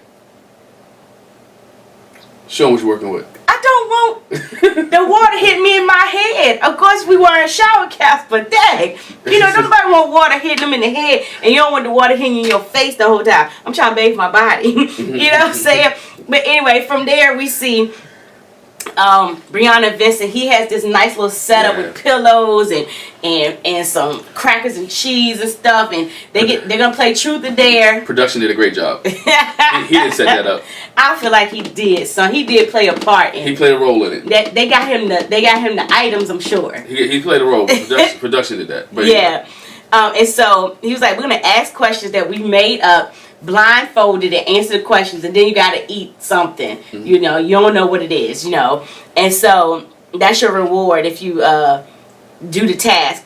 And so her thing to him was, I want to pick my nose. What? That was weird. But he stuck his finger in. That's love. And you nasty. They laughed about it. You nasty. I didn't think you was gonna do it. But that's love when you pick somebody. I'm not. But it wasn't for. It wasn't for love. But he again, it's the simple that she trusted him enough to do it, and guess what? He loved her enough that even though that is maybe disgusting to others, that he was willing to do it. Again, let his walls down, and not feel embarrassed to do it. So again, read between the lines of him picking her nose. Yeah. He dared her to eat some cheese and whipped cream. That's nasty. I don't want to try that. That was nasty. It's all dairy products. No, but it's all dairy products. He asked her. And they go in the same place. He asked her for him, what's one thing I would change about myself? And she answered, your head. He was like, but like just my head, or be specific. She was like, one thing you would change is your hair. And he's like, yeah, you got it right. Mm-hmm. So these questions they made up is to see what the other knew about the other. And Brianna and Vincent, they have gone, pretty far about, what I like, what I don't like. They've been doing a good job about that. But again, communication reminds me of Woody and Amani. Remember how they got them to get married? They got together and they sit and they talked about everything within the first 3 or 4 days. They talked. So they had that communication. When you have that communication there, it works volumes for your marriage. Yeah, the one thing they both talked about was the craziest thing that he's done was Married at First Sight. Married at First Sight. And she kind of agreed the same thing. And so they gave each other a whipped cream kiss. I think she actually spit the whipped cream in his mouth. At first she wasn't, and then it changed. So next, where are we going to? We always leave Chris and Paige for last. We want to leave Virginia and Eric last. Let's leave Virginia and Eric for last. You ignore me by the whipped cream. I am. Because that has nothing to do with them. The whipped cream kisses? No. He be getting out of control. Ever since Woody and Amani's season, this joke has been out of control. Caramel kisses? No. Goodbye. Next, Chris and Paige. We're on day 24. Day 24.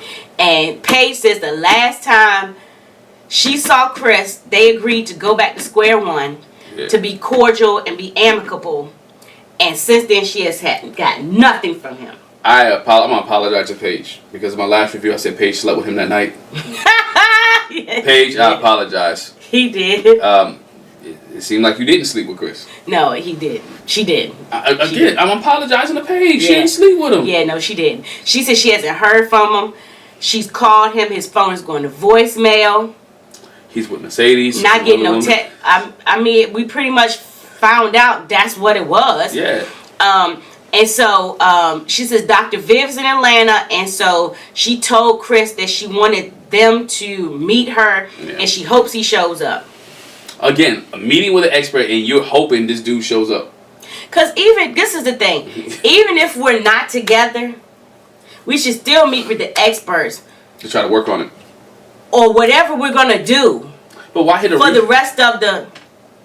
But why hit a reset if you're not going to work on being with me? Reset. And actually reset. Yeah. Just start over. If you were we're gonna hit a reset, and he initiated a reset. Yeah. So if you initiated a reset and I accepted a reset, why are you still with your baby mama and y'all spending more time with her than you spending with me? You should be trying to work on this relationship. And I'm not. You should try to work on this relationship because we hit a reset. Yeah. I'm not telling you that you have to live with me, right. but you should answer my phone calls and my text messages. It shouldn't be me having to say, "Yo, Dr. V's coming. Let's meet up." That doesn't say reset to me. Yeah, and that's the only matter of fact. That's the only text you answered. That's the only text you answered. That doesn't say reset to me. Anyway, so he did show up.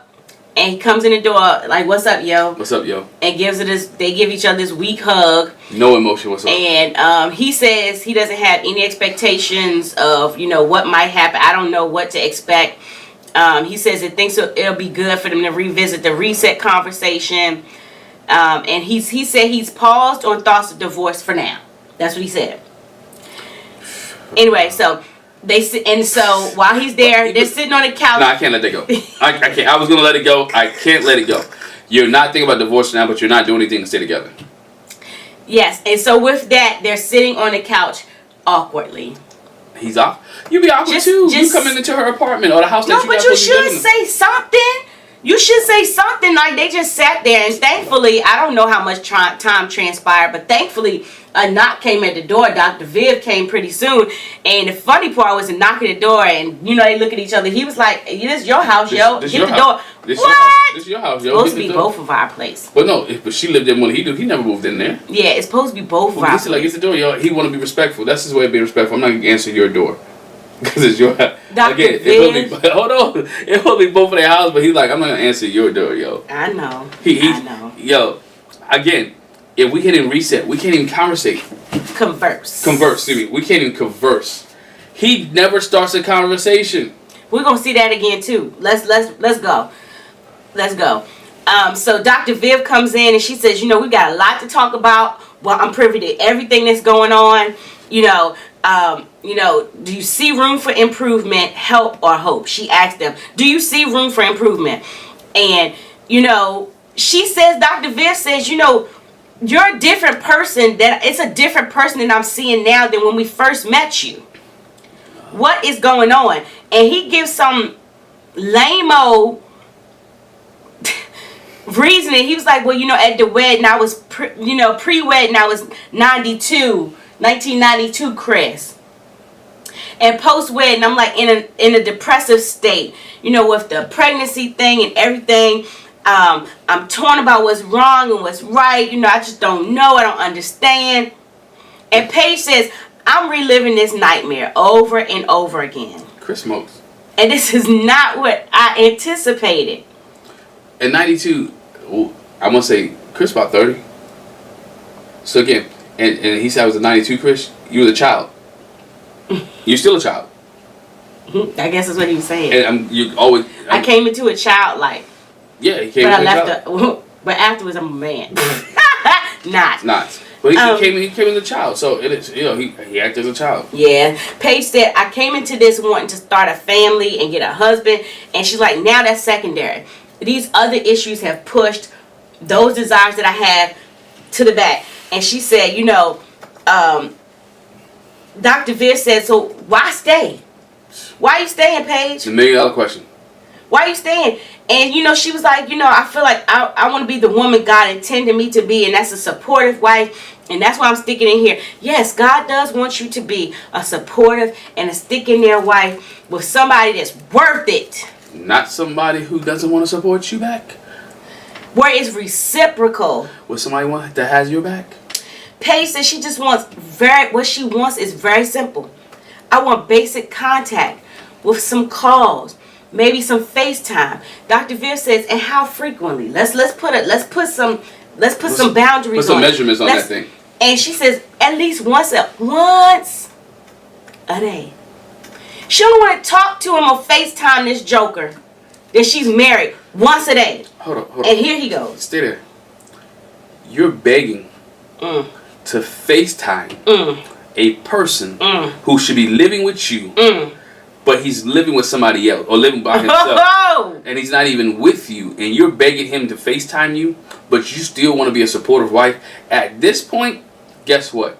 cut your ties, because there's no reset. You hit the reset button, but the Nintendo wasn't on. Cut your losses. You hit the reset button and Xbox wasn't even plugged up. You hit a reset button and ain't nothing happened. Guess what? Cut.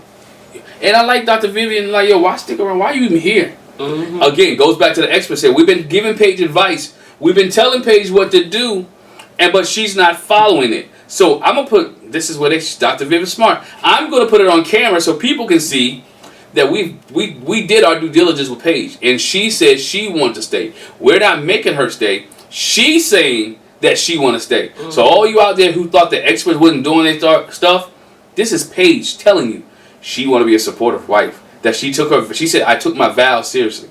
Mm-hmm. That's what she said. Mm-hmm. I took my vows seriously. Again, you took your vows seriously. He didn't. You can't be married to yourself. Yeah. It takes two to tango. How can two walk together except they what? Agree. Chris says, when asked, what do you want from Paige? She was like, I just don't want to feel pressured. I don't want it to feel forced. And Dr. Viv says, she only want to talk to you once a day, bruh. This is the least forced scenario that I've ever seen. Like, she only wants to talk to you once.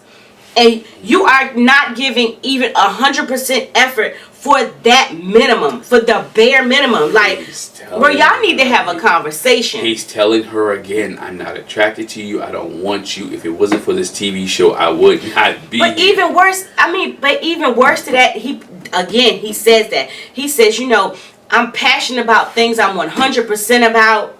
And he's not 100% about her. And I don't feel like my heart is in this, is 100% in this. Again, he's telling her. How many more ways do he have to tell you? He does not want you. She's frustrated. He says, but then... I'm frustrated. I'm not even married to him. Here's the weird part. You don't want to call or FaceTime once a day. That's like... Nobody does that when you dating. Maybe when you first start talking to somebody, but no. One time, that's all she wants. The least contact anybody could ever want. And this joker comes and says, well, what does he want? He said, I'm comfortable with hanging out, going to dinner, and conversations in person, and then moving to making phone calls. God no, how we gonna go out? I can't reach hang out, go to dinner. And you don't answer my text. Except we call each other. You don't answer my text because we don't live together. And I got it. He want her to send a smoke signal. No. He want her to send a pigeon to drop off a message at his house. He's a weirdo. No. He wants her to reach him on Facebook and Instagram where he spends a lot of his time at. He's a weirdo. Who does that? Who wants to hang out, go to dinner with somebody that you don't even talk to before? Again, even in this way, it's not sexual, but you got to pet the horse before you ride it. Before I go to some awkward dinner with you so we can sit across the table and just look at each other, which they do later, we need to have some conversation.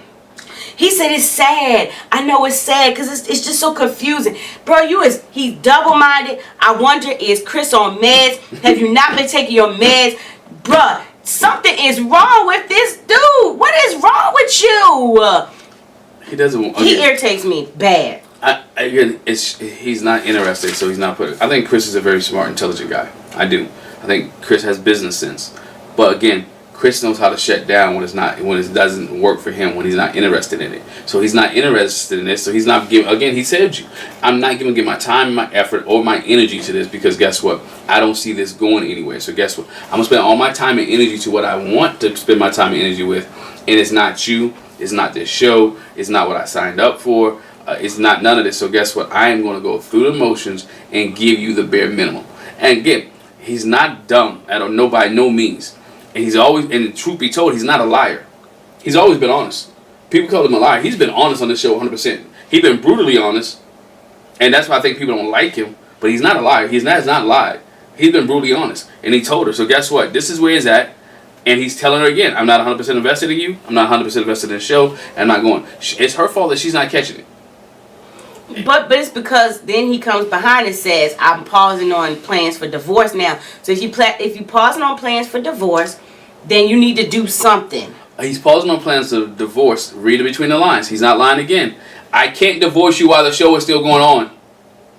So I can't do it. I'm putting pause on it until I can officially divorce you. They can't divorce while they're in the middle of the show. So that's why he's putting pause on divorce. It's not about Paige. It's about the contract he signed saying he can't divorce her until the show is over. Oh, so going forward, they irritate me so bad. So he wanted to make it look like he was doing a good gesture. It's not a good gesture. It's that you can't divorce her because you're in the show. Yeah. So Paige takes a hint from Dr. Viv, and she was like, basically, so let's make plans. You said you want to do this. Let's make plans. And she sits down with a piece of paper, write the vision, make it plain. Mm-hmm. She gets a piece of paper, and she goes to the days. Okay, so Thursday. What are we going to do on Thursday? Friday, Saturday. And, he was like, let's go play basketball. She was like, play basketball? I don't know how to play basketball. Well, I can teach you how to play basketball.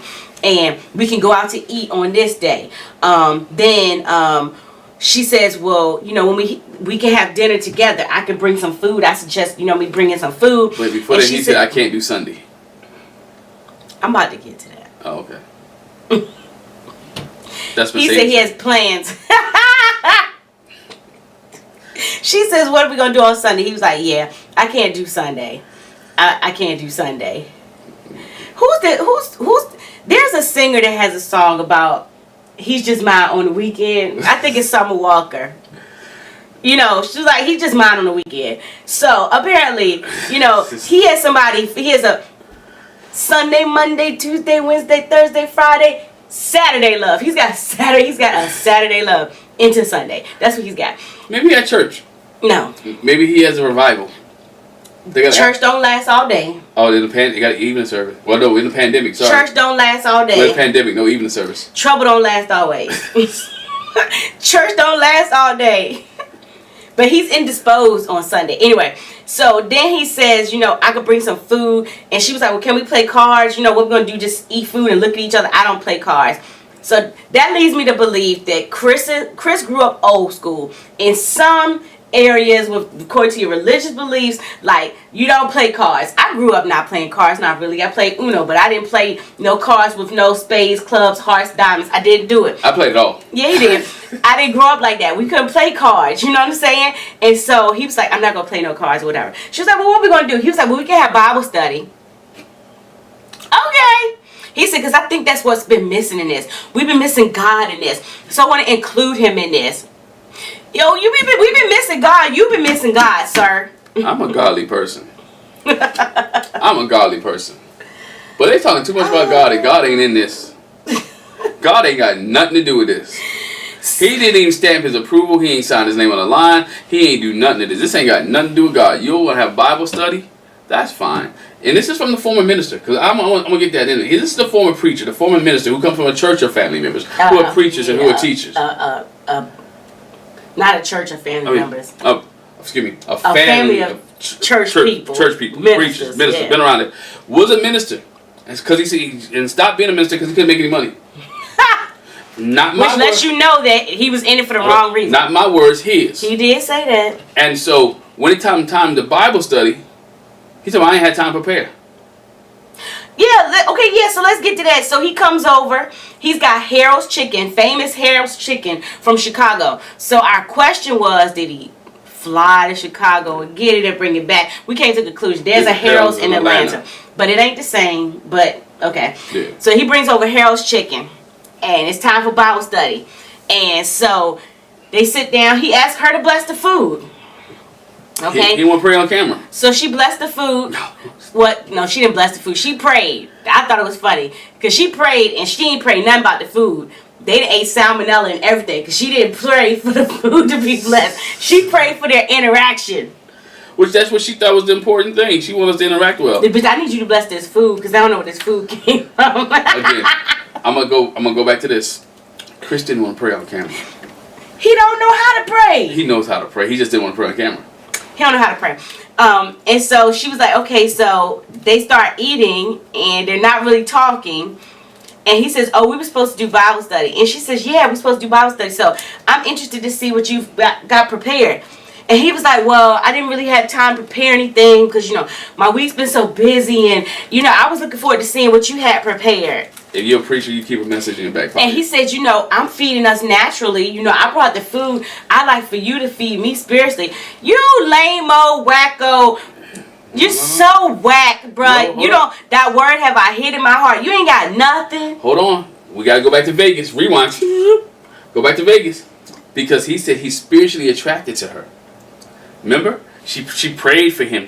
When he was upset, she prayed for him and calmed him down. And so, again, he wants her to feed him because he enjoyed what he had in Vegas with her praying. I'm starting to understand Chris. You got to read between the lines. He's starting to do things that he used to. Okay, I'm not going to pray. I know she can pray. She got to work because she came out with the Bible with the cover. You know she meant business. It had the pink cover. No. She had some notes in it. Not even that.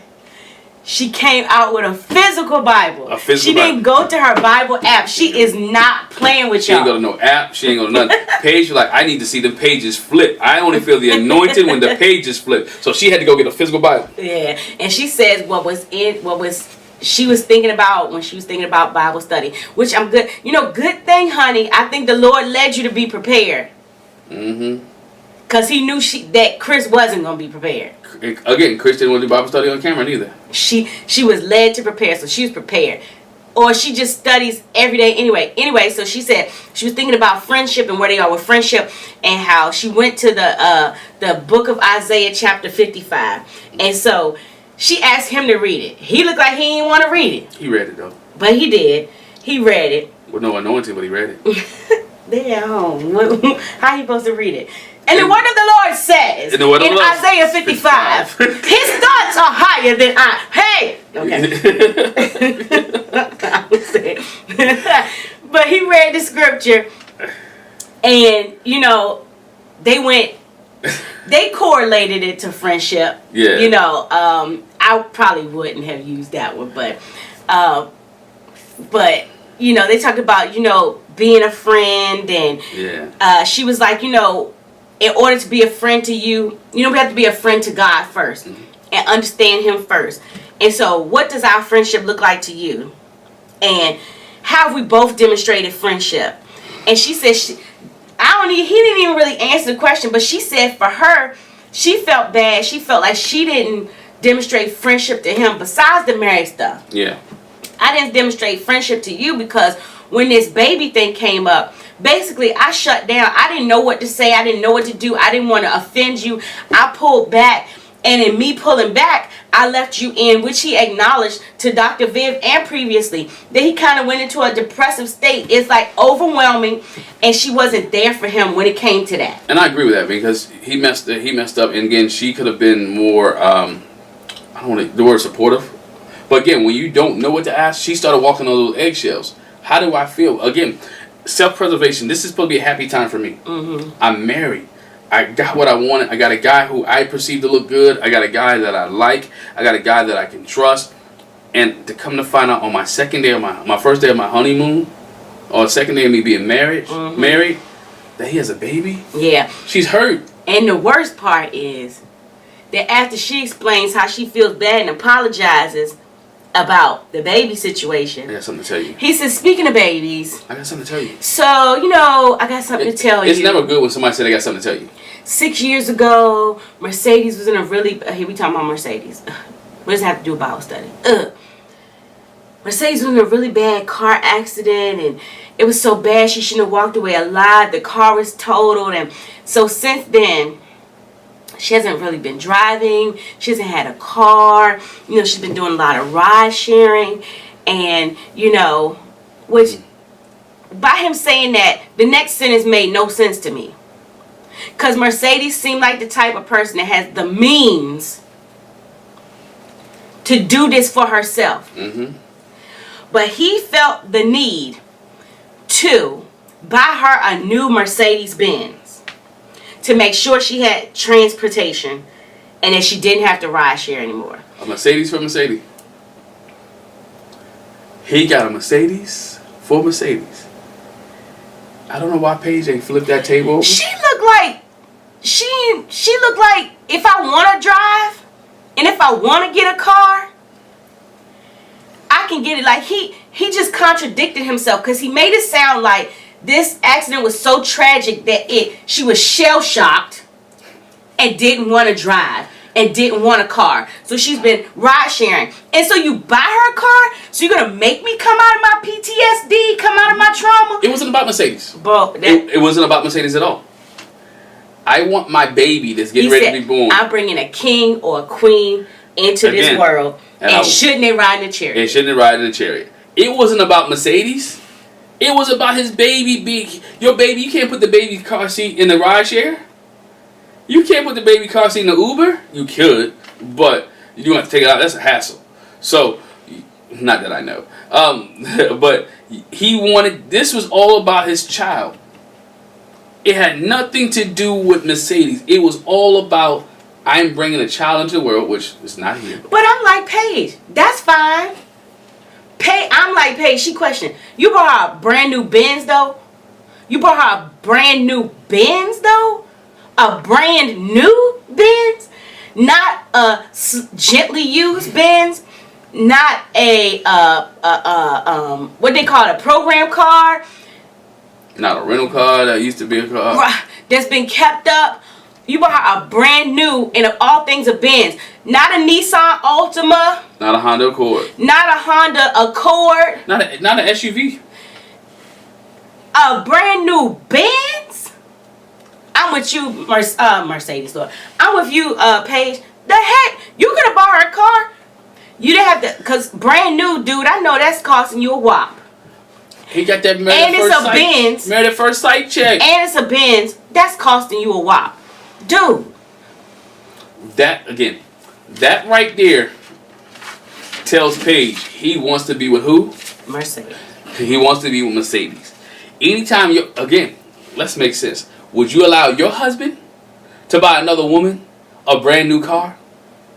I know one woman that would not let me buy another woman a brand new car, and I probably wouldn't be married. Again, her husband brought another woman a brand new Mercedes. And she ain't flipped that table over. She ain't say nothing. She continued eating her Hell's chicken. Oh no, she did say something. She did. She said it. She said it like I talk. She said it with them eyes and that face. She was like, brand new Ben. For real though. For real. Chris, I ought to knock you out. You know what I'm saying? Yeah, dog. Of all things, I promise you, just so she can have a car. Her PTSD, you know, she's traumatized. I'm not buying you on that strength of that. I'm not buying you no brand new car. You wig out why you trying to no, you freak out. He bought a brand new car and put insurance in his name. And he's making the payments because I'm sure he ain't paid for straight cash. I'm done with them. Alright, we done. Let's go. So over Chris and Paige. Virginia and Eric. We open with them talking about, you know, she's on the computer doing some work. They talk about passwords. I'm sure they had to change it after they had this conversation. Because she says she uses her dog's name for all of her passwords, for every last one of her passwords. Do you use the same thing? And he says, well, I use my dog's name in some way, shape, or form in all my passwords. Different variations. So they have that in common. Please tell me you changed your passwords after you had a conversation. I couldn't believe they said that online. On TV. Anyway, so she says, you know, will we share passwords? Yes, I don't have no problem with that. You can look at my phone right now. And, you know, she was like, you know, you can look at mine too, but would you have a problem if I be texting more than 2 guys? And he was like, is it Cole and other And he was like, I mean, if you know, if your friends Lane and Cole, you don't have no problem with it. She was like, but if it's more guys than that I text. And he was like, well, that's not cool. She was like, but you know, I might be sending guys messages on Instagram or whatever. And he was like old friends of yours or like exes, again, not cool. If it's an ex, what if you're in there liking his pics? Now, I think this was too far. She was like, he said if you want there liking your ex's pics, I don't really see no problem with that. Just liking it. Long as I ain't in the comments making kissy faces. In his DMs. Making kissy faces to his, or my comment, ooh, sexy. No, sir. Yeah, I don't see a problem with that's out of order. I don't see a problem with liking your ex's pictures and stuff like that. I mean, I'm not, again, I'm secure. I'm not insecure. But we find out why. I mean, we'll find out. We'll find out why later. I'm not insecure, but he has some issues. Yes. That he has been, he has some issues in past relationships that he's been cheated on. Yes. So all this that we've talking about him being possessive, he want to make sure he's not cheated on again because he was hurt. Mm-hmm. He was hurt, and now he looks at all this stuff. Oh, I don't want you to sleep on the guy's couch. I don't want you to be out with other guys. I don't want you to be texting guys or liking them on Facebook. He's traumatized too. He's traumatized for the cheating that he's been through, and it doesn't work out. Yeah. And he doesn't want to happen to him again and again. Eric wants to stay married. Mm-hmm. Eric, this marriage, unless Virginia does something, Eric is not leaving this marriage. Well, but he talks about some things that he's like, when Dr. Viv comes and they sit and talk. But I want to say this. Their problem is that they have a level of avoidance. They haven't been talking about the hard stuff because Virginia says that, we don't want to waste our time on arguments. We're getting to know each other. We want to spend time in the happy stuff. Yeah. So they haven't talked about the hard stuff. But Dr. Viv visit and she talks about their connection. They connect physically. Their physical touch is their thing. There's lots of physical attraction. Yes. They do have issues that they push to the side sometimes because they don't want to be in a hard place. Mm-hmm. And so Dr. Viv says, well, let's some uncomfortable topics. Let's approach some uncomfortable topics. You have to in marriage. You gotta approach some uncomfortable conversation or have uncomfortable conversations. But it's rules of engagement and how you do it. So when at the end of the conversation, you guys come out whole. And so they start with this. That basically Eric says, basically what he said is, I'm setting my ways. Mm-hmm. That's basically what he said. Oh, yeah. He says we have different views on country, on life. Just things in general. We're very different. We're very different from my military background. There are ways that I think things should go, what I think. So basically, it sounds like to me he's talking about his political views, his social views, and everything. He says, I'm fine with us being disagreeable, and I'm fine with the fact that I ain't gonna change. And she can believe what she believes. Mm-hmm. Then he says she's the one that has a problem, which I understand. I would have a problem too with somebody that is not flexible.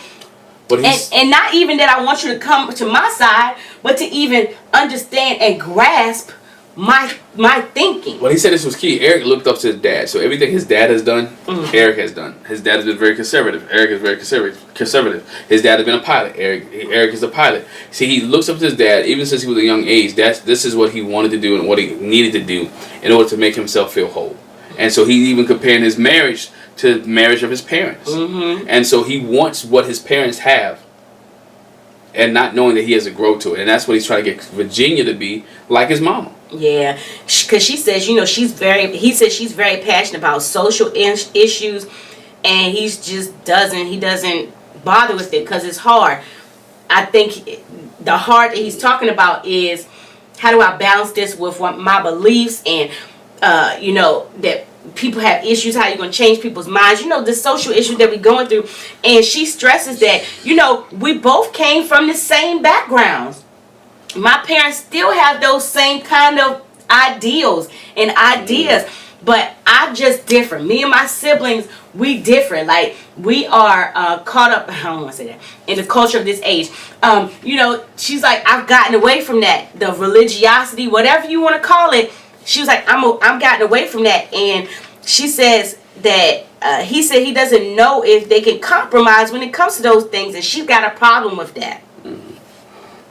And Dr. Viv says, I encourage you, is this something where I'm going to be in, this is my truth, it's always going to be my truth, I'm never going to change my mind, but instead be more like, what can I gain by opening up my mind and being more accepting of views that aren't like mine?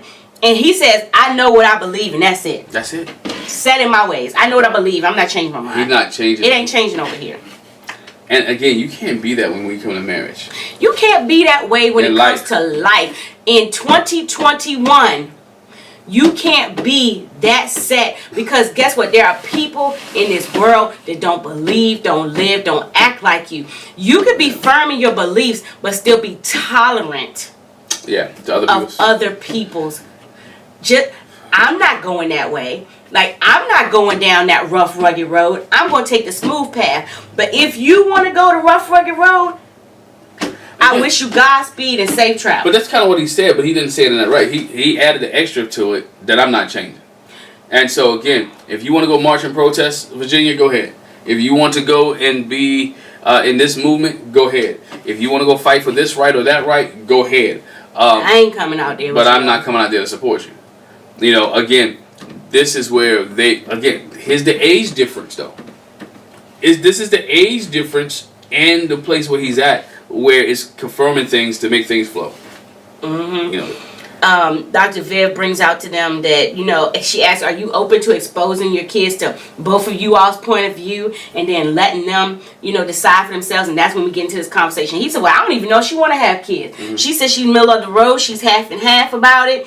I don't know. He says, you know, if she doesn't want to have kids, well, she says she wants to wait a while till she's like 30. He said, by the time you're 30, I'm going to be 38, almost 40. And I'm not waiting till I'm 40 to have kids. And I understand that. I definitely understand that. Don't nobody want to be the old daddy. I had an old daddy. Is that your grandma?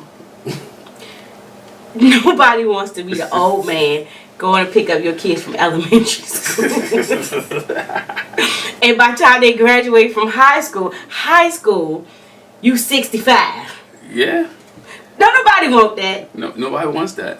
Take it from me. I love my father. God rest his soul. I love my daddy. But my parents had us older. So by the time I was 15, my daddy was what? My daddy was 60. Yeah. Okay. But what Virginia says, which is key, she doesn't want kids because she doesn't want her kids to go through what she's went through, and she doesn't think her marriage is gonna. She wants her marriage to last, but if it doesn't last, she doesn't want her kids to experience everything she experienced, living with her aunt, seeing mom and dad fight, living with that person, living with this person, and being shifted around, which goes into her part of her having fear about having kids. Again, Bobby and Danielle. Danielle didn't want any kids, but now she has 2. But it was a different reason. It was a different reason. Virginia doesn't want to have kids for a lot of reasons, for some of the same reasons that a lot of people in the world don't want to have kids. They don't want to bring them into this world the way it is, and they have a fear of putting their kids through the same thing that they went through. Instead of learning and doing different, they're afraid that they're going to repeat the cycle. And so that's what she's afraid of. I don't want to have kids because I'm scared that I might perpetuate the same thing on them. But Eric told her this. He said that will not happen, which goes again.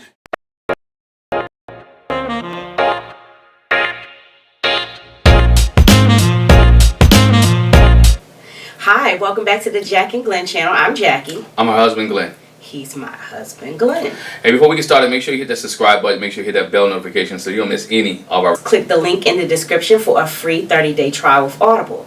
And while you're online shopping, go ahead and use that Rakuten link and get a $10 credit. Well, let's get started. Married at First Sight, Season 12. We have reached the Monthiversary, as they like to call it here on Married at First Sight. All our couples are still together for the Monthiversary, and we explore what happens during the month. And I want to get started with... I'm not sure what you mean by they're still together. I mean that they technically still together. They still married. Yeah, some just by word. Some by word, some by deed, but they still all together. We saw all the couples interact with each other, and the interaction were good. Some interactions were bad. Some were great, and some were not so great. But they still are together. After all they've been through, they're still together. But let's get started with a good couple. A couple that's doing pretty well. And a couple that didn't even really show that much of this week. Probably because they was doing so well. And that's Vincent and Brianna. We see Champagne Vinny and Brianna, you know, riding in a nice private vehicle. Champagne Vinny, I'm going to stop calling him man, Champagne Vinny. Vinny has a surprise for Brianna. He takes Brianna to a private boat where on this private boat there's dinner laid out. And him and Brianna are having great conversation. And the L word is thrown around a lot in this conversation. You know, Vince telling he loves her, he cares about her. And you know, Brianna's like, being married to him is a very good thing. It's one of the best things that happened to her in her life. So they are having a good moment, having good relationships, and they enjoyed. They was able to watch their wedding too. Yeah, that was really cute and sweet. I just felt all over again. They are my favorite I was smiling with them. They were smiling, looking at each other when he saw her come down the aisle and when she saw him, and just their reaction and him greeting her mom. It was just really sweet. They had nothing. I mean, they were all smiles and giggles while they watched the video. Yeah, and and he said he's happy that he was matched with Brianna, which was good for him. He looked, I needed someone like you. He was happy that he was matched with her. So I think this, right now, they good. They feeling it. They loving each other. As I mentioned, Champagne, Vinny returned. He was like, let's see if it didn't work out last time I had some champagne. Let's see how this time works out. So he's even able to make fun of himself and joke about the things that happened to him in the past. So we have seen from the last few episodes to this episode here, we've seen Vinny grow. We've seen Vincent really grow into what he really has. And, Brianna's being sensitive to his needs. She's not walking on eggshells, but they're communicating and having a good time with each other. And so, once again, we didn't see much of this couple in this episode. And what we did see, everything was gravy. Everything was they was doing well. They was doing good. And they were celebrating their Monthiversary, with each other. And they're having fun doing so. And Brianna said, this is what type of man I was looking for. This is what I really wanted in a relationship. And she's getting that with Vincent. And you can see everything's not, 100% where they wanted to be, but they're working on it together. Yeah, and then they talk about what it's feeling like to be married. Is this what you thought it would be like to be married? And they were just talking about how comfortable they were with each other and how supportive they are of each other, and the changes that they've seen in each other as a result. Yeah, and they both couldn't give a definitive answer what it feels like to be married. I mean, marriage is different for everybody. So everybody has different feelings, have different expectations going into it. But they could express their feelings and express what they meant and what they felt. And both of them was positive. Both of them were positive for what they feel and how they're experiencing things. One thing I like about them, you don't really see them involved in anybody else's relationship. They focus working on Vinny and Brianna, which I think is one of the best things they can do, and they're working on their own issues. And for me, I just believe that they're taking what the experts are telling them off camera and the beginning applying it to their life. And so that's why I think they're doing so well. Yep. So that's it for Brianna and Vincent, man. Not much in this episode with them, but they're just doing good. And kudos to Vincent for getting the private boat and the chef. So, hey, good stuff. Who we're going to next? Let's go to Virginia and Eric. Okay, so Virginia and Eric, we see them opening up. They're having a picnic and chit-chatting about why it is that she got into Married at First Sight. Virginia shares that she got into Married at First Sight because so many times she's been all in, but the people she's dealt with weren't all in. And so she figured getting into Married at First Sight, whoever got into that with her would be the type of person that'd be all in. So that's why she wanted to get into it. And he said he found that he's saying I love you. Well, she said it too. They're saying I love you to each other more than they ever have with anyone. It's very surprising. The one thing they talked about, because separately we see Virginia and Eric and Haley and Jacob get together. Right. And so they're talking about their interaction, and Eric says he thinks Claire and Ryan. Claire and Ryan, they meet together, and he said he thinks that Claire and Ryan are doing pretty good based on their interaction, even though they had a whole conversation about the love piece and him not being able to say I love you. But Virginia was shocked that, man, let's talk about when they met with each other. Yeah. Does it make more sense? Put it in context for you. So Ryan and Claire, they go out to eat together, and they're talking about how it feels to be married. And Ryan says he thinks he has a good grasp of who Clara is. Virginia shares, like I said a few minutes ago, that she and Eric have said I love you to each other. How they went to his apartment, and he had the nice little get up and played the music and had the mood lights and everything. And then Clara sarcastically says, off on her little side thing, I'm happy for them. It's real nice. She gets somebody to say I love you to her. Ooh. Yeah, dealing with them real quick, Claire and Ryan, it's still I love you piece. It's not that he's not treating her right. It's not that he's not taking care of her. It's not that he's doing everything for and being a good spouse. Because I don't want to say, being a good husband. He's being a good husband. He's being a good provider. He's doing things for her. He even the scene opened up with them talking about moving into his house, and she started to move things in slowly. That was also a conversation that was going on at the dinner table, which I think, she's doing it too fast. Unless they already made a decision, you know what? At decision day, I'm going to say yes. Are you going to say yes at the decision day? Cool. Right. I can't see me moving stuff into people's house, and I don't even know what the decision is. That means I don't have to move stuff out of their house. They're making plans already and provisions to already move out of the apartment into the home. We already knew that her place was like, small. She wanted to move with him from the beginning anyway. But while they were at dinner having this conversation, the L word comes up, and you can see how awkward she becomes, how awkward the mood at the table changes a little bit. Because she even mentioned, if he doesn't say it in 6 months, I'm gone. I'm bouncing, I'm leaving. So you never really hear Claire talk like that. But that L word, the love word, really brought that out in her. Like, yo, if he doesn't say it after 6 months, we're done. I don't really think it was more so the L word. I want to say more so it was the sex. If she doesn't get that in 6 months, then she's done. Because she talks about later that she thinks Ryan is waiting for the big love moment in order to have sex with her. And she was hoping that she's hoping that the Monthiversary would be that moment. Yeah.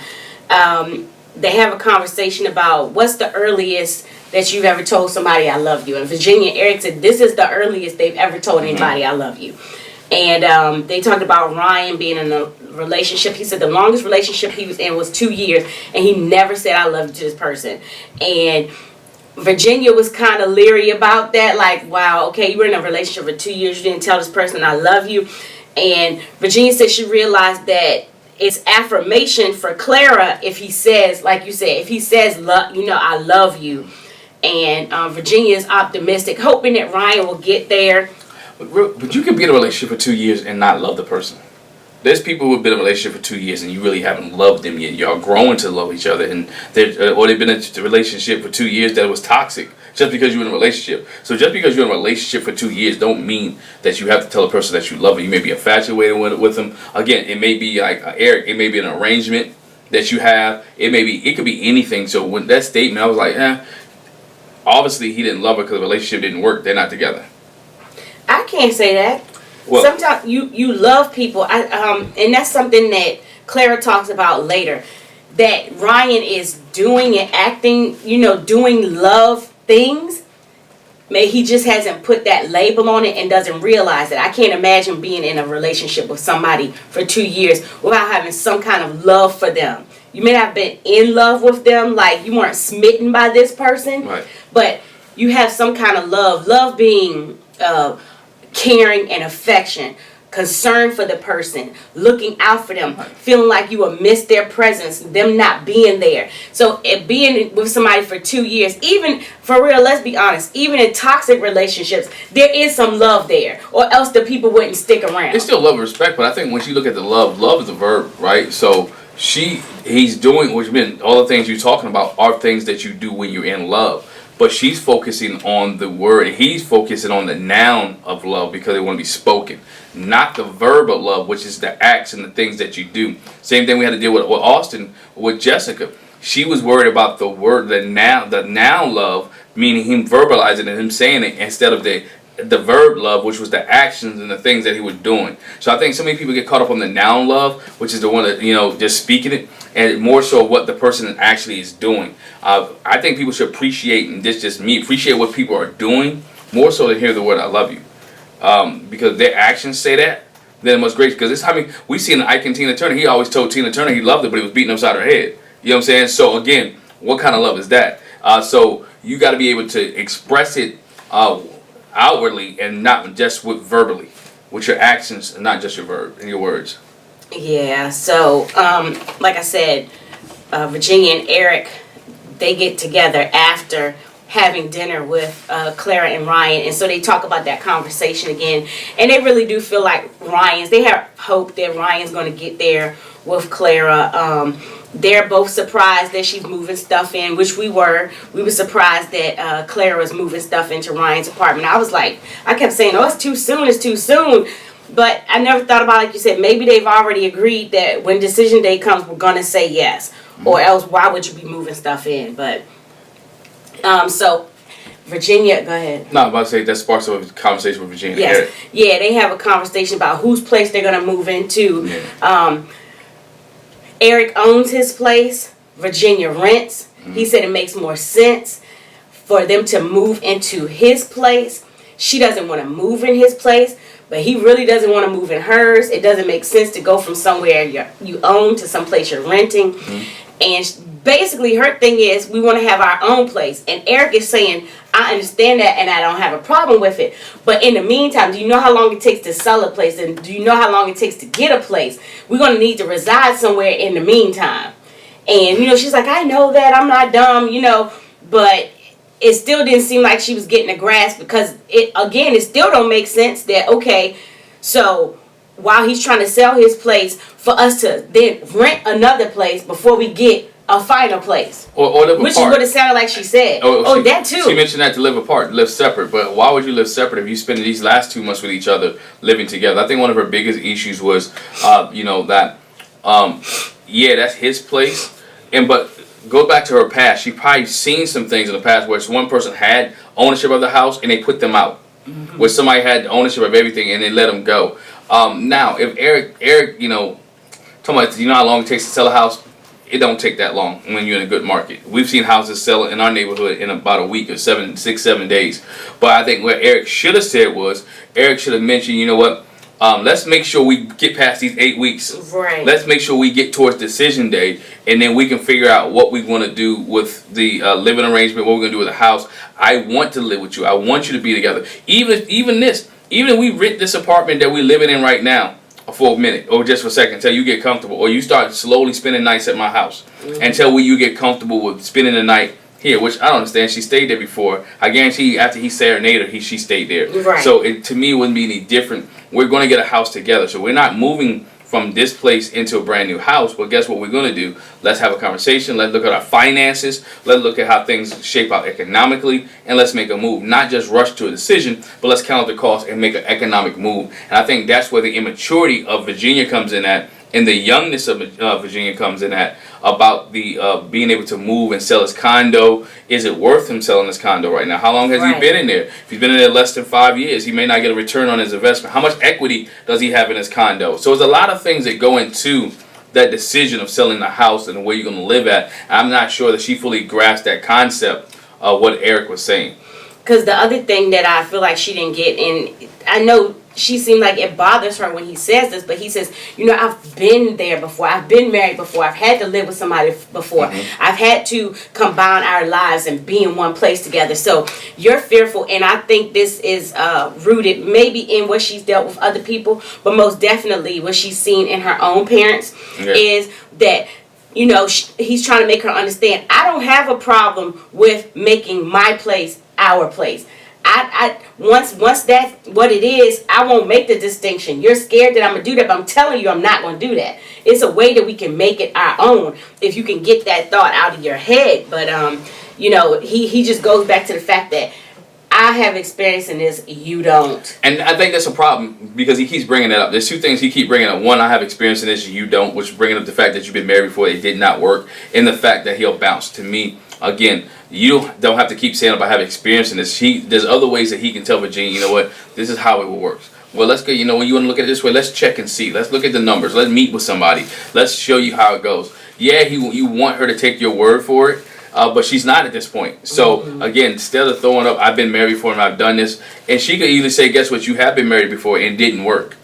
So, she could have came back, but, she's not clapping back on him because, again, they both believe in putting things to a side and try to deal with them later. They never really address any issues when they come up. They kind of deal with it just a little bit, push it to the side, and they revisit it. And that's why we keep hearing the same conversation from Eric. I've been married before, or if you don't do it this way, I'm bouncing, which is straight up manipulation by him trying to deal with her because he knows that she has abandonment issues.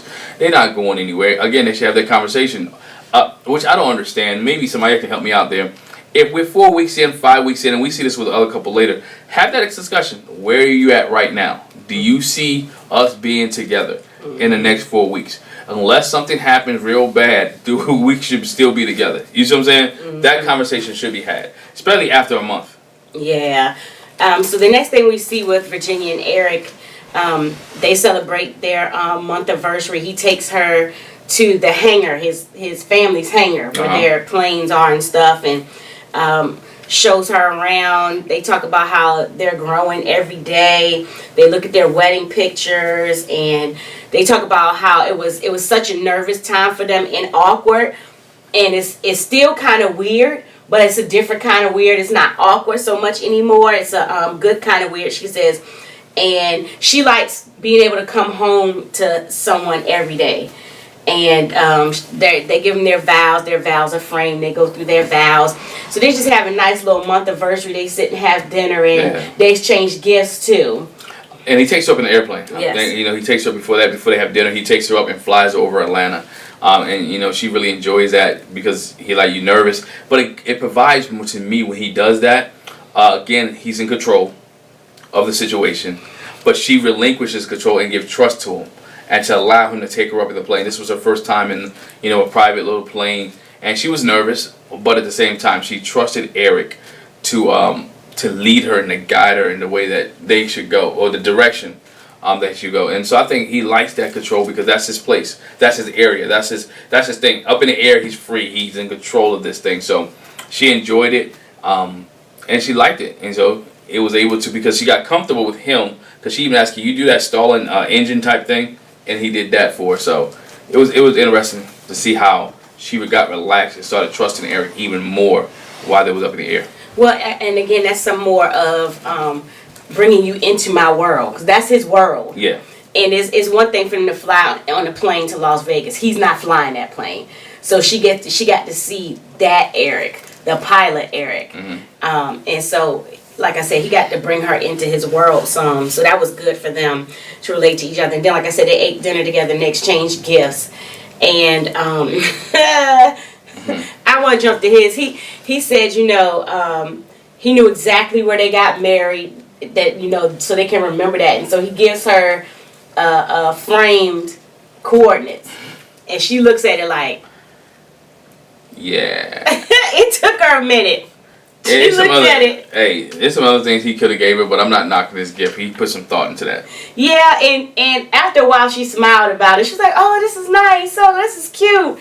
But at first I feel like she was like, I'm missing it. Yeah, she didn't understand.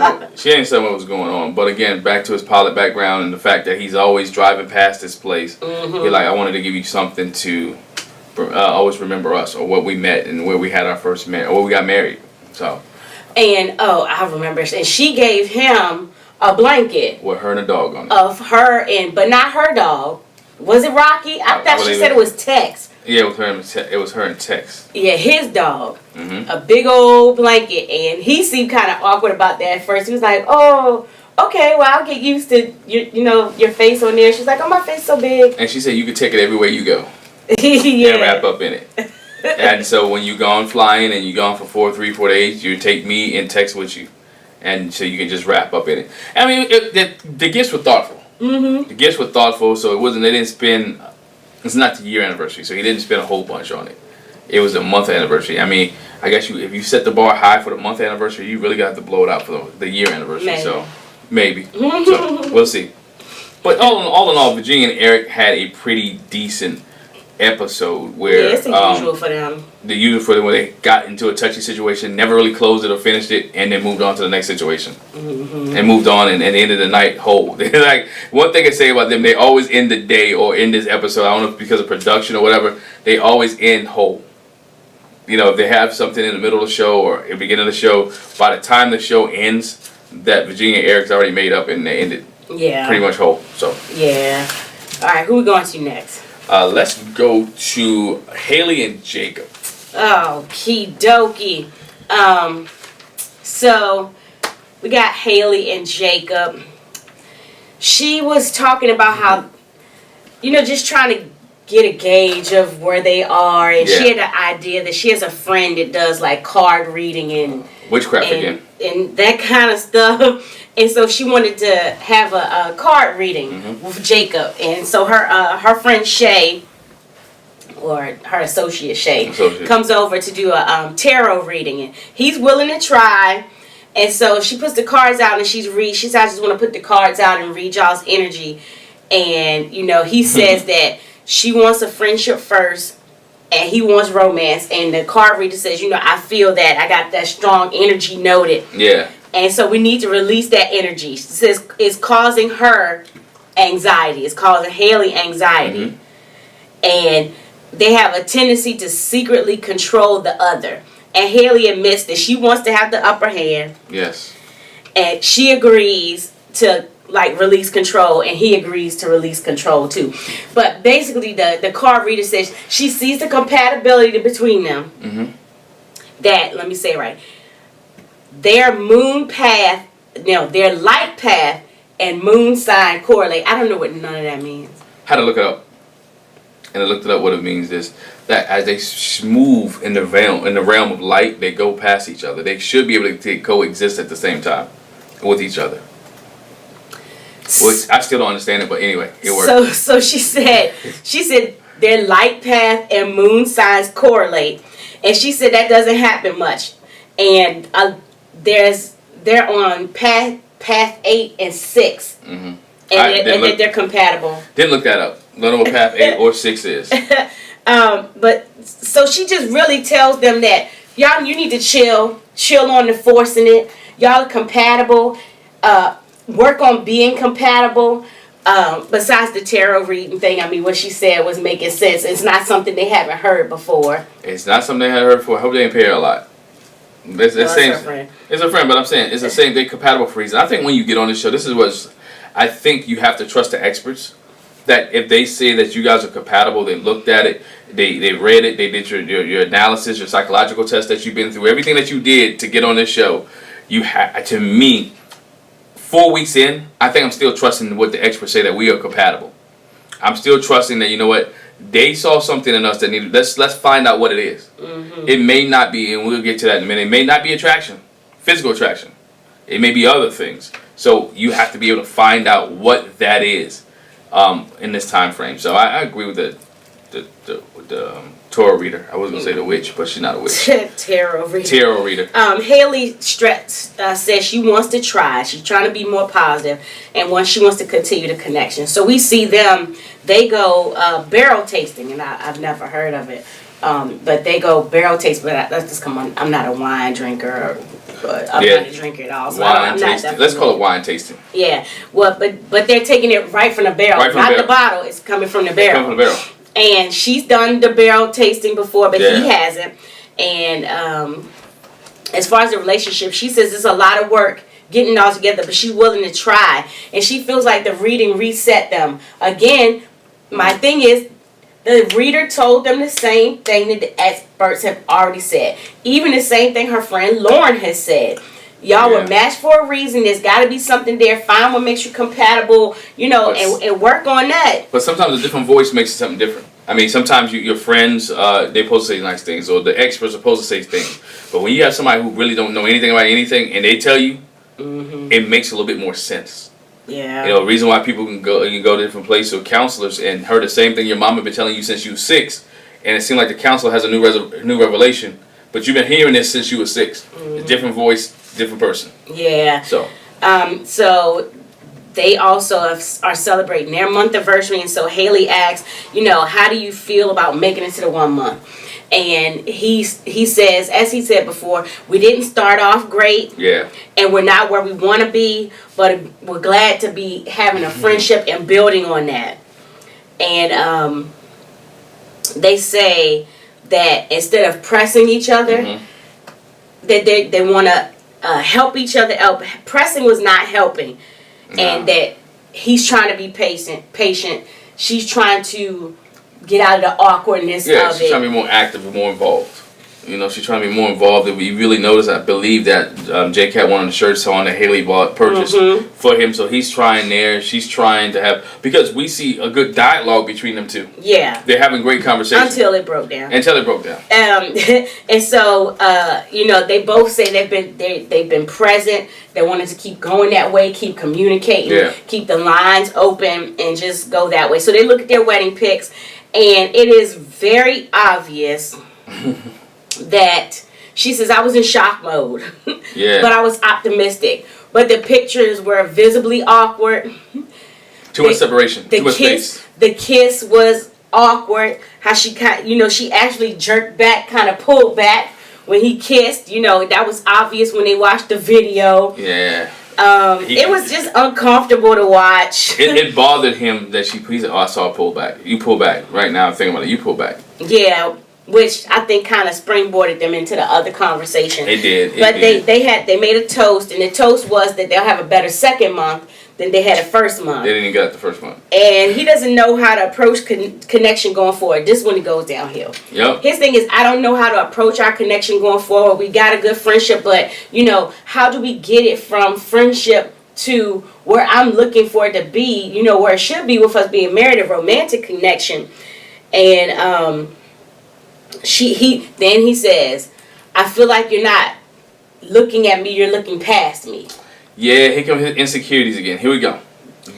We talk about insecurities, but with Vincent, Jacob has a lot of insecurities. Jacob's insecurities bad. She's trying. Y'all having a decent conversation. You're moving. And he ruins it. And you're moving along. You're trying to get a good clip. You talking about hitting the reset button, and you're moving in the right direction. And now you're gonna bring up again that she's looking past you, the physical attractions piece. Again, wait till you get there. We talk about Miles. Let's go to Miles. Miles waited almost to pandemic mode for their relationship to come before he really got the physical that he wanted. Mm-hmm. So it's an 8-week process where you're accelerating this process. But the difference between Miles and Karen and Haley and Jacob is there was some affection there. It was obvious attraction. Yeah. Haley has made no bones about the fact that she is not physically attracted to him.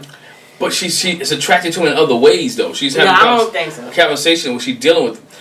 Matter of fact, she's sleeping in the bed with you now. So be happy that she's sleeping in the bed with you. Yeah, but he talks about the fact, man, you trying to jump there. It says it's not normal for her not to have a connection. It's awkward for both of them. He's felt this way since day 4. How do we get back to where that was? She's stressed that she doesn't want him to feel that way. But then he talks about the fact that Dr. Viv was like, let's try this. Yeah, we're sleeping in a bed together. But you don't even want to give me a hug. That's the problem. She can't even hug him. That's the issue. She hasn't been pushing. She's just... Again, she hasn't been pushing. I guess you leaning for a hug? I don't know. That ain't sure. If he leans in for a hug, she's going to pull back. If he leans and just gives her a hug, wake up in the morning and put his big bare arms around her. I'm thinking she probably is like, ooh, get off of me. Again, he goes back to day 4, and I'm gonna keep saying this. That's after they had sex. She was like, nope, not it. The kiss wasn't good at the wedding. The sex was trash. I don't want this guy. And so, anyway, she said, I've been apologetic. I apologize for backing away. I don't know what else to do.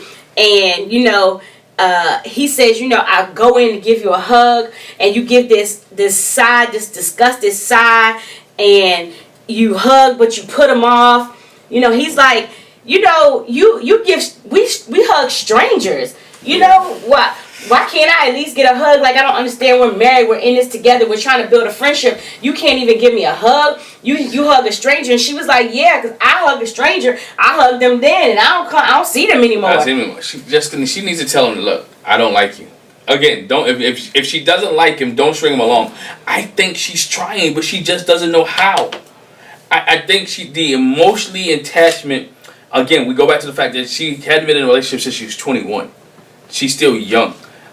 21, she's probably the relationship, and then it was a long-term relationship because it carried from high school on. She really has never really dated or been in, so she really doesn't know how. She's kind of awkward. We talk about Ryan here not giving Clara sex.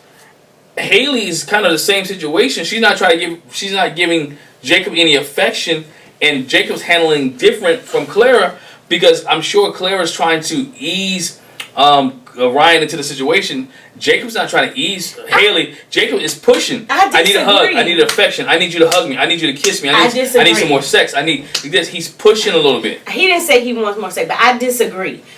He is asking for a hug is not being pushy. Dr. Viv gave them direction and instruction. He's trying to follow through on this, and he's right. Dr. Viv was right. You cannot try to get that connection and move that way if you don't take some steps. He said, I did the fist bump thing. Like he said, we hug strangers. When you first meet somebody, you don't know them at all. And you give them a hug. I'm not asking you to grab me up. And no, just like you greet somebody, hey, how you doing? You give them a hug. I can't even get that. I don't think that's pushy at all. That's not pushy. He's not pushing her. And she needs to loosen up. She needs to loosen up. Come on, give that man some leeway. She doesn't loosen up, but you gotta realize where she's at. This is her place, and I'm not making excuses for it. This is her place. She has to loosen up. So therefore, there's something that's not allowing her to loosen up. Because she's too stuck on the fact that she's not physically attracted to him. She's letting that stop her. She has checked out. She checked out. She's been checked out. So we can say she's trying, but she's weakly trying. She's checked out. She's not interested in him. She's not interested. Then again, we see later in the relationship, in the conversation, he says that, you're like, yo, we're gonna be done. He said. She said, I hug a stranger because I'm not gonna see them anymore. He said, well, how about this? In 4 weeks, you won't have to see me anymore either. You won't see me again either. And Haley's like, what are we doing? And he's like, I don't know what we're doing. That's the problem. He says it would have to take lightning to strike for us to stay connected and stay in this marriage. Which means he's done. I mean, he's basically saying he's done. And she said she's not sure how much more she has to give. She's like, I'm giving. It's weak. But, it's weak. I'm gonna go this. I'm gonna go here. What is? Maybe she's giving off camera and we don't see it. Maybe she's trying. Maybe they sitting on the couch watching movies and she don't. We saw that with Olivia and Brett. There were certain things that she didn't do. It may be certain things she won't do on camera. I don't know. But I'm just. We didn't see the hug thing. So that tells me that she ain't doing nothing on camera. She ain't doing nothing off camera. She's not doing it. I agree. She's not doing anything. She's not doing anything because she wouldn't even give him a peck. So after she kissed the one, she won't kiss him again. She's not attracted to him and just let it go. She need to let it go. I got your point. I got you. Yeah, it's a mess. It's a mess. Yeah. That's so. They ended that Monthiversary with an argument. Like most episodes, we said Virginia and Eric usually end whole. In most episodes, Haley and Jacob always usually probably end mad at each other in most episodes. Oh man, we talked. Well, let's go there though. So, because at one point the girls get together, Haley and Brianna meet up with Paige, and they talk about how everything's going. Brianna talks about the fact that she and Vincent are doing really good. And in a lot of ways, they're the same type of person. They have this goofiness and this funness about them. And she said she's all in. She says it's a lot for her. This is not really what she's comfortable with, and she's been hesitant. But he's been reassuring and comforting her when she gets frustrated. Like when she gave an example when I was sitting at working from home, and I was like, kind of fed up, and he just put his arms out like, give me a hug, trying to comfort. And Haley says, for her, it's been going pretty good. Just before they had this blow up at the Monthiversary. But she stressed, she lets me know, oh, we've been sleeping in the same bed. And Brianna and Paige are like, oh, wow. So everybody knew they won't sleep in the same bed. So that's an accomplishment. It's an accomplishment. It's progress. It was progress. She's sleeping in the same bed. They're communicating. But she kind of, she wanted it to go the way Brianna and Vincent were going. But it's just not. And that's when she talks about having a friend with the tarot cards. And that's the problem. Stop comparing what Vincent and Brianna has to what you have. I think that's a lot of issue. We saw we see it in many seasons where people start comparing couples. Because I think, but you compare that because before you get into it, you have an idea of how it will go. So you end up comparing yourself to the couple because that's how you wanted yours to go, and they're on that path. So I think she's more comparing with what her ideal was and the fact that somebody else is in that ideal, but she's not. And then if that's the case, you compare and then figure out why they're at that place where they're at. You know what I'm saying? Figure out why Brianna and Vincent is so far light years above everybody else right now. I mean, I'm just using an example. Then have that conversation. Okay, what are y'all doing? How do you get to where you guys are at right now? What are you trying? And then, if you're not listening to the expert, at least listen to your peers. Yeah. People who are in a situation with you. Again, I'll go back to my point. It's not like they have not seen this show.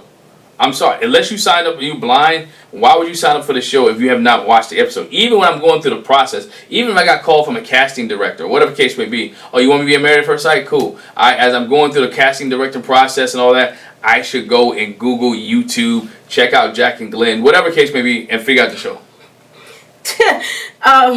So anyway, Paige says you know, at least they're making some progress. She's, you know, she's excited about that. But then as far as Paige, she shares that, you know, what's going on with them. She asks, you know, Haley asks, what's your expectation with you and Chris? And she tells them that, well, Chris told me that he bought Chicky Boo a Mercedes car, a brand new Mercedes.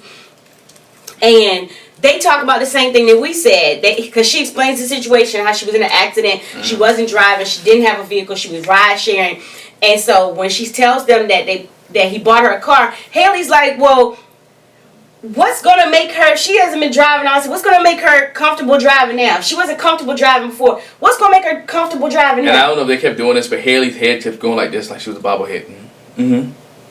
I thought it was funny because she just nodded and everything. Like, yeah, I totally agree. Even when Brianna was like, hold up, wait a minute, what? See, I wanted to see Paige talk to Brianna more about this situation. Brianna like, hold up, what? Yeah. Paige was like, you know, he's talking about I'm still in it. You know, I'm trying to work this marriage thing out. And Paige goes somewhere that I was like, in a normal relationship, maybe. In this one, not necessarily. She says that if he was operating as if I'm his wife, he should have talked to me about the car.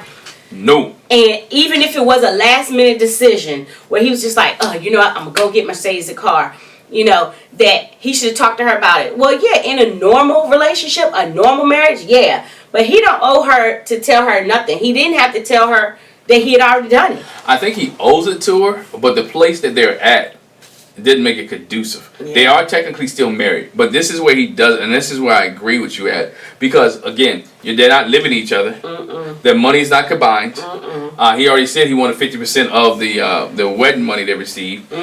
So none of this stuff is together, and he's just basically a friend. Technically, you are married, so yeah, he could have said, by the way, I bought Mercedes, which he did say. I'm thinking about buying Mercedes a car, but does he owe that to her? Nah. Brianna's like, he's not ready. He's not ready. He's not ready. I don't know why he got into the married at first sight thing. He's not ready. He's not ready to operate in this like he's a husband and she's a wife. Paige shares that they have Bible study and that, you know, they're wanting to build a friendship. And she said it's like she's getting to know a stranger they're going through day one stuff now. Yeah, so that they should have done already.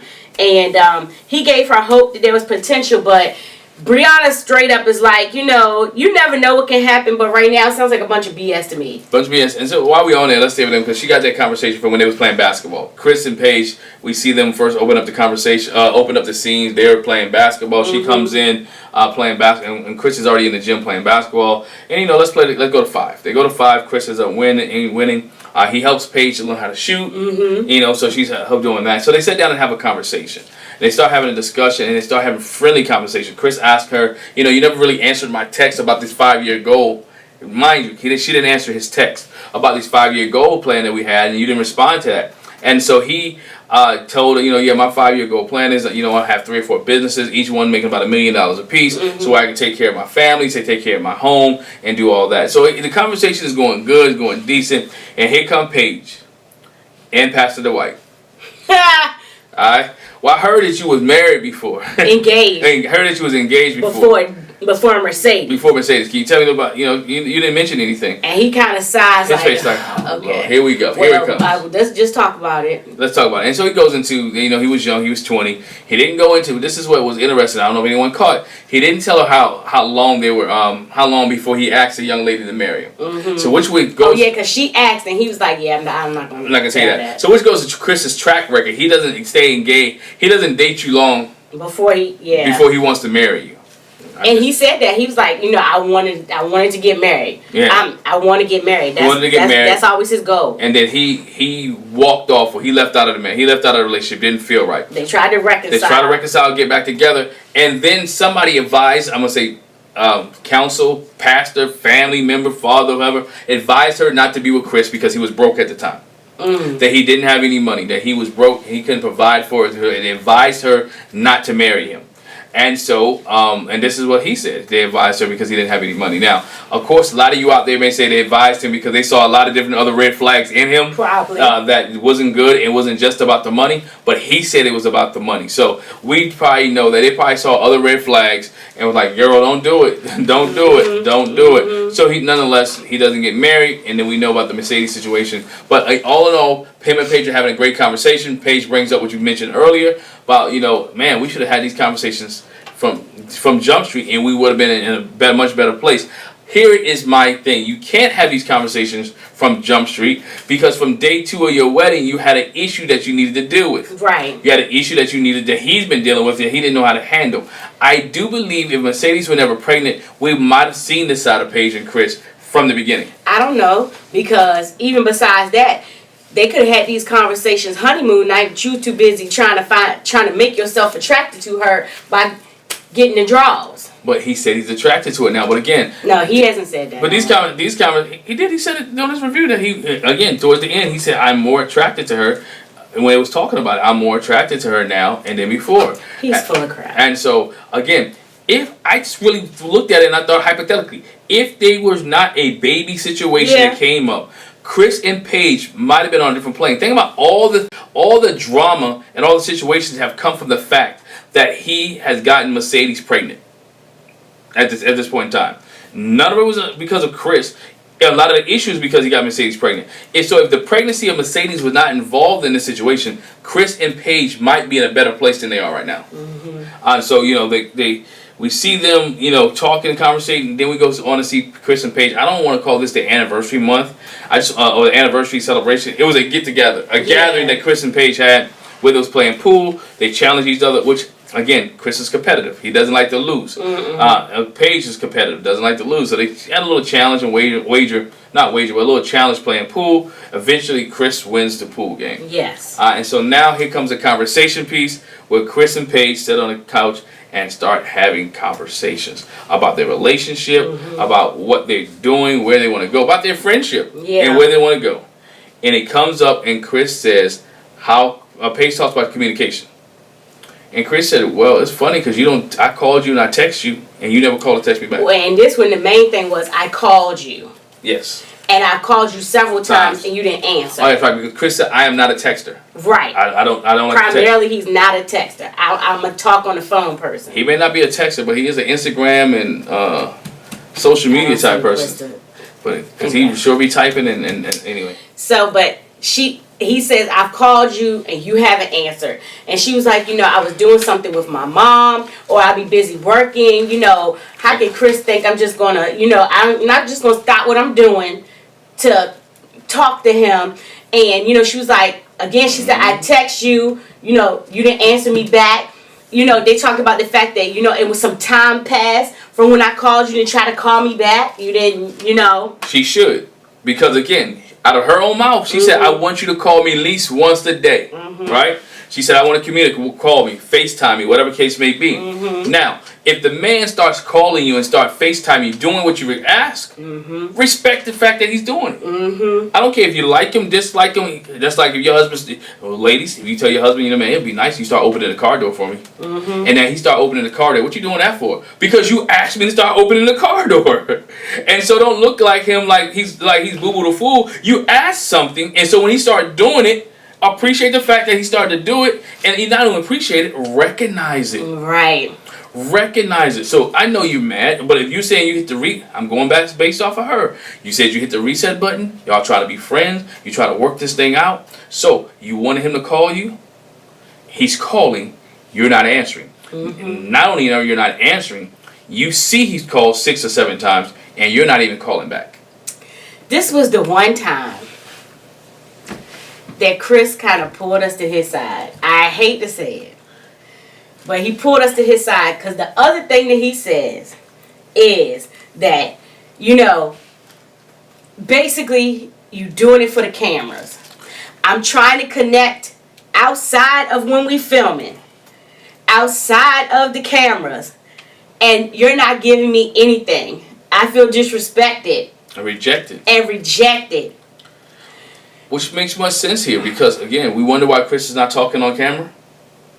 You wonder why Chris is quiet or he's not saying anything on camera when it's him and Paige, because he feels that only time she wants to talk to him and conversate with him is for TV. She wants to make, I'm going to take this from our friend Artika. He wants to make good TV. Right. August Love Story. Check out their channel and subscribe. But she says that, you know, he want to make good TV. Let's make good TV. In this case, Paige wants to make good TV. Yeah. And she doesn't want to have the conversation. And I understand. Trust me. He has done a lot to this young lady. To hurt this young lady. To make this young lady feel insignificant, to feel left out, to feel bad. But again, I only can go based off of Paige. Paige says she wants to hit the reset. She says she's committed to stay in this relationship. She says she's committed to work this out. So when you tell me that you're committed to work this thing out, that you're committed in the relationship, I expect, I'm going to take you for your word, that you're going to do everything you can to help work this relationship out. And going based off of Chris, she's not doing that. Because she didn't, and I have to. She didn't dispute him. That's right. I have to believe him. She didn't dispute him. She did not dispute him. I was like, wow, Chris, you making a good point. Yeah. Why are we only doing this? Because this is supposed to be a full-time thing anyway. It's not just a TV show. We're married. That's what she keeps stressing. Yeah. We're legally bound together. We put our names on these papers, and even though I don't deal with this Chris talking, even though I don't deal with Pastor Dwight, you know, he is allowed in the state of Georgia. He does have the authority in the state of Georgia, and to make this legally binding. You know, if he did it, it's for real. And you know, you just want to do it when TLC is. It's Lifetime. It's Lifetime. It's Lifetime. When Lifetime. But also TLC. Oh, for Tender Love and Care? Yeah. Okay. Is around. Like they looking. You know what I'm saying? They trying to film it. Go ahead and fix it up. You trying to do. Go ahead and fix it up. Don't do it. Go ahead and fix it up. But I know I'm not. I'm gonna help you out. So I'm gonna help you here. I don't like him. I'm gonna help you out. But this is how you know Chris is telling the truth, right? It's because she said every time, and I quote, every time we get here, you have nothing to say.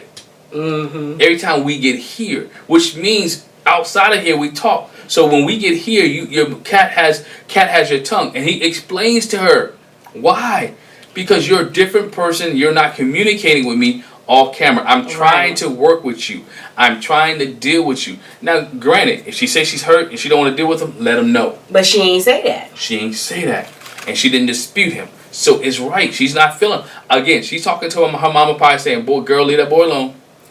I still don't think Paige is talking about. Girl, don't touch, don't mess with him. I don't think Paige And is again, she's not answering. She's running errands. But here's my problem with Chris. You want her to be engaged with you and have a conversation with you. And when I mean engaged, I mean conversate and talk, converse and talk. And so now but you're not living with her. You're not doing husband duties. You're not being a husband to her. You're more of a boyfriend who shows up and you want all this. If you were being more of a husband, maybe she'll give you that conversation you want off camera. Right. Maybe she's feeling the only way that she can get the conversation now from you is on camera, that you can be open. She's like, I don't got time for this foolishness. Maybe he's talking foolishness when they do have conversations. Yeah. And so the only time she gets the honest Chris or the Chris that's straightforward is on camera. So it's so many things that go into this that I don't want to take sides, so I just go off what I hear. And then you're going to look at it and you can dig into it even more. Because again, Paige may be checked out. She may be just going through this for the emotions. Chris may be checked back in because Mercedes has turned him down. And so he's going to try to ride this marriage thing out. Maybe he's getting advice from his mama, which we'll probably see. She will see her on next episode, right? So he's getting some advice. Boy, go ahead and ride this out. Maybe he gets some pastoral advice, not from Pastor Dwight, from some other pastor, right? So he's getting some advice that, look, this is what I want to do. And he wants to build the relationship off the camera. We saw this with Karen. Karen and Miles. Karen said Miles said him and Karen had a great relationship off camera. But when camera came on and production came around, it was, So again, Chris wants her to be the same on and off camera. Yeah. I can't blame him. He said, okay, that's the way that you want to be. I think this is the dead end, and we need to go our separate ways. Yeah. And she looked like she was hurt. She was hurt because she cried. Yeah. She was hurt by him saying this is the dead end. I don't care what none of y'all say. You're not that hurt if you already checked out. Right. They were doing something off camera that was building this relationship and making this relationship much stronger. And when he said that this is the dead end, she was like, oh my God, it's over. And so whatever they were doing off camera to build their relationship up, she got stuck looking at the pictures of the video on her own. she got stuck looking at the pictures in the video by herself. Lamenting at how nice they look at the pictures and how well the wedding went, but they're at a standstill. Production be setting her up. And I know she got to go. They know Mindy had to do the same thing. They're not setting her up. It's not like it hasn't happened before. Yeah, but you're not getting me to watch this by myself. Yeah. I'm hot. I'm mad. Not what y'all watch it. Y'all just show the clip. I'm not watching this. You want me to watch this and reminisce? He just broke my heart. My marriage is over. And you want me to sit here and reminisce about the day the man said when I walked down the aisle, oh, can't say that on here. They ain't play that part. You see what I'm saying? You making it, and then production asking a question like, what do you think about the process? Well, my process is still going and I'm still moving on. Don't ask me no questions. This process over. And then we kind of went from, this was God ordained to, well, I believe, what God has for me is for me. Then this wasn't for you. No, that's what she's saying. Not that. She's saying, God's going to get me at that place where I want to be. I was like, girl, anyway. If I'm Paige, I'm leery about people getting my DMs right now. If I'm on Paige, I'm worried about people calling me up trying to hook up with me. Because if they seen this, you got some jokers who are going to try to play the emotion card. And try to. So, anyway, done with Paige and Chris for today. Last we had Claire and Ryan, and we've already kind of talked about them.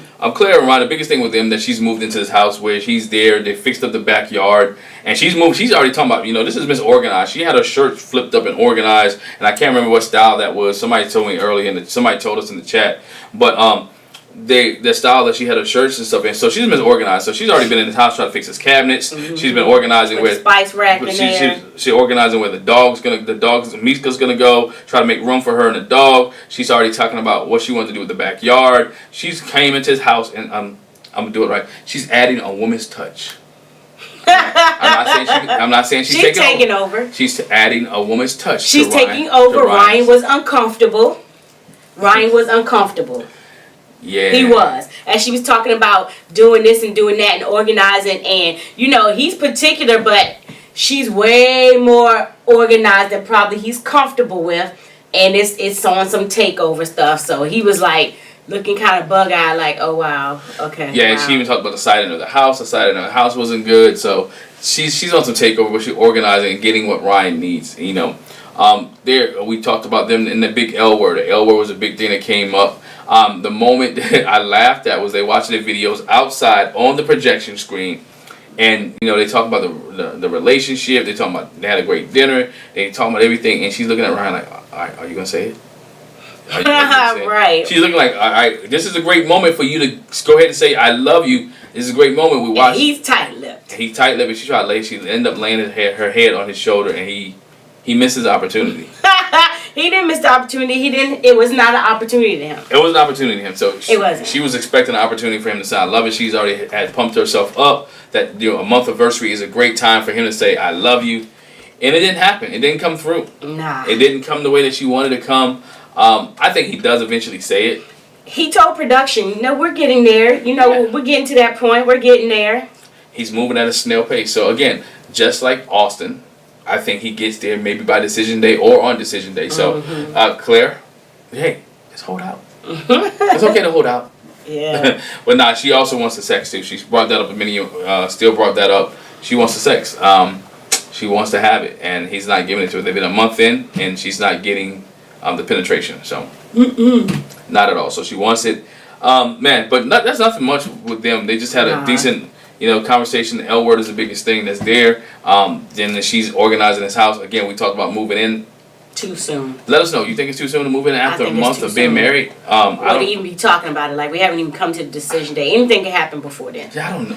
Moving in, I think, a little bit too soon. Moving stuff to the apartment is fine, but moving into our house, our house, don't know. Unless they had conversations that they're both gonna say yes. So I'm gonna go on that end that they both had conversations, say they're gonna say yes. Only thing, I don't think anything would stop them from being married. Right. At this point, unless he really just say can't get to the love thing. Yeah, can't get to the love thing. Feel like they're not gonna get to the sex part. Yeah, feel like they're never gonna get to the sex part. So I mean, to her, if they had not discussed it, her moving in is telling him, you know what? I enjoy the way that you treat me. I'm in it. I'm in this. So if we don't never have sex, I'm staying with you. I don't know. And this is from a young lady. And I'm done after this. This is a young lady who's been in a relationship with a guy who's had sex with her 3 times out of the year. Right. Hey, I guess she never want that ever happen to her again. That's what she said. That's what she said. Hey, but make sure you hit that subscribe button. Make sure you hit that bell notification. Make sure you don't miss any of our reviews. If we said something that you like, leave a comment in the comment section below. Thank you for all the guys that's in the chat for leaving comment in the chat. We thank you for the conversations. It's been fun, man. People don't like this season. I think I like this season because it gives us a lot more to talk about. Yeah. A lot more issues, and it's just not the Paige and Chris show, as some say, but it's dealing with everybody. Yeah. So they all got their own stuff. Everybody has their own stuff, but next week seems like it's going to be pretty interesting. We get some arguments. Virginia's telling Productions that she wants to leave, and again, Eric's doing what he's normally do and telling her, guess what, you want to go ahead and go. A mess. Anyway, again, hit the subscribe button, hit that bell notification, leave a comment in the comment section below, and we'll catch you next time. Thanks. Bye. Bye.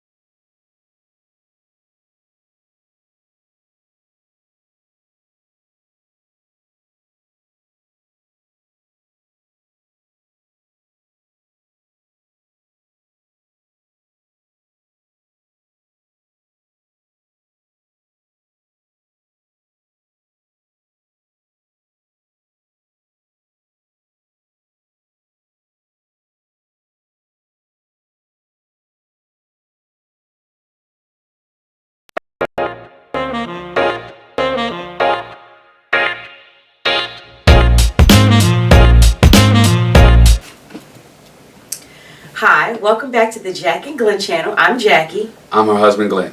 He's my husband, Glenn. Before we get started, make sure you hit the subscribe button. Make sure you hit the bell notification so you don't miss any of our reviews. And if you like listening to audiobooks, click the link in the description for a free 30-day trial with Audible. And don't forget about the Rakuten link so you can get a $10 credit while you're shopping online. Well, let's get ready. Married at First Sight. We finished the Monthiversary last week, and now we're moving on to the last 4 weeks of the couple's relationships. And we still have some fireworks, still got some arguments, still got some people who are not getting along. Let's get to it. Let's dive in. Well, we'll talk about the ones that don't have any issues for this episode. For this episode. They have run into some bumps before, but let's talk about Brianna and Vincent.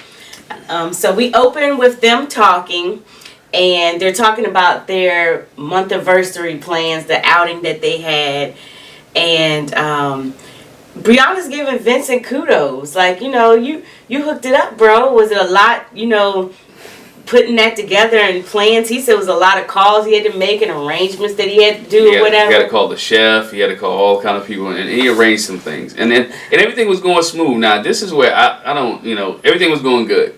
Vincent made like a little joke. I don't know if he was serious or he really meant what he said. Well, because before that, he said he had a lot of fun doing the outing and planning it. Yes, he did. Okay. And so,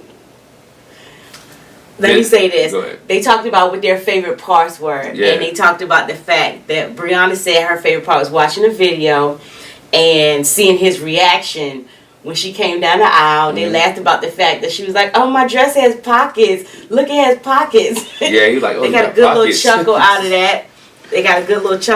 that. And so Vincent says what? Vincent said, "When am I gonna get a boat ride? I ain't going no boat. When you gonna do something for me? When you gonna do something for me?" And so she said, "Well, I had a dream that we rode in a boat, and you know you were in it." He was like, "But that was your dream. I wasn't in your dream. Look, I didn't experience your dream." I don't think he was. Look, he might have been semi-playing, but I think he was serious. It's like, okay, I did all this for you. What am I gonna get? Yeah, because then he goes on to the fact that, I like to have more dates or more outings in some places that I'd like to go. And he gives a laundry list. He says, I want to go to Disney World. I want to go to a cigar bar. I want to ride ATVs. I like to go to a massage. I want to go to a zoo. Can we go to a sporting event? When things open back up. I want to go to a virtual gaming place. I want to go to an aquarium. And she's like, hold on. That's a whole lot of stuff that you want to do. I'm going to have to get another job. She's going to have to get another job. Who you think is going to fund it? And he says, oh, my sugar mama's going to fund it. They laughed about that. They laughed about it, but look. To me, his list seems like he a tourist. There's been some rumors. I haven't verified yet, but I've seen some things that Vincent has not been in the United States for long. Based off his list, it seems like he hasn't been in the United States for long.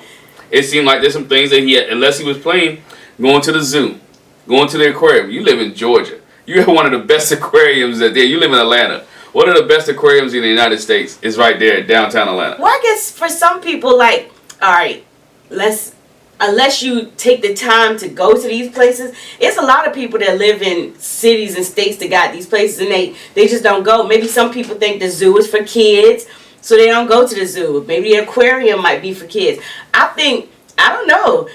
We went to the aquarium in Georgia, but we had kids. You know what I'm saying? I don't know if we went in Maryland. I mean, I can understand that. I understand that living in the city. When I lived in Baltimore, I lived right behind the zoo and never went.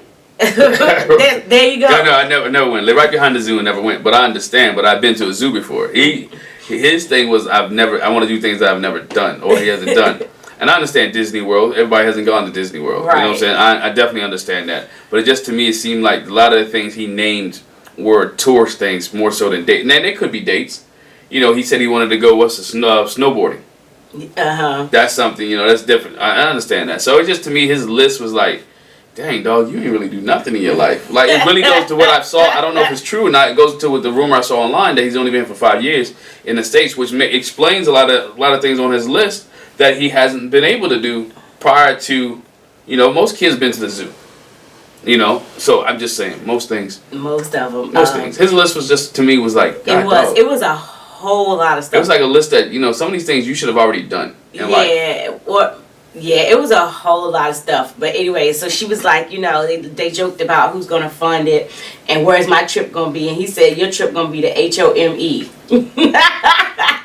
Not home. The home. Not home. Oh, so you done playing this stuff for me? Is that what it is? Okay. I like that joke. I like that banter. I like how, they're laying in bed on I guess it's a weekend morning, neither one of them are working, and they just sitting there having a conversation. I think that is fun. That's how you build relationships. That's how I enjoy each other. You're sitting there, you're just having conversation and you're playing around and joking, and no one's getting mad. So, his sarcasm, if he was being sarcastic about, the boat thing, she got it. Yeah. All right. So my thing is, I want to see if she can really be sarcastic with him, and he get it without being Vinny, as they call him. Vinny. Well, yeah, getting in his feelings. Getting in his feelings. Yeah. So if he can give the sarcasm, I want to see him be able to take the sarcasm later on from her when she gives it, because she is going to give it. And she mentioned, if you don't watch Unfiltered, she mentioned on Unfiltered a couple weeks ago that she is trying to tone herself down when talking to Vincent and trying to bring some things in so they can have peaceful conversations. So we'll see how that works out later. Yeah.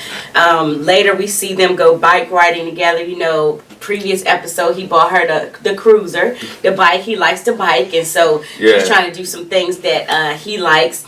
And they decide they want to race.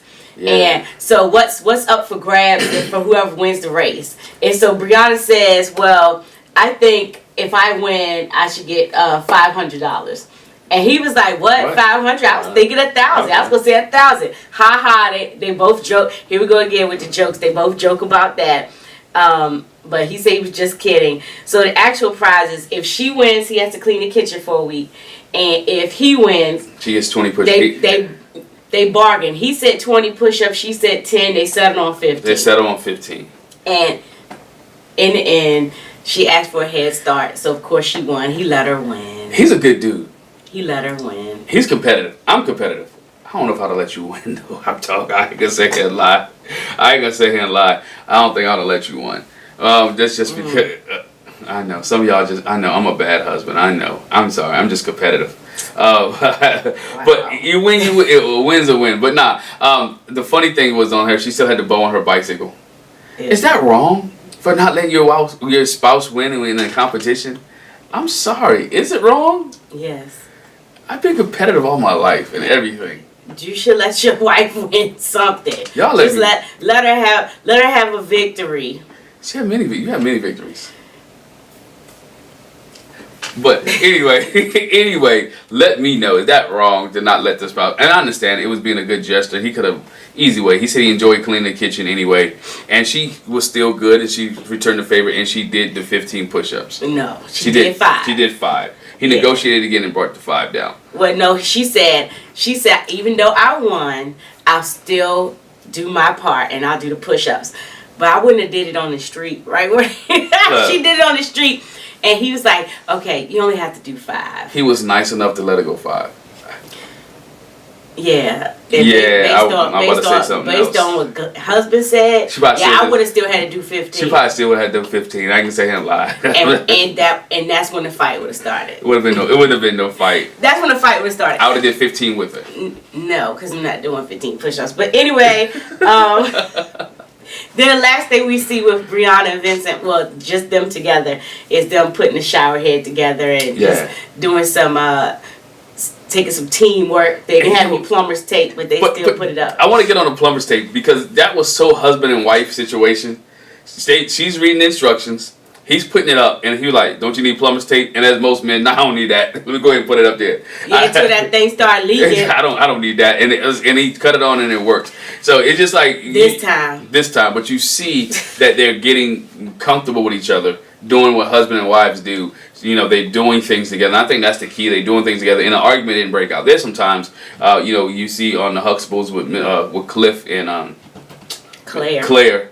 Huxtable, that when Cliff tried to fix the doorbell or fix different things on different shows, that it always break out argument when the husband's trying to fix something. But it's great that they was able to work on a project together, and we've seen them come a long way in these last 5 weeks. Now, I do believe that Vincent will have another moment and before the season is over. But at this point, it's good to see them working together and building a good relationship and understanding one another. So it's great to see Vincent and Brianna doing good things. Yeah. All right, so let's get to the disaster. Not the biggest disaster, but it's a mess, but it's been a mess. We're going to talk about Chris and Paige. Yeah. All right. And so finally, we get to see Paige interacting with her family. She has family. And we see Chris interacting with his. But we've seen him interacting with people. But finally, we get to see Paige's family. Her brother and her sister-in-law come over to eat. And she was like, she hasn't kept them in the loop with everything. So that leads us to believe that she has talked to them, but not about everything. She has no support system. I'm gonna call her. Her support system is. I think the conclusion we've come to is not that she doesn't have a support system. Apparently, she was embarrassed, which she should have been, and so she didn't tell them all the ins and outs. She gets into that. You'd be embarrassed too. That's what I said. Rightfully so. Rightfully so. You keep being a knucklehead and keep not trying to fix it. Try to keep fixing something that doesn't want to be fixed. It's not like he says, I'm attracted to you. Again, he told you I don't like you. And how many ways can he say it? I don't like you. I'm not attracted to you. I don't want to be with you. I think this is over. He said it every which way, and she still try. You can't make nobody who don't love you love you. Well, especially when we're talking about this is somebody you just met. This is your stranger spouse, as they like to call them. This is your stranger spouse. No. You didn't know him before. You don't have to know him after. You've given that dude too much leeway for somebody you just met. Her name should be Grace because she's dealing a lot of it out. She's giving a lot. And I understand Grace. I understand grace and mercy. Trust me. I really do. But she's giving him a lot of grace. But you can give somebody grace and not be a fool. Put up with the foolishness. Yeah, she put in, but she's not putting up with it anymore. So no. So, yeah, we see Paige talk to her brother and her sister-in-law, and she says, it's going to be painful having to tell them, what's going on, but she was like, I got to do it. So she tells them that, at first they did the reset. Yeah. He wanted to, like reconcile, but with the baby mama stuff and everything, that he decided he wants to get a divorce. Mm-hmm. And brother and sister-in-law like, oh, wow. Yeah. Okay. Brother was too chill for me. I mean, I know it's not his marriage, and that's his. He was too chill for me. I mean, they didn't show like him saying, "What, for real?" That blah blah blah. I don't think he was. I think he was chill because the way she told them. Okay. Because she didn't get all down and dirty with it. She didn't. I think if she had laid it out, like I would have. And let me tell you, he said, all that. He'd have been like, man, where this dude at? Now, I don't expect a grown man. I'm not expecting him to fight. No. But I would expect, if she had told it right, he would have definitely wanted to have a conversation with Chris. And Chris ain't having a conversation with him. I mean, if he I said he would have wanted to. He would have wanted to, but I'm saying Chris wouldn't have a conversation with him.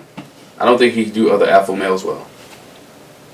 I don't know that brother's an alpha male. I don't know. I don't think he do males. I mean, look what happens when he get around other dudes. It's just that we've seen on the show, and I don't know Chris. He shuts down. Yeah. He's not a confrontational type person. No, she said. Unless it's on Twitter or Instagram. Yeah, she said in the whole interacting, reaction, she's felt rejected, and in her expressing that to him, he tried to flip it and said that he feels rejected, and how he didn't answer her phone calls, and she was like, well, you could have dropped by and given me a note, or you could have sent me a text checking on me, and I was like, why would he? He told you he's not interested. He's not feeling you. Yeah, we said we're going to do a reset, but that was a bunch of BS. Let's be real. And he told you don't text. I mean, what if y'all hitting a reset and y'all just want to be friends? It's cool to be friends. It's keep it cordial. Y'all wasn't resetting. They wasn't resetting to be married. Right. They was resetting to be just friends. Again, he never moved into the apartment. He never really spent time over there. You're not married people stay together. Mm-hmm. Married people live. If we're gonna work on this thing or hit a reset, we're gonna be in the same roof. Even Matt came home. Mm-hmm. You know what I'm saying? Mm-hmm. I just understand if you're gonna reset it in the same building. Don't reset it because you're across town. I don't know what you're doing. The 20, whatever hours a day that we're not filming. I don't know what you're doing. We're not together.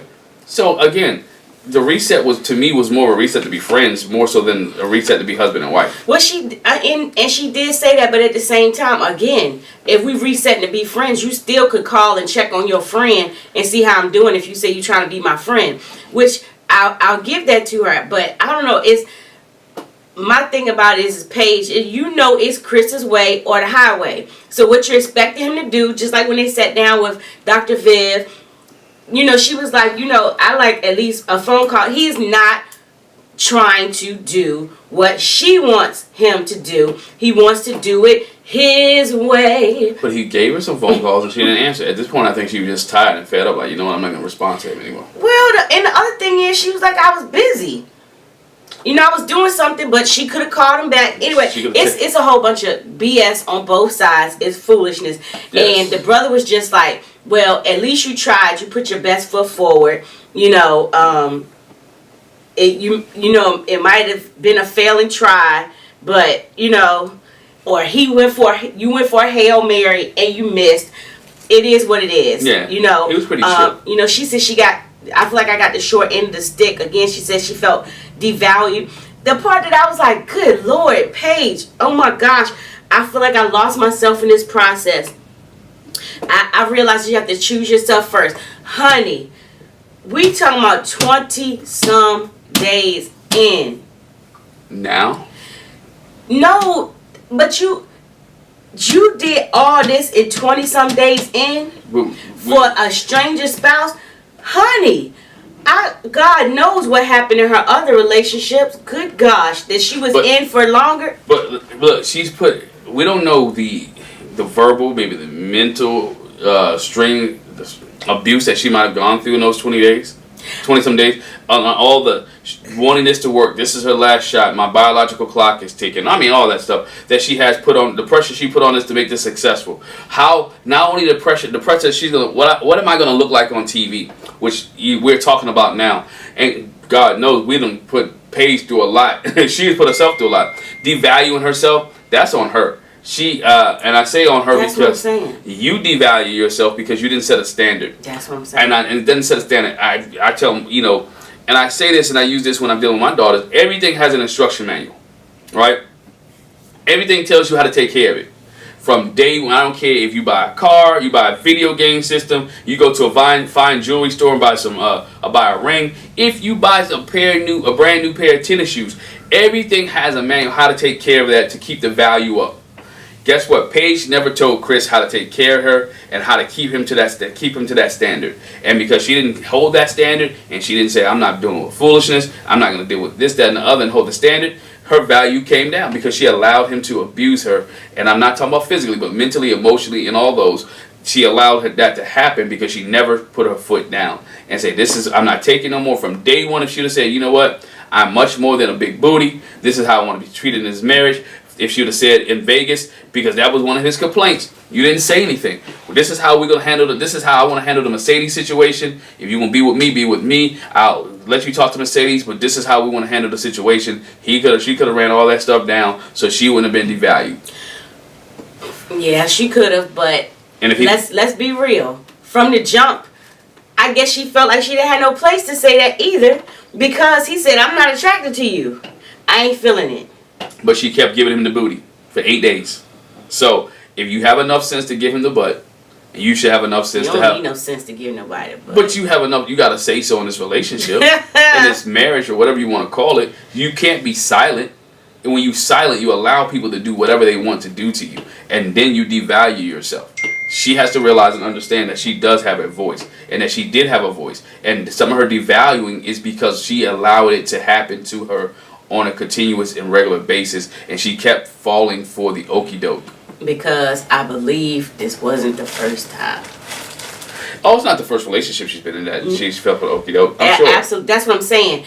If you falling for it 20-some days in for a stranger spouse, I'm sure she's got run over in other relationships. Oh, that's why she's on Married at First Sight, because other relationships didn't work out. Run over. So the only other thing I want to say about Paige is, you know, she said she went into it with the purest intentions. I totally agree with that. She kind of touched on here. She did too when she was chatting with the girls that, you know, I was more in love with the thought of marriage than actual the marriage itself, the work, and you know what it has to take, and being myself in it. And her brother was like, you know, you just have to embrace the fact that, you know, embrace the struggle and take this as a learning point. Learn your lesson and go forward, because, you know, God has to have something better for you. And, you know, he said, the one thing that Paige said that I was like, right, but part of this is your fault, honey. She said, he tried to leave me broken, but it didn't happen. Right, she's not broken. If you look at Paige now, you've seen her unfiltered things. She's gotten herself in shape. She's gotten some arms. Like she's been working out. Like she's been doing the things, like she's gotten herself together. And I think the sad part for this is for her, this has been over for months, and now she has to relive it over again until we get to reunion day where she can just actually just let it go. And so she's reliving this every week and sometimes every day of the week. But if she's a person that watches, that's on social media, you know, that looking at this. And I think that was hurt now, or having to deal with it, she has to relive it over and over again. My thing with Paige is that, you know, hopefully she gets some therapy after this. Oh, that's what she said. Yeah, she talked about that when she was she was talking with the girls. She actually already has 2 therapists. So she has 2 therapists. She must don't talk to them neither. They should be fired. She must not talk to them. She needs to find new therapists. If they're not doing their job, you need to leave. Yeah. But because again, she's getting some help, but she needs to find some people that take the help that's being offered and become better than what she is. And again, my biggest thing with her is she never had a voice. She didn't really give it to Chris like she gave it to the production people. I'm not saying you got to cuss and fuss. And we didn't see her give it to Chris like that, but she needed to stand up for herself. And I think in doing this whole process, Paige never stood up for herself. She never stood up for herself when the girls were talking to her in Vegas and Chris got mad, and she never said anything. She went to back Chris down. She didn't say, you know what, Chris, I'm talking to the girls, let me be. She didn't do anything. You didn't see her stand up. And that was one of my biggest issues, or my issues with this situation is stand up for yourself. Have a voice. Be concerned about you. And now I'm glad she realized it's about her. Take care of herself and try to move on. Yeah.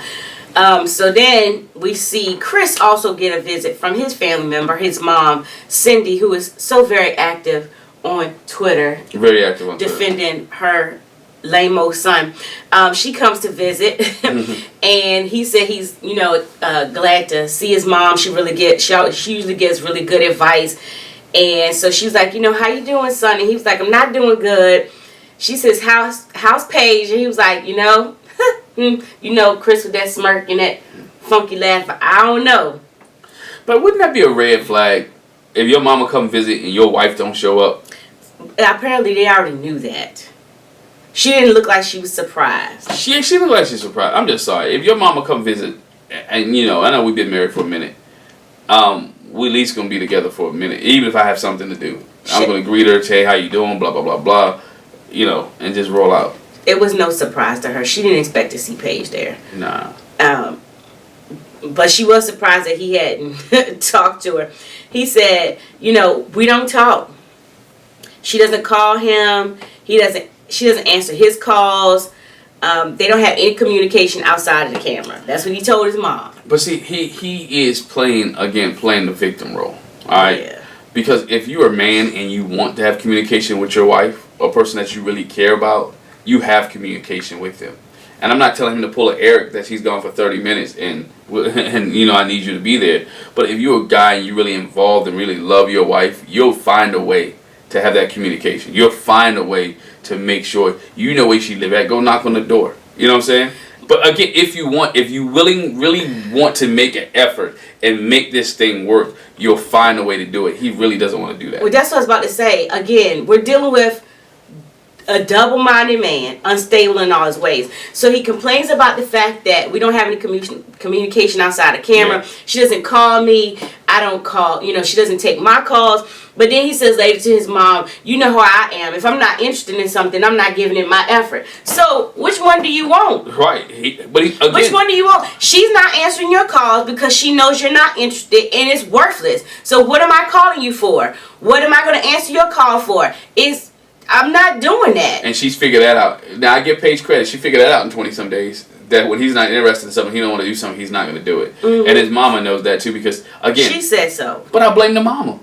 A kid, he didn't just become this way when he's 20-some years old. He became this way because when mama and daddy was raising him, they allowed this to happen. Now, I know his parents are not together, and that's not none of my, whatever. But they allowed this to happen. He is what he is because of the way they raised him. Yeah. And it is what it is. Send me bad hate mail or Twitter. I don't know. But all in all, his mom was like, she's not taking your phone call. She's not calling you. She said, rightfully so. You got a baby on the way with somebody else. And, that's the only good thing mom said. Yeah. Well, she said something else, too. He was like, he hated that this happened during the process. Or else, he said, if he wouldn't have got married, if this had happened before, he said, I wouldn't have got married. He says Paige was disappointed that she wanted to try, and then he breaks it to her. He was like, I think the chapter's closing tells his mom, I'm getting a divorce. And she's like, wow, okay. She's sad, but she's not shocked considering everything that's going on. Good for you, Mom. And your son. Your son. And plus, she's divorced. She'll say, if it ain't working, it ain't working. I hit the reset. Move on. He said he wasn't interested. He didn't feel like playing house. Don't force somebody to be in a relationship they don't want to be in. He said, I'm not going to be sad about having a baby. And you shouldn't be. But you should be sad that from that point forward, all the foolishness that took place after that. You should be sad about that. It's foolish. I'm going to say this, and I want you guys to really leave a comment here and talk about it.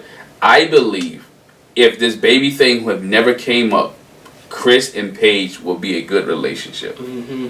I think the baby thing coming up and the timing that it comes. Matter of fact, I'll go this way. If the baby thing had never came up over the honeymoon, I think Chris and Paige would have been able to make it. Because if he had grown attracted to her, even without the attraction, he would have found something that he was attracted to with her. He would have found something. There's not going to be a Haley and Jacob situation where she doesn't find nothing. He would have found something, whether it was her spirituality, whether it was her money, whatever it was, he would have found something. I just think with the baby situation of he's trying to be an honorable man. I tried, okay, and he said it, and I only can go by his words. And y'all be like, I'm waving on Chris, but I only can go by what he said. Chris said that he doesn't want to raise his child without him being involved, being with the mother. So again, that weighed on his mind, and he was like, you know what, I need to go back to Mercedes because this is who I want. This is the mother of my child. If you look at everything, his evidence, if you look at everything that he has done since being married to Paige, it was to make sure that Mercedes is taken care of, so the child will be taken care of. From the Mercedes car that he purchased her, to making sure she drives again, to seeing her and spending more time with her, but not living with Paige, acting like their relationship is not, their marriage is dissolved, by even bringing Mercedes to Paige to have a conversation. He's tried to smooth everything out to make sure, to show Mercedes that I am with you and I want to raise this child with you and not with her. And I'm not saying it's right. I'm not saying it's right, but I'm saying this is what his actions have showed throughout the show, and that's where Chris is at. And if the baby situation had never came up, I think Chris and Paige would have been okay. And I'm hoping. He gets on my nerves. I'm not saying it doesn't get on my nerves, but I think the baby thing no, really I'm not was saying a big. that you're saying that. The baby thing was a big factor. He just irritates me. He's childish. He's manipulative. He needs to grow up. And his mom needs to push him to grow up. She can't. He's grown. That ship. No, has sailed. no. She gives good advice. This the advice you should be giving. Grow up. A lot of people get good advice and don't mean grown kids or grown people take that advice. Because I'm sure he's talking to his grandma, and his grandmother, who he talks to, he loves and he cares, has whipped him with a switch out the yard. Has given him some good advice too. And so he has, again, he's doing what he believes is best for Chris. And I can't knock that. He thinks that's what's best for Chris. On to the next train wreck, but not the worst. Haley and Jacob. Yeah. All right. So they talk about their Monthiversary, and they talk about the fight that they had. You know, that ruined everything that really Jacob started. In which he basically was like, it was a culmination. I had been feeling this way and wanted to talk about it. It had been building up. So he talked about it then, and he said he did apologize for the way he acted. You know what he said and everything, how the fight went about. She said, she was drained and she was exhausted, and how the fight escalated is what bothered her, and rightfully so. We was having a good time, and you just ruined the whole moment, bro. It's the moment. And to me, I don't have a problem with what he said. I don't have a problem with how he's feeling. I just have a problem with the timing that he puts, the places that he put this in. Yeah. And I'm leaning to the side. Is Jacob doing the placement of these conversations and arguments for the camera? Because he very rarely could have had this conversation when it was off camera. He could have dealt with this when they was going to wherever they was going to for the Monthiversary. Why deal with it when the lights are on and production are there? He could have dealt with. I go back to Karen and Miles. A lot of Karen and Miles issues that they dealt with late at night when the cameras were gone. I'm thinking, obviously, they probably don't be talking. Yeah, because he sleeps in the guest room, and they probably. They're back they're supposed to still be in the bed together now. But he said he took the supplements when she started cleaning the cabinet, and he took those and put them in the guest room. So I'm just assuming he put the supplements where he's staying at. Yeah, before. Yeah. Before. But anyway, and so she, sarcastic was like, well, are you planning on having any more fights? And he was like, no, I'm not planning on it. But she said she wants to keep everything real light and fun and go out, and he made suggestions of, how about we have 1 hour of calm every day, calm conversation every day. Let's do that. Just trying to make, both of them trying to make some kind of concessions. And so for the light fun thing, they go karting. Yeah. Speed racing. Haley's trying. But not trying. She's trying, but not trying. And so they have a nice little race, competition there. He says, I'm going to beat you. And she was like, yeah, I'm going to beat you. Let's see who comes out on top. She's almost a little bit of a sore winner. She rubs it in his face. Hold up, let's go vice versa. Should she have let Jacob win? Because... Should she have let Jacob win? If a guy has... only reason she did win is because he spun out. But he was ahead. He was trying to win. Again, the competitive nature of people who trying to win. I'm just saying. Brianna and Vincent is something totally different. Their relationship is different from Haley and Jacob. But Haley was driving that car like. And he probably would. He still. I believe he would have. But he would have let her win. I think he would have, because he's trying to get in her good graces. He's trying to make it light and fun. Trying to avoid an argument. Let her win. Because if I win, then, I'm going to be mad. Why should there be an argument? If it's a competition and the person wins, why should there be an argument? Because that's the nature of their relationship. So he's trying to keep it light and fun. So I'll let you have this. I'll let you win. Go ahead. And she beats him in. She's kind of a sore loser. Winner. Yeah. Oh, you see my trophy? Oh, yeah, I'll go stand on the stand and take a picture with the number one. He took it in stride, which I don't know if she would have. That's what I'm saying. Anyway. But, so they have a good time, doing the go-karts, and he suggests maybe next time we'll go to the batting cages. So, they're trying to put in the work to get to know each other and do some things that won't rub each other the wrong way. Too little, too late, for my opinion. I think they're trying, and I think they're getting there. But again, I think, how many resets do they have to do? They have to keep. Yeah, they keep getting resets. It's too many resets. That button is worn out. Mm-hmm. So later we see them cooking dinner together. He's got a plate full of steak.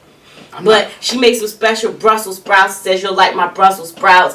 They talk about, are you a good cook? She says I'm a good solid 7 or 8. And he was like, well, do you wear an apron when you cook? If you put an apron on, if you're a serious cook, you put an apron on, and you could be a 9.5. Again, I can't get past this. It's 24 days in.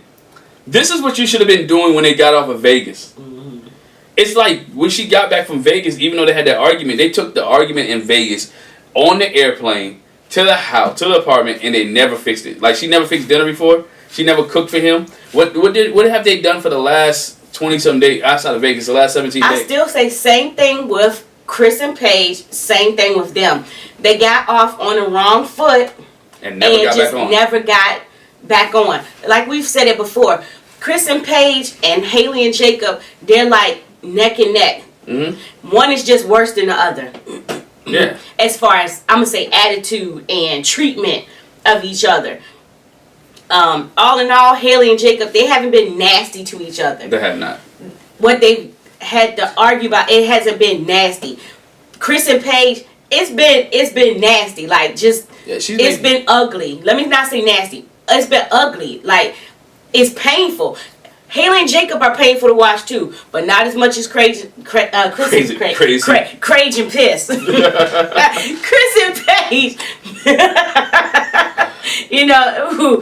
It's pissy.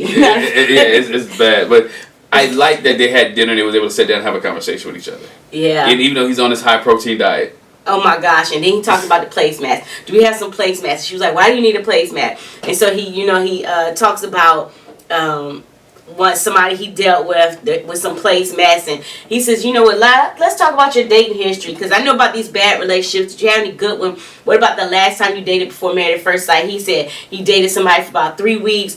He doesn't even remember her name. It wasn't going well. She was like, "Wow, you don't remember her name?" He was like, "No, it wasn't important." And he dated somebody, the Pumpkin Queen. And the Pumpkin Queen was the one person, I guess he said he broke up with the other people, but the Pumpkin Queen broke up with him. Yeah.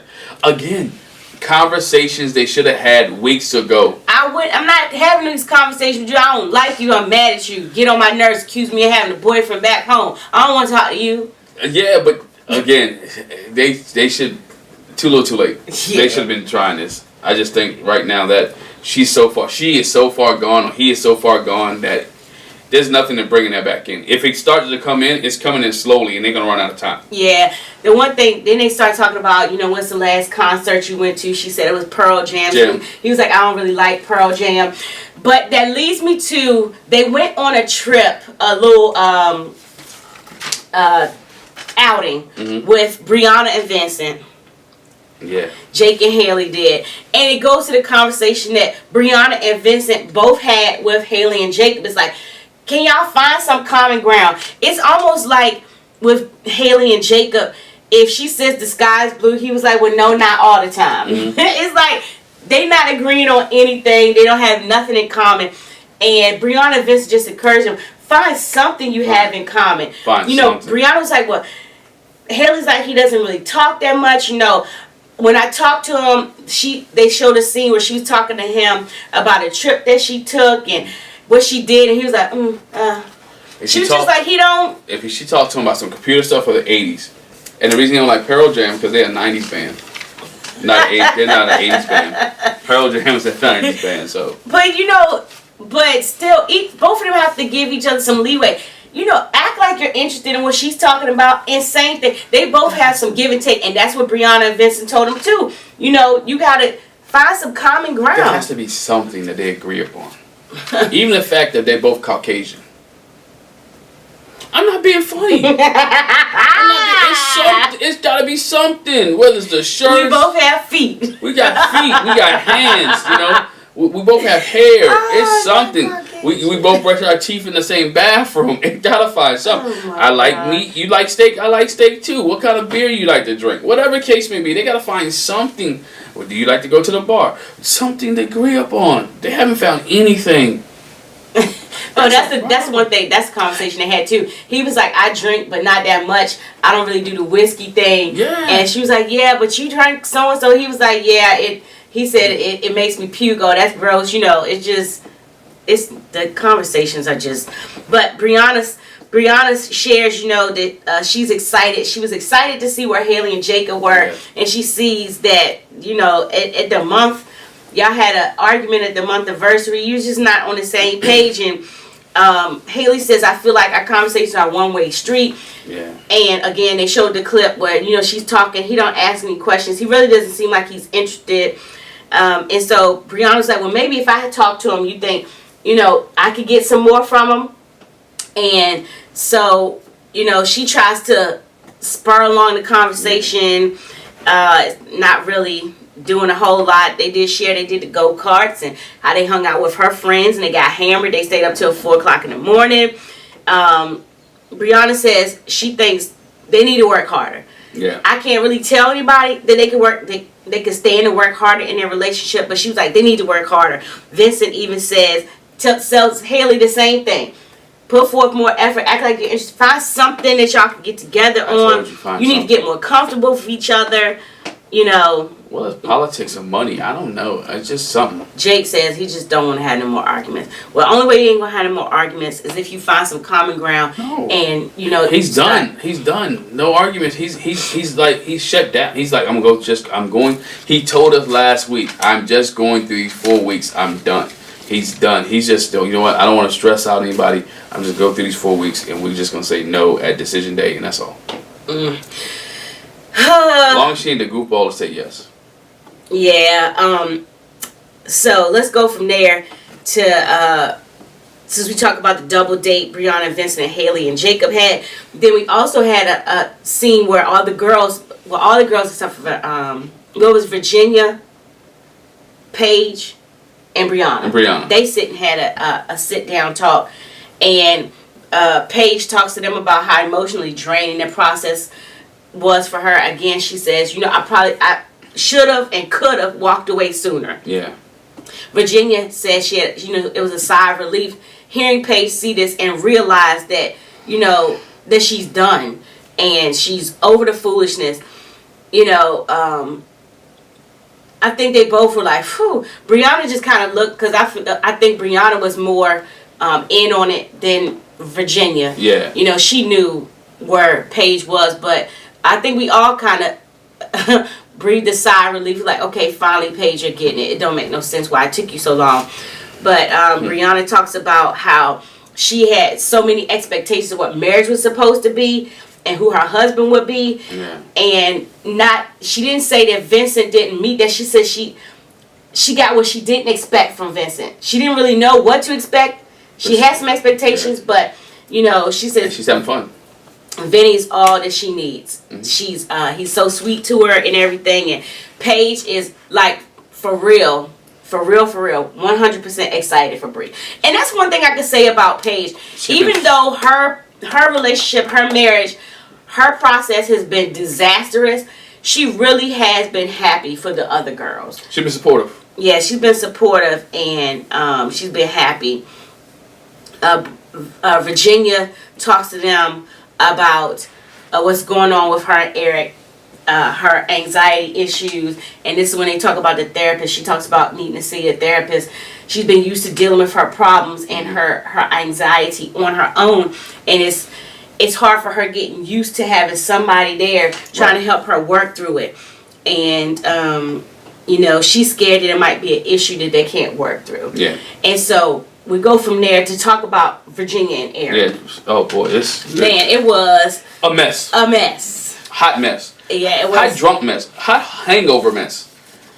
Because they went out. We see Virginia and Eric in the bed, waking up, and we come to find out that they had went out the night before drinking, and Eric got hammered. This is from a guy who said he doesn't drink much. Right. He's trying to hang with her. He's trying to hang with her and trying to be with her. So he's trying to hang with her. So we see they hung out. Now, before we get to the part where they was in the bed, there was an argument at the bar that we come to find out about. Because Eric has been drunk and Virginia has been gone longer than 30 minutes. Virginia was gone longer than 30 minutes. But then let's fast forward to them in the bed, which they're playing a game for the camera. They wake up, everything's hunky-dory, nice, she's having a good conversation with them, and then when it gets to the dog, she lets everything out. Yeah, so she's to me, when I look at that, you're all putting on for a camera, because you basically kind of said it. We try to make everything look like everything's going well, and now she like, I'm opening a can of worms. Yeah, it was, because they were sitting there talking and chit-chatting or whatever. They talked about the flight that he took her on and how he liked that she enjoyed it and wanted to do it again. And he says, I think our foundation is solid, and that's important to him. And so then they start talking about Rocky and how undisciplined Rocky is. And she's like, we got the dogs, and then I got my cats. I haven't seen about my cats. And you said you wanted kids, but we have 3 already. Ha ha ha! Don't do that, Virginia. He didn't find that funny. He wants real kids. And they talk about how their personalities are similar to the dogs. And then this is when the fight started. So Eric starts talking about how respectful and well-mannered his dog Tex is, and how Rocky needs manners training, and I'm willing to take her. And he was like, he's not your dog, he's just mine. And he's like, but we're married, so it's both our dog. You just said I wanted kids, so these are kids. I want to take them to training. And she was like, no, you always getting on Rocky. You don't treat Rocky right. And why are you doing this? And she hops up and she leaves out. And hold on. This is when I get confused. I like dogs. I like animals, y'all. I do. But when you start talking about the animal like it's a person, I have a problem. But Pastor Cal talks about that when they go into the part where this is a season where all the women coming in have dogs, and they do a whole separate thing with the husband and the dog. Because this is like... It's like their kids. And if you can't get with their dogs, you're going to have a problem with the mama. You have a problem with the mama. I just like, boy... She to the point where she was like, I was depressed, and Rocky got me out of my depression. He knows this, and why would he talk about Rocky? And I come to find out Rocky's only a year old. He's still a baby. So she really doesn't know how to train a dog. She just wanted to have the dog. The dog was a lifesaver. She wanted companionship. Yeah. She wanted somebody who didn't think about it. She wanted a person, or she wanted a thing that would not judge her, and that's Rocky. And so that's something she can take care of, something she can provide love to, and that will not back. It will not leave. It will not divorce her. It will not mess with her. It's therapeutic for her. She can talk to it, and she's something that she can take care of and have some success in her life. So when you start talking about this thing that has helped her get to the place where she's at to comfort her, now she's on the defensive because Rocky, truth be told, she probably loved Rocky more than she loved Eric. Oh, I'm sure she does, because she knew Rocky first. She knew Rocky first. So Rocky is Rocky here, maybe the cats, and Eric is somewhere right here.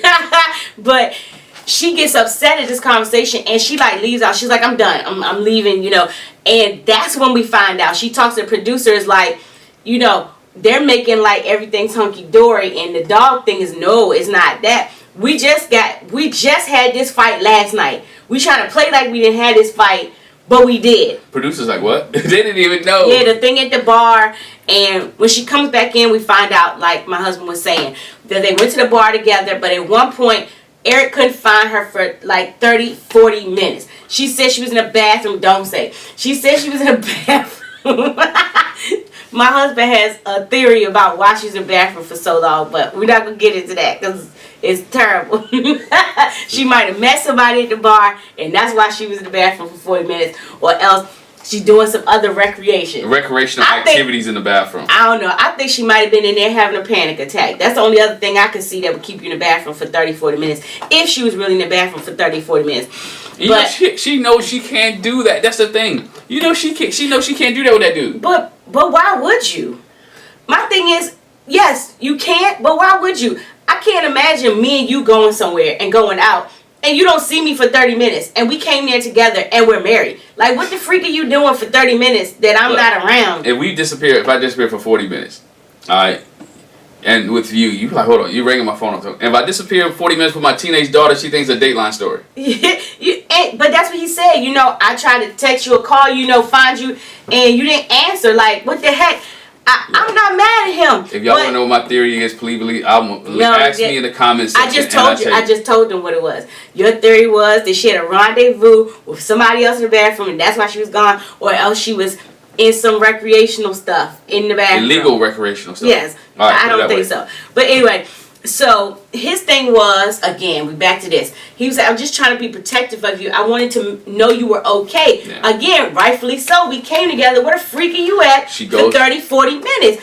And so she says, your protective comes off as controlling. We're on that word again. It comes off as controlling. It does, because his face behind it was like, I told you. His face behind it looks like, you know what, he is a controlling dude. Yeah. His facial expression, like, if we wasn't on this show, I will share some things with you. I ain't say grab you up because I don't want to call nobody that. But me and you have some really conversation, deep conversation. Yeah. He looks very verbally abusive, and we see some of that. Yeah.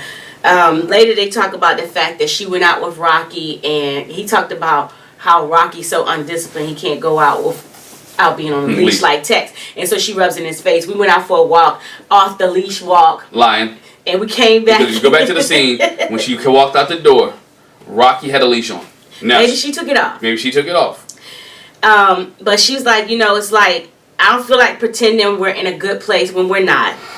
It's like you get mad at me when you get drunk. The man told you he don't drink. He don't drink. He keeps trying to hang with you, so everything that's in him comes out when he gets that liquid courage. Yeah. He gets back on this. You need to understand we're married, and you got to act different when we're married. And she was like, well, I think blah, I think it comes off control, blah, blah. And he was like, well, I don't really give a f what you think. I was like, oh my gosh. He said, dude, you don't care what I think. You don't care what I think? But the cuss really took it off the top. I was like, really, Eric? When you say I don't give a f what you think, and she was like, she was like, I would have been too. I'd be like, what, sir? She said, if you say you leave it one more time. Yeah. Oh, don't. If you say you done, if you say it's done one more time. So instead, he finds a creative way to say it without saying I'm done. and then the other part is Eric sits there and he's like, he's shocked. I don't know what happened, bruh. He makes, again, manipulation at its finest. There's a couple men on this show that's really good with manipulation. He is one of them, and I dare to say that he's better than Chris. And when it comes to manipulation, because his thing is guilt tripping. He guilt trips her because he knows about her abandonment. He knows about her trying to be left alone. He knows all her secrets and stories. So he guilt tripped her into doing what he wants her to do. And then he plays the victim role. Oh, you talking about me again? And when she starts getting points out, I'm always the one that gets hurt. I'm always the one that get hurt. I don't know what I did wrong. What? Oh, now you mad again. And she's like, at this point, my anxiety is up. Like, bro, you rake me over the. Yeah, I feel like I'm failing. I'm completely failing. Yeah. And then she just spirals. I'm failing in this marriage. I'm failing as a dog mom. I'm failing in my relationships. I don't know. I'm having a hard time at work. Everything just spirals. Which to me explains why she drinks so much. Because she's trying to drown all her sorrows, escape into alcohol. She's using this as a way to escape reality. Yeah. And she used the dogs as a way to escape reality. She used the cats as a way to escape reality. As relationships, she's so much. Her anxiety is so high that she really needs some help. It's bad. And she says, I feel like I'm changing everything. And he was like, well, you gotta understand, when you're in a marriage, some things do have to change. But and she says, well, if you tell me to leave, if you tell me to leave one more time. And so he says, well, I'm gonna say it like this: you're not stuck in anything. You're free to do whatever you want to do. In other words, you can go. You can bounce. I mean, we can be done. It was just a mess. It just keeps going from there. Having an argument. I mean, we could spend a whole freaking 45 minutes. Yeah, it's bad. It's bad. They finally talked. She's like, I have these anxiety issues, and everything's closing in me. It's really hard for me to deal. And he was like, well, I'm not exactly dealing with it that well either. It's a change. It's something out of the norm, but I am handling it a bit better than you. And she said, you think you're perfect.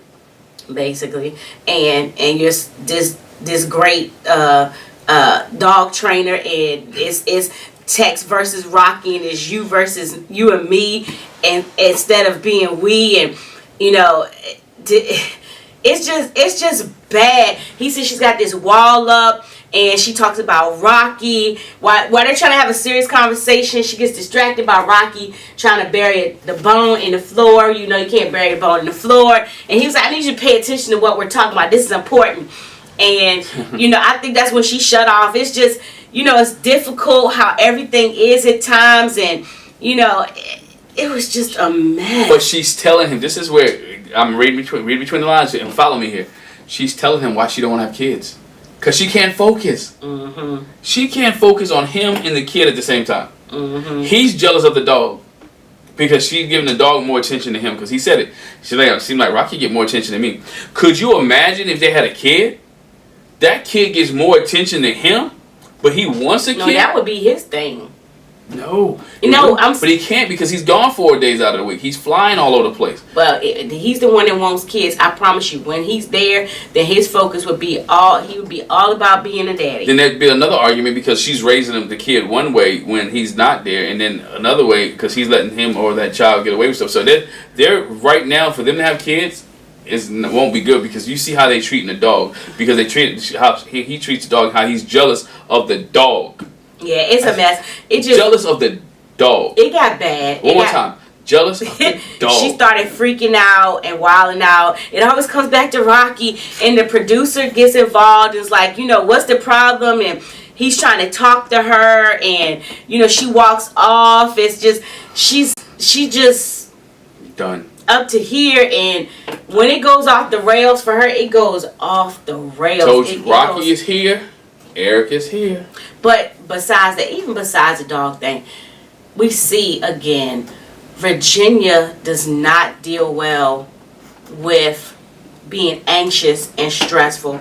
No, she doesn't handle well with conflict. And her question was, I don't know why I'm so, why do I feel this way? And it was because, honey, this is a new experience. You've never been here before. There is a such thing as distress and eustress. Mm-hmm. What we always know as stress, most of the time we equate it with distress, which is bad, negative stress. But there's eustress as well, which could be a marriage could be a good thing. It's a good kind of stress, but it still puts stress on you. And so that's going to flare up the change and getting used to somebody. That's going to flare up your anxiety stuff. It's a good thing, but it's still... Yeah, and I think that's the biggest thing for her is to change. She doesn't adjust well to change. She doesn't do well with change, and she's shaking the apple cart of her life.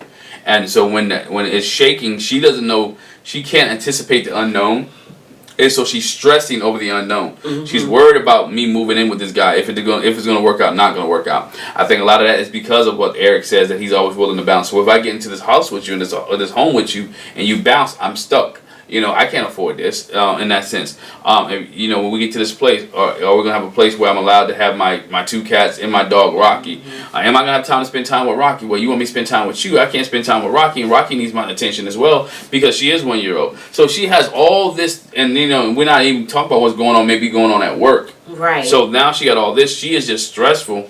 and she doesn't know how to relieve it except for hang out with her friends, and to and even when she does that, try to relax, that becomes an unrelaxing situation because he's stressing because she's sleeping on somebody else's couch, or she's drunk too. She don't know how she's getting home, or she's taking too long in the bathroom.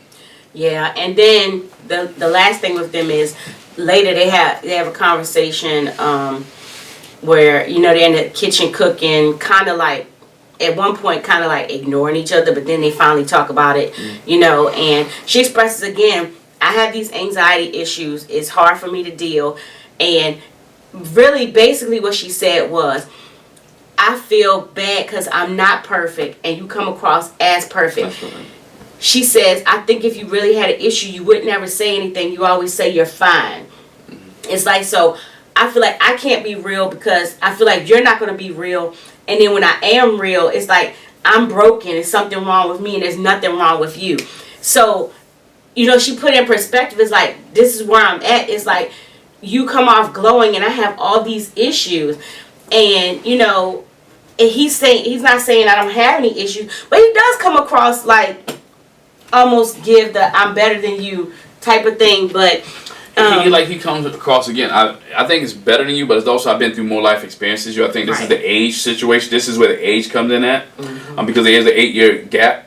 I've been through more life than you have, so I know more, and so I've been through the mistakes that you're making. I've made, so I'm not going to make those steps. And so she's looking at it like, oh, you don't do this, or you're good at 2 shoes. Come on, we've been through that. There's some things that I don't do that I have never done. You know what I'm saying?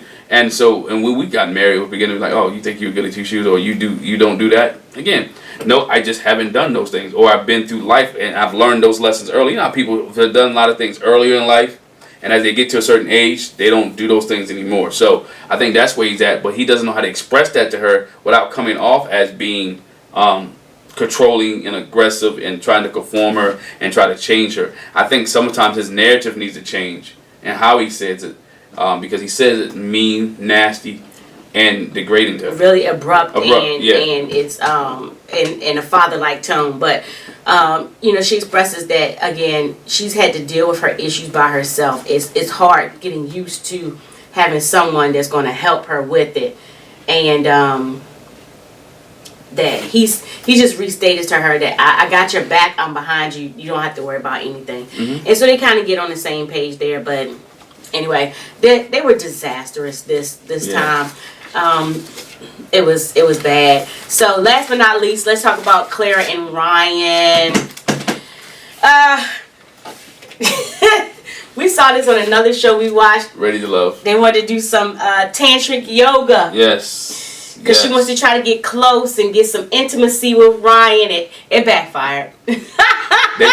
They should have did was Strong and Seductive with that workout couple video that you, Seductive Strength or something. Yeah, Seductive. Who that I? What? I'm talking about them. Oh, I thought you said what's that video that I said? No, I don't know nothing about that. Me neither. I just see the commercial. I just see the commercial all the time on the internet. It just pops up. Anyway, so they do the tantric yoga. She's sitting on his lap, straddling him, and they got their faces against each other, breathing together, and like trying to be connected. The yoga instructor enjoyed it more than Ryan. And Ryan was like, "Oh gosh, my leg hurts, so it's going to sleep. Oh, this is uncomfortable. Can we change position? Oh, this is weird. Oh, my legs up in the air. All the, I was just like, oh wow. And Clara said it. I don't think this is working. She said, I don't think this. She thought it was going to lead to some. She said, I want to say it like I want to. She thought it was going to lead to. It was going to get so hot in there. It was going to lead to some poking, and it did not work. It didn't lead to any sex. It didn't lead to no sex, and so that's her biggest goal right now. She's still upset. She's sexually frustrated that she's not getting no sex. As I mentioned a few minutes ago, the yoga instructor enjoyed the positions and movement more than Ryan did, and Ryan said, "You think this is gonna move to sex? It's not gonna happen." Yeah, he was like, nah. He laughs it off. She says it was fun doing it. He was like, yeah. He wants to connect on a deeper level. He said this really didn't do it. It didn't change anything for him. She talks about how she's gonna be gone for some days, and so he wants to get used to Miska, and they want to go to a training thing together. Same thing with Ryan, but different. he's not doing it to try to fix Miska. He wants to connect with Miska because he knows Miska's going to be in the picture. Again, it is the verbiage and terminology. Absolutely. Not that I'm a try. I want to work with Miska because we can get along. If Erica said it that way, it might be something different. You know, there's nothing wrong with Rocky, but you know, I want to connect more with Rocky. Do you mind if I take him to this? Yeah. And so when she comes back, he says, you know, how was the training? The training was good. I feel better dealing with Miska. Oh, I trust you to keep my dog. It's not really much that I wouldn't trust you with.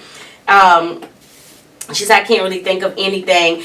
And they had this whole conversation about trust. Oh, that's sexy. Trust is sexy. And apparently she got him a shirt that says trust is sexy. Yes. Do you feel like you're going to wear it? I haven't seen you wear it yet. And he was like, well, you know, when I wear it, then you know we there. He wearing his Black Lives Matter shirt, though. That's bullcrap. He ain't going to wear that shirt.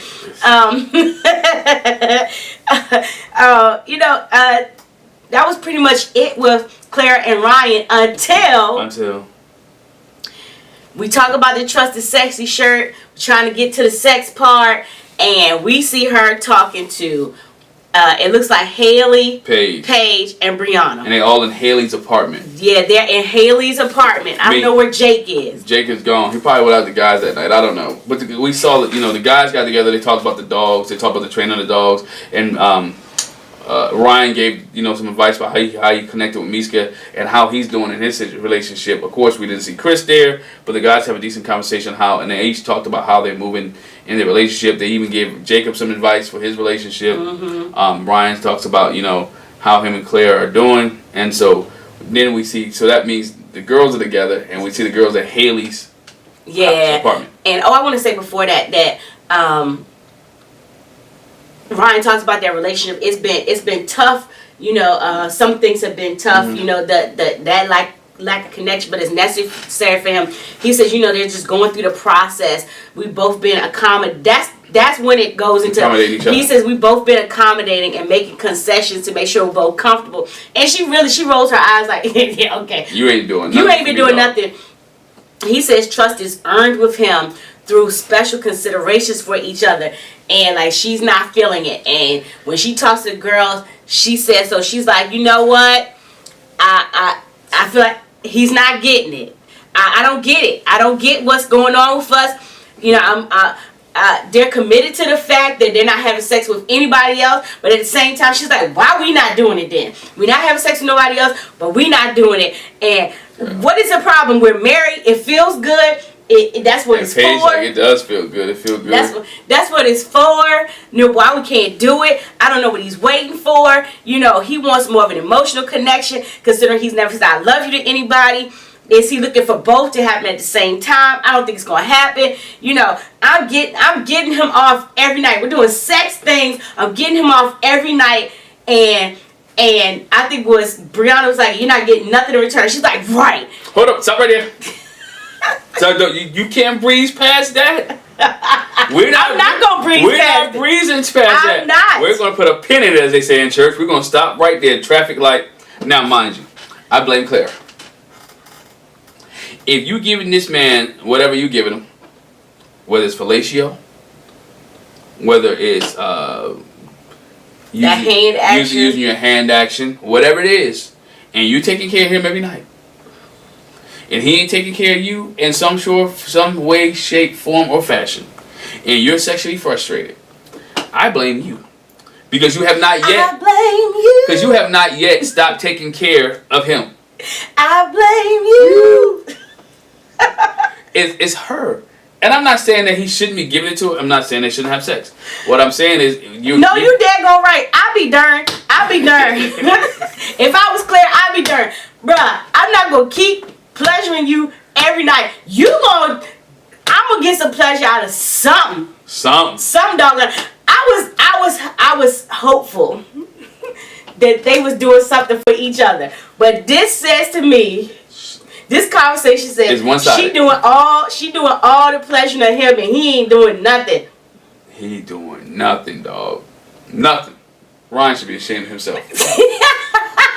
just like when they talked to Dr. Viv. Yeah, so it's getting hot and heavy. Like she is trying to work him up to the point where he will. He's already up. he will give. No, he's trying to work her up to the point. You know what? He will, give her some, and now Ryan, that is not fair. That's not fair. That's not fair. But again, he's getting everything that he wants. Why penetration?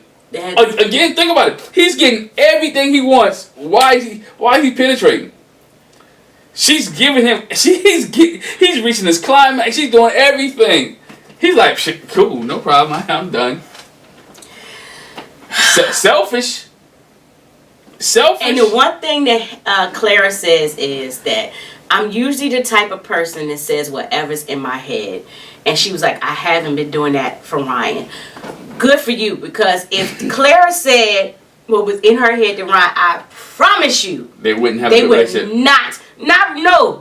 wouldn't be together.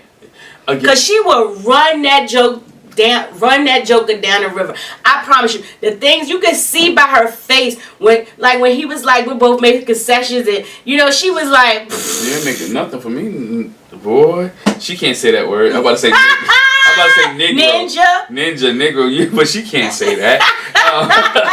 It's terrible. Like I was like, really, like, Ryan, you selfish, and so. Hold on, I have a question. You know me, and I got a question for y'all. He gotta be there. No. Okay. Is she wrong for telling the girls that situation? No. Is she wrong? Because remember from day one, they was like, we don't want nobody to know our sex business. I don't think she's wrong. And so now she just told everybody. We ain't got no sex business. We don't have no sex business.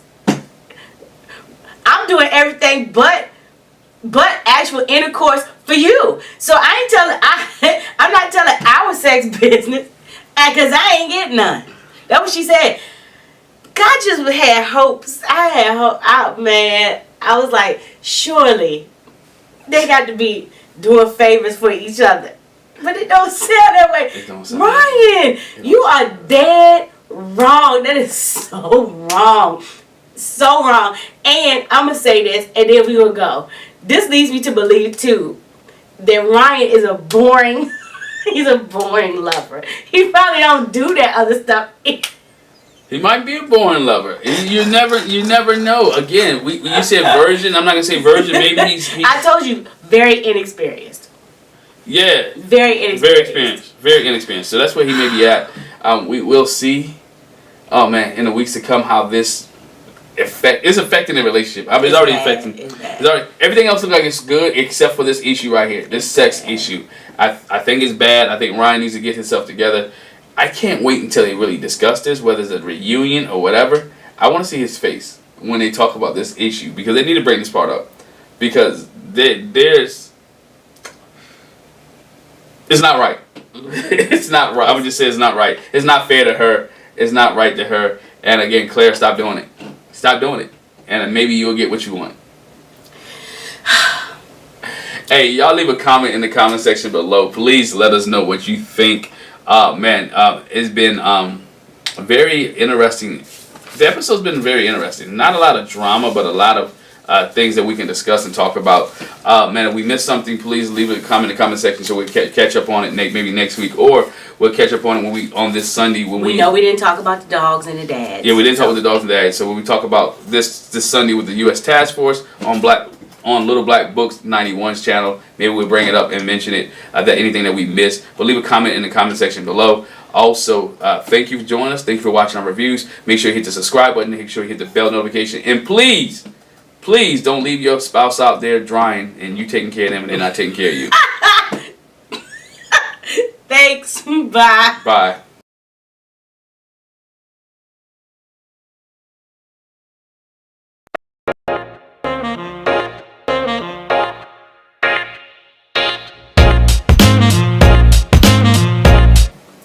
Hi, welcome back to the Jac and Glen channel. I'm Jackie. I'm her husband, Glenn. He's my husband, Glenn. Hey, before we get started, make sure you hit that subscribe button. Make sure you hit that bell notification so you don't miss any of our reviews.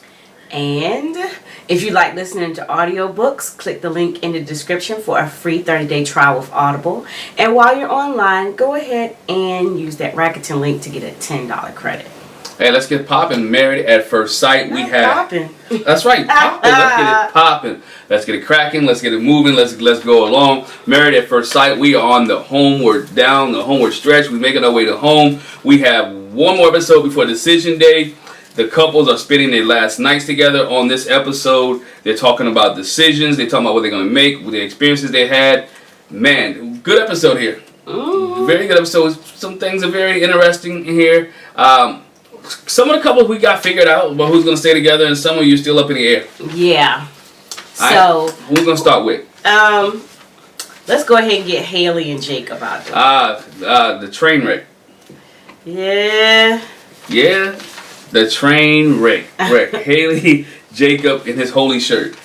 Oh my gosh, yeah, what was up with that shirt? I don't know, at the end. I was like... Jake had that shirt for like 20 years. No, it was supposed to be like that. No. Yes. No, I don't think that shirt could not. Yeah, it had holes on the front too. Like it was supposed to... You know how they got... I think Kanye got them shirts with the holes in it on purpose. Yeah. I think that the collar part was torn. Like that wasn't supposed to be, but it absolutely had holes in it. Jake made that shirt. That shirt was 20 years old with a tiger I'm on it. saying he put holes in it. He put holes in it. It's a tiger. He got attacked by a tiger. I get that. He put holes in it. He got attacked by a tiger. But anyway. He got attacked by Haley. So we see Haley and Jacob. Haley comes back from the retreat. Jacob's already there. And so they have a conversation about how he left early. And she asks him, like, what time did you leave? He said, I left about 7. And, she was like, I was surprised when you left. What happened? And so he said he just really wanted to get back. His neighbor's been watching his dogs.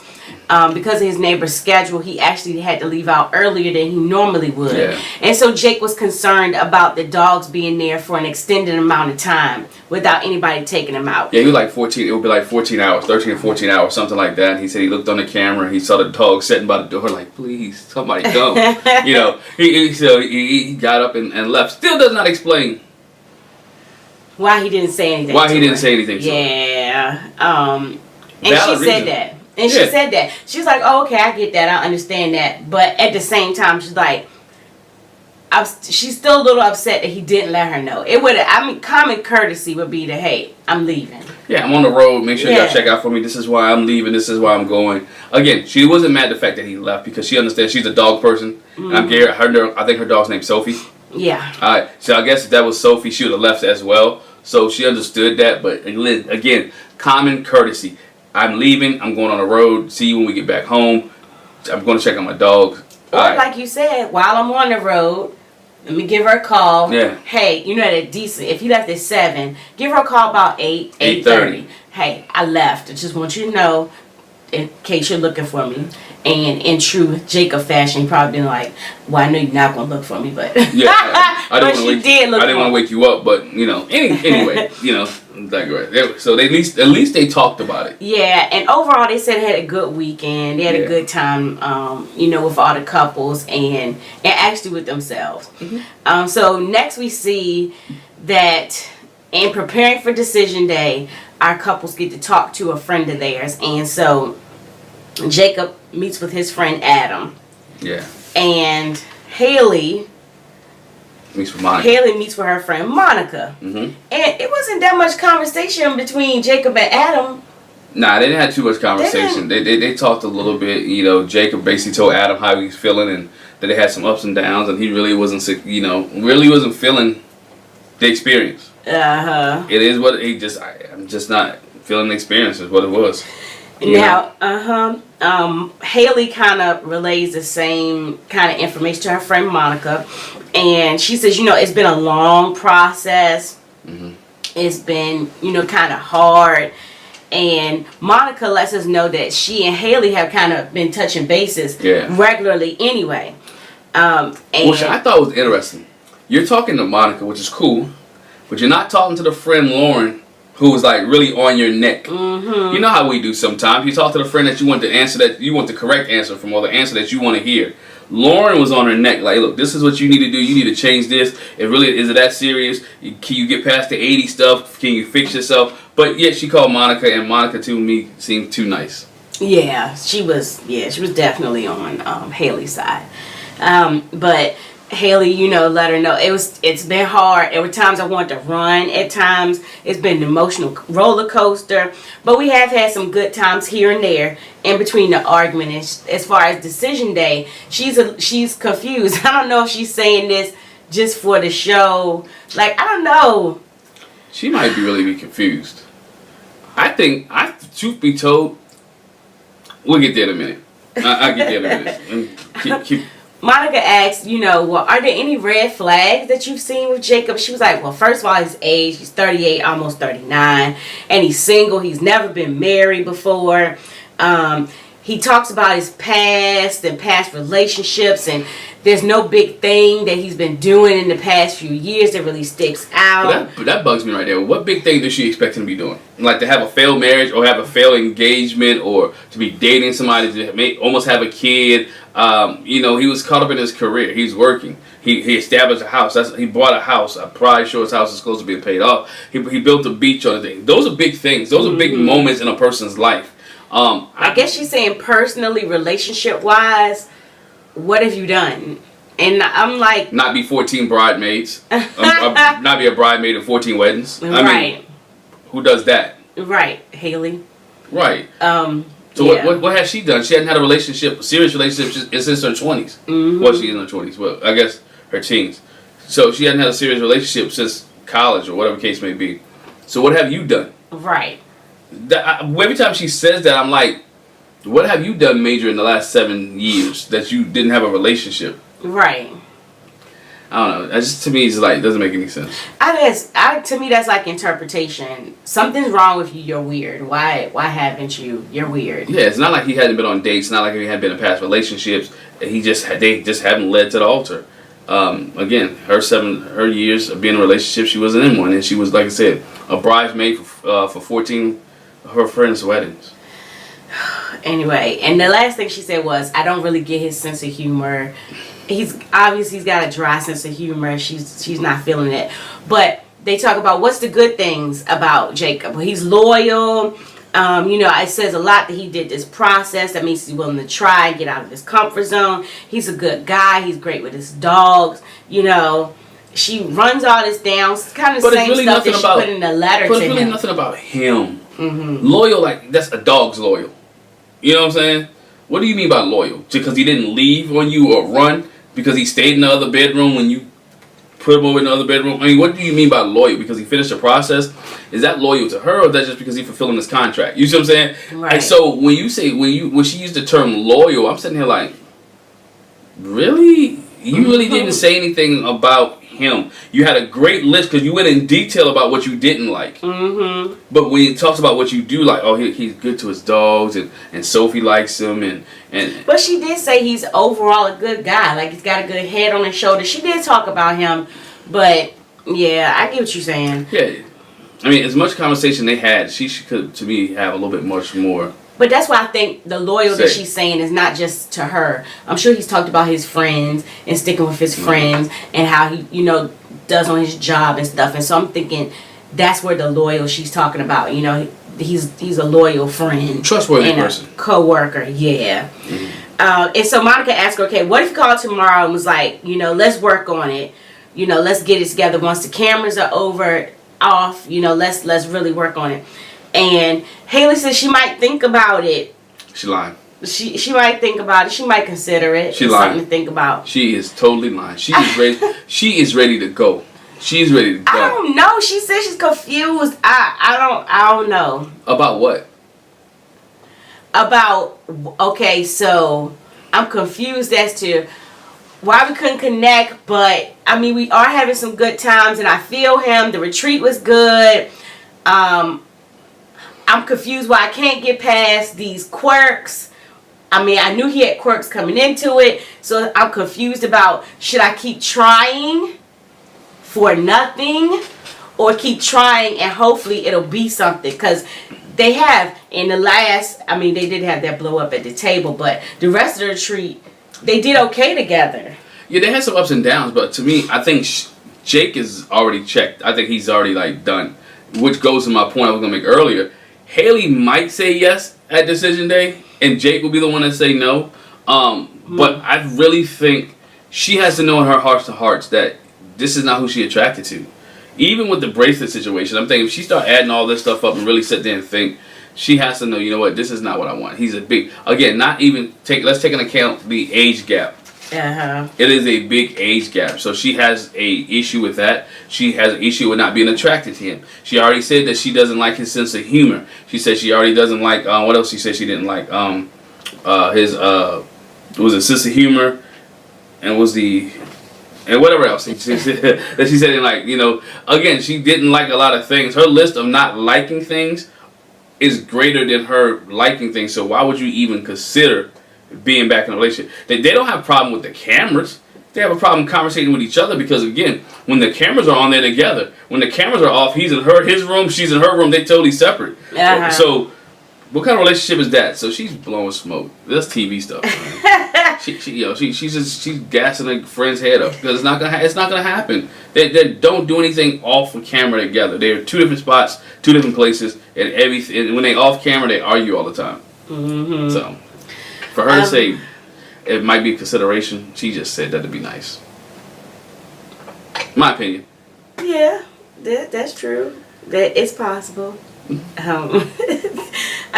Then we see Haley and Jacob go out for their last dinner before decision day, and he said it's hard for him to pinpoint how he feels in the moment. It's been a roller coaster. And what have they learned in the process? She said, I've learned that I got to be able to communicate and express how I feel and dissect things better. And he actually did say this time, okay, what did I get out of the situation? He said, I learned how to have patience under pressure, that I don't have the best fashion sense. My fashion sense wasn't all that. It took the show for him to realize that. It took the show for him to realize that he don't have a great fashion sense. Apparently. Okay. I guess he didn't think for it to bother her that much, he was like, gosh, it must really be bad. Like, probably other people were like, but she's adamant, like, what? Bought him some more clothes and everything. He was like, oh, wow, she bought me clothes. It's bad. She don't even like me and she bought me clothes. True. She said that the exercise where they had to write the letters from Dr. Pepper when they were on retreat, it seemed like it was good timing for them. Yeah. Again, they had that blow up at the table, but they really needed that to kind of bring them back around.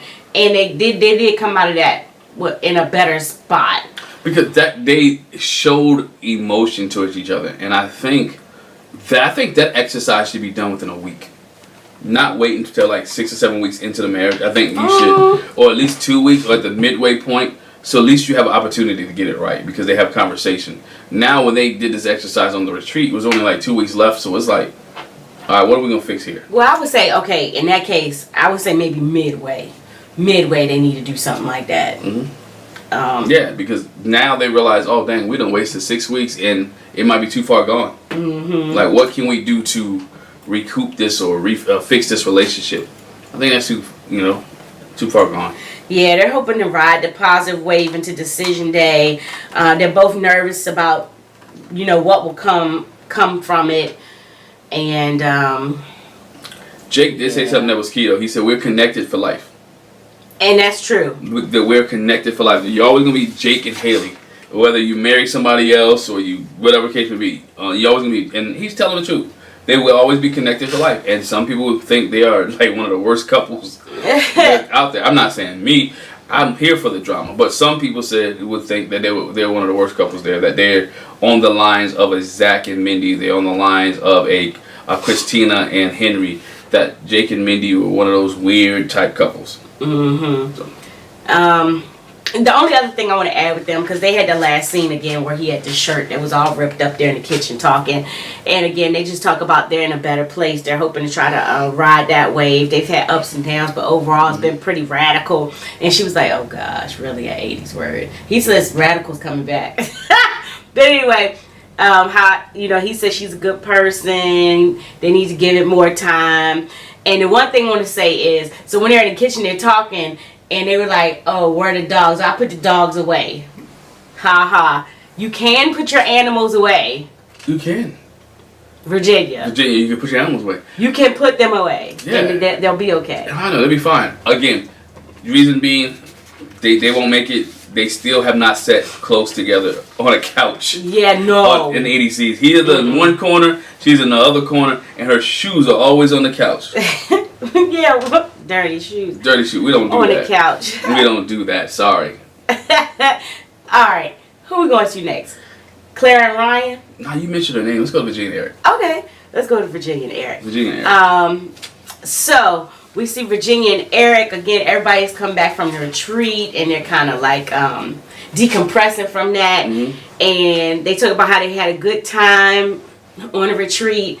They came to the realization that talking about their issues often leads to arguments. But one thing they can say is that they're getting a little bit better on their time as far as making up. It's happening sooner. They're making up sooner. But that's what happens when you have arguments. You know how to deal with it. You know how to handle it. You know how not just sweeping it underneath the rug or letting it get bigger or letting it get bigger and letting it get bigger so it's a major blow up. You handle situations, you handle things right then, or at least within a certain time frame. You may not be able to handle right then. Within a 24-hour period, you try to handle that situation or that circumstance so you guys can fix it and get back to being husband and wife. Especially in this accelerated process, they can get back to knowing and liking each other instead of being mad at each other. This is totally different because you only have 8 weeks. If you spend a week mad, you done lost a week. You know what I'm saying? So you need these hours and moments and seconds to be able to know your partner, know how to deal with them, and know how to handle arguments. They're going to be arguments in an 8-week process. Sorry, because you're not from the same family. And I think Eric said that when he was talking to his friend.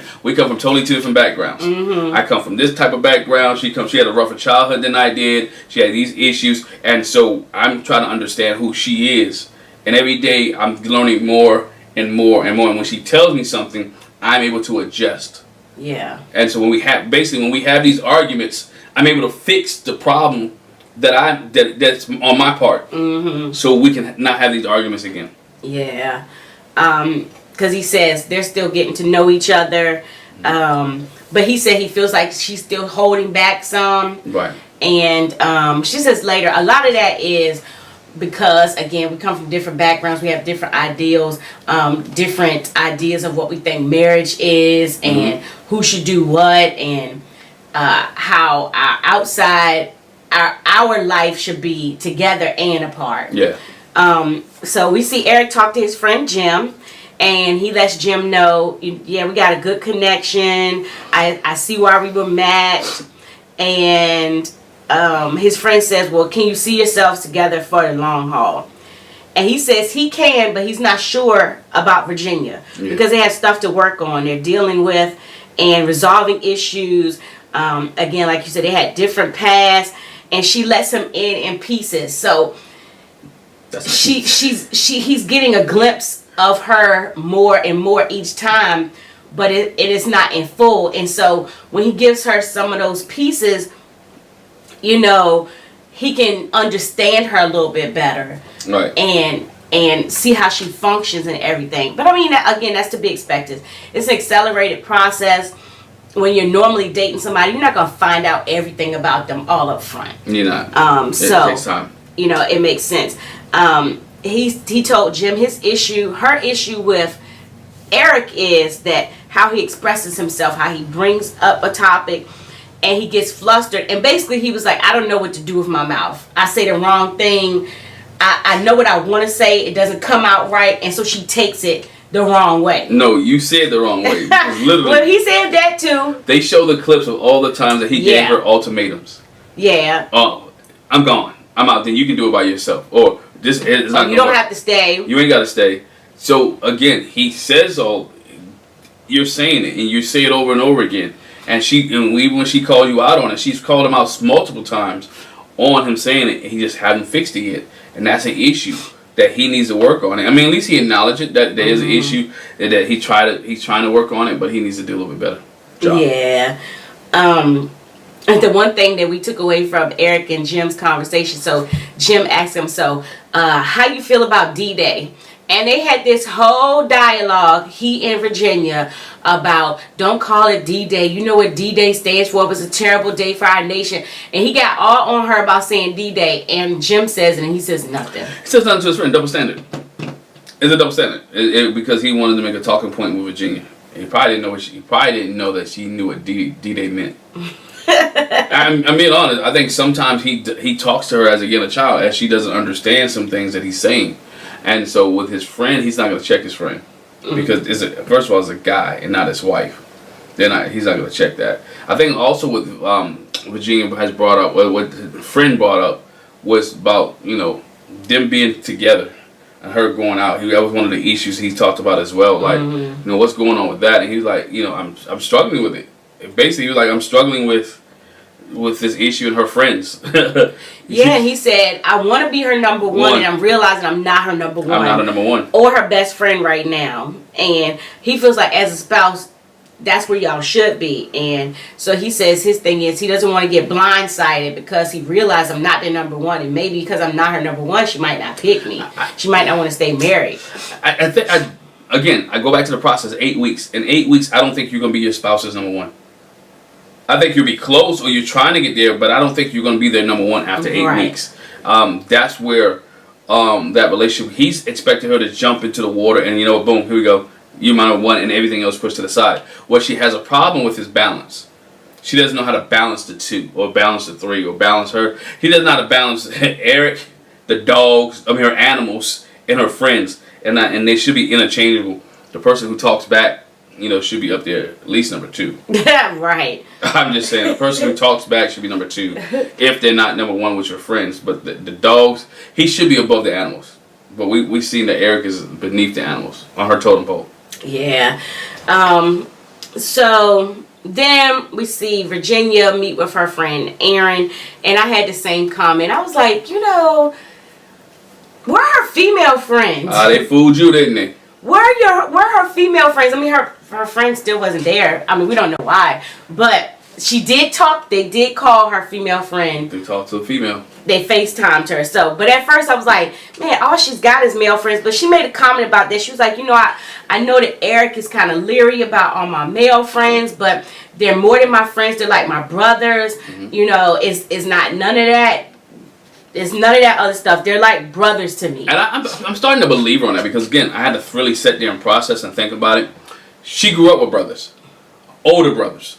So I can imagine her being the younger kid growing up with older brothers and them, because of their parents being divorced, that them having to stick together and her having to hang out with her brothers. So she's more comfortable with hanging out with guys than she is with females. And so that comfortability, that level of comfortability there will be, for her, is good. She know how to separate the relationship from just being a friend because she did it most of her life. So I can see where she is really comfortable when hanging out with dudes. But again, when you get married, there's some things that have to change and separate, and you have to be able to balance that. Once again, her issue is balance, not necessarily always just hanging out with friends. Right. Guys.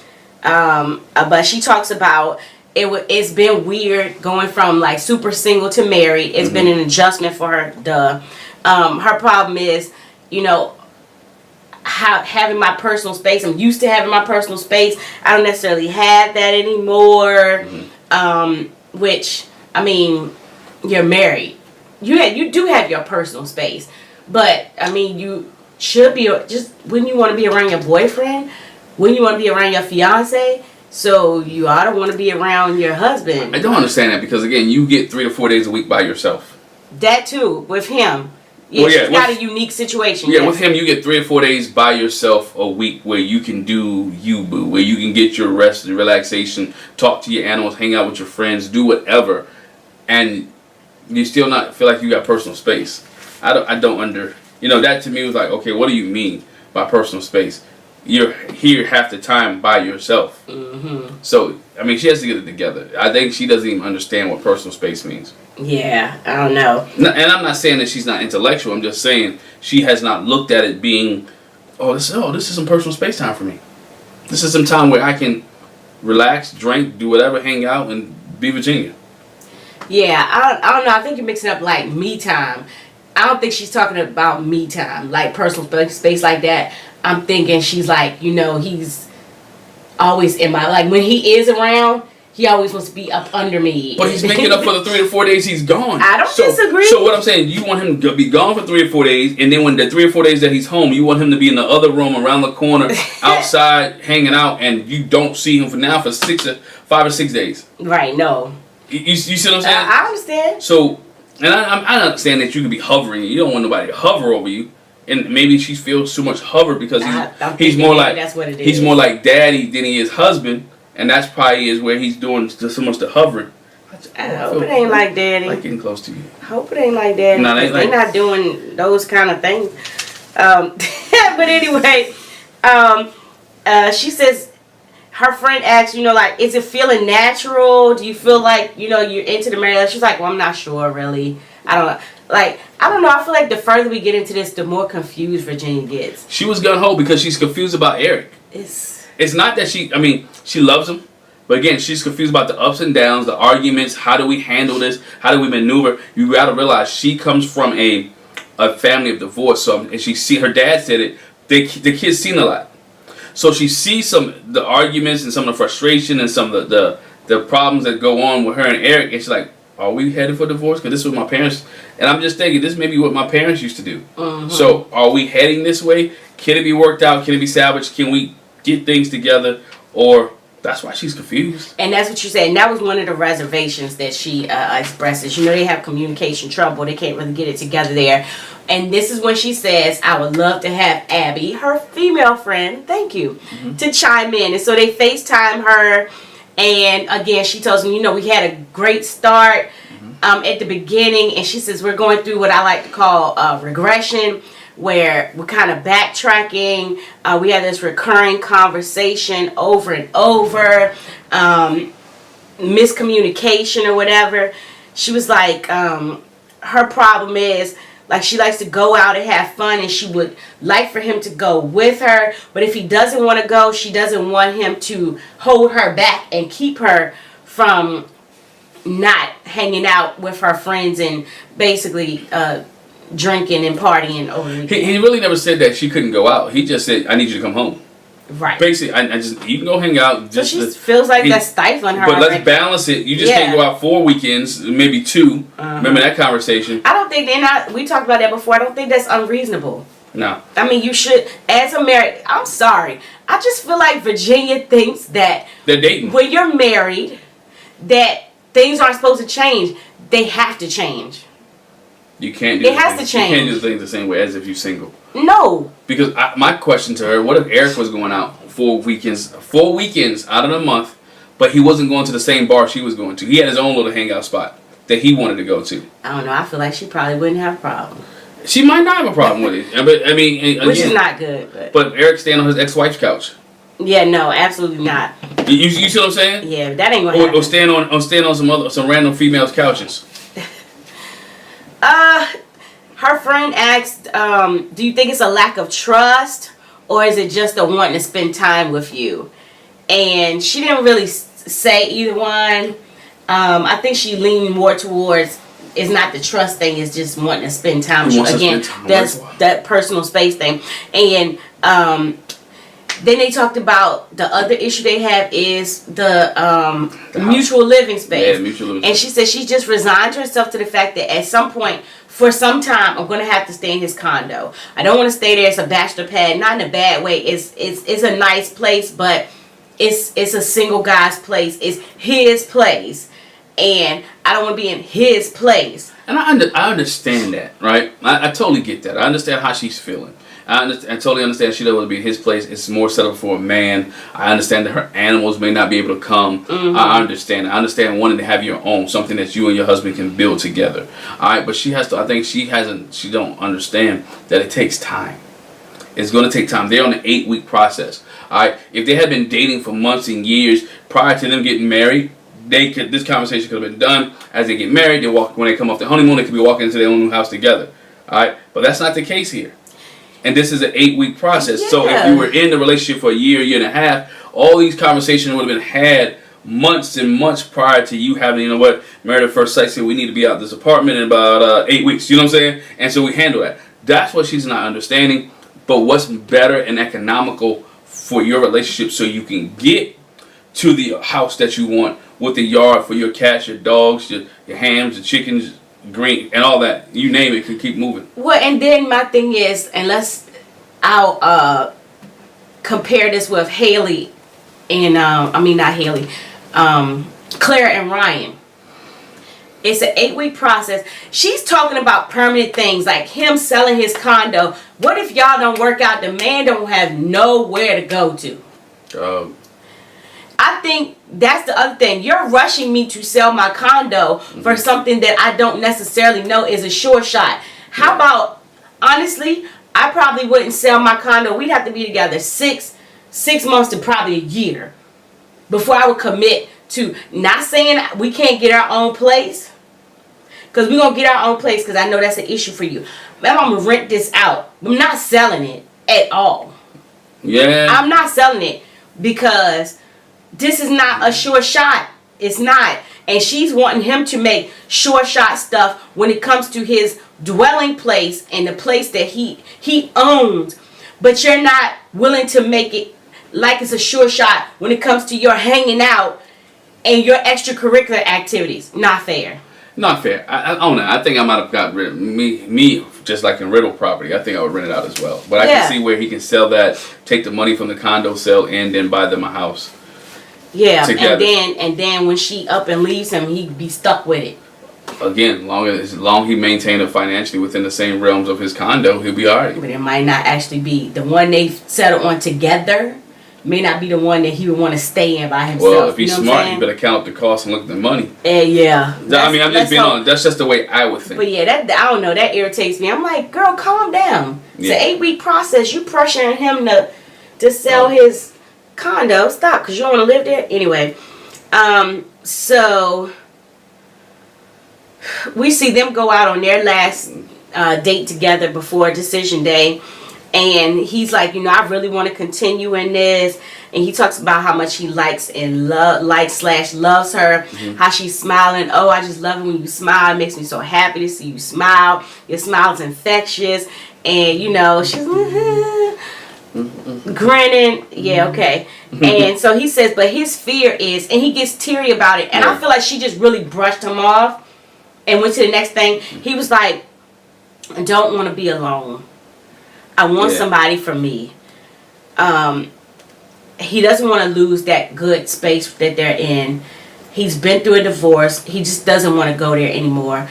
I don't want to be by myself. And he gets choked up. He says, I'm happy in this place. I want you to be happy. I want me to be happy. And, he gets teary and she really didn't say anything. She looked at him.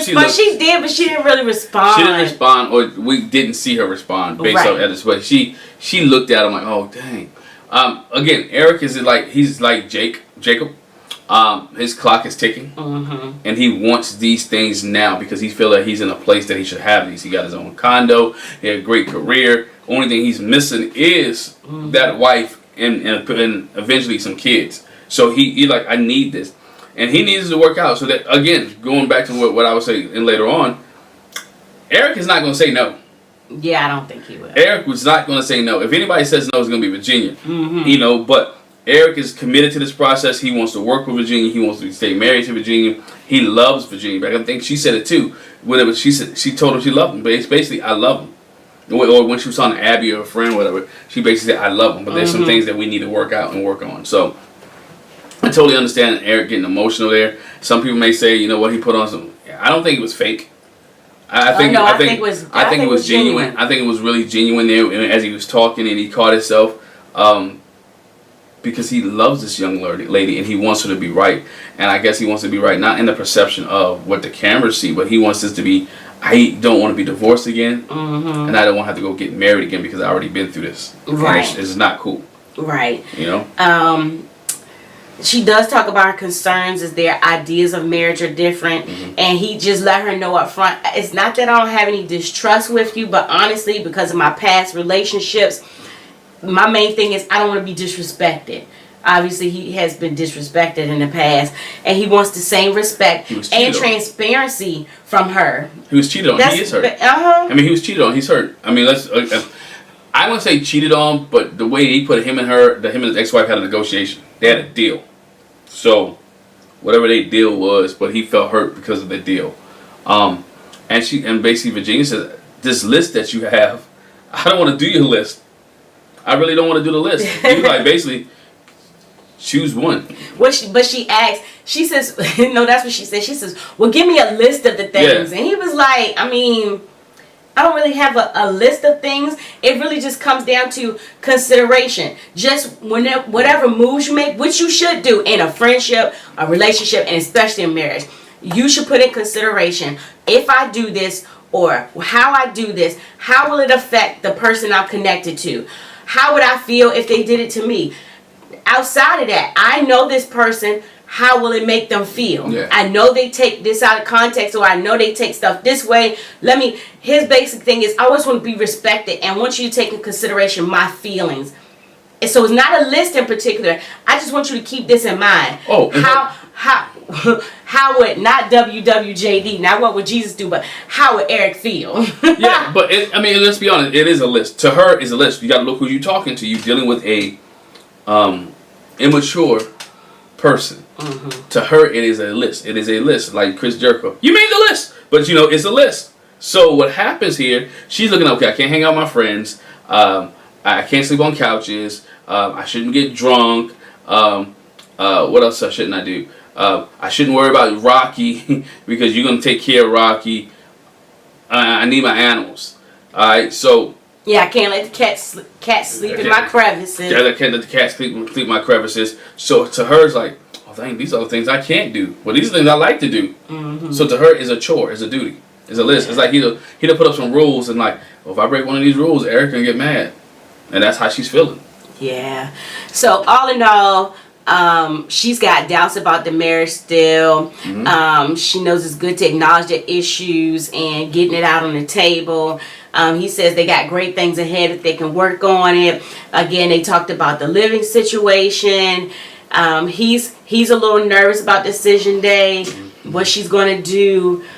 He said he thinks he has more feelings than her. That's how he feels. Yeah. So, she's kind of on the fence about what she might do. I think Eric, like you said, he's firm in his decision, but he's kind of scared of what she'll say. Yep. All right. So next up, let's go to Ron and Claire. We leave Vincent and Brianna for last. Oh, okay. Ron and Claire. Because I got a lot to say about Bri and Vincent. Yeah. So just like the other couples, Claire and Ryan said they had a good weekend. It was a lot of fun. But she's excited to be back home with him. She's bummed that they missed the couples game. Mm-hmm. They really want to be into it. And you made a good point. They didn't have to play the game that night. They could have waited for them to get there. I was sitting there like, why didn't you wait? Right. You could have did other things, hung out and had a conversation. They could have waited for them so they can have the game where all the couples be there together. I think production did that just to show that Claire and Ryan wasn't there. Well, they rigged it. They knew Claire and Ryan was going to win. Or maybe they, put them on a schedule. This day we want you to do this.